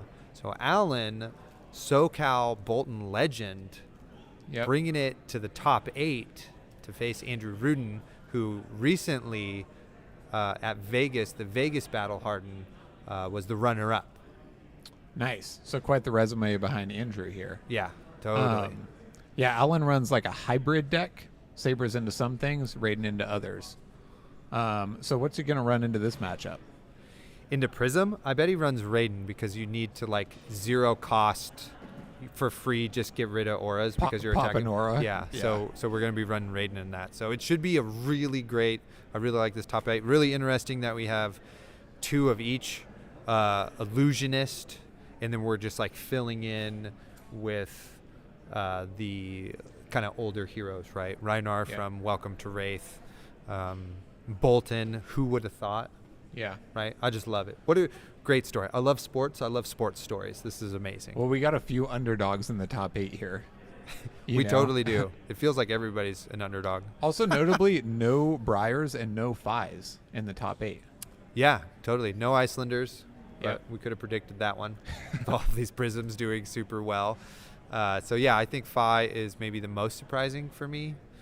I would agree. With the raw power of that deck, it can really punish players. One matchup I'm looking at here is Tao Tao against Dromai, because I've played it a couple times, and the mass trigger off your dragons is not as terrible as it sounds maybe, but it's still pretty terrible. So we'll see if Katsu can really capitalize on free hit effects whenever he wants, or if Dromai will overwhelm him with dragons. And this is our commentating prize. Thank you, Justin. Thank you, LSS, for this commentating prize. Who knows what's going to be in here? So I agree with everything you've said, Isaac. I'm really excited for this top 8. I've had very little food today, plenty of water. I'm Lots ready. of bars.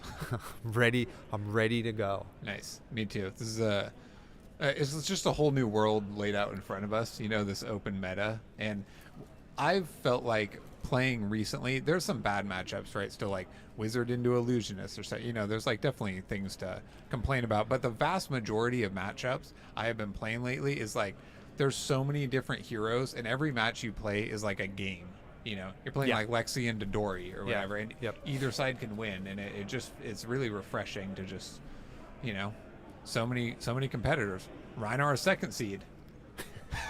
So amazing. I know out there are so many like diehard Rhinar fans that are just like, they got their Doritos, they got their beverage of choice, they're on the edge of their seat, ready to go, So yeah, cheering them on. And the Brute Nation has been very steadfast for very long. So that's a Guardian card, dude. Okay. Nice. Shout out to Steadfast. Printed in the wrong hero. Awesome. Well, great. So they're just finishing up deck techs and that sort of thing. Again, Colin and Blake are going to do the quarter match, and then me and Isaac will come back on for semis. So I can't wait to see how this unfolds. Again, here's our top 8 for the Battle Hardened Los Angeles. Very cool. Yep, we'll come back in and show you top 4 after quarters is resolved. Yep. And if you love Taylor and I, tune in for semis. Yeah, you can skip Colin and Blake or mute them. That would be fine. And thank you for watching. We'll see you guys later.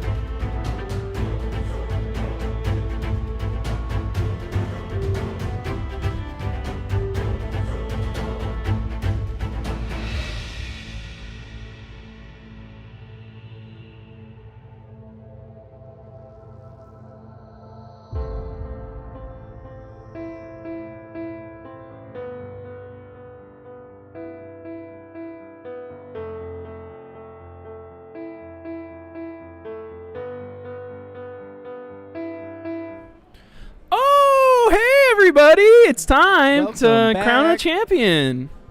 Could you imagine if that's how I talked the whole time? Yes. Oh yeah, it imagine every happens. day. So we got some top 8 going on.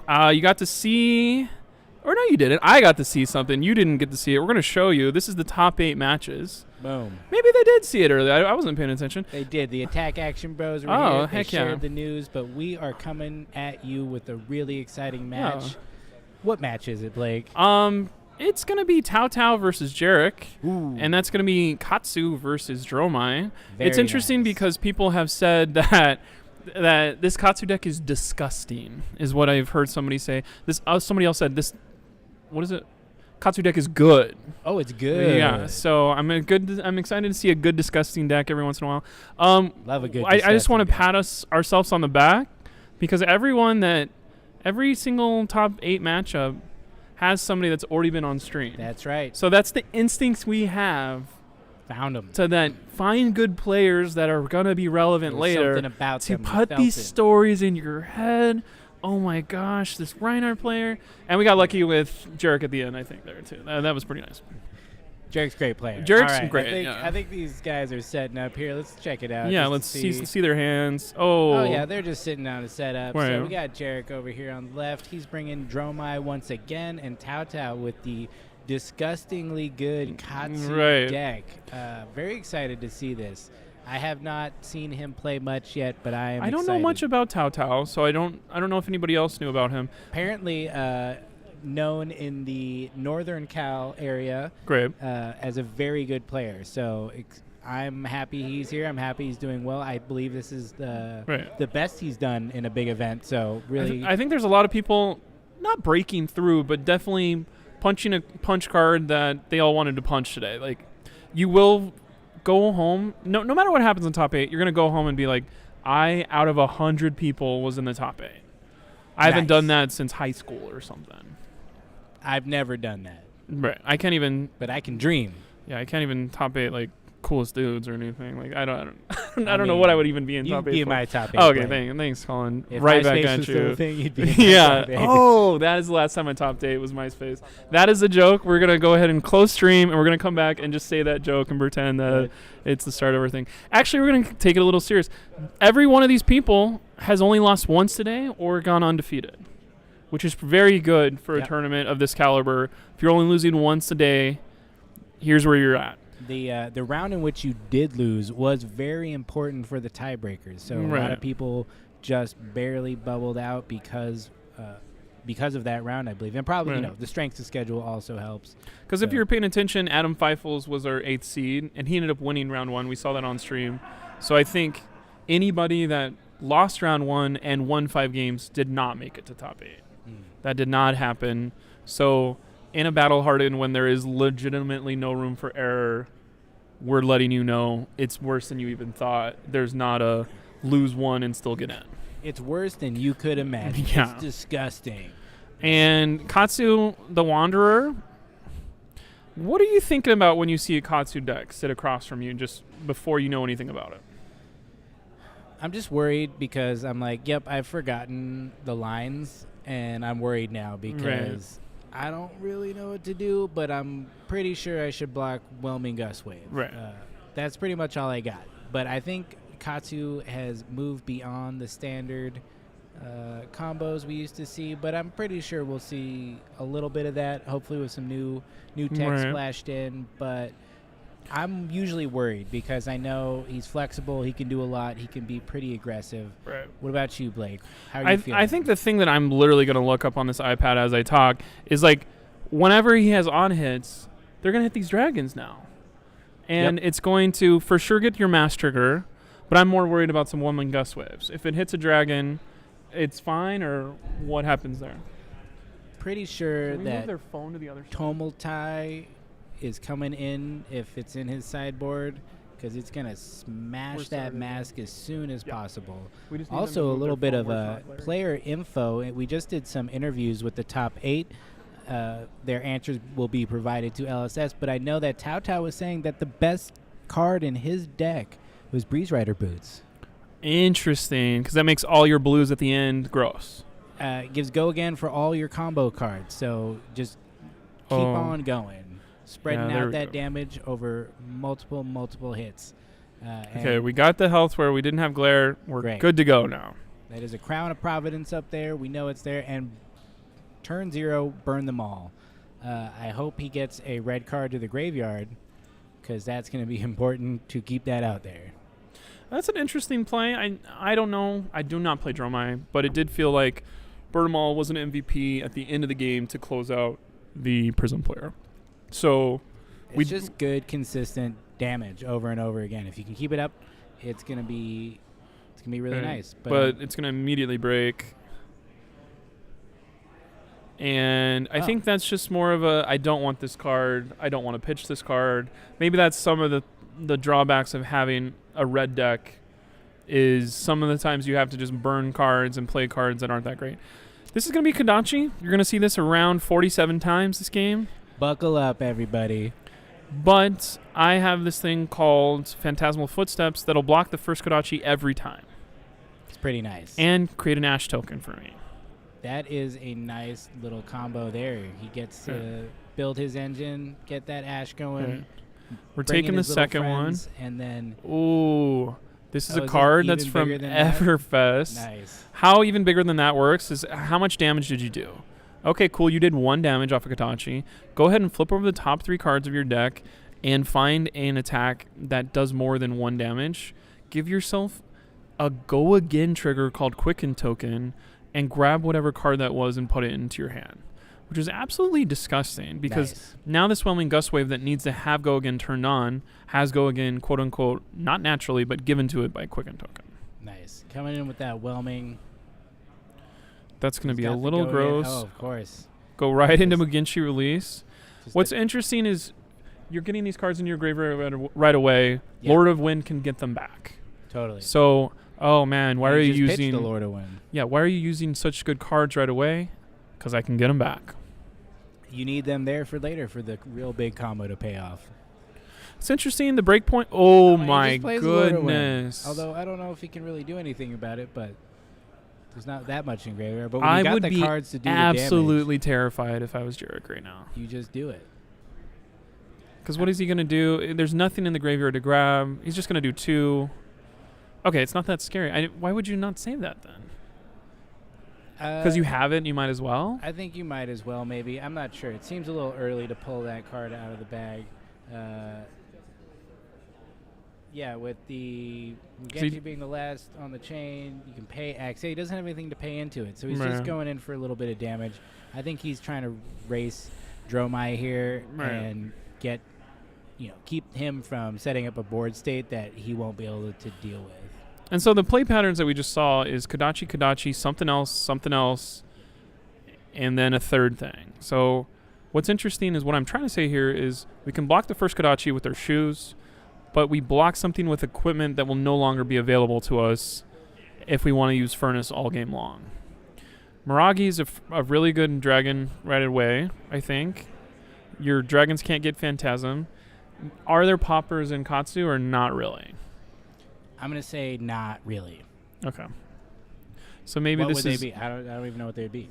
It would be just the normal commands. Yeah, CNCs. Yeah. That seems bad card in this. And so this could just be 2 damage from Miragi constantly until Jarek has to block a lot now to avoid the mass trigger hitting on the Miragi.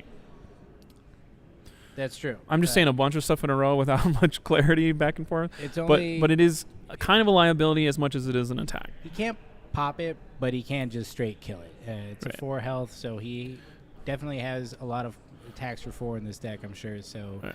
he can take a turn to Kodachi, hit Miragi, draw a card from Mask, and move on with the rest of his turn. So Right. I think that's probably going to be Tao Tao's general approach to dealing with these. Or he's Okay. going to attack for 1 and then probably come in with a 3 or something. So just managing them, but utilizing the on hits to his benefit because it's unblockable on Jarek's side, so that his turn keeps going and he gets rid of Jarek's board state at the same time. I think what's interesting about what Katsu can do here is that there's going to be a lot of bluffing and there's going to be a lot of wrong answers provided by Jarek of if you block the first Kodachi with Phantasmal, I'm going to do something else that punishes it. If you don't block the first Kodachi with your shoes, I'm going to punish that. Mm-hmm. And no matter what question I'm asking, Jarek can't find the right answer because I have so many layers to the question. Yeah. I mean, one of the best things with Katsu is his hero trigger ability, where you can discard a card, a 0 cost, to go and find a card with combo, right? And then put it in your hand and then play it. So if you Surging Strike this dragon for 5, you're completely pile driving this dragon into the ground, but you're not dragon's dead already. You're not giving your opponent any chance to block it, though. Yeah. And now you get to go Katsu ability, another part of your Whelming Gustwave combo. And if anybody's like, what is Whelming Gustwave? I'm a brand new player. I haven't played since... Katsu was very powerful last year, around as soon as I showed up in May to probably back until Oldham came out. Oldham kind of pushed Katsu around. Ooh, nice. So we had a Sand Cover as an instant to soak up 4 damage from this attack, which would have covered it up nicely, but instead we have an Ancestral Empowerment coming over the top. Right. So it's going to hit, it's going to draw a card, and We see the 2 cards. We see the new Quell mechanic come in, though, because we grabbed the Silken Form. Ooh, nice, yeah. And he's going to block the 5th point of damage that Ancestral Empowerment comes in. So Quell is now a thing of these 2 floating resources that I have. I can block a physical damage coming in, which that makes sense to just pass and put this card in your arsenal if you're Tao Tao. Quell is really good, I think. Right. I think for certain heroes it's going to be better than others, but when you can utilize it well and it can save you, like right now, I mean, that is a great use of it. He can, it's not an attack or a defense reaction, but he can use it to get around that and still not take damage and prevent the extra card draw otherwise coming. So nicely played by Jarek there. He will be losing his Silken Form, I think. Right. I'm not sure if he... No, I don't think he could activate it because he needs an Ash to do that. Interesting. Or did he have an Ash?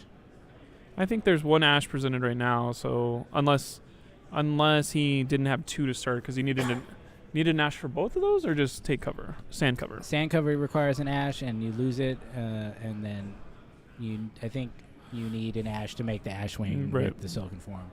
Once again, everybody is first big tournament with brand new heroes. Nobody's perfect. Nobody's doing this.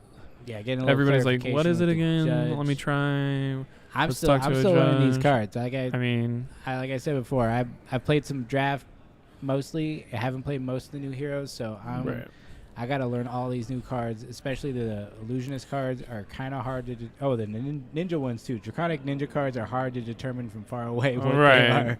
There's a bunch of fire on this one. Judge call is to just clarify game state. We were just doing Judge Call to clarify the game state, and that was resolved immediately. Great job, Judge. Great job, Judge. All right, moving back to Now we get Jarek's turn. Sigil of Solace. Coming in, this was one of the cards that Adam Feifels mentioned as his best card in his deck. Quoted it as the only reason he made the top 8, allowed him to survive a turn and then come back and win that match. So I've seen it a lot in Dromai today, so it seems pretty good. Also very cool that you can play it on your turn to turn on Dromai's ability. And like everybody saw everyone do with Prism 100 times, you can pitch a yellow to make your hero power spectral shield present, oh, I don't have Gogen, actually I do. Mm-hmm. You can swing a dragon, oh my gosh, I don't have Gogen, Sigil, now I do. Nice. That is cool. I want to play Dromai. This sounds fun. I mean, if it gets 2 people in top 4, I think it'll be something where people are excited to see these deck lists. I don't know if Dromai seems a little bit more accessible to me than Prism, because Prism always felt like this is a very hard deck to learn. Back to this, we got a Surging Strike into Whelming Gust Wave. This is the 3rd time we've presented this combo, which is the best combo in his deck.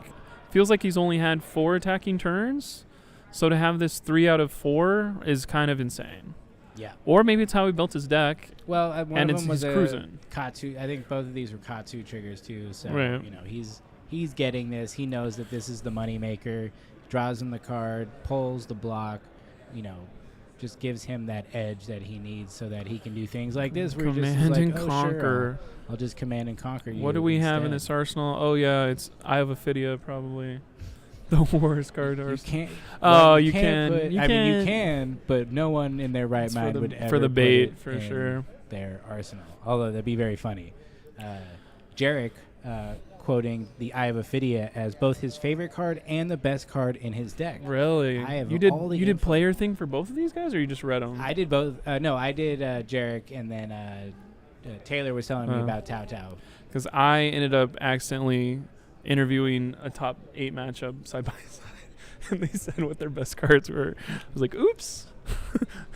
We don't need to talk about Classic that. me. Classic you. Oh, Oasis Respite coming out. This is a great new card that I think Because it we'll does work see. on Command and Conquer. It does work on Command and Conquer. It works against a lot. It works against dominated attacks. It works against.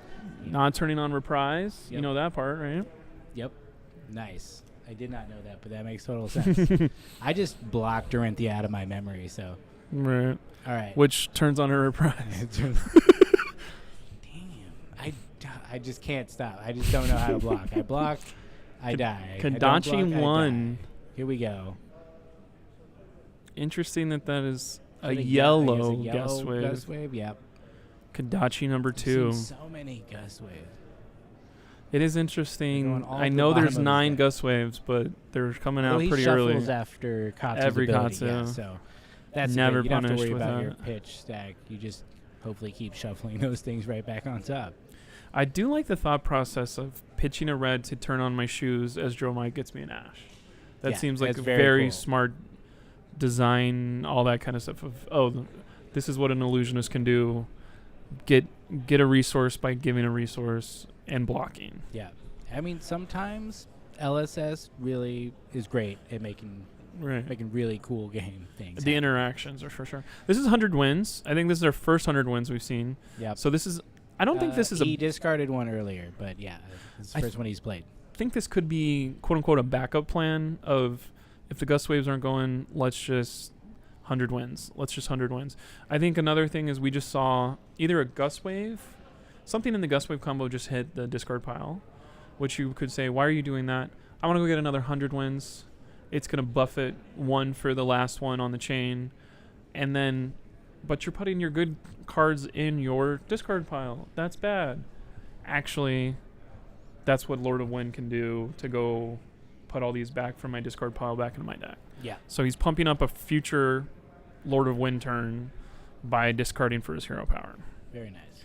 So I can't do this with Katsu, but it feels like, I don't know if Tao Tao has played this deck forever, for a little bit. but it feels like he's killing it right now. I believe he's a bit of a specialist. I'm not sure if it's his only deck, but it seems, yeah, but he knows what he's doing. He's got a game plan, and he's doing pretty well right now. You know, Jarek is not getting the board state he really needs to overwhelm him, and as long as he can keep that up and pushing through damage and also maintaining a life lead, like, you know, just doing really well. We're still early game here, moving towards the mid game section as Jarek drops a little bit, but you know, he's building Ash. That's what he needs. He needs that to do all the cool stuff he can do, and once he's got a lot of that, it's going to be interesting. And I feel like something that I'll say into this microphone as much as possible, and people maybe listen to it or not. I said this last round. Dromai beats you out of nowhere, and so keep applying pressure, Tao. But now you have one less card because you blocked. So maybe your pressure isn't as good, and we can block using some random stuff. And now we have a dragon that does come out of the ash. Yeah. And now you got to attack my dragon, and now you gave me 4 health out of nowhere, and hopefully doesn't trigger a better thing. But he's like, no, cool, that's fine. I don't care. Here's 100 wins. Yeah. Blocking with those Breeze Riders on the sweeping blow. Just a great card for Jarek to generate the ash. Pitching red for it, too, so going, you know, building that up pretty quickly. And you could, but leaving Tao with a full grip. Yeah, I didn't realize it was equipment. You could say, why are you blocking with your shoes right now? You have so much health. I think that means I care about the sentence on this card instead of the blocking. I want to use this to give all my attacks go again. I want to go ahead and take my free life now and have this as an offensive option. Yeah, I mean, if you have equipment with Battle Worn that does something cool and you don't block with it before you break it to use it, you feel bad. Right. And you know that you probably played incorrectly because you always want to get that, you know. Don't lose a game with equipment on the side that you didn't block It's with. the worst feeling. It's the worst. So, you know, very smart getting that in there even when it isn't super impactful, but still, he's 10 life up. He's feeling good. He's able to just play this the way he wants. 100 wins with the Ancestral Empowerment. Katsu trigger just coming in and, you know, presenting more and more damage. Nice. Another 100 wins. So probably got at least 6 of these in the deck because we've seen 3 or 4 already in different variations. So we will... we got someone in the chat saying, here's how Dromai's going to beat this. If Dromai wins, we're going to get the second cycle of dragons. Yeah. So somebody's paying more attention than I am to what dragons are going in with what pitch around them. No, he's been, he pitched a Chromai, he pitched, this is Winds of Eternity, though. You hate to see this. Ooh, nice. So if Winds of Eternity hits, we're going to put the... If this was the last attack, this combat chain, Winds of Eternity... If 100 wins was the last one, give Winds of Eternity +2, and then if this hits, we're going to put the 100 wins back into our deck. Oh, nice. So this deck... This is probably why this deck is quote-unquote good. What was the other descriptor we were using earlier? Disgusting, because you're not going to fatigue this Katsu. And maybe sometimes people would think, oh, you're going to discard cards for your hero power. You're going to be presenting a lot of damage. Why don't I just block you out? Because I'm playing a Guardian. I'm playing another defensive deck like Oldhim or something. I don't know. Oldhim's probably. Oh, cool! I can go put cards back into my deck. I can go all out for a Lord of Wind to put these cards back in my deck. I can Winds of Eternity, all these 100 wins back in. Totally. The combination of the 100 Winds of Eternity plus the Lord of... I mean, there's a theme here. Plus the Lord of Winds combo is all really good. And I think if you can manage... Oh, here we go. And we are going to hit because we are keeping this card in our arsenal to play off this exactly. Very nice. So Tao planned this. Yep. Love it. And you get that mass trigger. Oh. Very well played. This is a great turn. You shuffle immediately. We don't wait till the end. So he could potentially draw one of these cards. Draw another 100 wins. Yeah, I don't think that's the best option, but it is it is available. It would get plus... Oh, no, because they all go... Kind of weird that there's a wizard card called Rewind. Doesn't really fit in there. Oh, rewind. We were looking up on We're doing the search. and search on The here. search is too good. So, did he close? Wait. So. I think you have to shuffle it in, but it doesn't count as closing the chain, Oh, which is an interesting interaction number 5 on this thought process.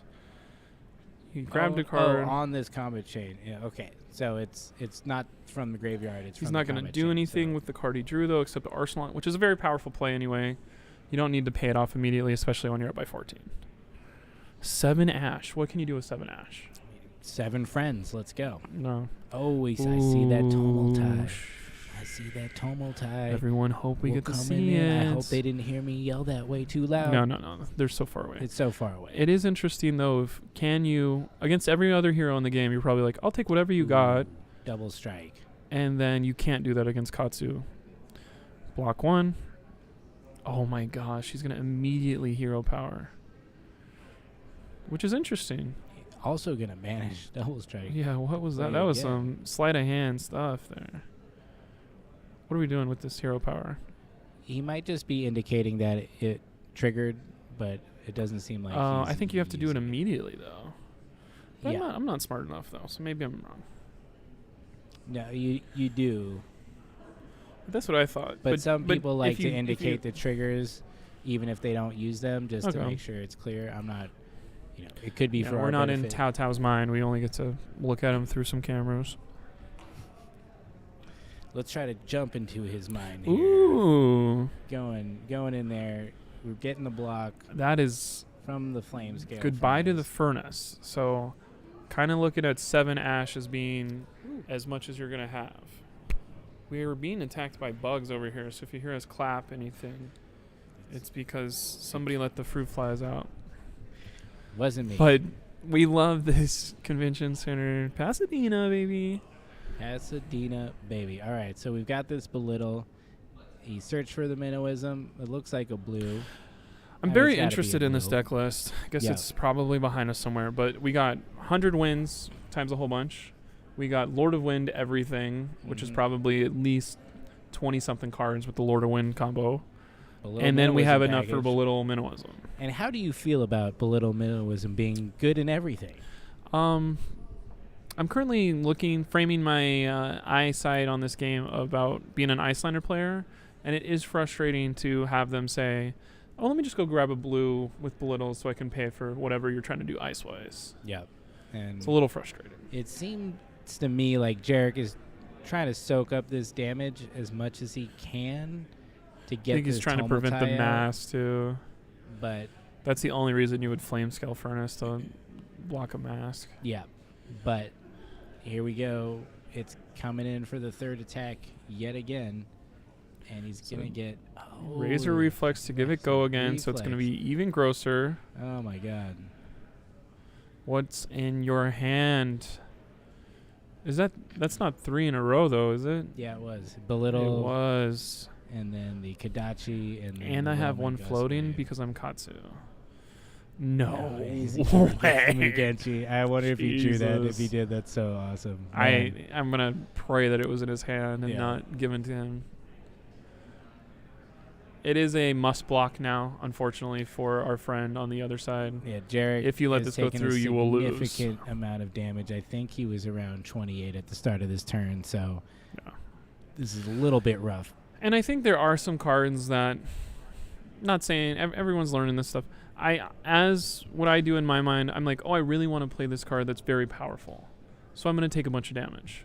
However, sometimes it does make sense to, nope, I'm going to stick to the game plan, block with Tumultai because There we go. I should have done this earlier and I wouldn't be in this mess where I have to do it now. Should have did it earlier. It's really hard sometimes, as they say in other businesses, you got to kill your darlings. Right. Things you really love and you want to do are sometimes just impossible dreams that are going to lead you astray. And some people say, like, don't get married to your first hand in this game because Yep. you got to block with it. I would say another thing about this is, like, you don't want to lose the game because you thought it would be really cool to kill a mask. Yeah, I mean, it is cool and it is very good and helps you, but if you lose half your health to do it, Right. where are you at? Because you're making your opponent prove it, there's some heroes that I would never want to make them prove it against. Like, Katsu's going to prove it. Yeah. Maybe some He's got lower so many impact. ways- so many ways to prove it. Like, maybe Prism hits you with 1 Herald, and you only take 7, and now you can Tomotai. Katsu's going to be like, no, I'm going to do whatever I want, and Hero Power to do whatever I want. So we've got another Belittle. He's going to get another Minnowism. He pitched a Minnowism. Sheesh. It just keeps on going. This Katsu deck is what? Disgusting and good. Disgusting The and two good. things that everyone wants in a Flesh and Blood deck. Man, yeah, I was hoping for a little bit more action on the Dromai side, but it seemed turning out to be a pretty tough. But if we do run out of gas on the right side, like It's true. like maybe we do need the Lord of Wind to hit. The Lord of Wind did not hit earlier, or it didn't even get there. We blocked them against She's Release. Maybe it is hinged on, can I keep my health above 0 and block out Lord of Winds, and then maybe my opponent runs out. I don't know. He's pitched a card, played a card, and he still has 4 cards in Yeah, I hand. don't understand how it works at all. Welcome to Katsu. Yeah. Anytime you're looking at somebody across and you're like, how do you still have 4 cards in your hand and I've blocked? What am I doing wrong? Yeah, exactly. You know You're breaking the rules. You know you're in a rough spot. And here we go. Kyloria goes down. Blocking with the Snatch Dragon and And then surging Whelming into Draft. Whelming. Wow. I've got it like that every time. This is just a 2 damage attack, That's rough. which You feels know. like it should get bumped, right? Is the blue a 1 damage? The it blue is a 1 and yeah. it goes +1, but been it a still while draws since a I've card played and has a go Katsu. again. So he's going to sand cover. Little Team Covenant promo version of that right Sheesh. there. Shout out to Team Covenant. Ryan Moss. What? And then He won? that's the end of his amazing turn. Apparently in another match in our 1 versus 8, we have, let me go ahead and grab names so I'm not saying anything wrong. Brian Moss against Adam. Brian apparently put a Library of Solana, or what is it called? The Great Library Great of Library Solana? of Solana. Turn yeah. 1. Turn and 1. use Ooh. it to ruin Adam's tournament. Well, GG's to Adam. So our great player, first great seed will move competitor. on. He will bounce back. I think that's 7 straight games for that Prism player winning, which is insane. Nice. Good for him. He's doing it. Oh, and Katsu's hitting in even bigger than that. Even bigger than that. And we're back, and it's even bigger than you remembered. Even bigger than that could go into your aggressive decks. Why is it in Katsu's and not in a lot of others? Is it strong enough to get in others? People haven't done it, or does it balance well with his hero power and his stuff to make everything so consistent? I think because the requirement is that you can get a card that is greater than The damage you've done already. Yeah, I don't know. I mostly see it in Katsu, but I feel like it could be better. Because I tried it in Rhinar, and like you club, you do 4 damage, they block 3, 1 gets through, even bigger than that. Go grab an attack, put it in your arsenal, give yourself go again, but doesn't block. I think one thing about even bigger than that of its drawback of it doesn't block doesn't really matter when you're beating the other person into the ground. Yeah. Which is happening right now with 5 and go again with an Enlightened Strike. Yeah. Instance can be a rough thing to include in your game plan, and I think Katsu just has the resources so that he doesn't, he's not going to miss. Yeah. And this has go again from the Quicken token from even bigger than that. So he chose the draw a card version. Yeah, of course. Which is, and he's going to even do it bigger than again. Oh my God. Which he said, I did 1 from the Kodachi, another 1 from the Kodachi, maybe 1 from me. I think even bigger than that, if you did the damage earlier, you can do even bigger than that on any part of the turn. Oh, wow. Which is kind of gross to have it happening twice. Because if you've ever been across from a Katsu player and they play Ancestral Empowerment, and then they play Ancestral Empowerment again. So play even bigger than that, only if you've dealt damage this turn. Reveal the top card of your deck. If it has greater damage than the amount of damage, yeah. So once you have done damage, if you have multiple even bigger than that's in your hand, you can play it at any time. Yeah. Which is just, hello, you blocked, great job, Yeah. and now I'm going to keep going. I think it works especially well in this deck just because the amount of go again and the ability to string these attacks together He Right. can do it much better than a lot of people. Doesn't run a lot of non-attack actions. It seems other than Minnowism, which was probably mostly a resource card. So, I think the synergy is pretty good in Katsu. I know local attack action podcast Ninja expert Johnny Blue Razor has been hot on that card since it came out. So, you saw it there first if you know what I'm talking about. You saw it there first. It's interesting. I think it's been maybe 6 or 7 turns in a row where Jarek has blocked with a full hand. Yeah, Jarek's in a bit of a spiral here. It's not looking great. He can still Maybe pull it's actually through. like 5, but like it is interesting. You're going to be leaking damage because the number is not 12 for Katsu. The number is 15, 16, and I'm going to do it in really annoying blocks to always get Kodachis in. He's going to draw a card. And here is a Surging Strike. If you have not played against Katsu, Surging Strike is the bait card to make you block that. Once you block that, your gust waves are even grosser, and you won't be able to block the gust wave if you bump it, Yeah. if you commit blocks to the I'm Surging. surprised Jarek's not looking at the graveyard to check how many whelming gust waves are Right. there, because I think that's really your defining. And maybe Jarek factor. is like, I know this is literally, they're probably saying spiraling on stream. And maybe. We love you, Jarek. You're a great guy. Yeah. We're rooting for you all the way. Because Yeah. I haven't seen this line of play before of, and that's why we do that now.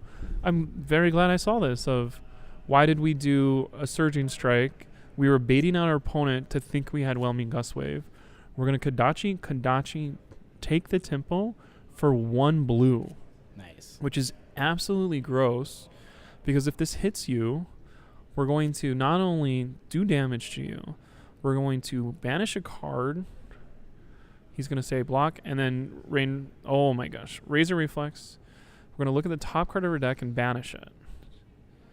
And now I get to play this card next turn, which turns my 4-card hand into a 5-card hand. But first I'm going to mass trigger. This is disgusting. Yep, that's what we said. That's what we said. to It's a start. little too quiet for me to say this loud, but this is disgusting Yeah, and very the- good. It did get hushed tones. I don't know if everybody else The crowd has moved to become the deathly ill. eating part of this thing. quiet. It is interesting. I don't know if there's any other top 8 matchups that I have figured out. This one is pretty close because we Pretty got a close. double strike for free, and I'm going to draw 4 cards, and I have an arsenal. And you Tattoo have 4 Is cards. running out of cards, but I don't think Jarek's got enough control. He doesn't even win have it. to pitch stack. It literally 1 Lord of Wind combo in its back. Yeah. A Command and Conquer at the end of a chain, disgusting. 1+1 plus something else. We can double strike for free. Yep.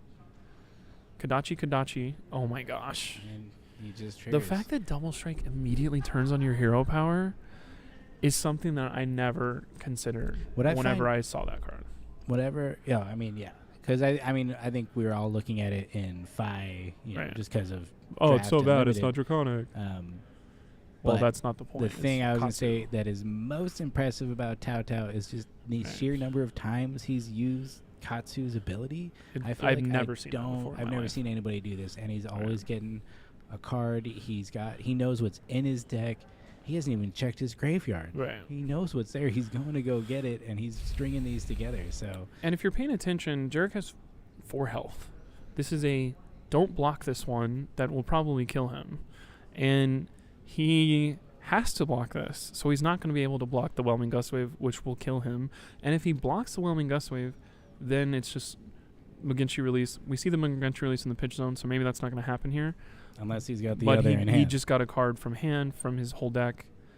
Ooh, It doesn't even okay. matter that he blocks that. It's not a thing that has to hit. It just has to be played first. Ooh, and a sink. Which, that's a lot. What happened here? He double. He's blocking double 8? reacted. Yeah, I think he was. I don't know what he was. He doesn't want to die for... Oh, and then the CNC. Oh, maybe he heard me. No, I'm just kidding. It's like, how do you... That was pretty good to play both of those. You got to block 6. You lose your arsenal. I think Dromai has some 2 blocks, right? So maybe it's not Dromai even going to does be have worth some it. 2 blocks. Yeah. Oh, here we go. Especially Sigil. called a Alright. Sigil. Say goodbye to that Arsenal card. Arrivederci. How do you say goodbye? Sayonara. Adios. Goodbye. Goodbye. GOODBYE. As we goodbye. say Goodbye. in the goodbye. TCG community, GG. GG to that Arsenal card. And then, how many cards do you have left to play on your turn, Jarek? Absolutely none. I'll go again. Really You tough. remember that the thing that's written on every single one of my cards? I'm gonna go again. It was written about me. And this card is called the Go Wanderer. Again. Yeah, I am the Wanderer. Okay, somebody just clapped, so somebody won a top 8. I don't know who that is. We'll find out. We can't soon see it enough. behind. All right. Double Kodachi. Yeah, it's unfortunate. Flusterfist. Fluster? Fluster. Fluster. Fruster. Fruster. Flusterfist. Fruster Frist. This is a just card that was. It's only the card I have left. He might be starting to hit some weird hands because he is. Flusterfist is after open the center, so that is not going to turn on his combo. So to give this go again, unless he's got to use the shoes. He's got to use the shoes. But So- But if used this hits, Jarek's in a pretty bad spot. Right. But is he aware that Fluster Fist is combo and the Breeze Rider boots What are is on? what is going that. through Jarek's mind right now when he's looking at this graveyard? These are pretty nice. I got to Razor build this list Reflex. myself. Oh wait, how much does Fluster Fist cost? Just 0. So Oh yeah. he could be razored here. I think he's looking. How is he going to get go again? The bet- new reflex card. There's no way he has that in this list, does he? Ooh, I don't know. That'd be sick. Yeah, But not really, because it only works on probably. I think is that the one that? based on what I'm seeing of Tao Tao's deck construction and how he's playing it, I think he wants all of his good cards to affect as many cards in his deck as possible. Totally. Doesn't feel like he likes restrictions at all. It does feel like he's drawing some weird hands right now. So Cool. if there was a time for Jarek to stage some kind of comeback, it would be very soon if he Right. can just squeak out a turn where. And maybe this is where we get to the sink belows and stuff. We got somebody in the back watching The Matrix or something on their phone, so we're losing a little bit of stream quality. We got another clap, so maybe this is the last match to round out the top 8. To round out the round. Do we know who won? We're going to get who won from somebody off to the side. Off to the side, we've got our man in the field. All right, Here's here we a fine go. center to pitch, the perfect pitch card for this deck. The fact that Tao Tao took so long to determine his move here leads me to believe this is a weird This will hand. be game. But he's trying to navigate this. He wants to get this win. His deck looks pretty thin, but I mean, Jarek's at 3 and he's at 28, so I don't Right. really imagine how he doesn't win unless all he has is minnowisms in his deck. Right. All right. So far, we have Andrew Rudin taking down Allen. So that's the 5 over the 4. So there will On be Prism. 2 prisms in top There 8. we go. And then we have, unfortunately, the death of Reinar as Nick takes down Graham. And as you remember earlier, Brian made it through. So it'll be a disgusting Prism versus a disgusting, potentially, whatever one comes out of this. And then Prism versus Viscera on the other side. Which is Nice. interesting. I feel like that's probably what you'll see on stream because we're watching Tauta, right? Yeah. If I had to speculate, If I had to guess, Katsu's going to be one of those matches. if you're looking at the timer and you're like, what the heck, why is it 0-0? Why haven't they gone to time yet? There is untimed. no timed rounds in this. So No timed rounds. Top 8, you get to just relax You can and play play a the hardest game of 2-hour Flesh and Bravo Blood, versus Oldham matchup if you want. and everyone else just has to sit there and enjoy it Right. because that's what we're here for. Okay. All right, Jarek finally getting to play Jarek's some getting there. cards. We're going to do some damage. Here we go. Ravenous Rabble. He's going to take 4. If 'cause Jarek he wins this literally game, he's the doesn't best care. player in the entire world. And maybe this is what he's been waiting for. And how many more power cards do you have left? And another Surging Strike to answer your question. Yeah. Is So I'm that going a to use red 2 one, cards to too? block that. One of them in my hand is I have Ophidio, so this is where this backfires. Ooh, no. Not the best card in the Because game. if our friend Tao Tao is presenting 4 attacks, that'll be it for Jarek. Out of armor. Don't know if because he's got any no matter how defense pretty and reactions. expensive the Eye of Ophidia is, it does block for not blocking at all. Oasis, we're All right. healing. So Just kidding. he can use the eye. Eye of Ophidia does kind of block. He said, I don't want to see those cards if I get to see any cards at all. Gain to life too, so Right. staging this comeback. And here's And another whelming. He has He- played these two cards back to back at least 6 times in this game. Yeah. Which, more I mean, power to you, when- Tao Tao. If I could play a deck like this well, I would not be talking into a All microphone. right. So it seems like Jerick is finally drawing into some of his defense reactions, which I bet he was wishing for earlier. But Right. the Take the tempo. Do you have a 3 block? You survive. Just kidding.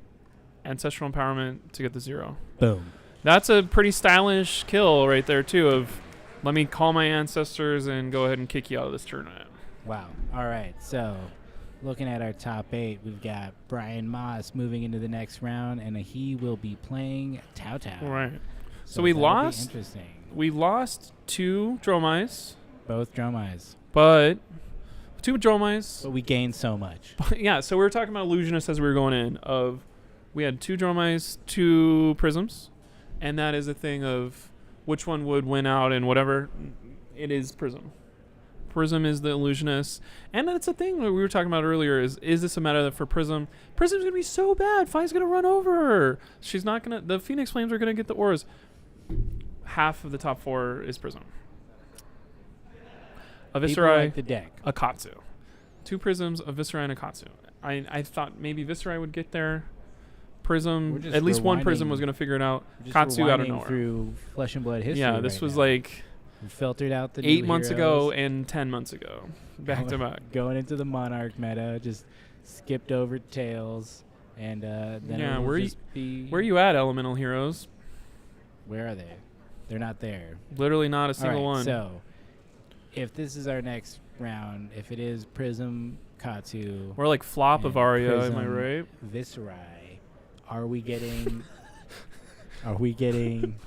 That's rude. I mean, I don't play Elemental Heroes except an Elemental Wizard. So, I are we think getting a Prism match? Is that gonna? What if we're that's in gonna the see? finals, Lord have mercy. I believe we're gonna Tao Tao beat Andrew earlier. Interesting.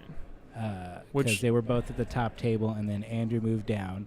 So I think Tao Tao has that under his belt. I'm sure he's beaten a number because there was a bunch of Prisms at the top tables today. Right. So he knows how to handle that matchup. So I'm really interested to see how he handles this. I don't know if he played Brian today, so that'll be interesting if it's a rematch or not. But Right.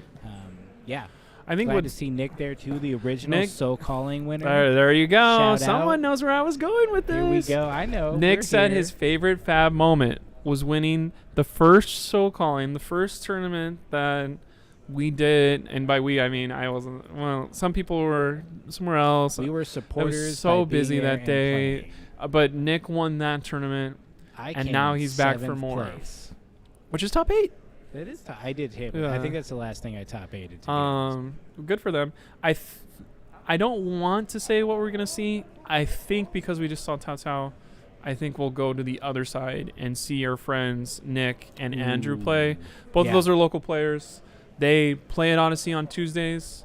Not recently, but they have played each other, is what I'm trying to say. They've been busy, They you know. know who each other are. Yeah. It's not going to be like, Familiar. what's going on here? What's interesting that I think maybe he has an edge is Andrew has played a lot of Viscerai.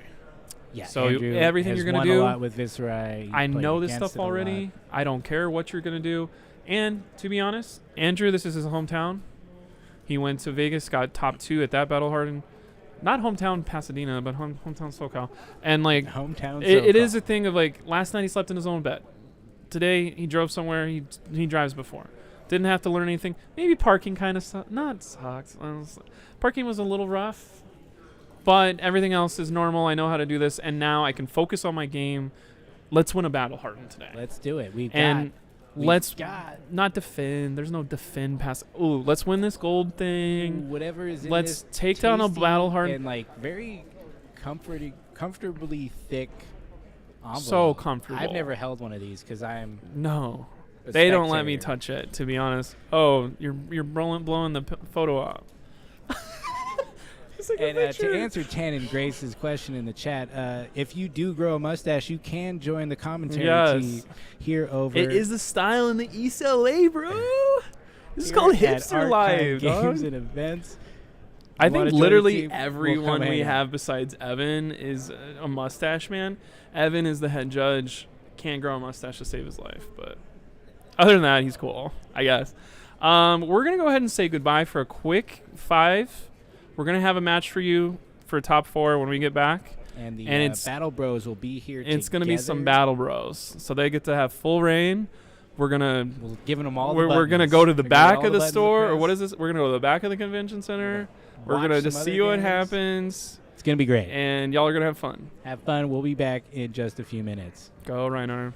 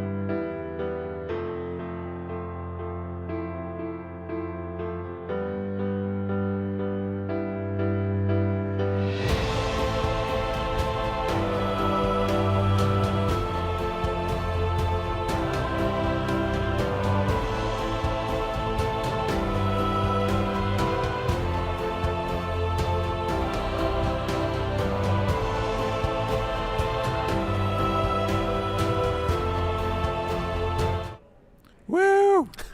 Here we are, semifinals match. Really exciting. So we do have a slight snafu here with the top 8 bracket. So we'll cut to that right here. So we actually have Tao Tao versus Nicholas here, and so that's going to be our feature match. We have that fixed now. So we got Prismir in the other bracket, so Prism will be in the finals. Yeah, the top 8 graphic before was a little inaccurate, but these are the matchups. Yeah, it's probably Blake's fault anyway. They were so nice to us when they were on stream. Oh, awesome. My bad. I wasn't watching. I was out there watching the games. So, So let's recap quarters. yeah, so all of our dark horses besides Katsu and Tao Tao eliminated. Yep. Nicholas had a hell of a match versus Reinar, and unfortunately wasn't very close. Yep. And the number 1 seed Prism played a turn 0 library against Dromai and really, really hammered down. Justin is sending us humorous things in the chat to distract us here late in the game. It will not work. It will not work. Yeah, We are laser focused. totally. And Bolton loses to Prism. Two great players. It's a tough matchup. Get out of here, Justin. And that matchup was actually a little bit closer, but kind of back-to-back eruditions were pretty hard for Alan to handle. I think that was the closest match. Yeah, it definitely was. It Yeah. definitely was. And then Tao Tao on Katsu kind of ran over Dromai. I'm not sure if Dromai was actually trying to fatigue or not, but it kind of went that way in the end. Yeah, it did. And so I know Tao Tao was a little nervous about that match. He tests a lot with Oliver and Oliver Phi. Shout out to Oliver Phi, another NorCal crusher. They test a lot, and so it was maybe more in Dromai's favor in the way Oliver was playing. If you guys want to figure out that tech, Or some sideboard options, Yeah, yeah. more defense reactions. just slide into Oliver's DMs. He loves that. So, should be great. Anyway, buddy, it's great to be here with you, casting a match together. Totally. Yeah, they've kept us apart because our chemistry is too dynamic. Well, it's threatening to the other. Totally. Yeah. We already had one fire alarm go off, so we can't have another. All right. Here is the match: Viserai versus Katsu. Very All right. exciting. So, as a Viserai player, what are you thinking? What are you going to do in this matchup? Well, first you're going to try to win. Well, last.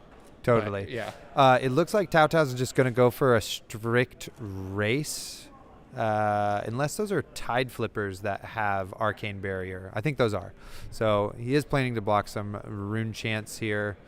So, yeah, Viserai, you were trying to block the correct attack action from the ninja player while maintaining as many cards as you can to keep a lot of pressure on them, right? Yep.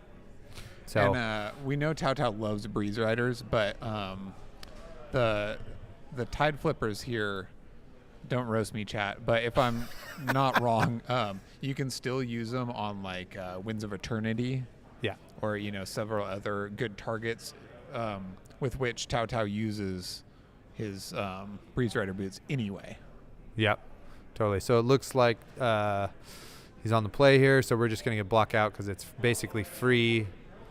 Get to craft the arsenal here in your hand a little bit, deal some damage, potentially. Turn 0 is always tough.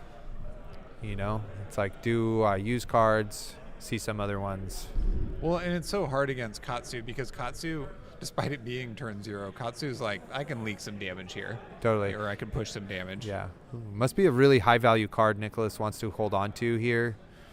And Tao Tao's pushing damage for the draw here off Breaking of the scales. combo.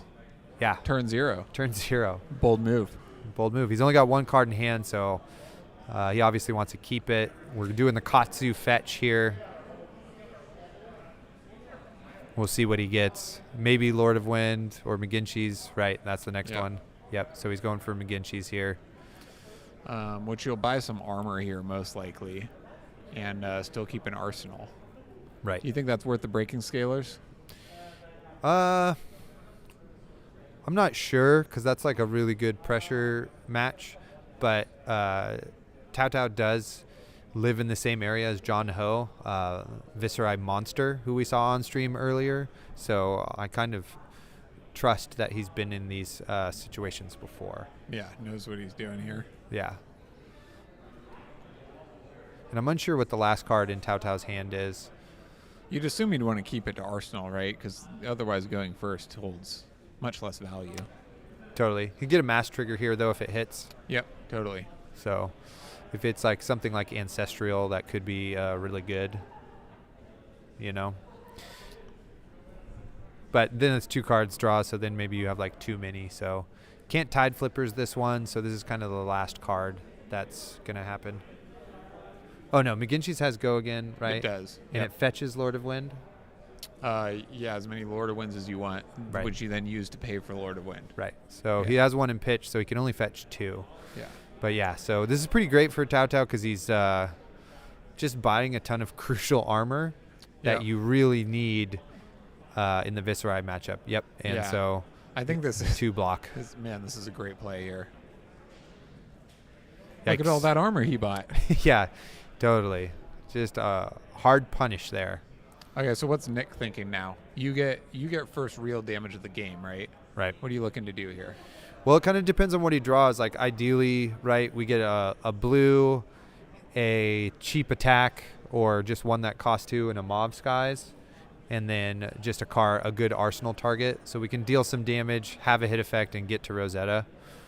Yeah, really good value turn. Yeah, totally. What you don't want to have happen is just like have attacks and like just attack them, right? Without a go wide turn here. So Right, no hit effect or no Rosetta, no Right. split damage. yeah, it looks like we do have a Mauve Skies in hand.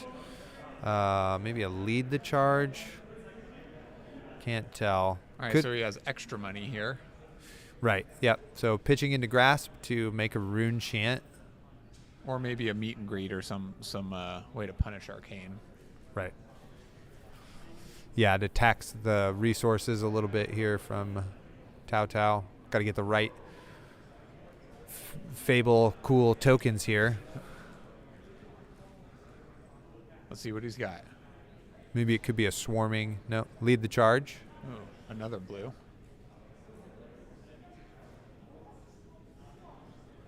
And another Mauve Skies. Makes a embodiment of lightning. Totally.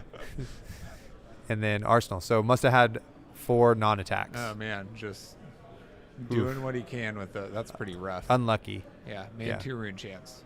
All super unlucky here. Boy, this is pretty. That's pretty rough against Katsu, especially. Totally. You They get to really keep a don't want him 5 to card have- hand here. You have no armor. Yep. You're really behind in tempo for sure. I like this. This Katsu maneuver here. Usually, I like to have the swords on each side of your hero for aesthetics, I guess. But I really, I like how Tao Tao just has them ready to go, ready to throw them out there. So right away, we're seeing like a pretty crucial hit effect to block here. Oh boy, the classic. The cards you don't want to see when you're Viscerai. Yeah, so you got to take this and hopefully you can block some sort of mask trigger. Okay. No, I mean that's the question as old as Wraith itself, right? Is like, do you block the surging or do you let it hit in case they have it and you block the whelming? Totally. I've been tending to block the whelming in my games the past few months. Yeah. Just because it's like you double block the surging and then they come in with whelming and you're really screwed. Yeah, totally. So now he gets it. Good thing is, though, that these are the copies 2 and 2 of these cards, and so only can do this one more time throughout the game. Are they? I think so, Did right? you play 2 reds before? I believe so. Oh, okay. Some ninja players run yellow. Yeah. Yellow Yeah. whelming or Yeah. yellow surgings. Well, chat, let us know if we got those colors And wrong. blue whelmings. Those ones on the left there are a little hard to see for us, which is okay. Nick's using his life as a resource here to try to get back into this game, so we're going to get a draw here off the whelming. Boy, Nick must have a good hand to allow that card draw. And because he's going to face a mass trigger coming up here as well. Yeah, totally. Which maybe he says that's the one he needs to block. Now this is threatening the Razor is what I would be afraid of right here with just an armor block. Nice. This is awesome skull cap value here. Yeah. Interrupting the mass trigger. Yeah. Getting all 3 blocks out of it. Cool. So I guess Tao Tao doesn't have the Razor, that last card in hand, which is fine. You got to take this one here. You're already in this deep, I think. Let's see. Get a little peek there at Nick's hand. Oh, that might be a bit of a misplay, huh? Maybe preserve some life, make him feel better, block that second Kodachi. Maybe. I mean, also in that scenario, right, if he has another free attack with Go Again and one more in his arsenal, he can threaten mask another time. Yeah, maybe like a soul bead, I guess, that he'd have to block out to remove Go Again. Yeah. All right, let's see. Let's see what this glorious hand is. Yeah, hopefully it's working out for him. Looks like he has a drawn, some Mauve Skies, maybe an Amplify in hand too. He's got 2 Rune Chants up, which is pretty nice. So Amplify for free with Go Again. yeah. Ooh, he does have a Ooh. Mordred Tide. Okay. The Mordred. Yeah, very That's good. a card you never want to see across the table. Yeah, definitely. So we'll see what he can cobble together here. Hopefully he does have the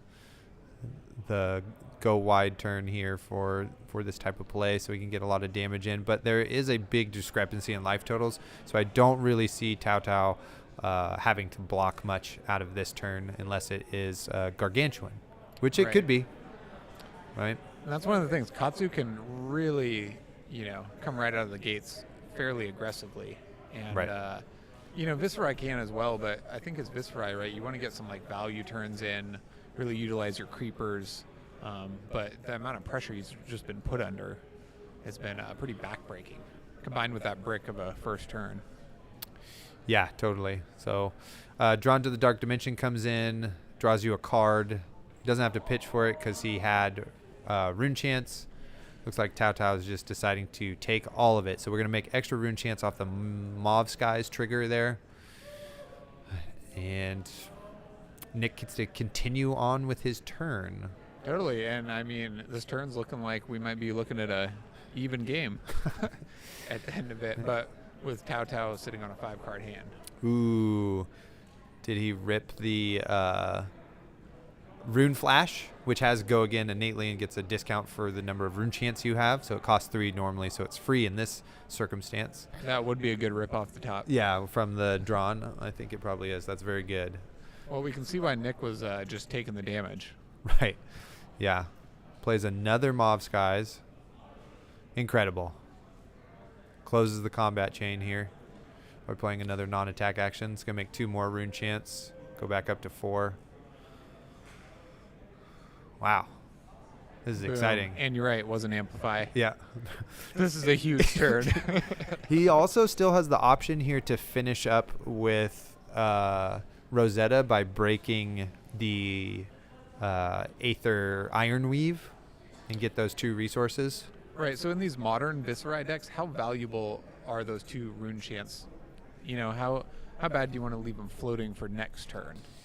Well, it really depends on if Tao Tao blocks here. I think you push the damage, but if he doesn't block, you save him because they have a 5-card hand coming at you, and you probably need to, I don't know, have a good turn with still some resources up is what I would say.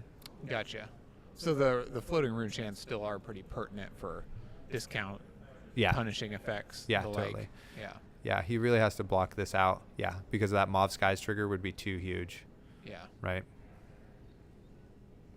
So I wonder. So now he's at 20. So Nick's ahead by 6.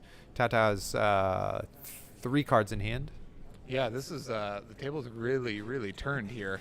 Yeah, you can see the real power of split damage, right? Oh, and just the multiplicative effect of Mordred. Totally. Oh, looks like we're had a little camera issue there, but it doesn't look like we missed any action. Colin's over there behind the boards. I don't know if he touched anything. Is Colin allowed back there? Yeah, and he does. He breaks Aether Ironweave. So we're coming in for another 6 damage here, which is pretty good. I really would like that. Puts you at a 10 health lead here if Tao Tao doesn't block at all. It just goes for the real punish. And so he's already stripped some cards. If he strips more from Tao Tao, I mean, you're looking at coming back. Ooh, does not get him. But he's looking at coming back with a 4-card hand. So maybe this was the right call for Tao Tao, because now he can threaten a mass trigger and a punish for holding those 4 cards, or, you know, strip some cards out of Nick's hands and get him down to like a sub 4-card hand. Right. And really mitigate. You know, Viscerai can be a bit card hungry sometimes. Right. Yeah, that's really true. So we're probably going here Kadachi, attack at a breakpoint. Yep. Keep your arsenal, potentially. Maybe a nice leg tap. Yeah. He does have Tunic up, so, you know, fear of the Razor here, right? But if this attack doesn't cost anything, you know, it's maybe superfluous because he will have a resource floating anyway. So we'll see. Nick has a Revel and a Rune Flash, and it looks like a Spellblade Strike and maybe one other attack. So not really kind of the value of a like go wide turn that we would maybe have. That Rune Flash is maybe going to be a little bit too expensive. Yeah, but getting that Revel in Arsenal is a pretty key maneuver. Yeah, totally. It can get kind of stuck there, though, in these really aggressive matches. Ooh, double strike. Very good. Yeah, so it was kind of maybe right. I'll buy a card for 1 attack. Yeah, it's kind of good, maybe Nick to save the creepers there. Now, so the interesting part about this is, right, he's threatening a mass trigger right now, but he's also going to attack with it again and fetch or threaten a Katsu fetch. Right. You know, we'll see what Tao Tao does with that information, or if he just wants this card arsenaled, but this new card is just so powerful because it threatens so many things on so many terrible breakpoints. This is what Quell is for. You know, ladies and gentlemen. Yeah, get your quelling robe out. Colin will tell you all about robes. All right, so he's going to take one from the second double strike. Ooh, he does have the Ancestral. It's a draw, and now he can decide whether to Katsu fetch.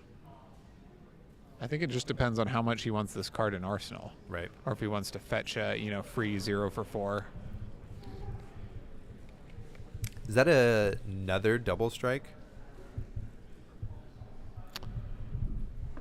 I think it is. Kind of hard to see with the glare, that but he ripped off the top. Yeah, off the Ancestral. Really intense. Because now This is kind of hilarious. Yeah, it's just YOLO cards off the top from both players. Yeah, incredible. and really crucially here, Nicholas is like pretty much out of armor. So this is going to buy a card or threaten mask. Yeah. Which is really important. The amount of damage doesn't matter so much as the amount of cards he's ripping here. Good thing he's got a bit of a life lead, though, and all of those attacks were not very damaging, so that's kind of like the best case scenario, you know? Yep. Yeah, just do a little damage, arsenal that Revel, kind of the high value play that you're hoping to play into, you know? I always worry about arsenaling Revel because maybe you don't have a chance to actually play it out and get the value out of it, and it's just a dead card. Yeah, especially with the kind of pressure Katsu can prevent. I realize it gets stuck. But, you know, I mean, this is one of your power combos you're playing to. I think it's well worth the risk, I guess. Yeah, for sure. So here we go. Pitch a card. Blue Kodachi for 1, a classic. We still got that Tunic charged. Very scary. Every time. Razor Reflex. I've seen Tao Tao. Do you have a little little PTSD? Well, here? we all do. Little Tunic Razor. We all do. I've seen Tao Tao win a couple of matches today with just Razor. Nice. You know, on a Kodachi. I know when they it's don't block. It's usually pretty easy to anticipate what they can do based on the number of resources they have floating. But Right. when they leave Tunic up like that, it's like really, man, anything could happen. Totally. It's kind of hard to see what's in Nick's hand. Looks like a meet and greet. Is about the only card I can make out here. All right, this is his moment. Giving up the he's creepers. sacrificing the creepers to stop the mass trigger in order to hold his hand. So we're getting a belittle with a reveal here. Was that a leg tap he revealed? I think so. It looks like he's getting a blue Minnowism, but I could be totally wrong. I know it's the caster's curse is getting able to see the strip pitch value of cards in Flesh and Blood is the hardest part. Yeah. Oh, it was a Fluster Fist, I think he showed. Oh, yeah. Blue Fluster. Yep. Yep. Okay, there we go. We got it. Also pitched the same card. This is a weird hand. Yeah. Oh, good. We get a better look here at Nick's hand. Does he have a Become the Arc-Knight in hand? So your turn can be really big and really hard to figure out with the lines when you can go fetch kind of any card. So if he has to block one card here to stop the mass trigger, how functional is his hand still, you think? I don't know, because it's hard to see the other cards. Yeah, he definitely got the Minnowism here for a 0 to banish, but he chose the Fluster Fist. Doesn't really matter, I suppose. Yeah. One of them is just a resource. The other one is to go get a more high value card. So we're going to get Winds Eternal, 100 Winds. Is that what we got going on there? Yeah. 100 wins here. This Excellent. it's just such a versatile card, right? Because it procs off of itself against, fatigue. You can Winds of Eternity them back into the deck. And importantly, Breaking Scales are now gone, but you can, because it has combo, but it has auto go again and can be an opener, you can Breaking Scales 100 wins and get the Katsu fetch off of it Right. If need be, which is, especially when you're facing multiple of them, it can be, quite a lot. Yeah, definitely. So Nick's in the tank here trying to figure out how he can salvage his turn. Look at that guy. Interesting story about Nick. Me and him in Road to Nats have faced off quite a few times, and we've split games. I made Nice. a horrible mistake, and he beat me to make top cut in our last ProQuest. Take the tempo. Rune Coming Blood out here. Rivals. Yeah. Take the tempo coming out here. So coming in for 5. Nice. This is a really good threaten. Yeah. It really is. 5 damage would make it so that then the health totals obviously will be the same. And that could be quite challenging for Nick to then have to deal with. He still has that Revel. He has the... what else has he got in hand? Meet and Greet, I think he blocked with that Dark Dimension there. Yeah, let's look through the graveyard. This is really tough, right? Because Nick's starting to look like he won't have much of a turn if he chooses to block anymore, right? But he doesn't have much life left to give. Right. However, Tao's sitting at a pretty low life total, really. Like if Nick's turn is threatening enough, right, he can keep these 4 cards and threaten lethal for sure at weird split damage. Yeah, he totally can. And okay, so it looks like we're going to Arsenal there. We do get the trigger off of Take the Tempo, so we got that attack action in the banish zone that we can play on our next turn. So we'll see what Nick can cobble together here. Some sort of surging, maybe a yellow. Yeah, so we got a Sonata, so we're getting a little bit of a YOLO Oh, situation man. here. This is where you really cross your fingers. Totally. And in these kind of like explosive turns like this, he's deciding whether or not to pitch into it for his Right. odds. So what are you looking for off of the Sonata? Like if you pitch into it, you're trying to get 2 attacks, right? I Yeah. mean, what are we trying to see? Like a Swarming would be great. Costs you nothing, right? a Swarm- rabble, something like that. Yeah. I guess Viserai doesn't run rabble. Is that just Briar? Yeah, it's just Briar. So Gotcha. we do hit 1, 2 more Sonatas. Could hit another one. Ooh, hits 2 attacks. Yep. hits Pretty them good. both. And the silver lining for Arcane here. 2 Arcane. Sorry, 2 Arcane. 4 Yep. cards. Yep. Sorry, 4 I was cards. also thinking about the attacks he drew as I said that. I do know what it does. So pretty okay if that last card in hand is like a Mauve Skies. That would be really sweet, but I don't think it is. I think it's another attack potentially. But so he does get both of these, deal 2 Arcane. So Spellblade Strike, Spellblade Assault, Arcane Rising Staples. I'll bet that's a blue meet and greet in hand. I mean, maybe not, but If it is, He has that to would be- be awesome. he has to be able to pay for his things. The thing is, with those creepers gone, he has a lot less flexibility in Right. this turn. All So right. pitches. Pitching first, Yep, playing gain- second. So he's making a rune chant here. So that must have been a blue he drew off the top. So now he's threatening the meet and greet, which does have go again because he Nice. took the arcane damage. Oh, it does look like a red meet and greet. So this is a really good play, right?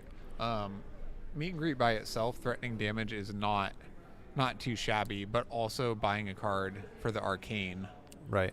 is pretty good. Now you could just block the arcane and take the meet and greet, but I mean, so he's threatening lethal here, right? So he has that Revel in Arsenal that we know about. And so that's an extra 6 rune chance. Yep. It's an extra 5, but Definitely. he has 1 floating, so that's 6 plus Rosetta is 10. ooh, yep, and that was the mistake. Tao Tao should have blocked the arcane. Yep. You got to do that when you see a punishing card, or Well, just in he my took it. He experience. took the arcane off of the Oh, Sonata, right, so right, meet and the greet 2 was arcane. already ready to go. Yep, my bad. Yep, all good. He was already AB1, couldn't block it. Yeah, totally. And that's the reason to pitch into it there is for this exact play. So he will get to have an Arsenal card, which is pretty sweet, which is that Yeah. Spellblade Strike. And ooh, Giving up the mask here. Yeah, yep, your and cards. Tao Tao chose to keep his cards. Yep, cards are more important. You have no armor, right? You're at 1.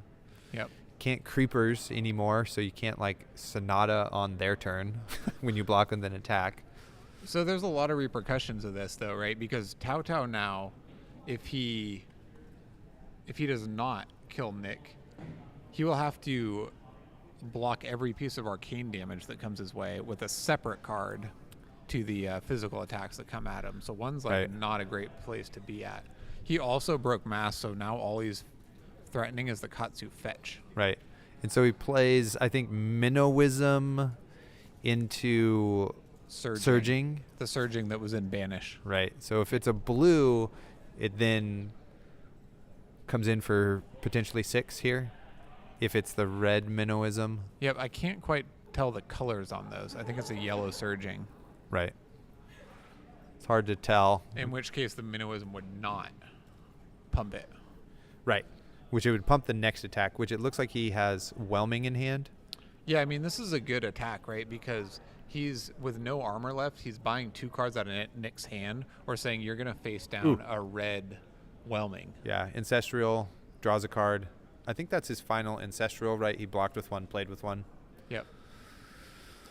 Down to 7. This is Yep. getting dicey. Does he have Swarm in hand? He just needs a blue. Yep, so here goes the Katsu fetch, and Well, maybe he doesn't need a blue. he's going to threaten another card draw here and buy 2 cards. Yeah. I mean, Nick's got a block coming up here, so it's this is getting tight. But This game is so intense. yeah, all Nick has to do, right, is like make a rune chant, swing Rosetta, that buys 2 cards, Right. So from if he Tao can- Tao. if And then you face down Kodachi's again. It's not ideal, but Right. I mean, just baseline, he can threaten quite a lot, actually, if he plays out of this right. Right. Boy, man, what an aggro, swingy matchup. Yeah, totally. This is very intense. And if Nick can get, obviously, to Rosetta here, well, third copy of Whelming coming in for 4. Yep. Yep. So this is the yellow, and Oh, did it's he- the red. Red comes in for 4. no, it comes in for 5. That's surging, isn't it? Nope. With the combo bonus. Hmm. Well, I don't know, chat. Tell us if I'm wrong.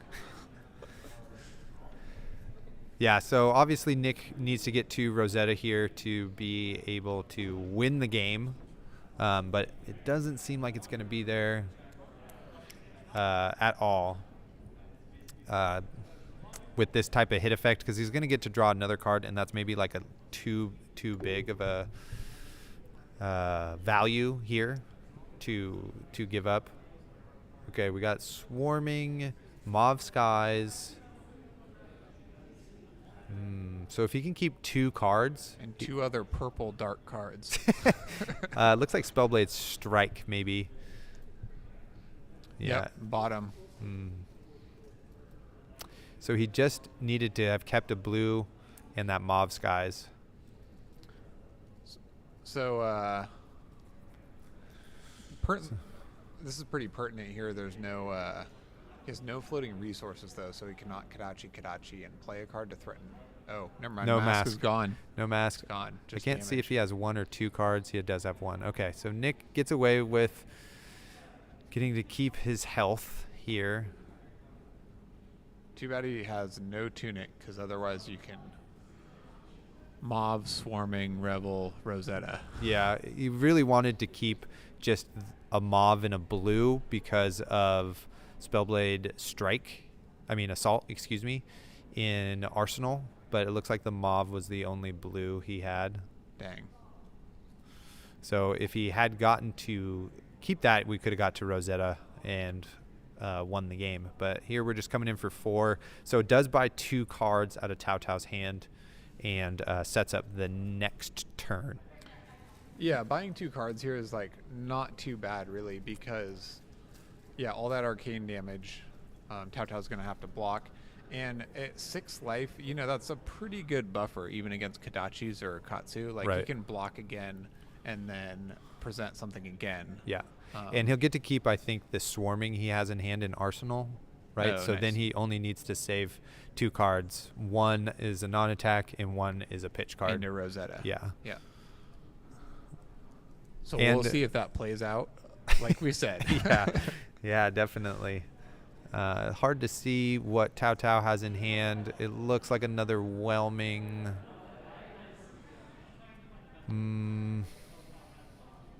Looks like he's got a Razor and Belittle. a Belittle, which he looks like he's going to block with those. Is the other one E-Strike? So Tao Tao still has 3 cards though, Yeah. which is quite a lot for Katsu. Also, chat, thanks for helping us out with how that play worked out there. Yep. Appreciate it. Yep. Yellow Whelming comes in for 4. Oh, just coming in for 5. Go again.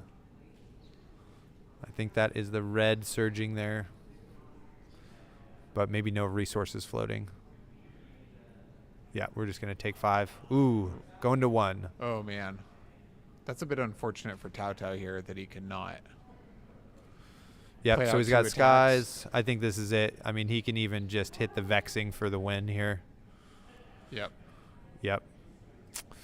Dang, unfortunate. Unfortunate. Still gotta play it out correctly, right? You don't want to get blown out here by some kind of rogue Sigil, Oasis, or Spite, or what, Yeah, right. Yep. Yeah, exactly. Oh, looks like Rattlebone shopping. What are you shopping for? Potentially. I mean, I'm not sure what Nick is checking. Or is I he mean, checking Sonata I think odds? he's just being thorough here. So we do see a Revel, we do see a Mauve Skies, we do see a Vexing. He's probably just trying to be as sure as possible. Both Nick and I have lost to one another, making horrible mistakes in situations like this. There we go. Vexing. Go again. Game. Well, congratulations to Nick Schneider. What a match. Into the championship round.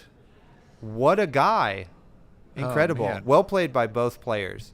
One of the most exciting games I've ever seen. Totally. Great job, Tao Tao, also. Killing it with Katsu. And the only Viserai in the top 8. Right. And one of the only ones at the top tables kind of throughout the day. Yeah, kind of him and John, right? Yeah. We're representing a lot. Tiffany was up there for a minute. Yeah, totally. Shout out to Tiffany, friend of the show. But, yeah, really pulling through here. Yeah. So how do you feel against Prism if you're Nick here? I think you feel pretty good about your odds, right? You have all that split damage. You have go wide turns to kind of control auras in that sort of thing. You do got to be kind of careful for Arclight Sentinels and that sort of thing. And you got to be really judicious. I don't know what the word is. It's been a long day. You got to be really careful about how you use your creepers and that sort of thing. They're a really valuable resource in that matchup.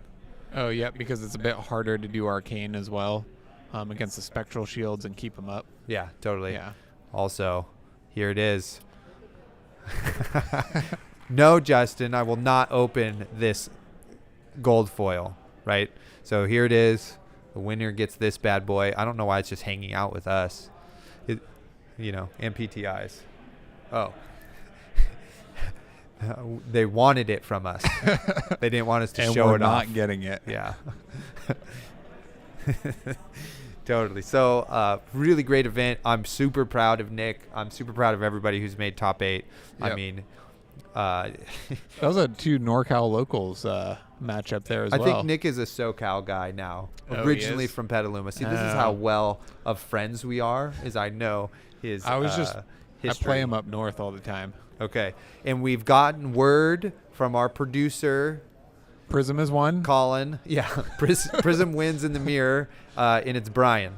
So our number 1 seed beats Andrew in the mirror. So it's going to be Brian versus Nick in the finals.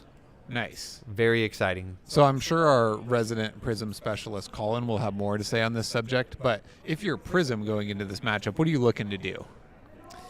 Well, you're trying not to get blown out by Viserai, right? Build your board state, get a lot of value, right? Yep. That sort of thing.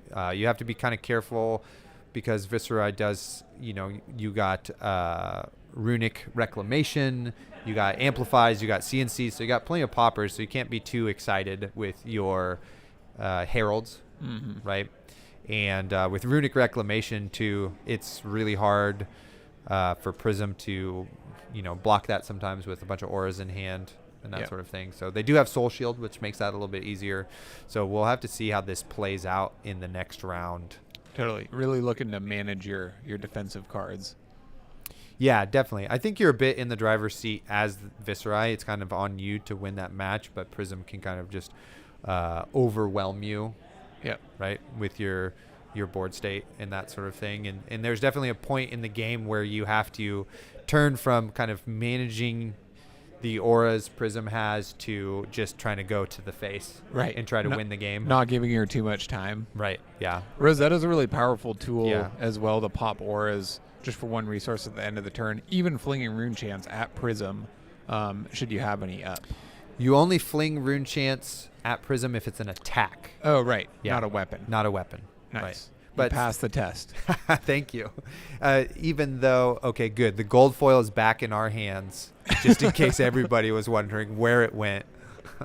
Yeah, you have a hard time as Prism dealing with Rosetta. That split damage is pretty tough to deal with. So that's kind of one of your better tools. Yeah, hard to keep those shields up as well. Yeah. Because you can't just block something instead. Totally. But Brian is our number 1 seed He totally is. And Nick is our number 8 seed. Awesome. An underdog story like none other. This is why sports are great. Oh, yeah. You know? And I mean, Brian has been the number 1 seed today for quite a long time. Undefeated. Yep. And, did it through the sea of aggro decks and Rune Blades. So I'll bet, despite the matchup maybe appearing difficult, I'll bet he has a pretty solid game plan into it. Yeah, I'm excited to see that. So me and Isaac, thank you all in the chat so much. We're from the Attack Action Podcast. We are the hosts, so please check that out on your streaming platforms. I'd like to thank Justin and his Arcane company that put on this whole event, all of the judges. Thank you to Colin and Blake, who are going to take us out here in the finals match. Thank you to Isaac. I appreciate you. You're my best friend and partner in crime. Thank you, bro. I might cry right now because I'm so tired. And look forward to us maybe hitting stream tomorrow in the Road to Nationals. We'll be streaming as well. Me and Isaac will be playing. Yep. Hopefully not scrubbing out. I will pick a deck and I will play. If we scrub out, you'll get to see us back behind the microphone. So, yep. Enjoy Colin silver and lining. Blake. Yeah. They're coming up for the finals and are very excited. Exactly. So thank you all and good night.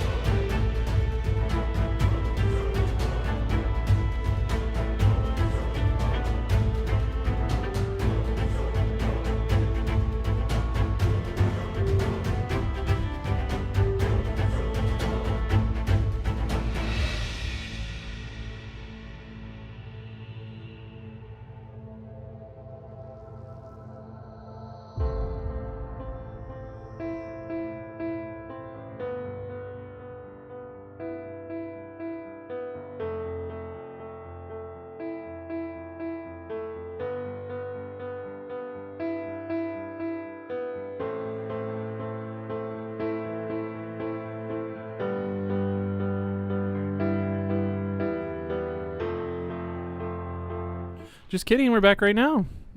Finals We're back now. time. The finals of the Battle Hardened Los Angeles. Here it is, folks. The legendary Story Studios coming in gold cold foil. Let's look at our top 8. Here it is. Brian Moss. Undefeated. Very on the interesting. day. Everything that was given to him today to hold, he said, I can take it all and give you this back, which you cannot hold at all, and I'm going to go to the end. When's the last time you have won 1, 2, 3, 4, 5, 6 rounds? 1, 2. When's the last time you won 8 games of Flesh and Blood in a row? The first skirmish I ever played. Oh, okay. I thought you were going to say, I never did. It's so hard. Pretty sure I did. Nobody ever does this. It's super hard to do. I'm very impressed with Brian, but that's kind of what it takes to win a Battle Hardened. The other person has a full circle moment because Nicholas Snyder won the first so-calling event sponsored by Odyssey Games, which pretty much started this whole journey into hosting the Battle Hardened. So this is going to be a great game. So we great have matchup. the most Pasadena and the strongest player.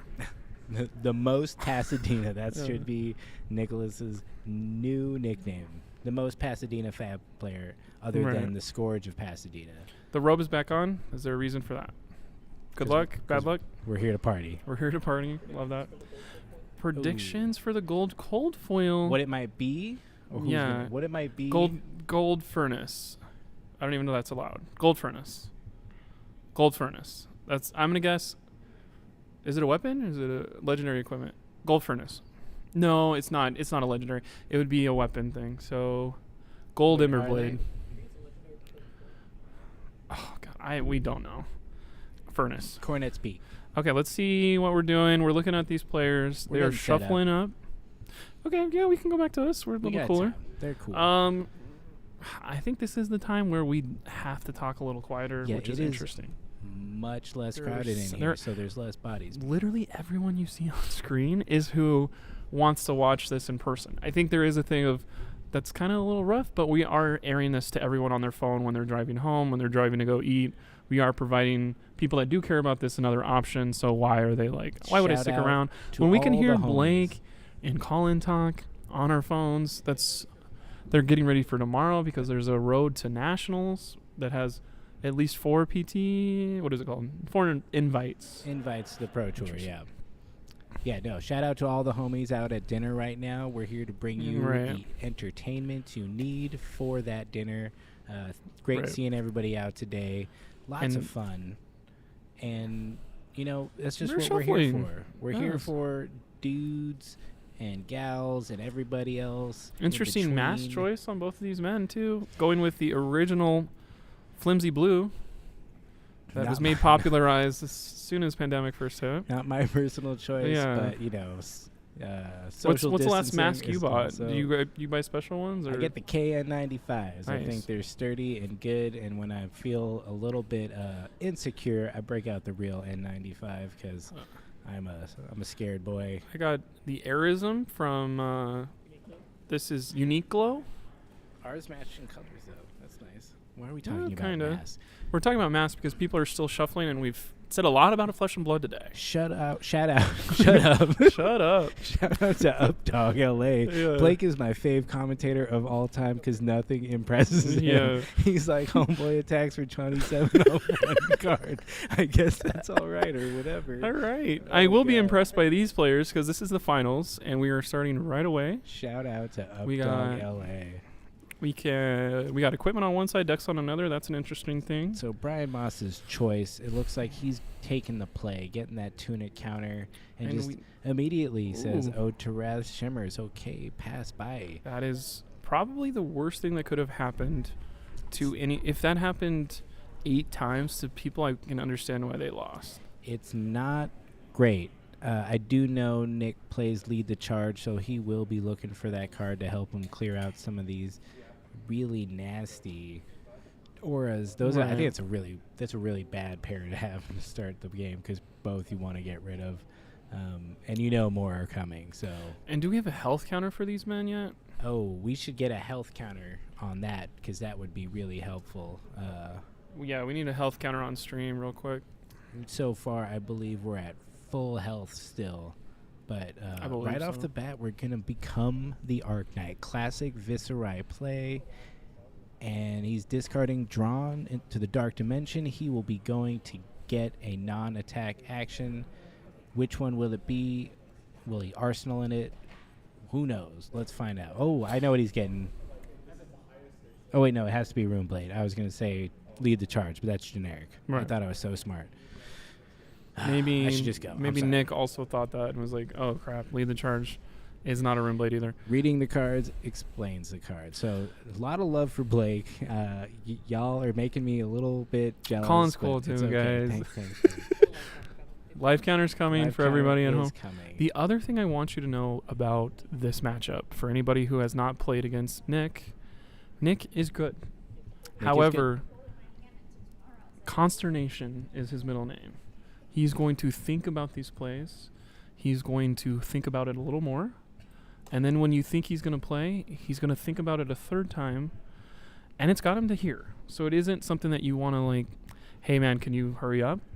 Because it is working today. Yeah. He is one of 2 people that are in this position, and it's probably because he's taking that long to think of the min-max of his deck. Definitely. He is a Viserai specialist for sure. So I don't think he's ever played another hero in his entire... I think he's been playing for about 9 months or so. I mean, that's pretty awesome. I think Viserai was my second hero I learned after Rhinar back in the Crucible meta when he was real bad. Right. So it's really cool to see him come and Viserai come up and just become this pretty menacing hero, but still very challenging to play. You can definitely lose yourself the game very easily. Right. So we're going to see this probably 9 times this game of starting off with a Modern Skies. This will give your next attack go again if it's a Runeblade. So that's going to normally have a dead end after that attack, but this says go again. We can't let this hit or we're going to create even more Arcane. Yeah, but that looks like a red, I think, so it'll make 3 rune chants. He's got the go again. I assume And he he's has going 1 to left swing the to Rosetta at Ode, I would guess. I might go for Shimmers. Interesting. They both kind of do the same thing at this level, but Shimmers, if it gets off twice, is way worse. I think it can just Soul Shield, that big one. We get a Soul Shield out of the way. it can get crazy. I had a Shimmers up to like 8 once, and it's all I didn't even need a card in hand to just keep attacking. I'll swing for 8. I'll swing for 7. Pretty good. It's pretty good.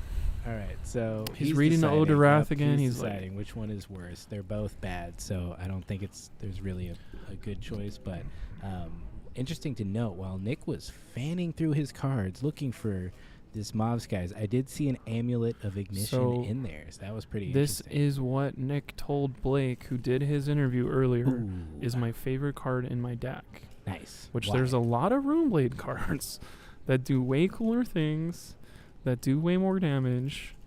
But this one says this: you can put this into play, go again. At any time, you can instant. Obviously, that's what instant means. The next ability, you destroy this. The next ability you activate this turn costs 1 less. Activate this ability only if you haven't played a card or activated an ability this turn. So on an off turn, now he can swing Rosetta. Nice. Pretty cool. And it So- makes a rune chant finally when you get there. Yep. Brian had a quick turn of putting Haze Bending out there, which will create a spectral shield every time a aura or I believe Phantasm is popped. Yes. So that one just gets value for being out there. It's not the most intimidating card, but it really can have a long-term effect. Nick coming right back with the Sonata, paying into it like it seems to be his preference to reveal 4 cards. That's the only way you can draw 2. Looking for that draw 2. Also, the dealing 2 from one source can be really important depending on how much Arcane Barrier they have. I can't see Brian's helmet right now. I pretty much has to be Crown, unless it's the other Crown. It could be Halo with the Spell Void, but I'm not sure. It's probably Crown. We'll find out. For the people at home, can you guys tell us what the Prism have pieces? So It's too Nick shiny is for us. figuring out what he drew a Drawn to the Dark Dimension. Oh, he's got another Sonata, and he says let's Let's do this again. Here's a big one. That's a fantastic draw. Just for the 3, getting the Runic Reclamation. That is great. Runic is, you got to block this. It's not a fun card to block, but now I get to attack Prism and an aura at the And same an aura time. At the same time. It's so good. How many heroes have access to a card like that? None. Just Runeblades. Okay, interesting. Starting to see a pattern here. What do you mean? Runeblade cards are good. I don't know what you're talking But about. Amulet of Ignition is his favorite card. Interesting, Nick. Look. Look. That's just his. Look. That's just his. That's what he likes. You can't be mad about that. Right. You can't argue with the finalist Yeah, of finalist the of first Battle Hardened. Battle Hardened in the West Coast. Yeah. I was going to Nick say Steiner, California, but I Brian guess it's Moss. every single The entire one West in the Coast Pacific. of this continent. So we were right. It was Crown, but we Okay, said it was Crown of Crown Reflection. because we were going to be right no matter what. Crown of Reflection. Arcane Barrier 1 plus the arms is Arcane Barrier 2. So none of this Vexing Malice shenanigans for the win. Rosetta Can be fully blocked. Curious to see how Thank you. defensive Brian plays it. If he just blocks out, pitches for Arcane, plays his auras, builds that overwhelming board state to the inevitable conclusion that Prism sometimes presents of just, you're dead. You are gone, my brother. So, Nick coming out. Again, Mauve Skies. Love that this card is just made it back, I think, since Skeleta's gone. Everybody's running 9 of these. It really is just good. It was good back in Crucible. You just didn't have enough other tools to work with it. This plus Swarming really makes Okay, this so right. Drawn to the Dark Dimension is a card that people have started playing. I know. It wasn't really, around when Skeletor was around. It's really fun. Yeah. But I'm going to draw Well, a yeah, card. it wasn't around, but I believe it's an Arcane Rising card. So it was like Yeah, it's an been around original forever. Viserai card. And it's always been just kind of bad because the go again was never there. But, It basically, in that area, would just get you a card for your arsenal. That's what you're drawing that card for. yeah. Before Hoping, Mavrin said any Runeblade could go again. yeah. And if you don't have that discount from the Rune Chance, it is awful. It is an expensive card that doesn't attack for very much, but it does draw you a card, can draw a block, generate more Rune Chance, and he's still got 3 cards in hand. He's double Sonata'd. He's played 2 other cards and still has 3 cards in hand with a pitch card. Viserai is... he's in a crazy aggro deck. I'm just gonna say it. Like, Right. It's pretty nuts at this point. Here's the Runic Reclamation. Boom. Double duty. Give me Huge your whole attack. hand, please. Are you going to let this go? Ooh, he Oh is. my gosh. And he'll make a rune This is a channel very for that. important We'll see decision. if he misses that trigger. I feel like that one, it just doesn't happen enough that Okay, he chose the one that wasn't Shimmers. Is that smart? I mean, kind of, because if you We got somebody in the back of the room going, "Yep, that was smart." So because if you do good job, Nick. haze bending second, he's gonna get 2 spectral shields out of Right. it. So it could be better. I don't know. Shimmers, I think, is Right. way harder. How many poppers are we running? We just played a popper, so that's one gone. Do we have Command and Conquers and Viscerai? Usually, I'm not sure if Nick does. You have Amplify the Arc Knight, which is 6. We would talk about the deck list, but because this is the finals, the deck lists are obviously prioritized by the head judge. Yep. Doing a great job watching over this. So I'll match. take 6. Cool. Does it have go again? Yep, because you pitched yellow. That's going to shimmer me for 2.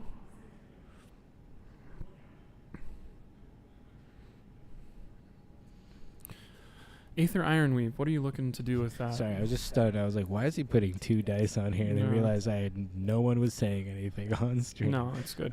Aether Ironweave and Spellbound Creepers, what turn are you going to pop off with that?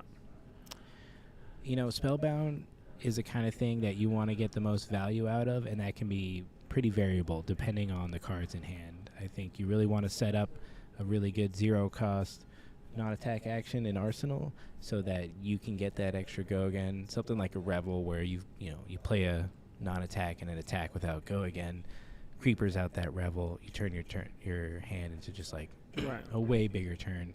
Same thing with Aether Ironweave. I think you're looking to block for it at least once to get that value there, and then the turns where you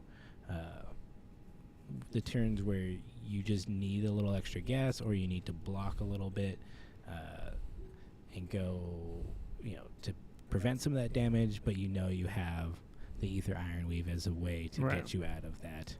I problem. think what's going through Nick's head right now is this is a race face. I haven't seen this happen to me 5 times. I need to go read every single one of my cards and see what they say. One of his cards is Tome of the Arknight.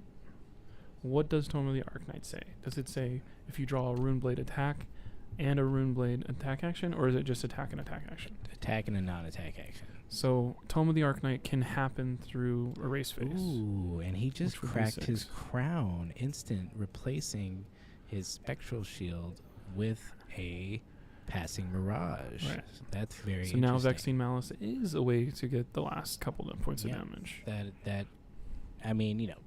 Prism's got her tricks. She can always make a spectral shield, but that is pretty interesting. A cool move. We'll see if it pays off. It definitely feels like he's leaning into a few more heralds in this, but I know sometimes in these newer Prism decks, you just only draw auras and Right. the Phantasm Here's stuff. this is doesn't high matter. roll time, by the way. Here we go. Love it. If he I hits love it, it's gonna be this card. gross. This is my favorite Revel, card. not an attack. Whiff. It's okay though. Sometimes you We really know a Revel is just- coming. You just want the non-attack action, and that's all you really need. If he hits an attack on the second one, it turns into a 11 to 15 damage turn, Yeah. and it's gross again. It's pretty crazy, but he does. This know, is the other gross card that he needs to put down.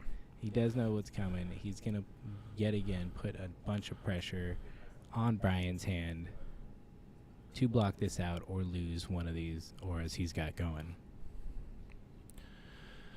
I think it feels like Nick is not behind. We just took some damage to present a gross thing. I think when we both go down together, does that benefit Nick more or Brian more? Oh. I think it's hard to say. Prism wants Well- that board state, so if Prism doesn't have that, He did Merciful And to he's go ahead going and ping him down. for 1, which is interesting. We make a rune chant from that. Hopefully he remembers that. and He it goes in does? his soul, so building He up his says, soul what do you too. mean remembers that? I play only this deck. There's only 55 cards I have to memorize, and it's every single Runeblade card plus Vis specializations. And I have it. And he's got it. So Now this is for 3, but there's no follow-up. So it's just a Dawnblade, a naked Dawnblade right now. well, if he's got a yellow, he can pitch to activate Prism, Oh, well, make a Spectral Shield, get that Swing go for a again, 4 and 5. that's sneaky. But, we'll see. He might also just want to Arsenal. It's good to invest in the future, folks. do you think you can outrace a Shimmers? With Viserai, yes, but Interesting. It's a it, decision that... it depends Okay. on what you draw. Oh, interesting. You know, You gotta draw good cards and pay it off. I mean, Viserai can just draw some terrible hands sometimes. We say he shouldn't have made it a Rune Champ because of a race face. No, Patrick is on it. Well, Patrick, I wish you were here because we did it. We pitched for 3 to make a Rune Chant. We got No, ALS. he came made a down. rune chant from the hit effect, not from Viserai's ability. Oh, okay. That makes sense. Yeah. That actually makes sense. Yeah. Sorry, Patrick. I think we are right. I was a bit concerned there for a second. It was because of Runic. Good job, cards with Michael. You are on it. You, Thanks, chat. You Y'all don't are have to here pay with much us. attention. You are We- nailing it. We feel your energy. Yeah. It is real quiet in this room, Yeah. but the gameplay is You can hear a pretty mouse intense. whisper. so coming in for 4 again with Shimmers. This is just, he's slow playing this. He's not in a rush. He's not too scared, but I feel like you give Viserai too much time to craft a hand that has Right. Revel and Swarming in it. Man, if he's got a Mob Skies in his hands, he does not care whatever Brian is coming at him. Oh. Patrick, you're not dumb. You're just misinformed. One is fixable and one's not, You got it. I'm a little worried about Shimmers. Shimmers It is doesn't scary. feel like Nick is. So he's going Here we to go. Got that Instant Instant speed reaction do another to get the one. go again. Nick's going for it. He's got some heat in his hand, I know for sure. Whenever you've got Swarming plus Revel, you're going pretty deep on your next turn. It is a little bit. That is It's concerning, interesting. but We know what we're doing. I am trying to think about this. It doesn't make sense to. I do a lot of stream of consciousness, but I think this is a thinking match, which is why I'm a little bit quieter than you're used to. What is the way Nick can get out of this? The Revel and Runeblood is going to come down for a bunch of damage. I think if he's got an Arclight Sentinel, he can shut this turn down. I see a Soul Shield in hand and a Ode to Wrath, I believe. So, maybe I think some this is a sneaky tricks, very- but I think Nick's about to present like 15, 16 damage. But is there an ALS hiding? I don't think so. We literally Let's jump into quiet Brian. here. Let's jump I into know Brian's this is brain. not He looks a interesting. little bit. Randy, shout outs to Randy Right. showing up to watch the finals. Is he doing it? It's Amulet of Ignition time. Gotta He's read like, that one. Never seen that card what played. What is is this doing this in the card? finals? Who Oh, put I this guess card in that's good. here? It's half an energy potion. Is this a deck Is it? check situation? It's a half an energy potion if you've done nothing. And it's got go again. And here we go. Mordred. Mordred Tide. This Making a just third made one. that hand I talked about even better. No reaction from Brian though. He's okay. He's feeling Swarming cool. Gloomveil. Coming in, all modes active. Is it all? All modes. He just made Is it all? 3. Is He that all just you made got? 2, and the third one Okay, was so don't let any of this physical hit you because we got a gross we thing in got the back. we got the We got a Revel. gross thing in the We back. got the mad. You should have erased face this turn. The weird mad scientist just bathing in blood or some kind of crazy stuff, but it's gonna be The good. Talisman of Ignition. I always is forget, hot, but I fresh think and out of the kitchen for one of these turns where he has to block everything too. You can Yeah. Rosetta to knock out Shimmers or something. I don't think so. I think he's gonna push this damage straight to the face. No reason not to. He's gonna make 7 more rune chants off Revel, so he's gonna have 9 coming in for a 13 Rosetta swing. Like, it's pretty gross, Okay, people. so we. What is it? It's actually disgusting. It's disgusting. We soul shields. Nice, Interesting. okay. 6 blocking 4. Not as efficient as we want to, but still does it. We'll see if Nick goes for the big play or if he backs off and No, you rip it down. There's no point in saving it for next turn. yeah, I don't You're think 6 so. behind. This is literally the exact number to get back to where you want to be. And then you say 2 + 2 + 7. Dude. Nerdgen found out what Amulet does on grass with the Arknight. Nice. All right, we have put down the Revel in Rune Blood, Here my we go. favorite +7. card in all of Flesh and Blood because of what it does. It says, I'm going to do... What does this cost? Oh, nothing? It costs Crazy. It costs the I'm full gonna make cost of the 5 2 rune cards chants that you because of- have to play in Oh, front of it. crazy. How do you block this? I have to have 2 blues in hand, and it's still not enough. Here is the Big Daddy version of a Revel in Rune Blood Rosetta. 2 + 2 + 9. Easy. This is where we just scream out, take it, and then get thrown out for trying to influence the match. Creepers does require you playing an attack action. Yeah, You're killing it. Amulet Flesh and Blood Ignition- Brothers. You cannot activate or play a card, I believe. Okay, he took all that damage when we were talking, so that was down to 7. Has a plan? I mean, he's got a card that doesn't block, so Oh, he could have that could pitched, work I too. guess. But he's gonna protection. Looked like a blue, so I believe that's for 5. With go again. All this is going to be able to swing. Yeah, so we're It looking does at feel like you 5. should have hit some of these. I mean, that is But the math you're doing. You got to go at them. You know, do you take the time off to destroy? Shimmers, if you break Shimmers with the Runic, you have saved so much health. But the other one was an even more gross one than Shimmers, allegedly. It was the blue Maka. It was I- haze bending, right? Yeah, it was haze bending. I think it should have been Shimmers. I think that's Right. way more powerful. But we're doing 20/20, hindsight, that kind of stuff. I want Nick to figure this out. It is kind of like this is going to be a gross turn for Brian.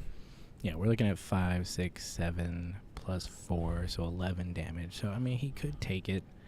The Merciful becomes very concerning once you get to a certain life level, because can you pitch to block it? No, you don't have Arcane Barrier. So Okay, we see a Revel in Rune Blood in a hand. We see a Mauvrin Skies. Do we say we have another Mordred Tide as well. Take it. Let me get some damage. Let's block with the Aether. Let's block with the Grasp. Let's go down to 2. Let's go down to 4. Here comes the Grasp. Here comes the Aether. He can't hear me, but it's a smart play because I'm pretty good at this game. So he's like, good idea. I'm not good at this game. Definitely would have gone 2 and 4 today. Interesting that people drop early. Do you drop early from tournaments, or do you play it all the way out?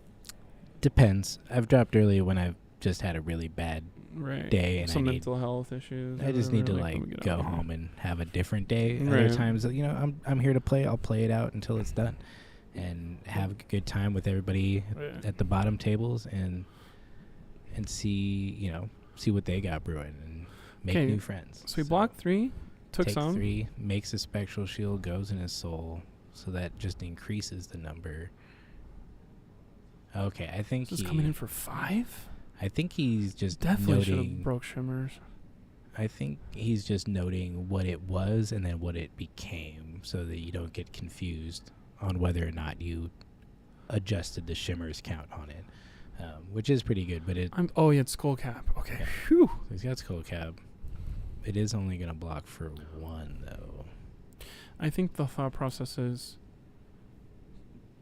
I don't know, because then you have Merciful Retribution to Yeah, no, mess you up. he's got some So stuff to worry about. You can't go down to 1 and get it out because we got the Merciful. Yeah. All he has to do is make a Spectral Shield to ruin your day. He doesn't have a Merciful out already, does he? Yeah, he does. Jeez Louise, no separation. He's got that It looks Pierce like reality. it looks like Brian's good at this game and can figure it out here. Okay, so now his Skull Cap is online for defense. These 2 cards next to Prism are his soul, correct? Yes, he plays It him is off to the side. Huge. Yeah, it's So I think this gamble of let me just take a bunch of damage is going to blow up in X face, unfortunately. yeah. I mean, in my opinion, I think he should have blocked out and tried to arsenal that Revel, wait for the big turn to win, maybe save a card to pitch and attack one of these, attack Shimmers, which is just gonna keep getting bigger. But Right. It's hard to make these decisions. Like I said, Viserai, there's so many choices. You can take it in a lot of different directions with how you Right. play your lines. And, for me, I've had to learn that blocking and saving for the next turn is the right decision, even when it feels real bad to lose some good cards. And we got some people in the chat being like, why did he pitch this? Why didn't he use Aether Ironweave to come in for more? Maybe he's tired. Maybe he wanted the block. Yeah. Maybe he wants it for this hand. It is a thing of Brian's like, oh my gosh, just let me win already. Maybe he's played Flesh and Blood for the past 12 hours. 10. These people legitimately are super early. Block with the Spellbound Creepers. Yeah, block with. He's got block No, with he something. needed to stay above 1. No. I mean, he just loses now. Not to spoil the ending here, but He can pitch a blue. oh, can he block? Does he have an Arcane Barrier? On his Skull Cap. Well, that's not going to be efficient, Colin. No, but it's technically true. Crown of Dichotomy, put it in quick while no one's looking. Brian's looking like he. Let's see what Nick's looking like.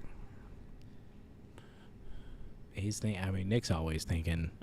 He's thinking this through. He took a lot of damage, and I don't know. Maybe he forgot Merciful was there, but I don't know. It does feel like I have 1/loss to Merciful enough to know that it's not an option to go down this low. So yeah, another Revel Rosetta will do wonders, but if he dies before he gets that off, if he can't block the damage from the Spectral Shield breaking, it's all over. But maybe he's got a plan, and I don't think the plan exists based on what I know about the game, though. I don't know, right? I apologize for the ASMR stream we've turned into, but it is very quiet. Hopefully We you do can not still want the hear us. players to hear us because they don't seem that far away anymore. But here we go. Nick's thinking it out. I think there's a lot of people rooting for Prism in the chat for some ulterior motives of getting her to Living Legend a little quicker into. She'll get there. Don't worry about it. And that's fine. I'll miss her. I thought she was pretty great. Yeah, Nick's Nick's in a tight spot. I don't staring know. at these cards, I don't know wanting what them he to can change. do. Brian is just like, come on, let's go. We got Dennis looking I've got on, you. Jarek's looking on, Mordred. Dude, is that Randy? That's Shout Randy. out to Randy. Randy's gonna win the Road to Nationals tomorrow. Watch out, everybody. Okay, here we go. Soulbead Strike. He's got 2 floating, so he can pitch for his Skull Cap if he pitches this next card. So Sam is in the chat defending honor. Love that. Love to see that, Sam. yeah, I mean, let's face the facts. You're not a bad player if you top tabled the Battle Hardened. It's a big event. There's a lot of good players here today. Right. People were all over the place. It was a wild meta. It is okay. It's not disappointing. We can't say that. We're talking about positive things. It is interesting that Prism said, "What was that? I'm not good enough to win this? No, I'm going to win every single game that I played." That's crazy to me, because we're sitting here talking about, oh, Prism has bad matchups into this. Prism should lose this. Prism's not going to be able to figure this out. It's only going to push around Guardians. And then we have a concede / death by retribution. Yeah, see. And it doesn't feel that merciful when it comes like that, you know? Wow, that was. Let's that see was nuts. some. He Let's came see how in- happy he looks. I mean, It happened 9 times. What do you think? Of course I won a 9th in a row. undefeated. Who is the man? I am. Undefeated on the day. Brian Moss. More like Brian coming in Winner. here and just Right. winning. Just winning. And what did he win? just An kidding. envelope. A super Justin. cool envelope. Oh gosh. There he okay. is. Oh my gosh. Security. I think we need help. Can we get some retribution here to get this guy off the stage, please? Get a little less merciful. Boom. Wow. What a. We are doing this all again tomorrow. We are doing this tomorrow, everybody. Once again, incredible game. Definitely a bit of a misplay there at the end, but it's a long day. They're hard decks to play. I think it was a thing that it can't be that much. And then it was, like, oh, I've already committed to not doing this, so now I look even dumber if I take the big one. It's not that nobody looks dumb in the finals, but there is a layer of like, oh, great. It's a tricky situation. Right. But, you know, great games, everybody. Congratulations to Brian. Congratulations to Nick. Congratulations to all of our top 8. Correct. One and all. Congratulations to Colin. Oh, me? Congratulations to you, Blake. Taylor. We did it. Congratulations to Isaac. Congratulations to Arcane Games writing their first whatever. What's interesting about this is we're going to have him on stream. He's going to talk to Colin. Oh, really? Because Colin knows all about Prism and can say interesting things where I just do fun stuff and there's no point in being fun. Blake just gave me homework. Great. So we're going to push the button that says see you later, but we're going to see you in 30 seconds. But I'll be back to close it out. Don't worry. We'll be back. We will be back. Yeah, we always forget to possessive. What is it? Nouns? We're a team. We're a team. Where are you going? Are you leaving? No, the guy's coming up and you're interviewing him. You just push that button real quick. This one right here? Yeah.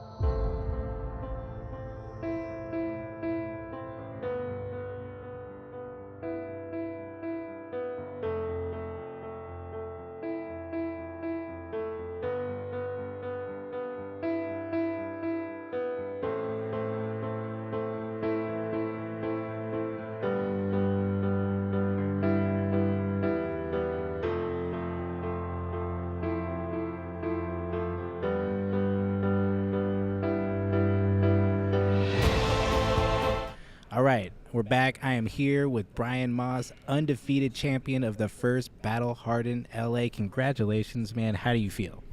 Feeling pretty good. Nice. Sometimes you draw a library, I guess.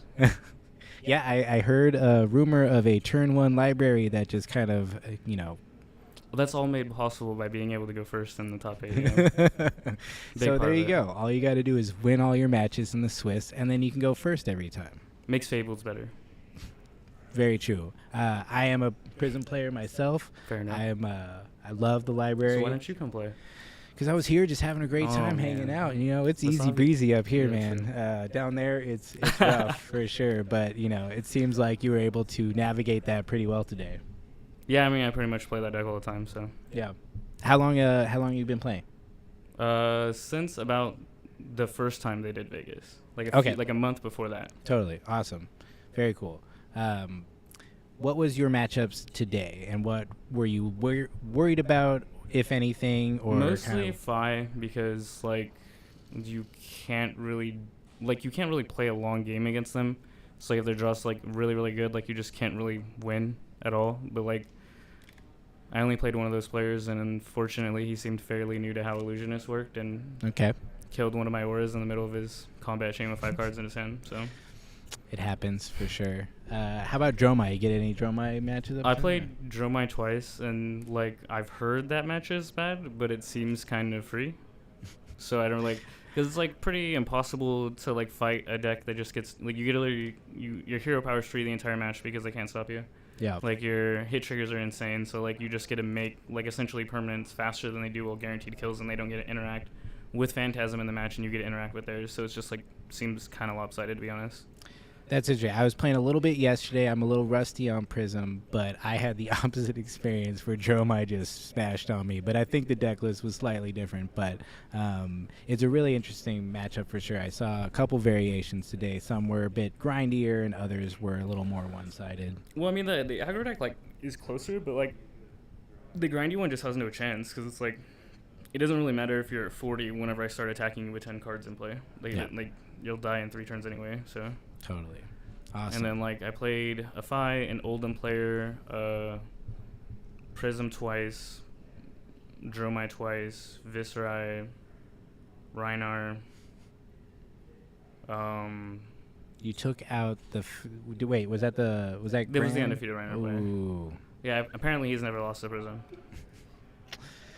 So it's rough. It happens sometimes, you First just gotta time for take everyone, it. But yeah. I've never beat Rhinar, so Really? yeah. Wow. What a day. Yeah, Well, I have a little bit something for you. For sure. It is... It's some sort of... It's some sort of envelope. I don't know what's in it, but I think it's very nice. Let's see what it is. Are you going to open it? Yeah, why not? Oh, dude, he is opening it on stream. Hell yeah. This is what we're here for. Everybody's waiting around in the chat.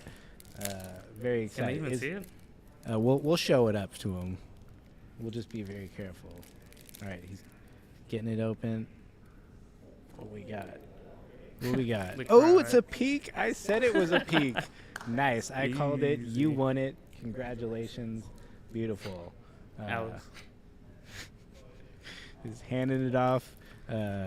Very cool. Well, man, congratulations again. Are you going to be back tomorrow? Probably. I'm Nice. stuck here with all Well, them, good luck tomorrow. And, if you just sweep the weekend, I think you might be a local legend immediately. So so. We'll see. I've been here a while, so. nice. Well, I appreciate you coming out, and we'll All right, thank you. talk to you soon. Thanks, man. Peace.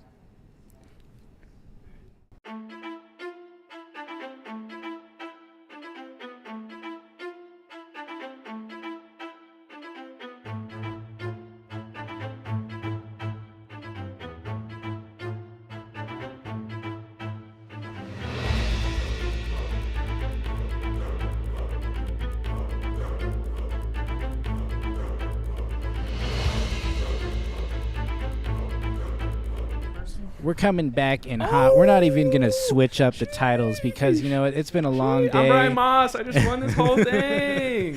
This is Hell Brian yeah. Moss. I learned how to play Prism when y'all weren't looking, and now I'm 9-0. Hey.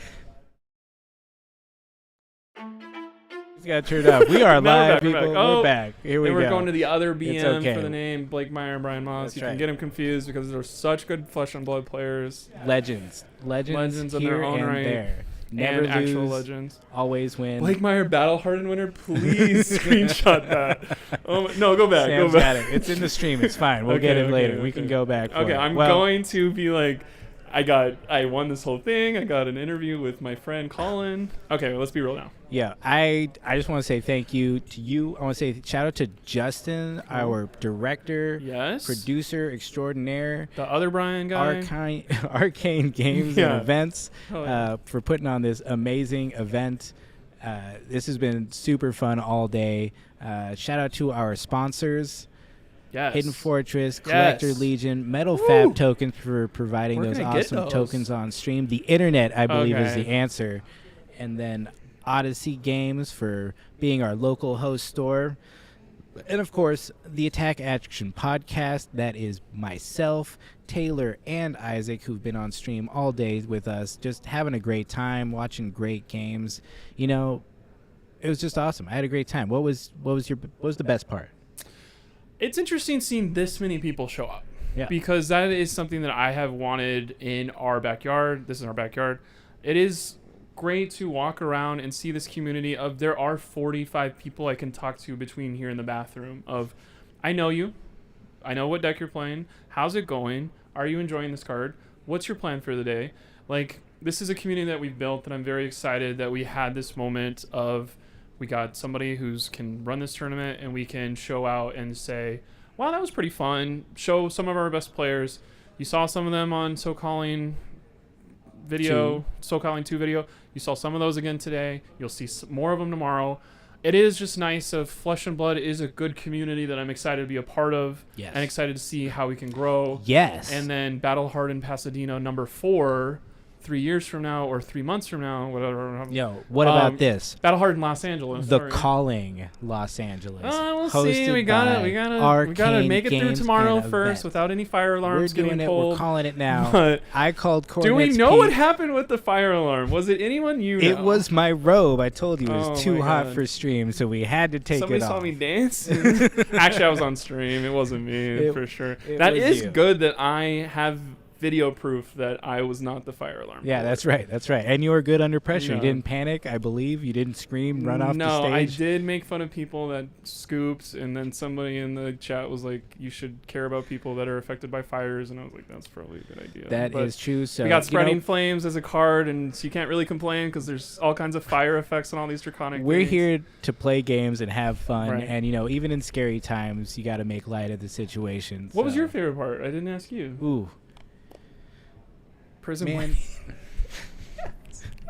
that was pretty good. Living Legend points. It's just being here again with Blake. You know, Blake and I, we did the Soul Calling 2 together. Yes. It's just been so much fun hanging out, talking about games, and just laughing, having a Right. good time. Bringing my bros, Isaac and Taylor, Isaac and for Taylor, coming up, cool. coming down all the way from Right. way up at the top of the state, just to be here to share their thoughts and time. They'll be playing tomorrow, so we'll hopefully get them on stream Right. playing. And That'll be fun to judge them. yeah, that's right. We can talk about them and how they play, which, you know what, from what I've seen, is very good most of Right. the time. So The other thing that I want to say is we're doing this all again tomorrow. I think we just said that.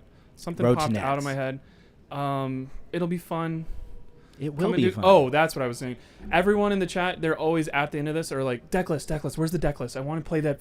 I want to play that fight. I want to do that. Where's that Deck Katsu list. deck list? Probably never get shown until like Tuesday or Wednesday.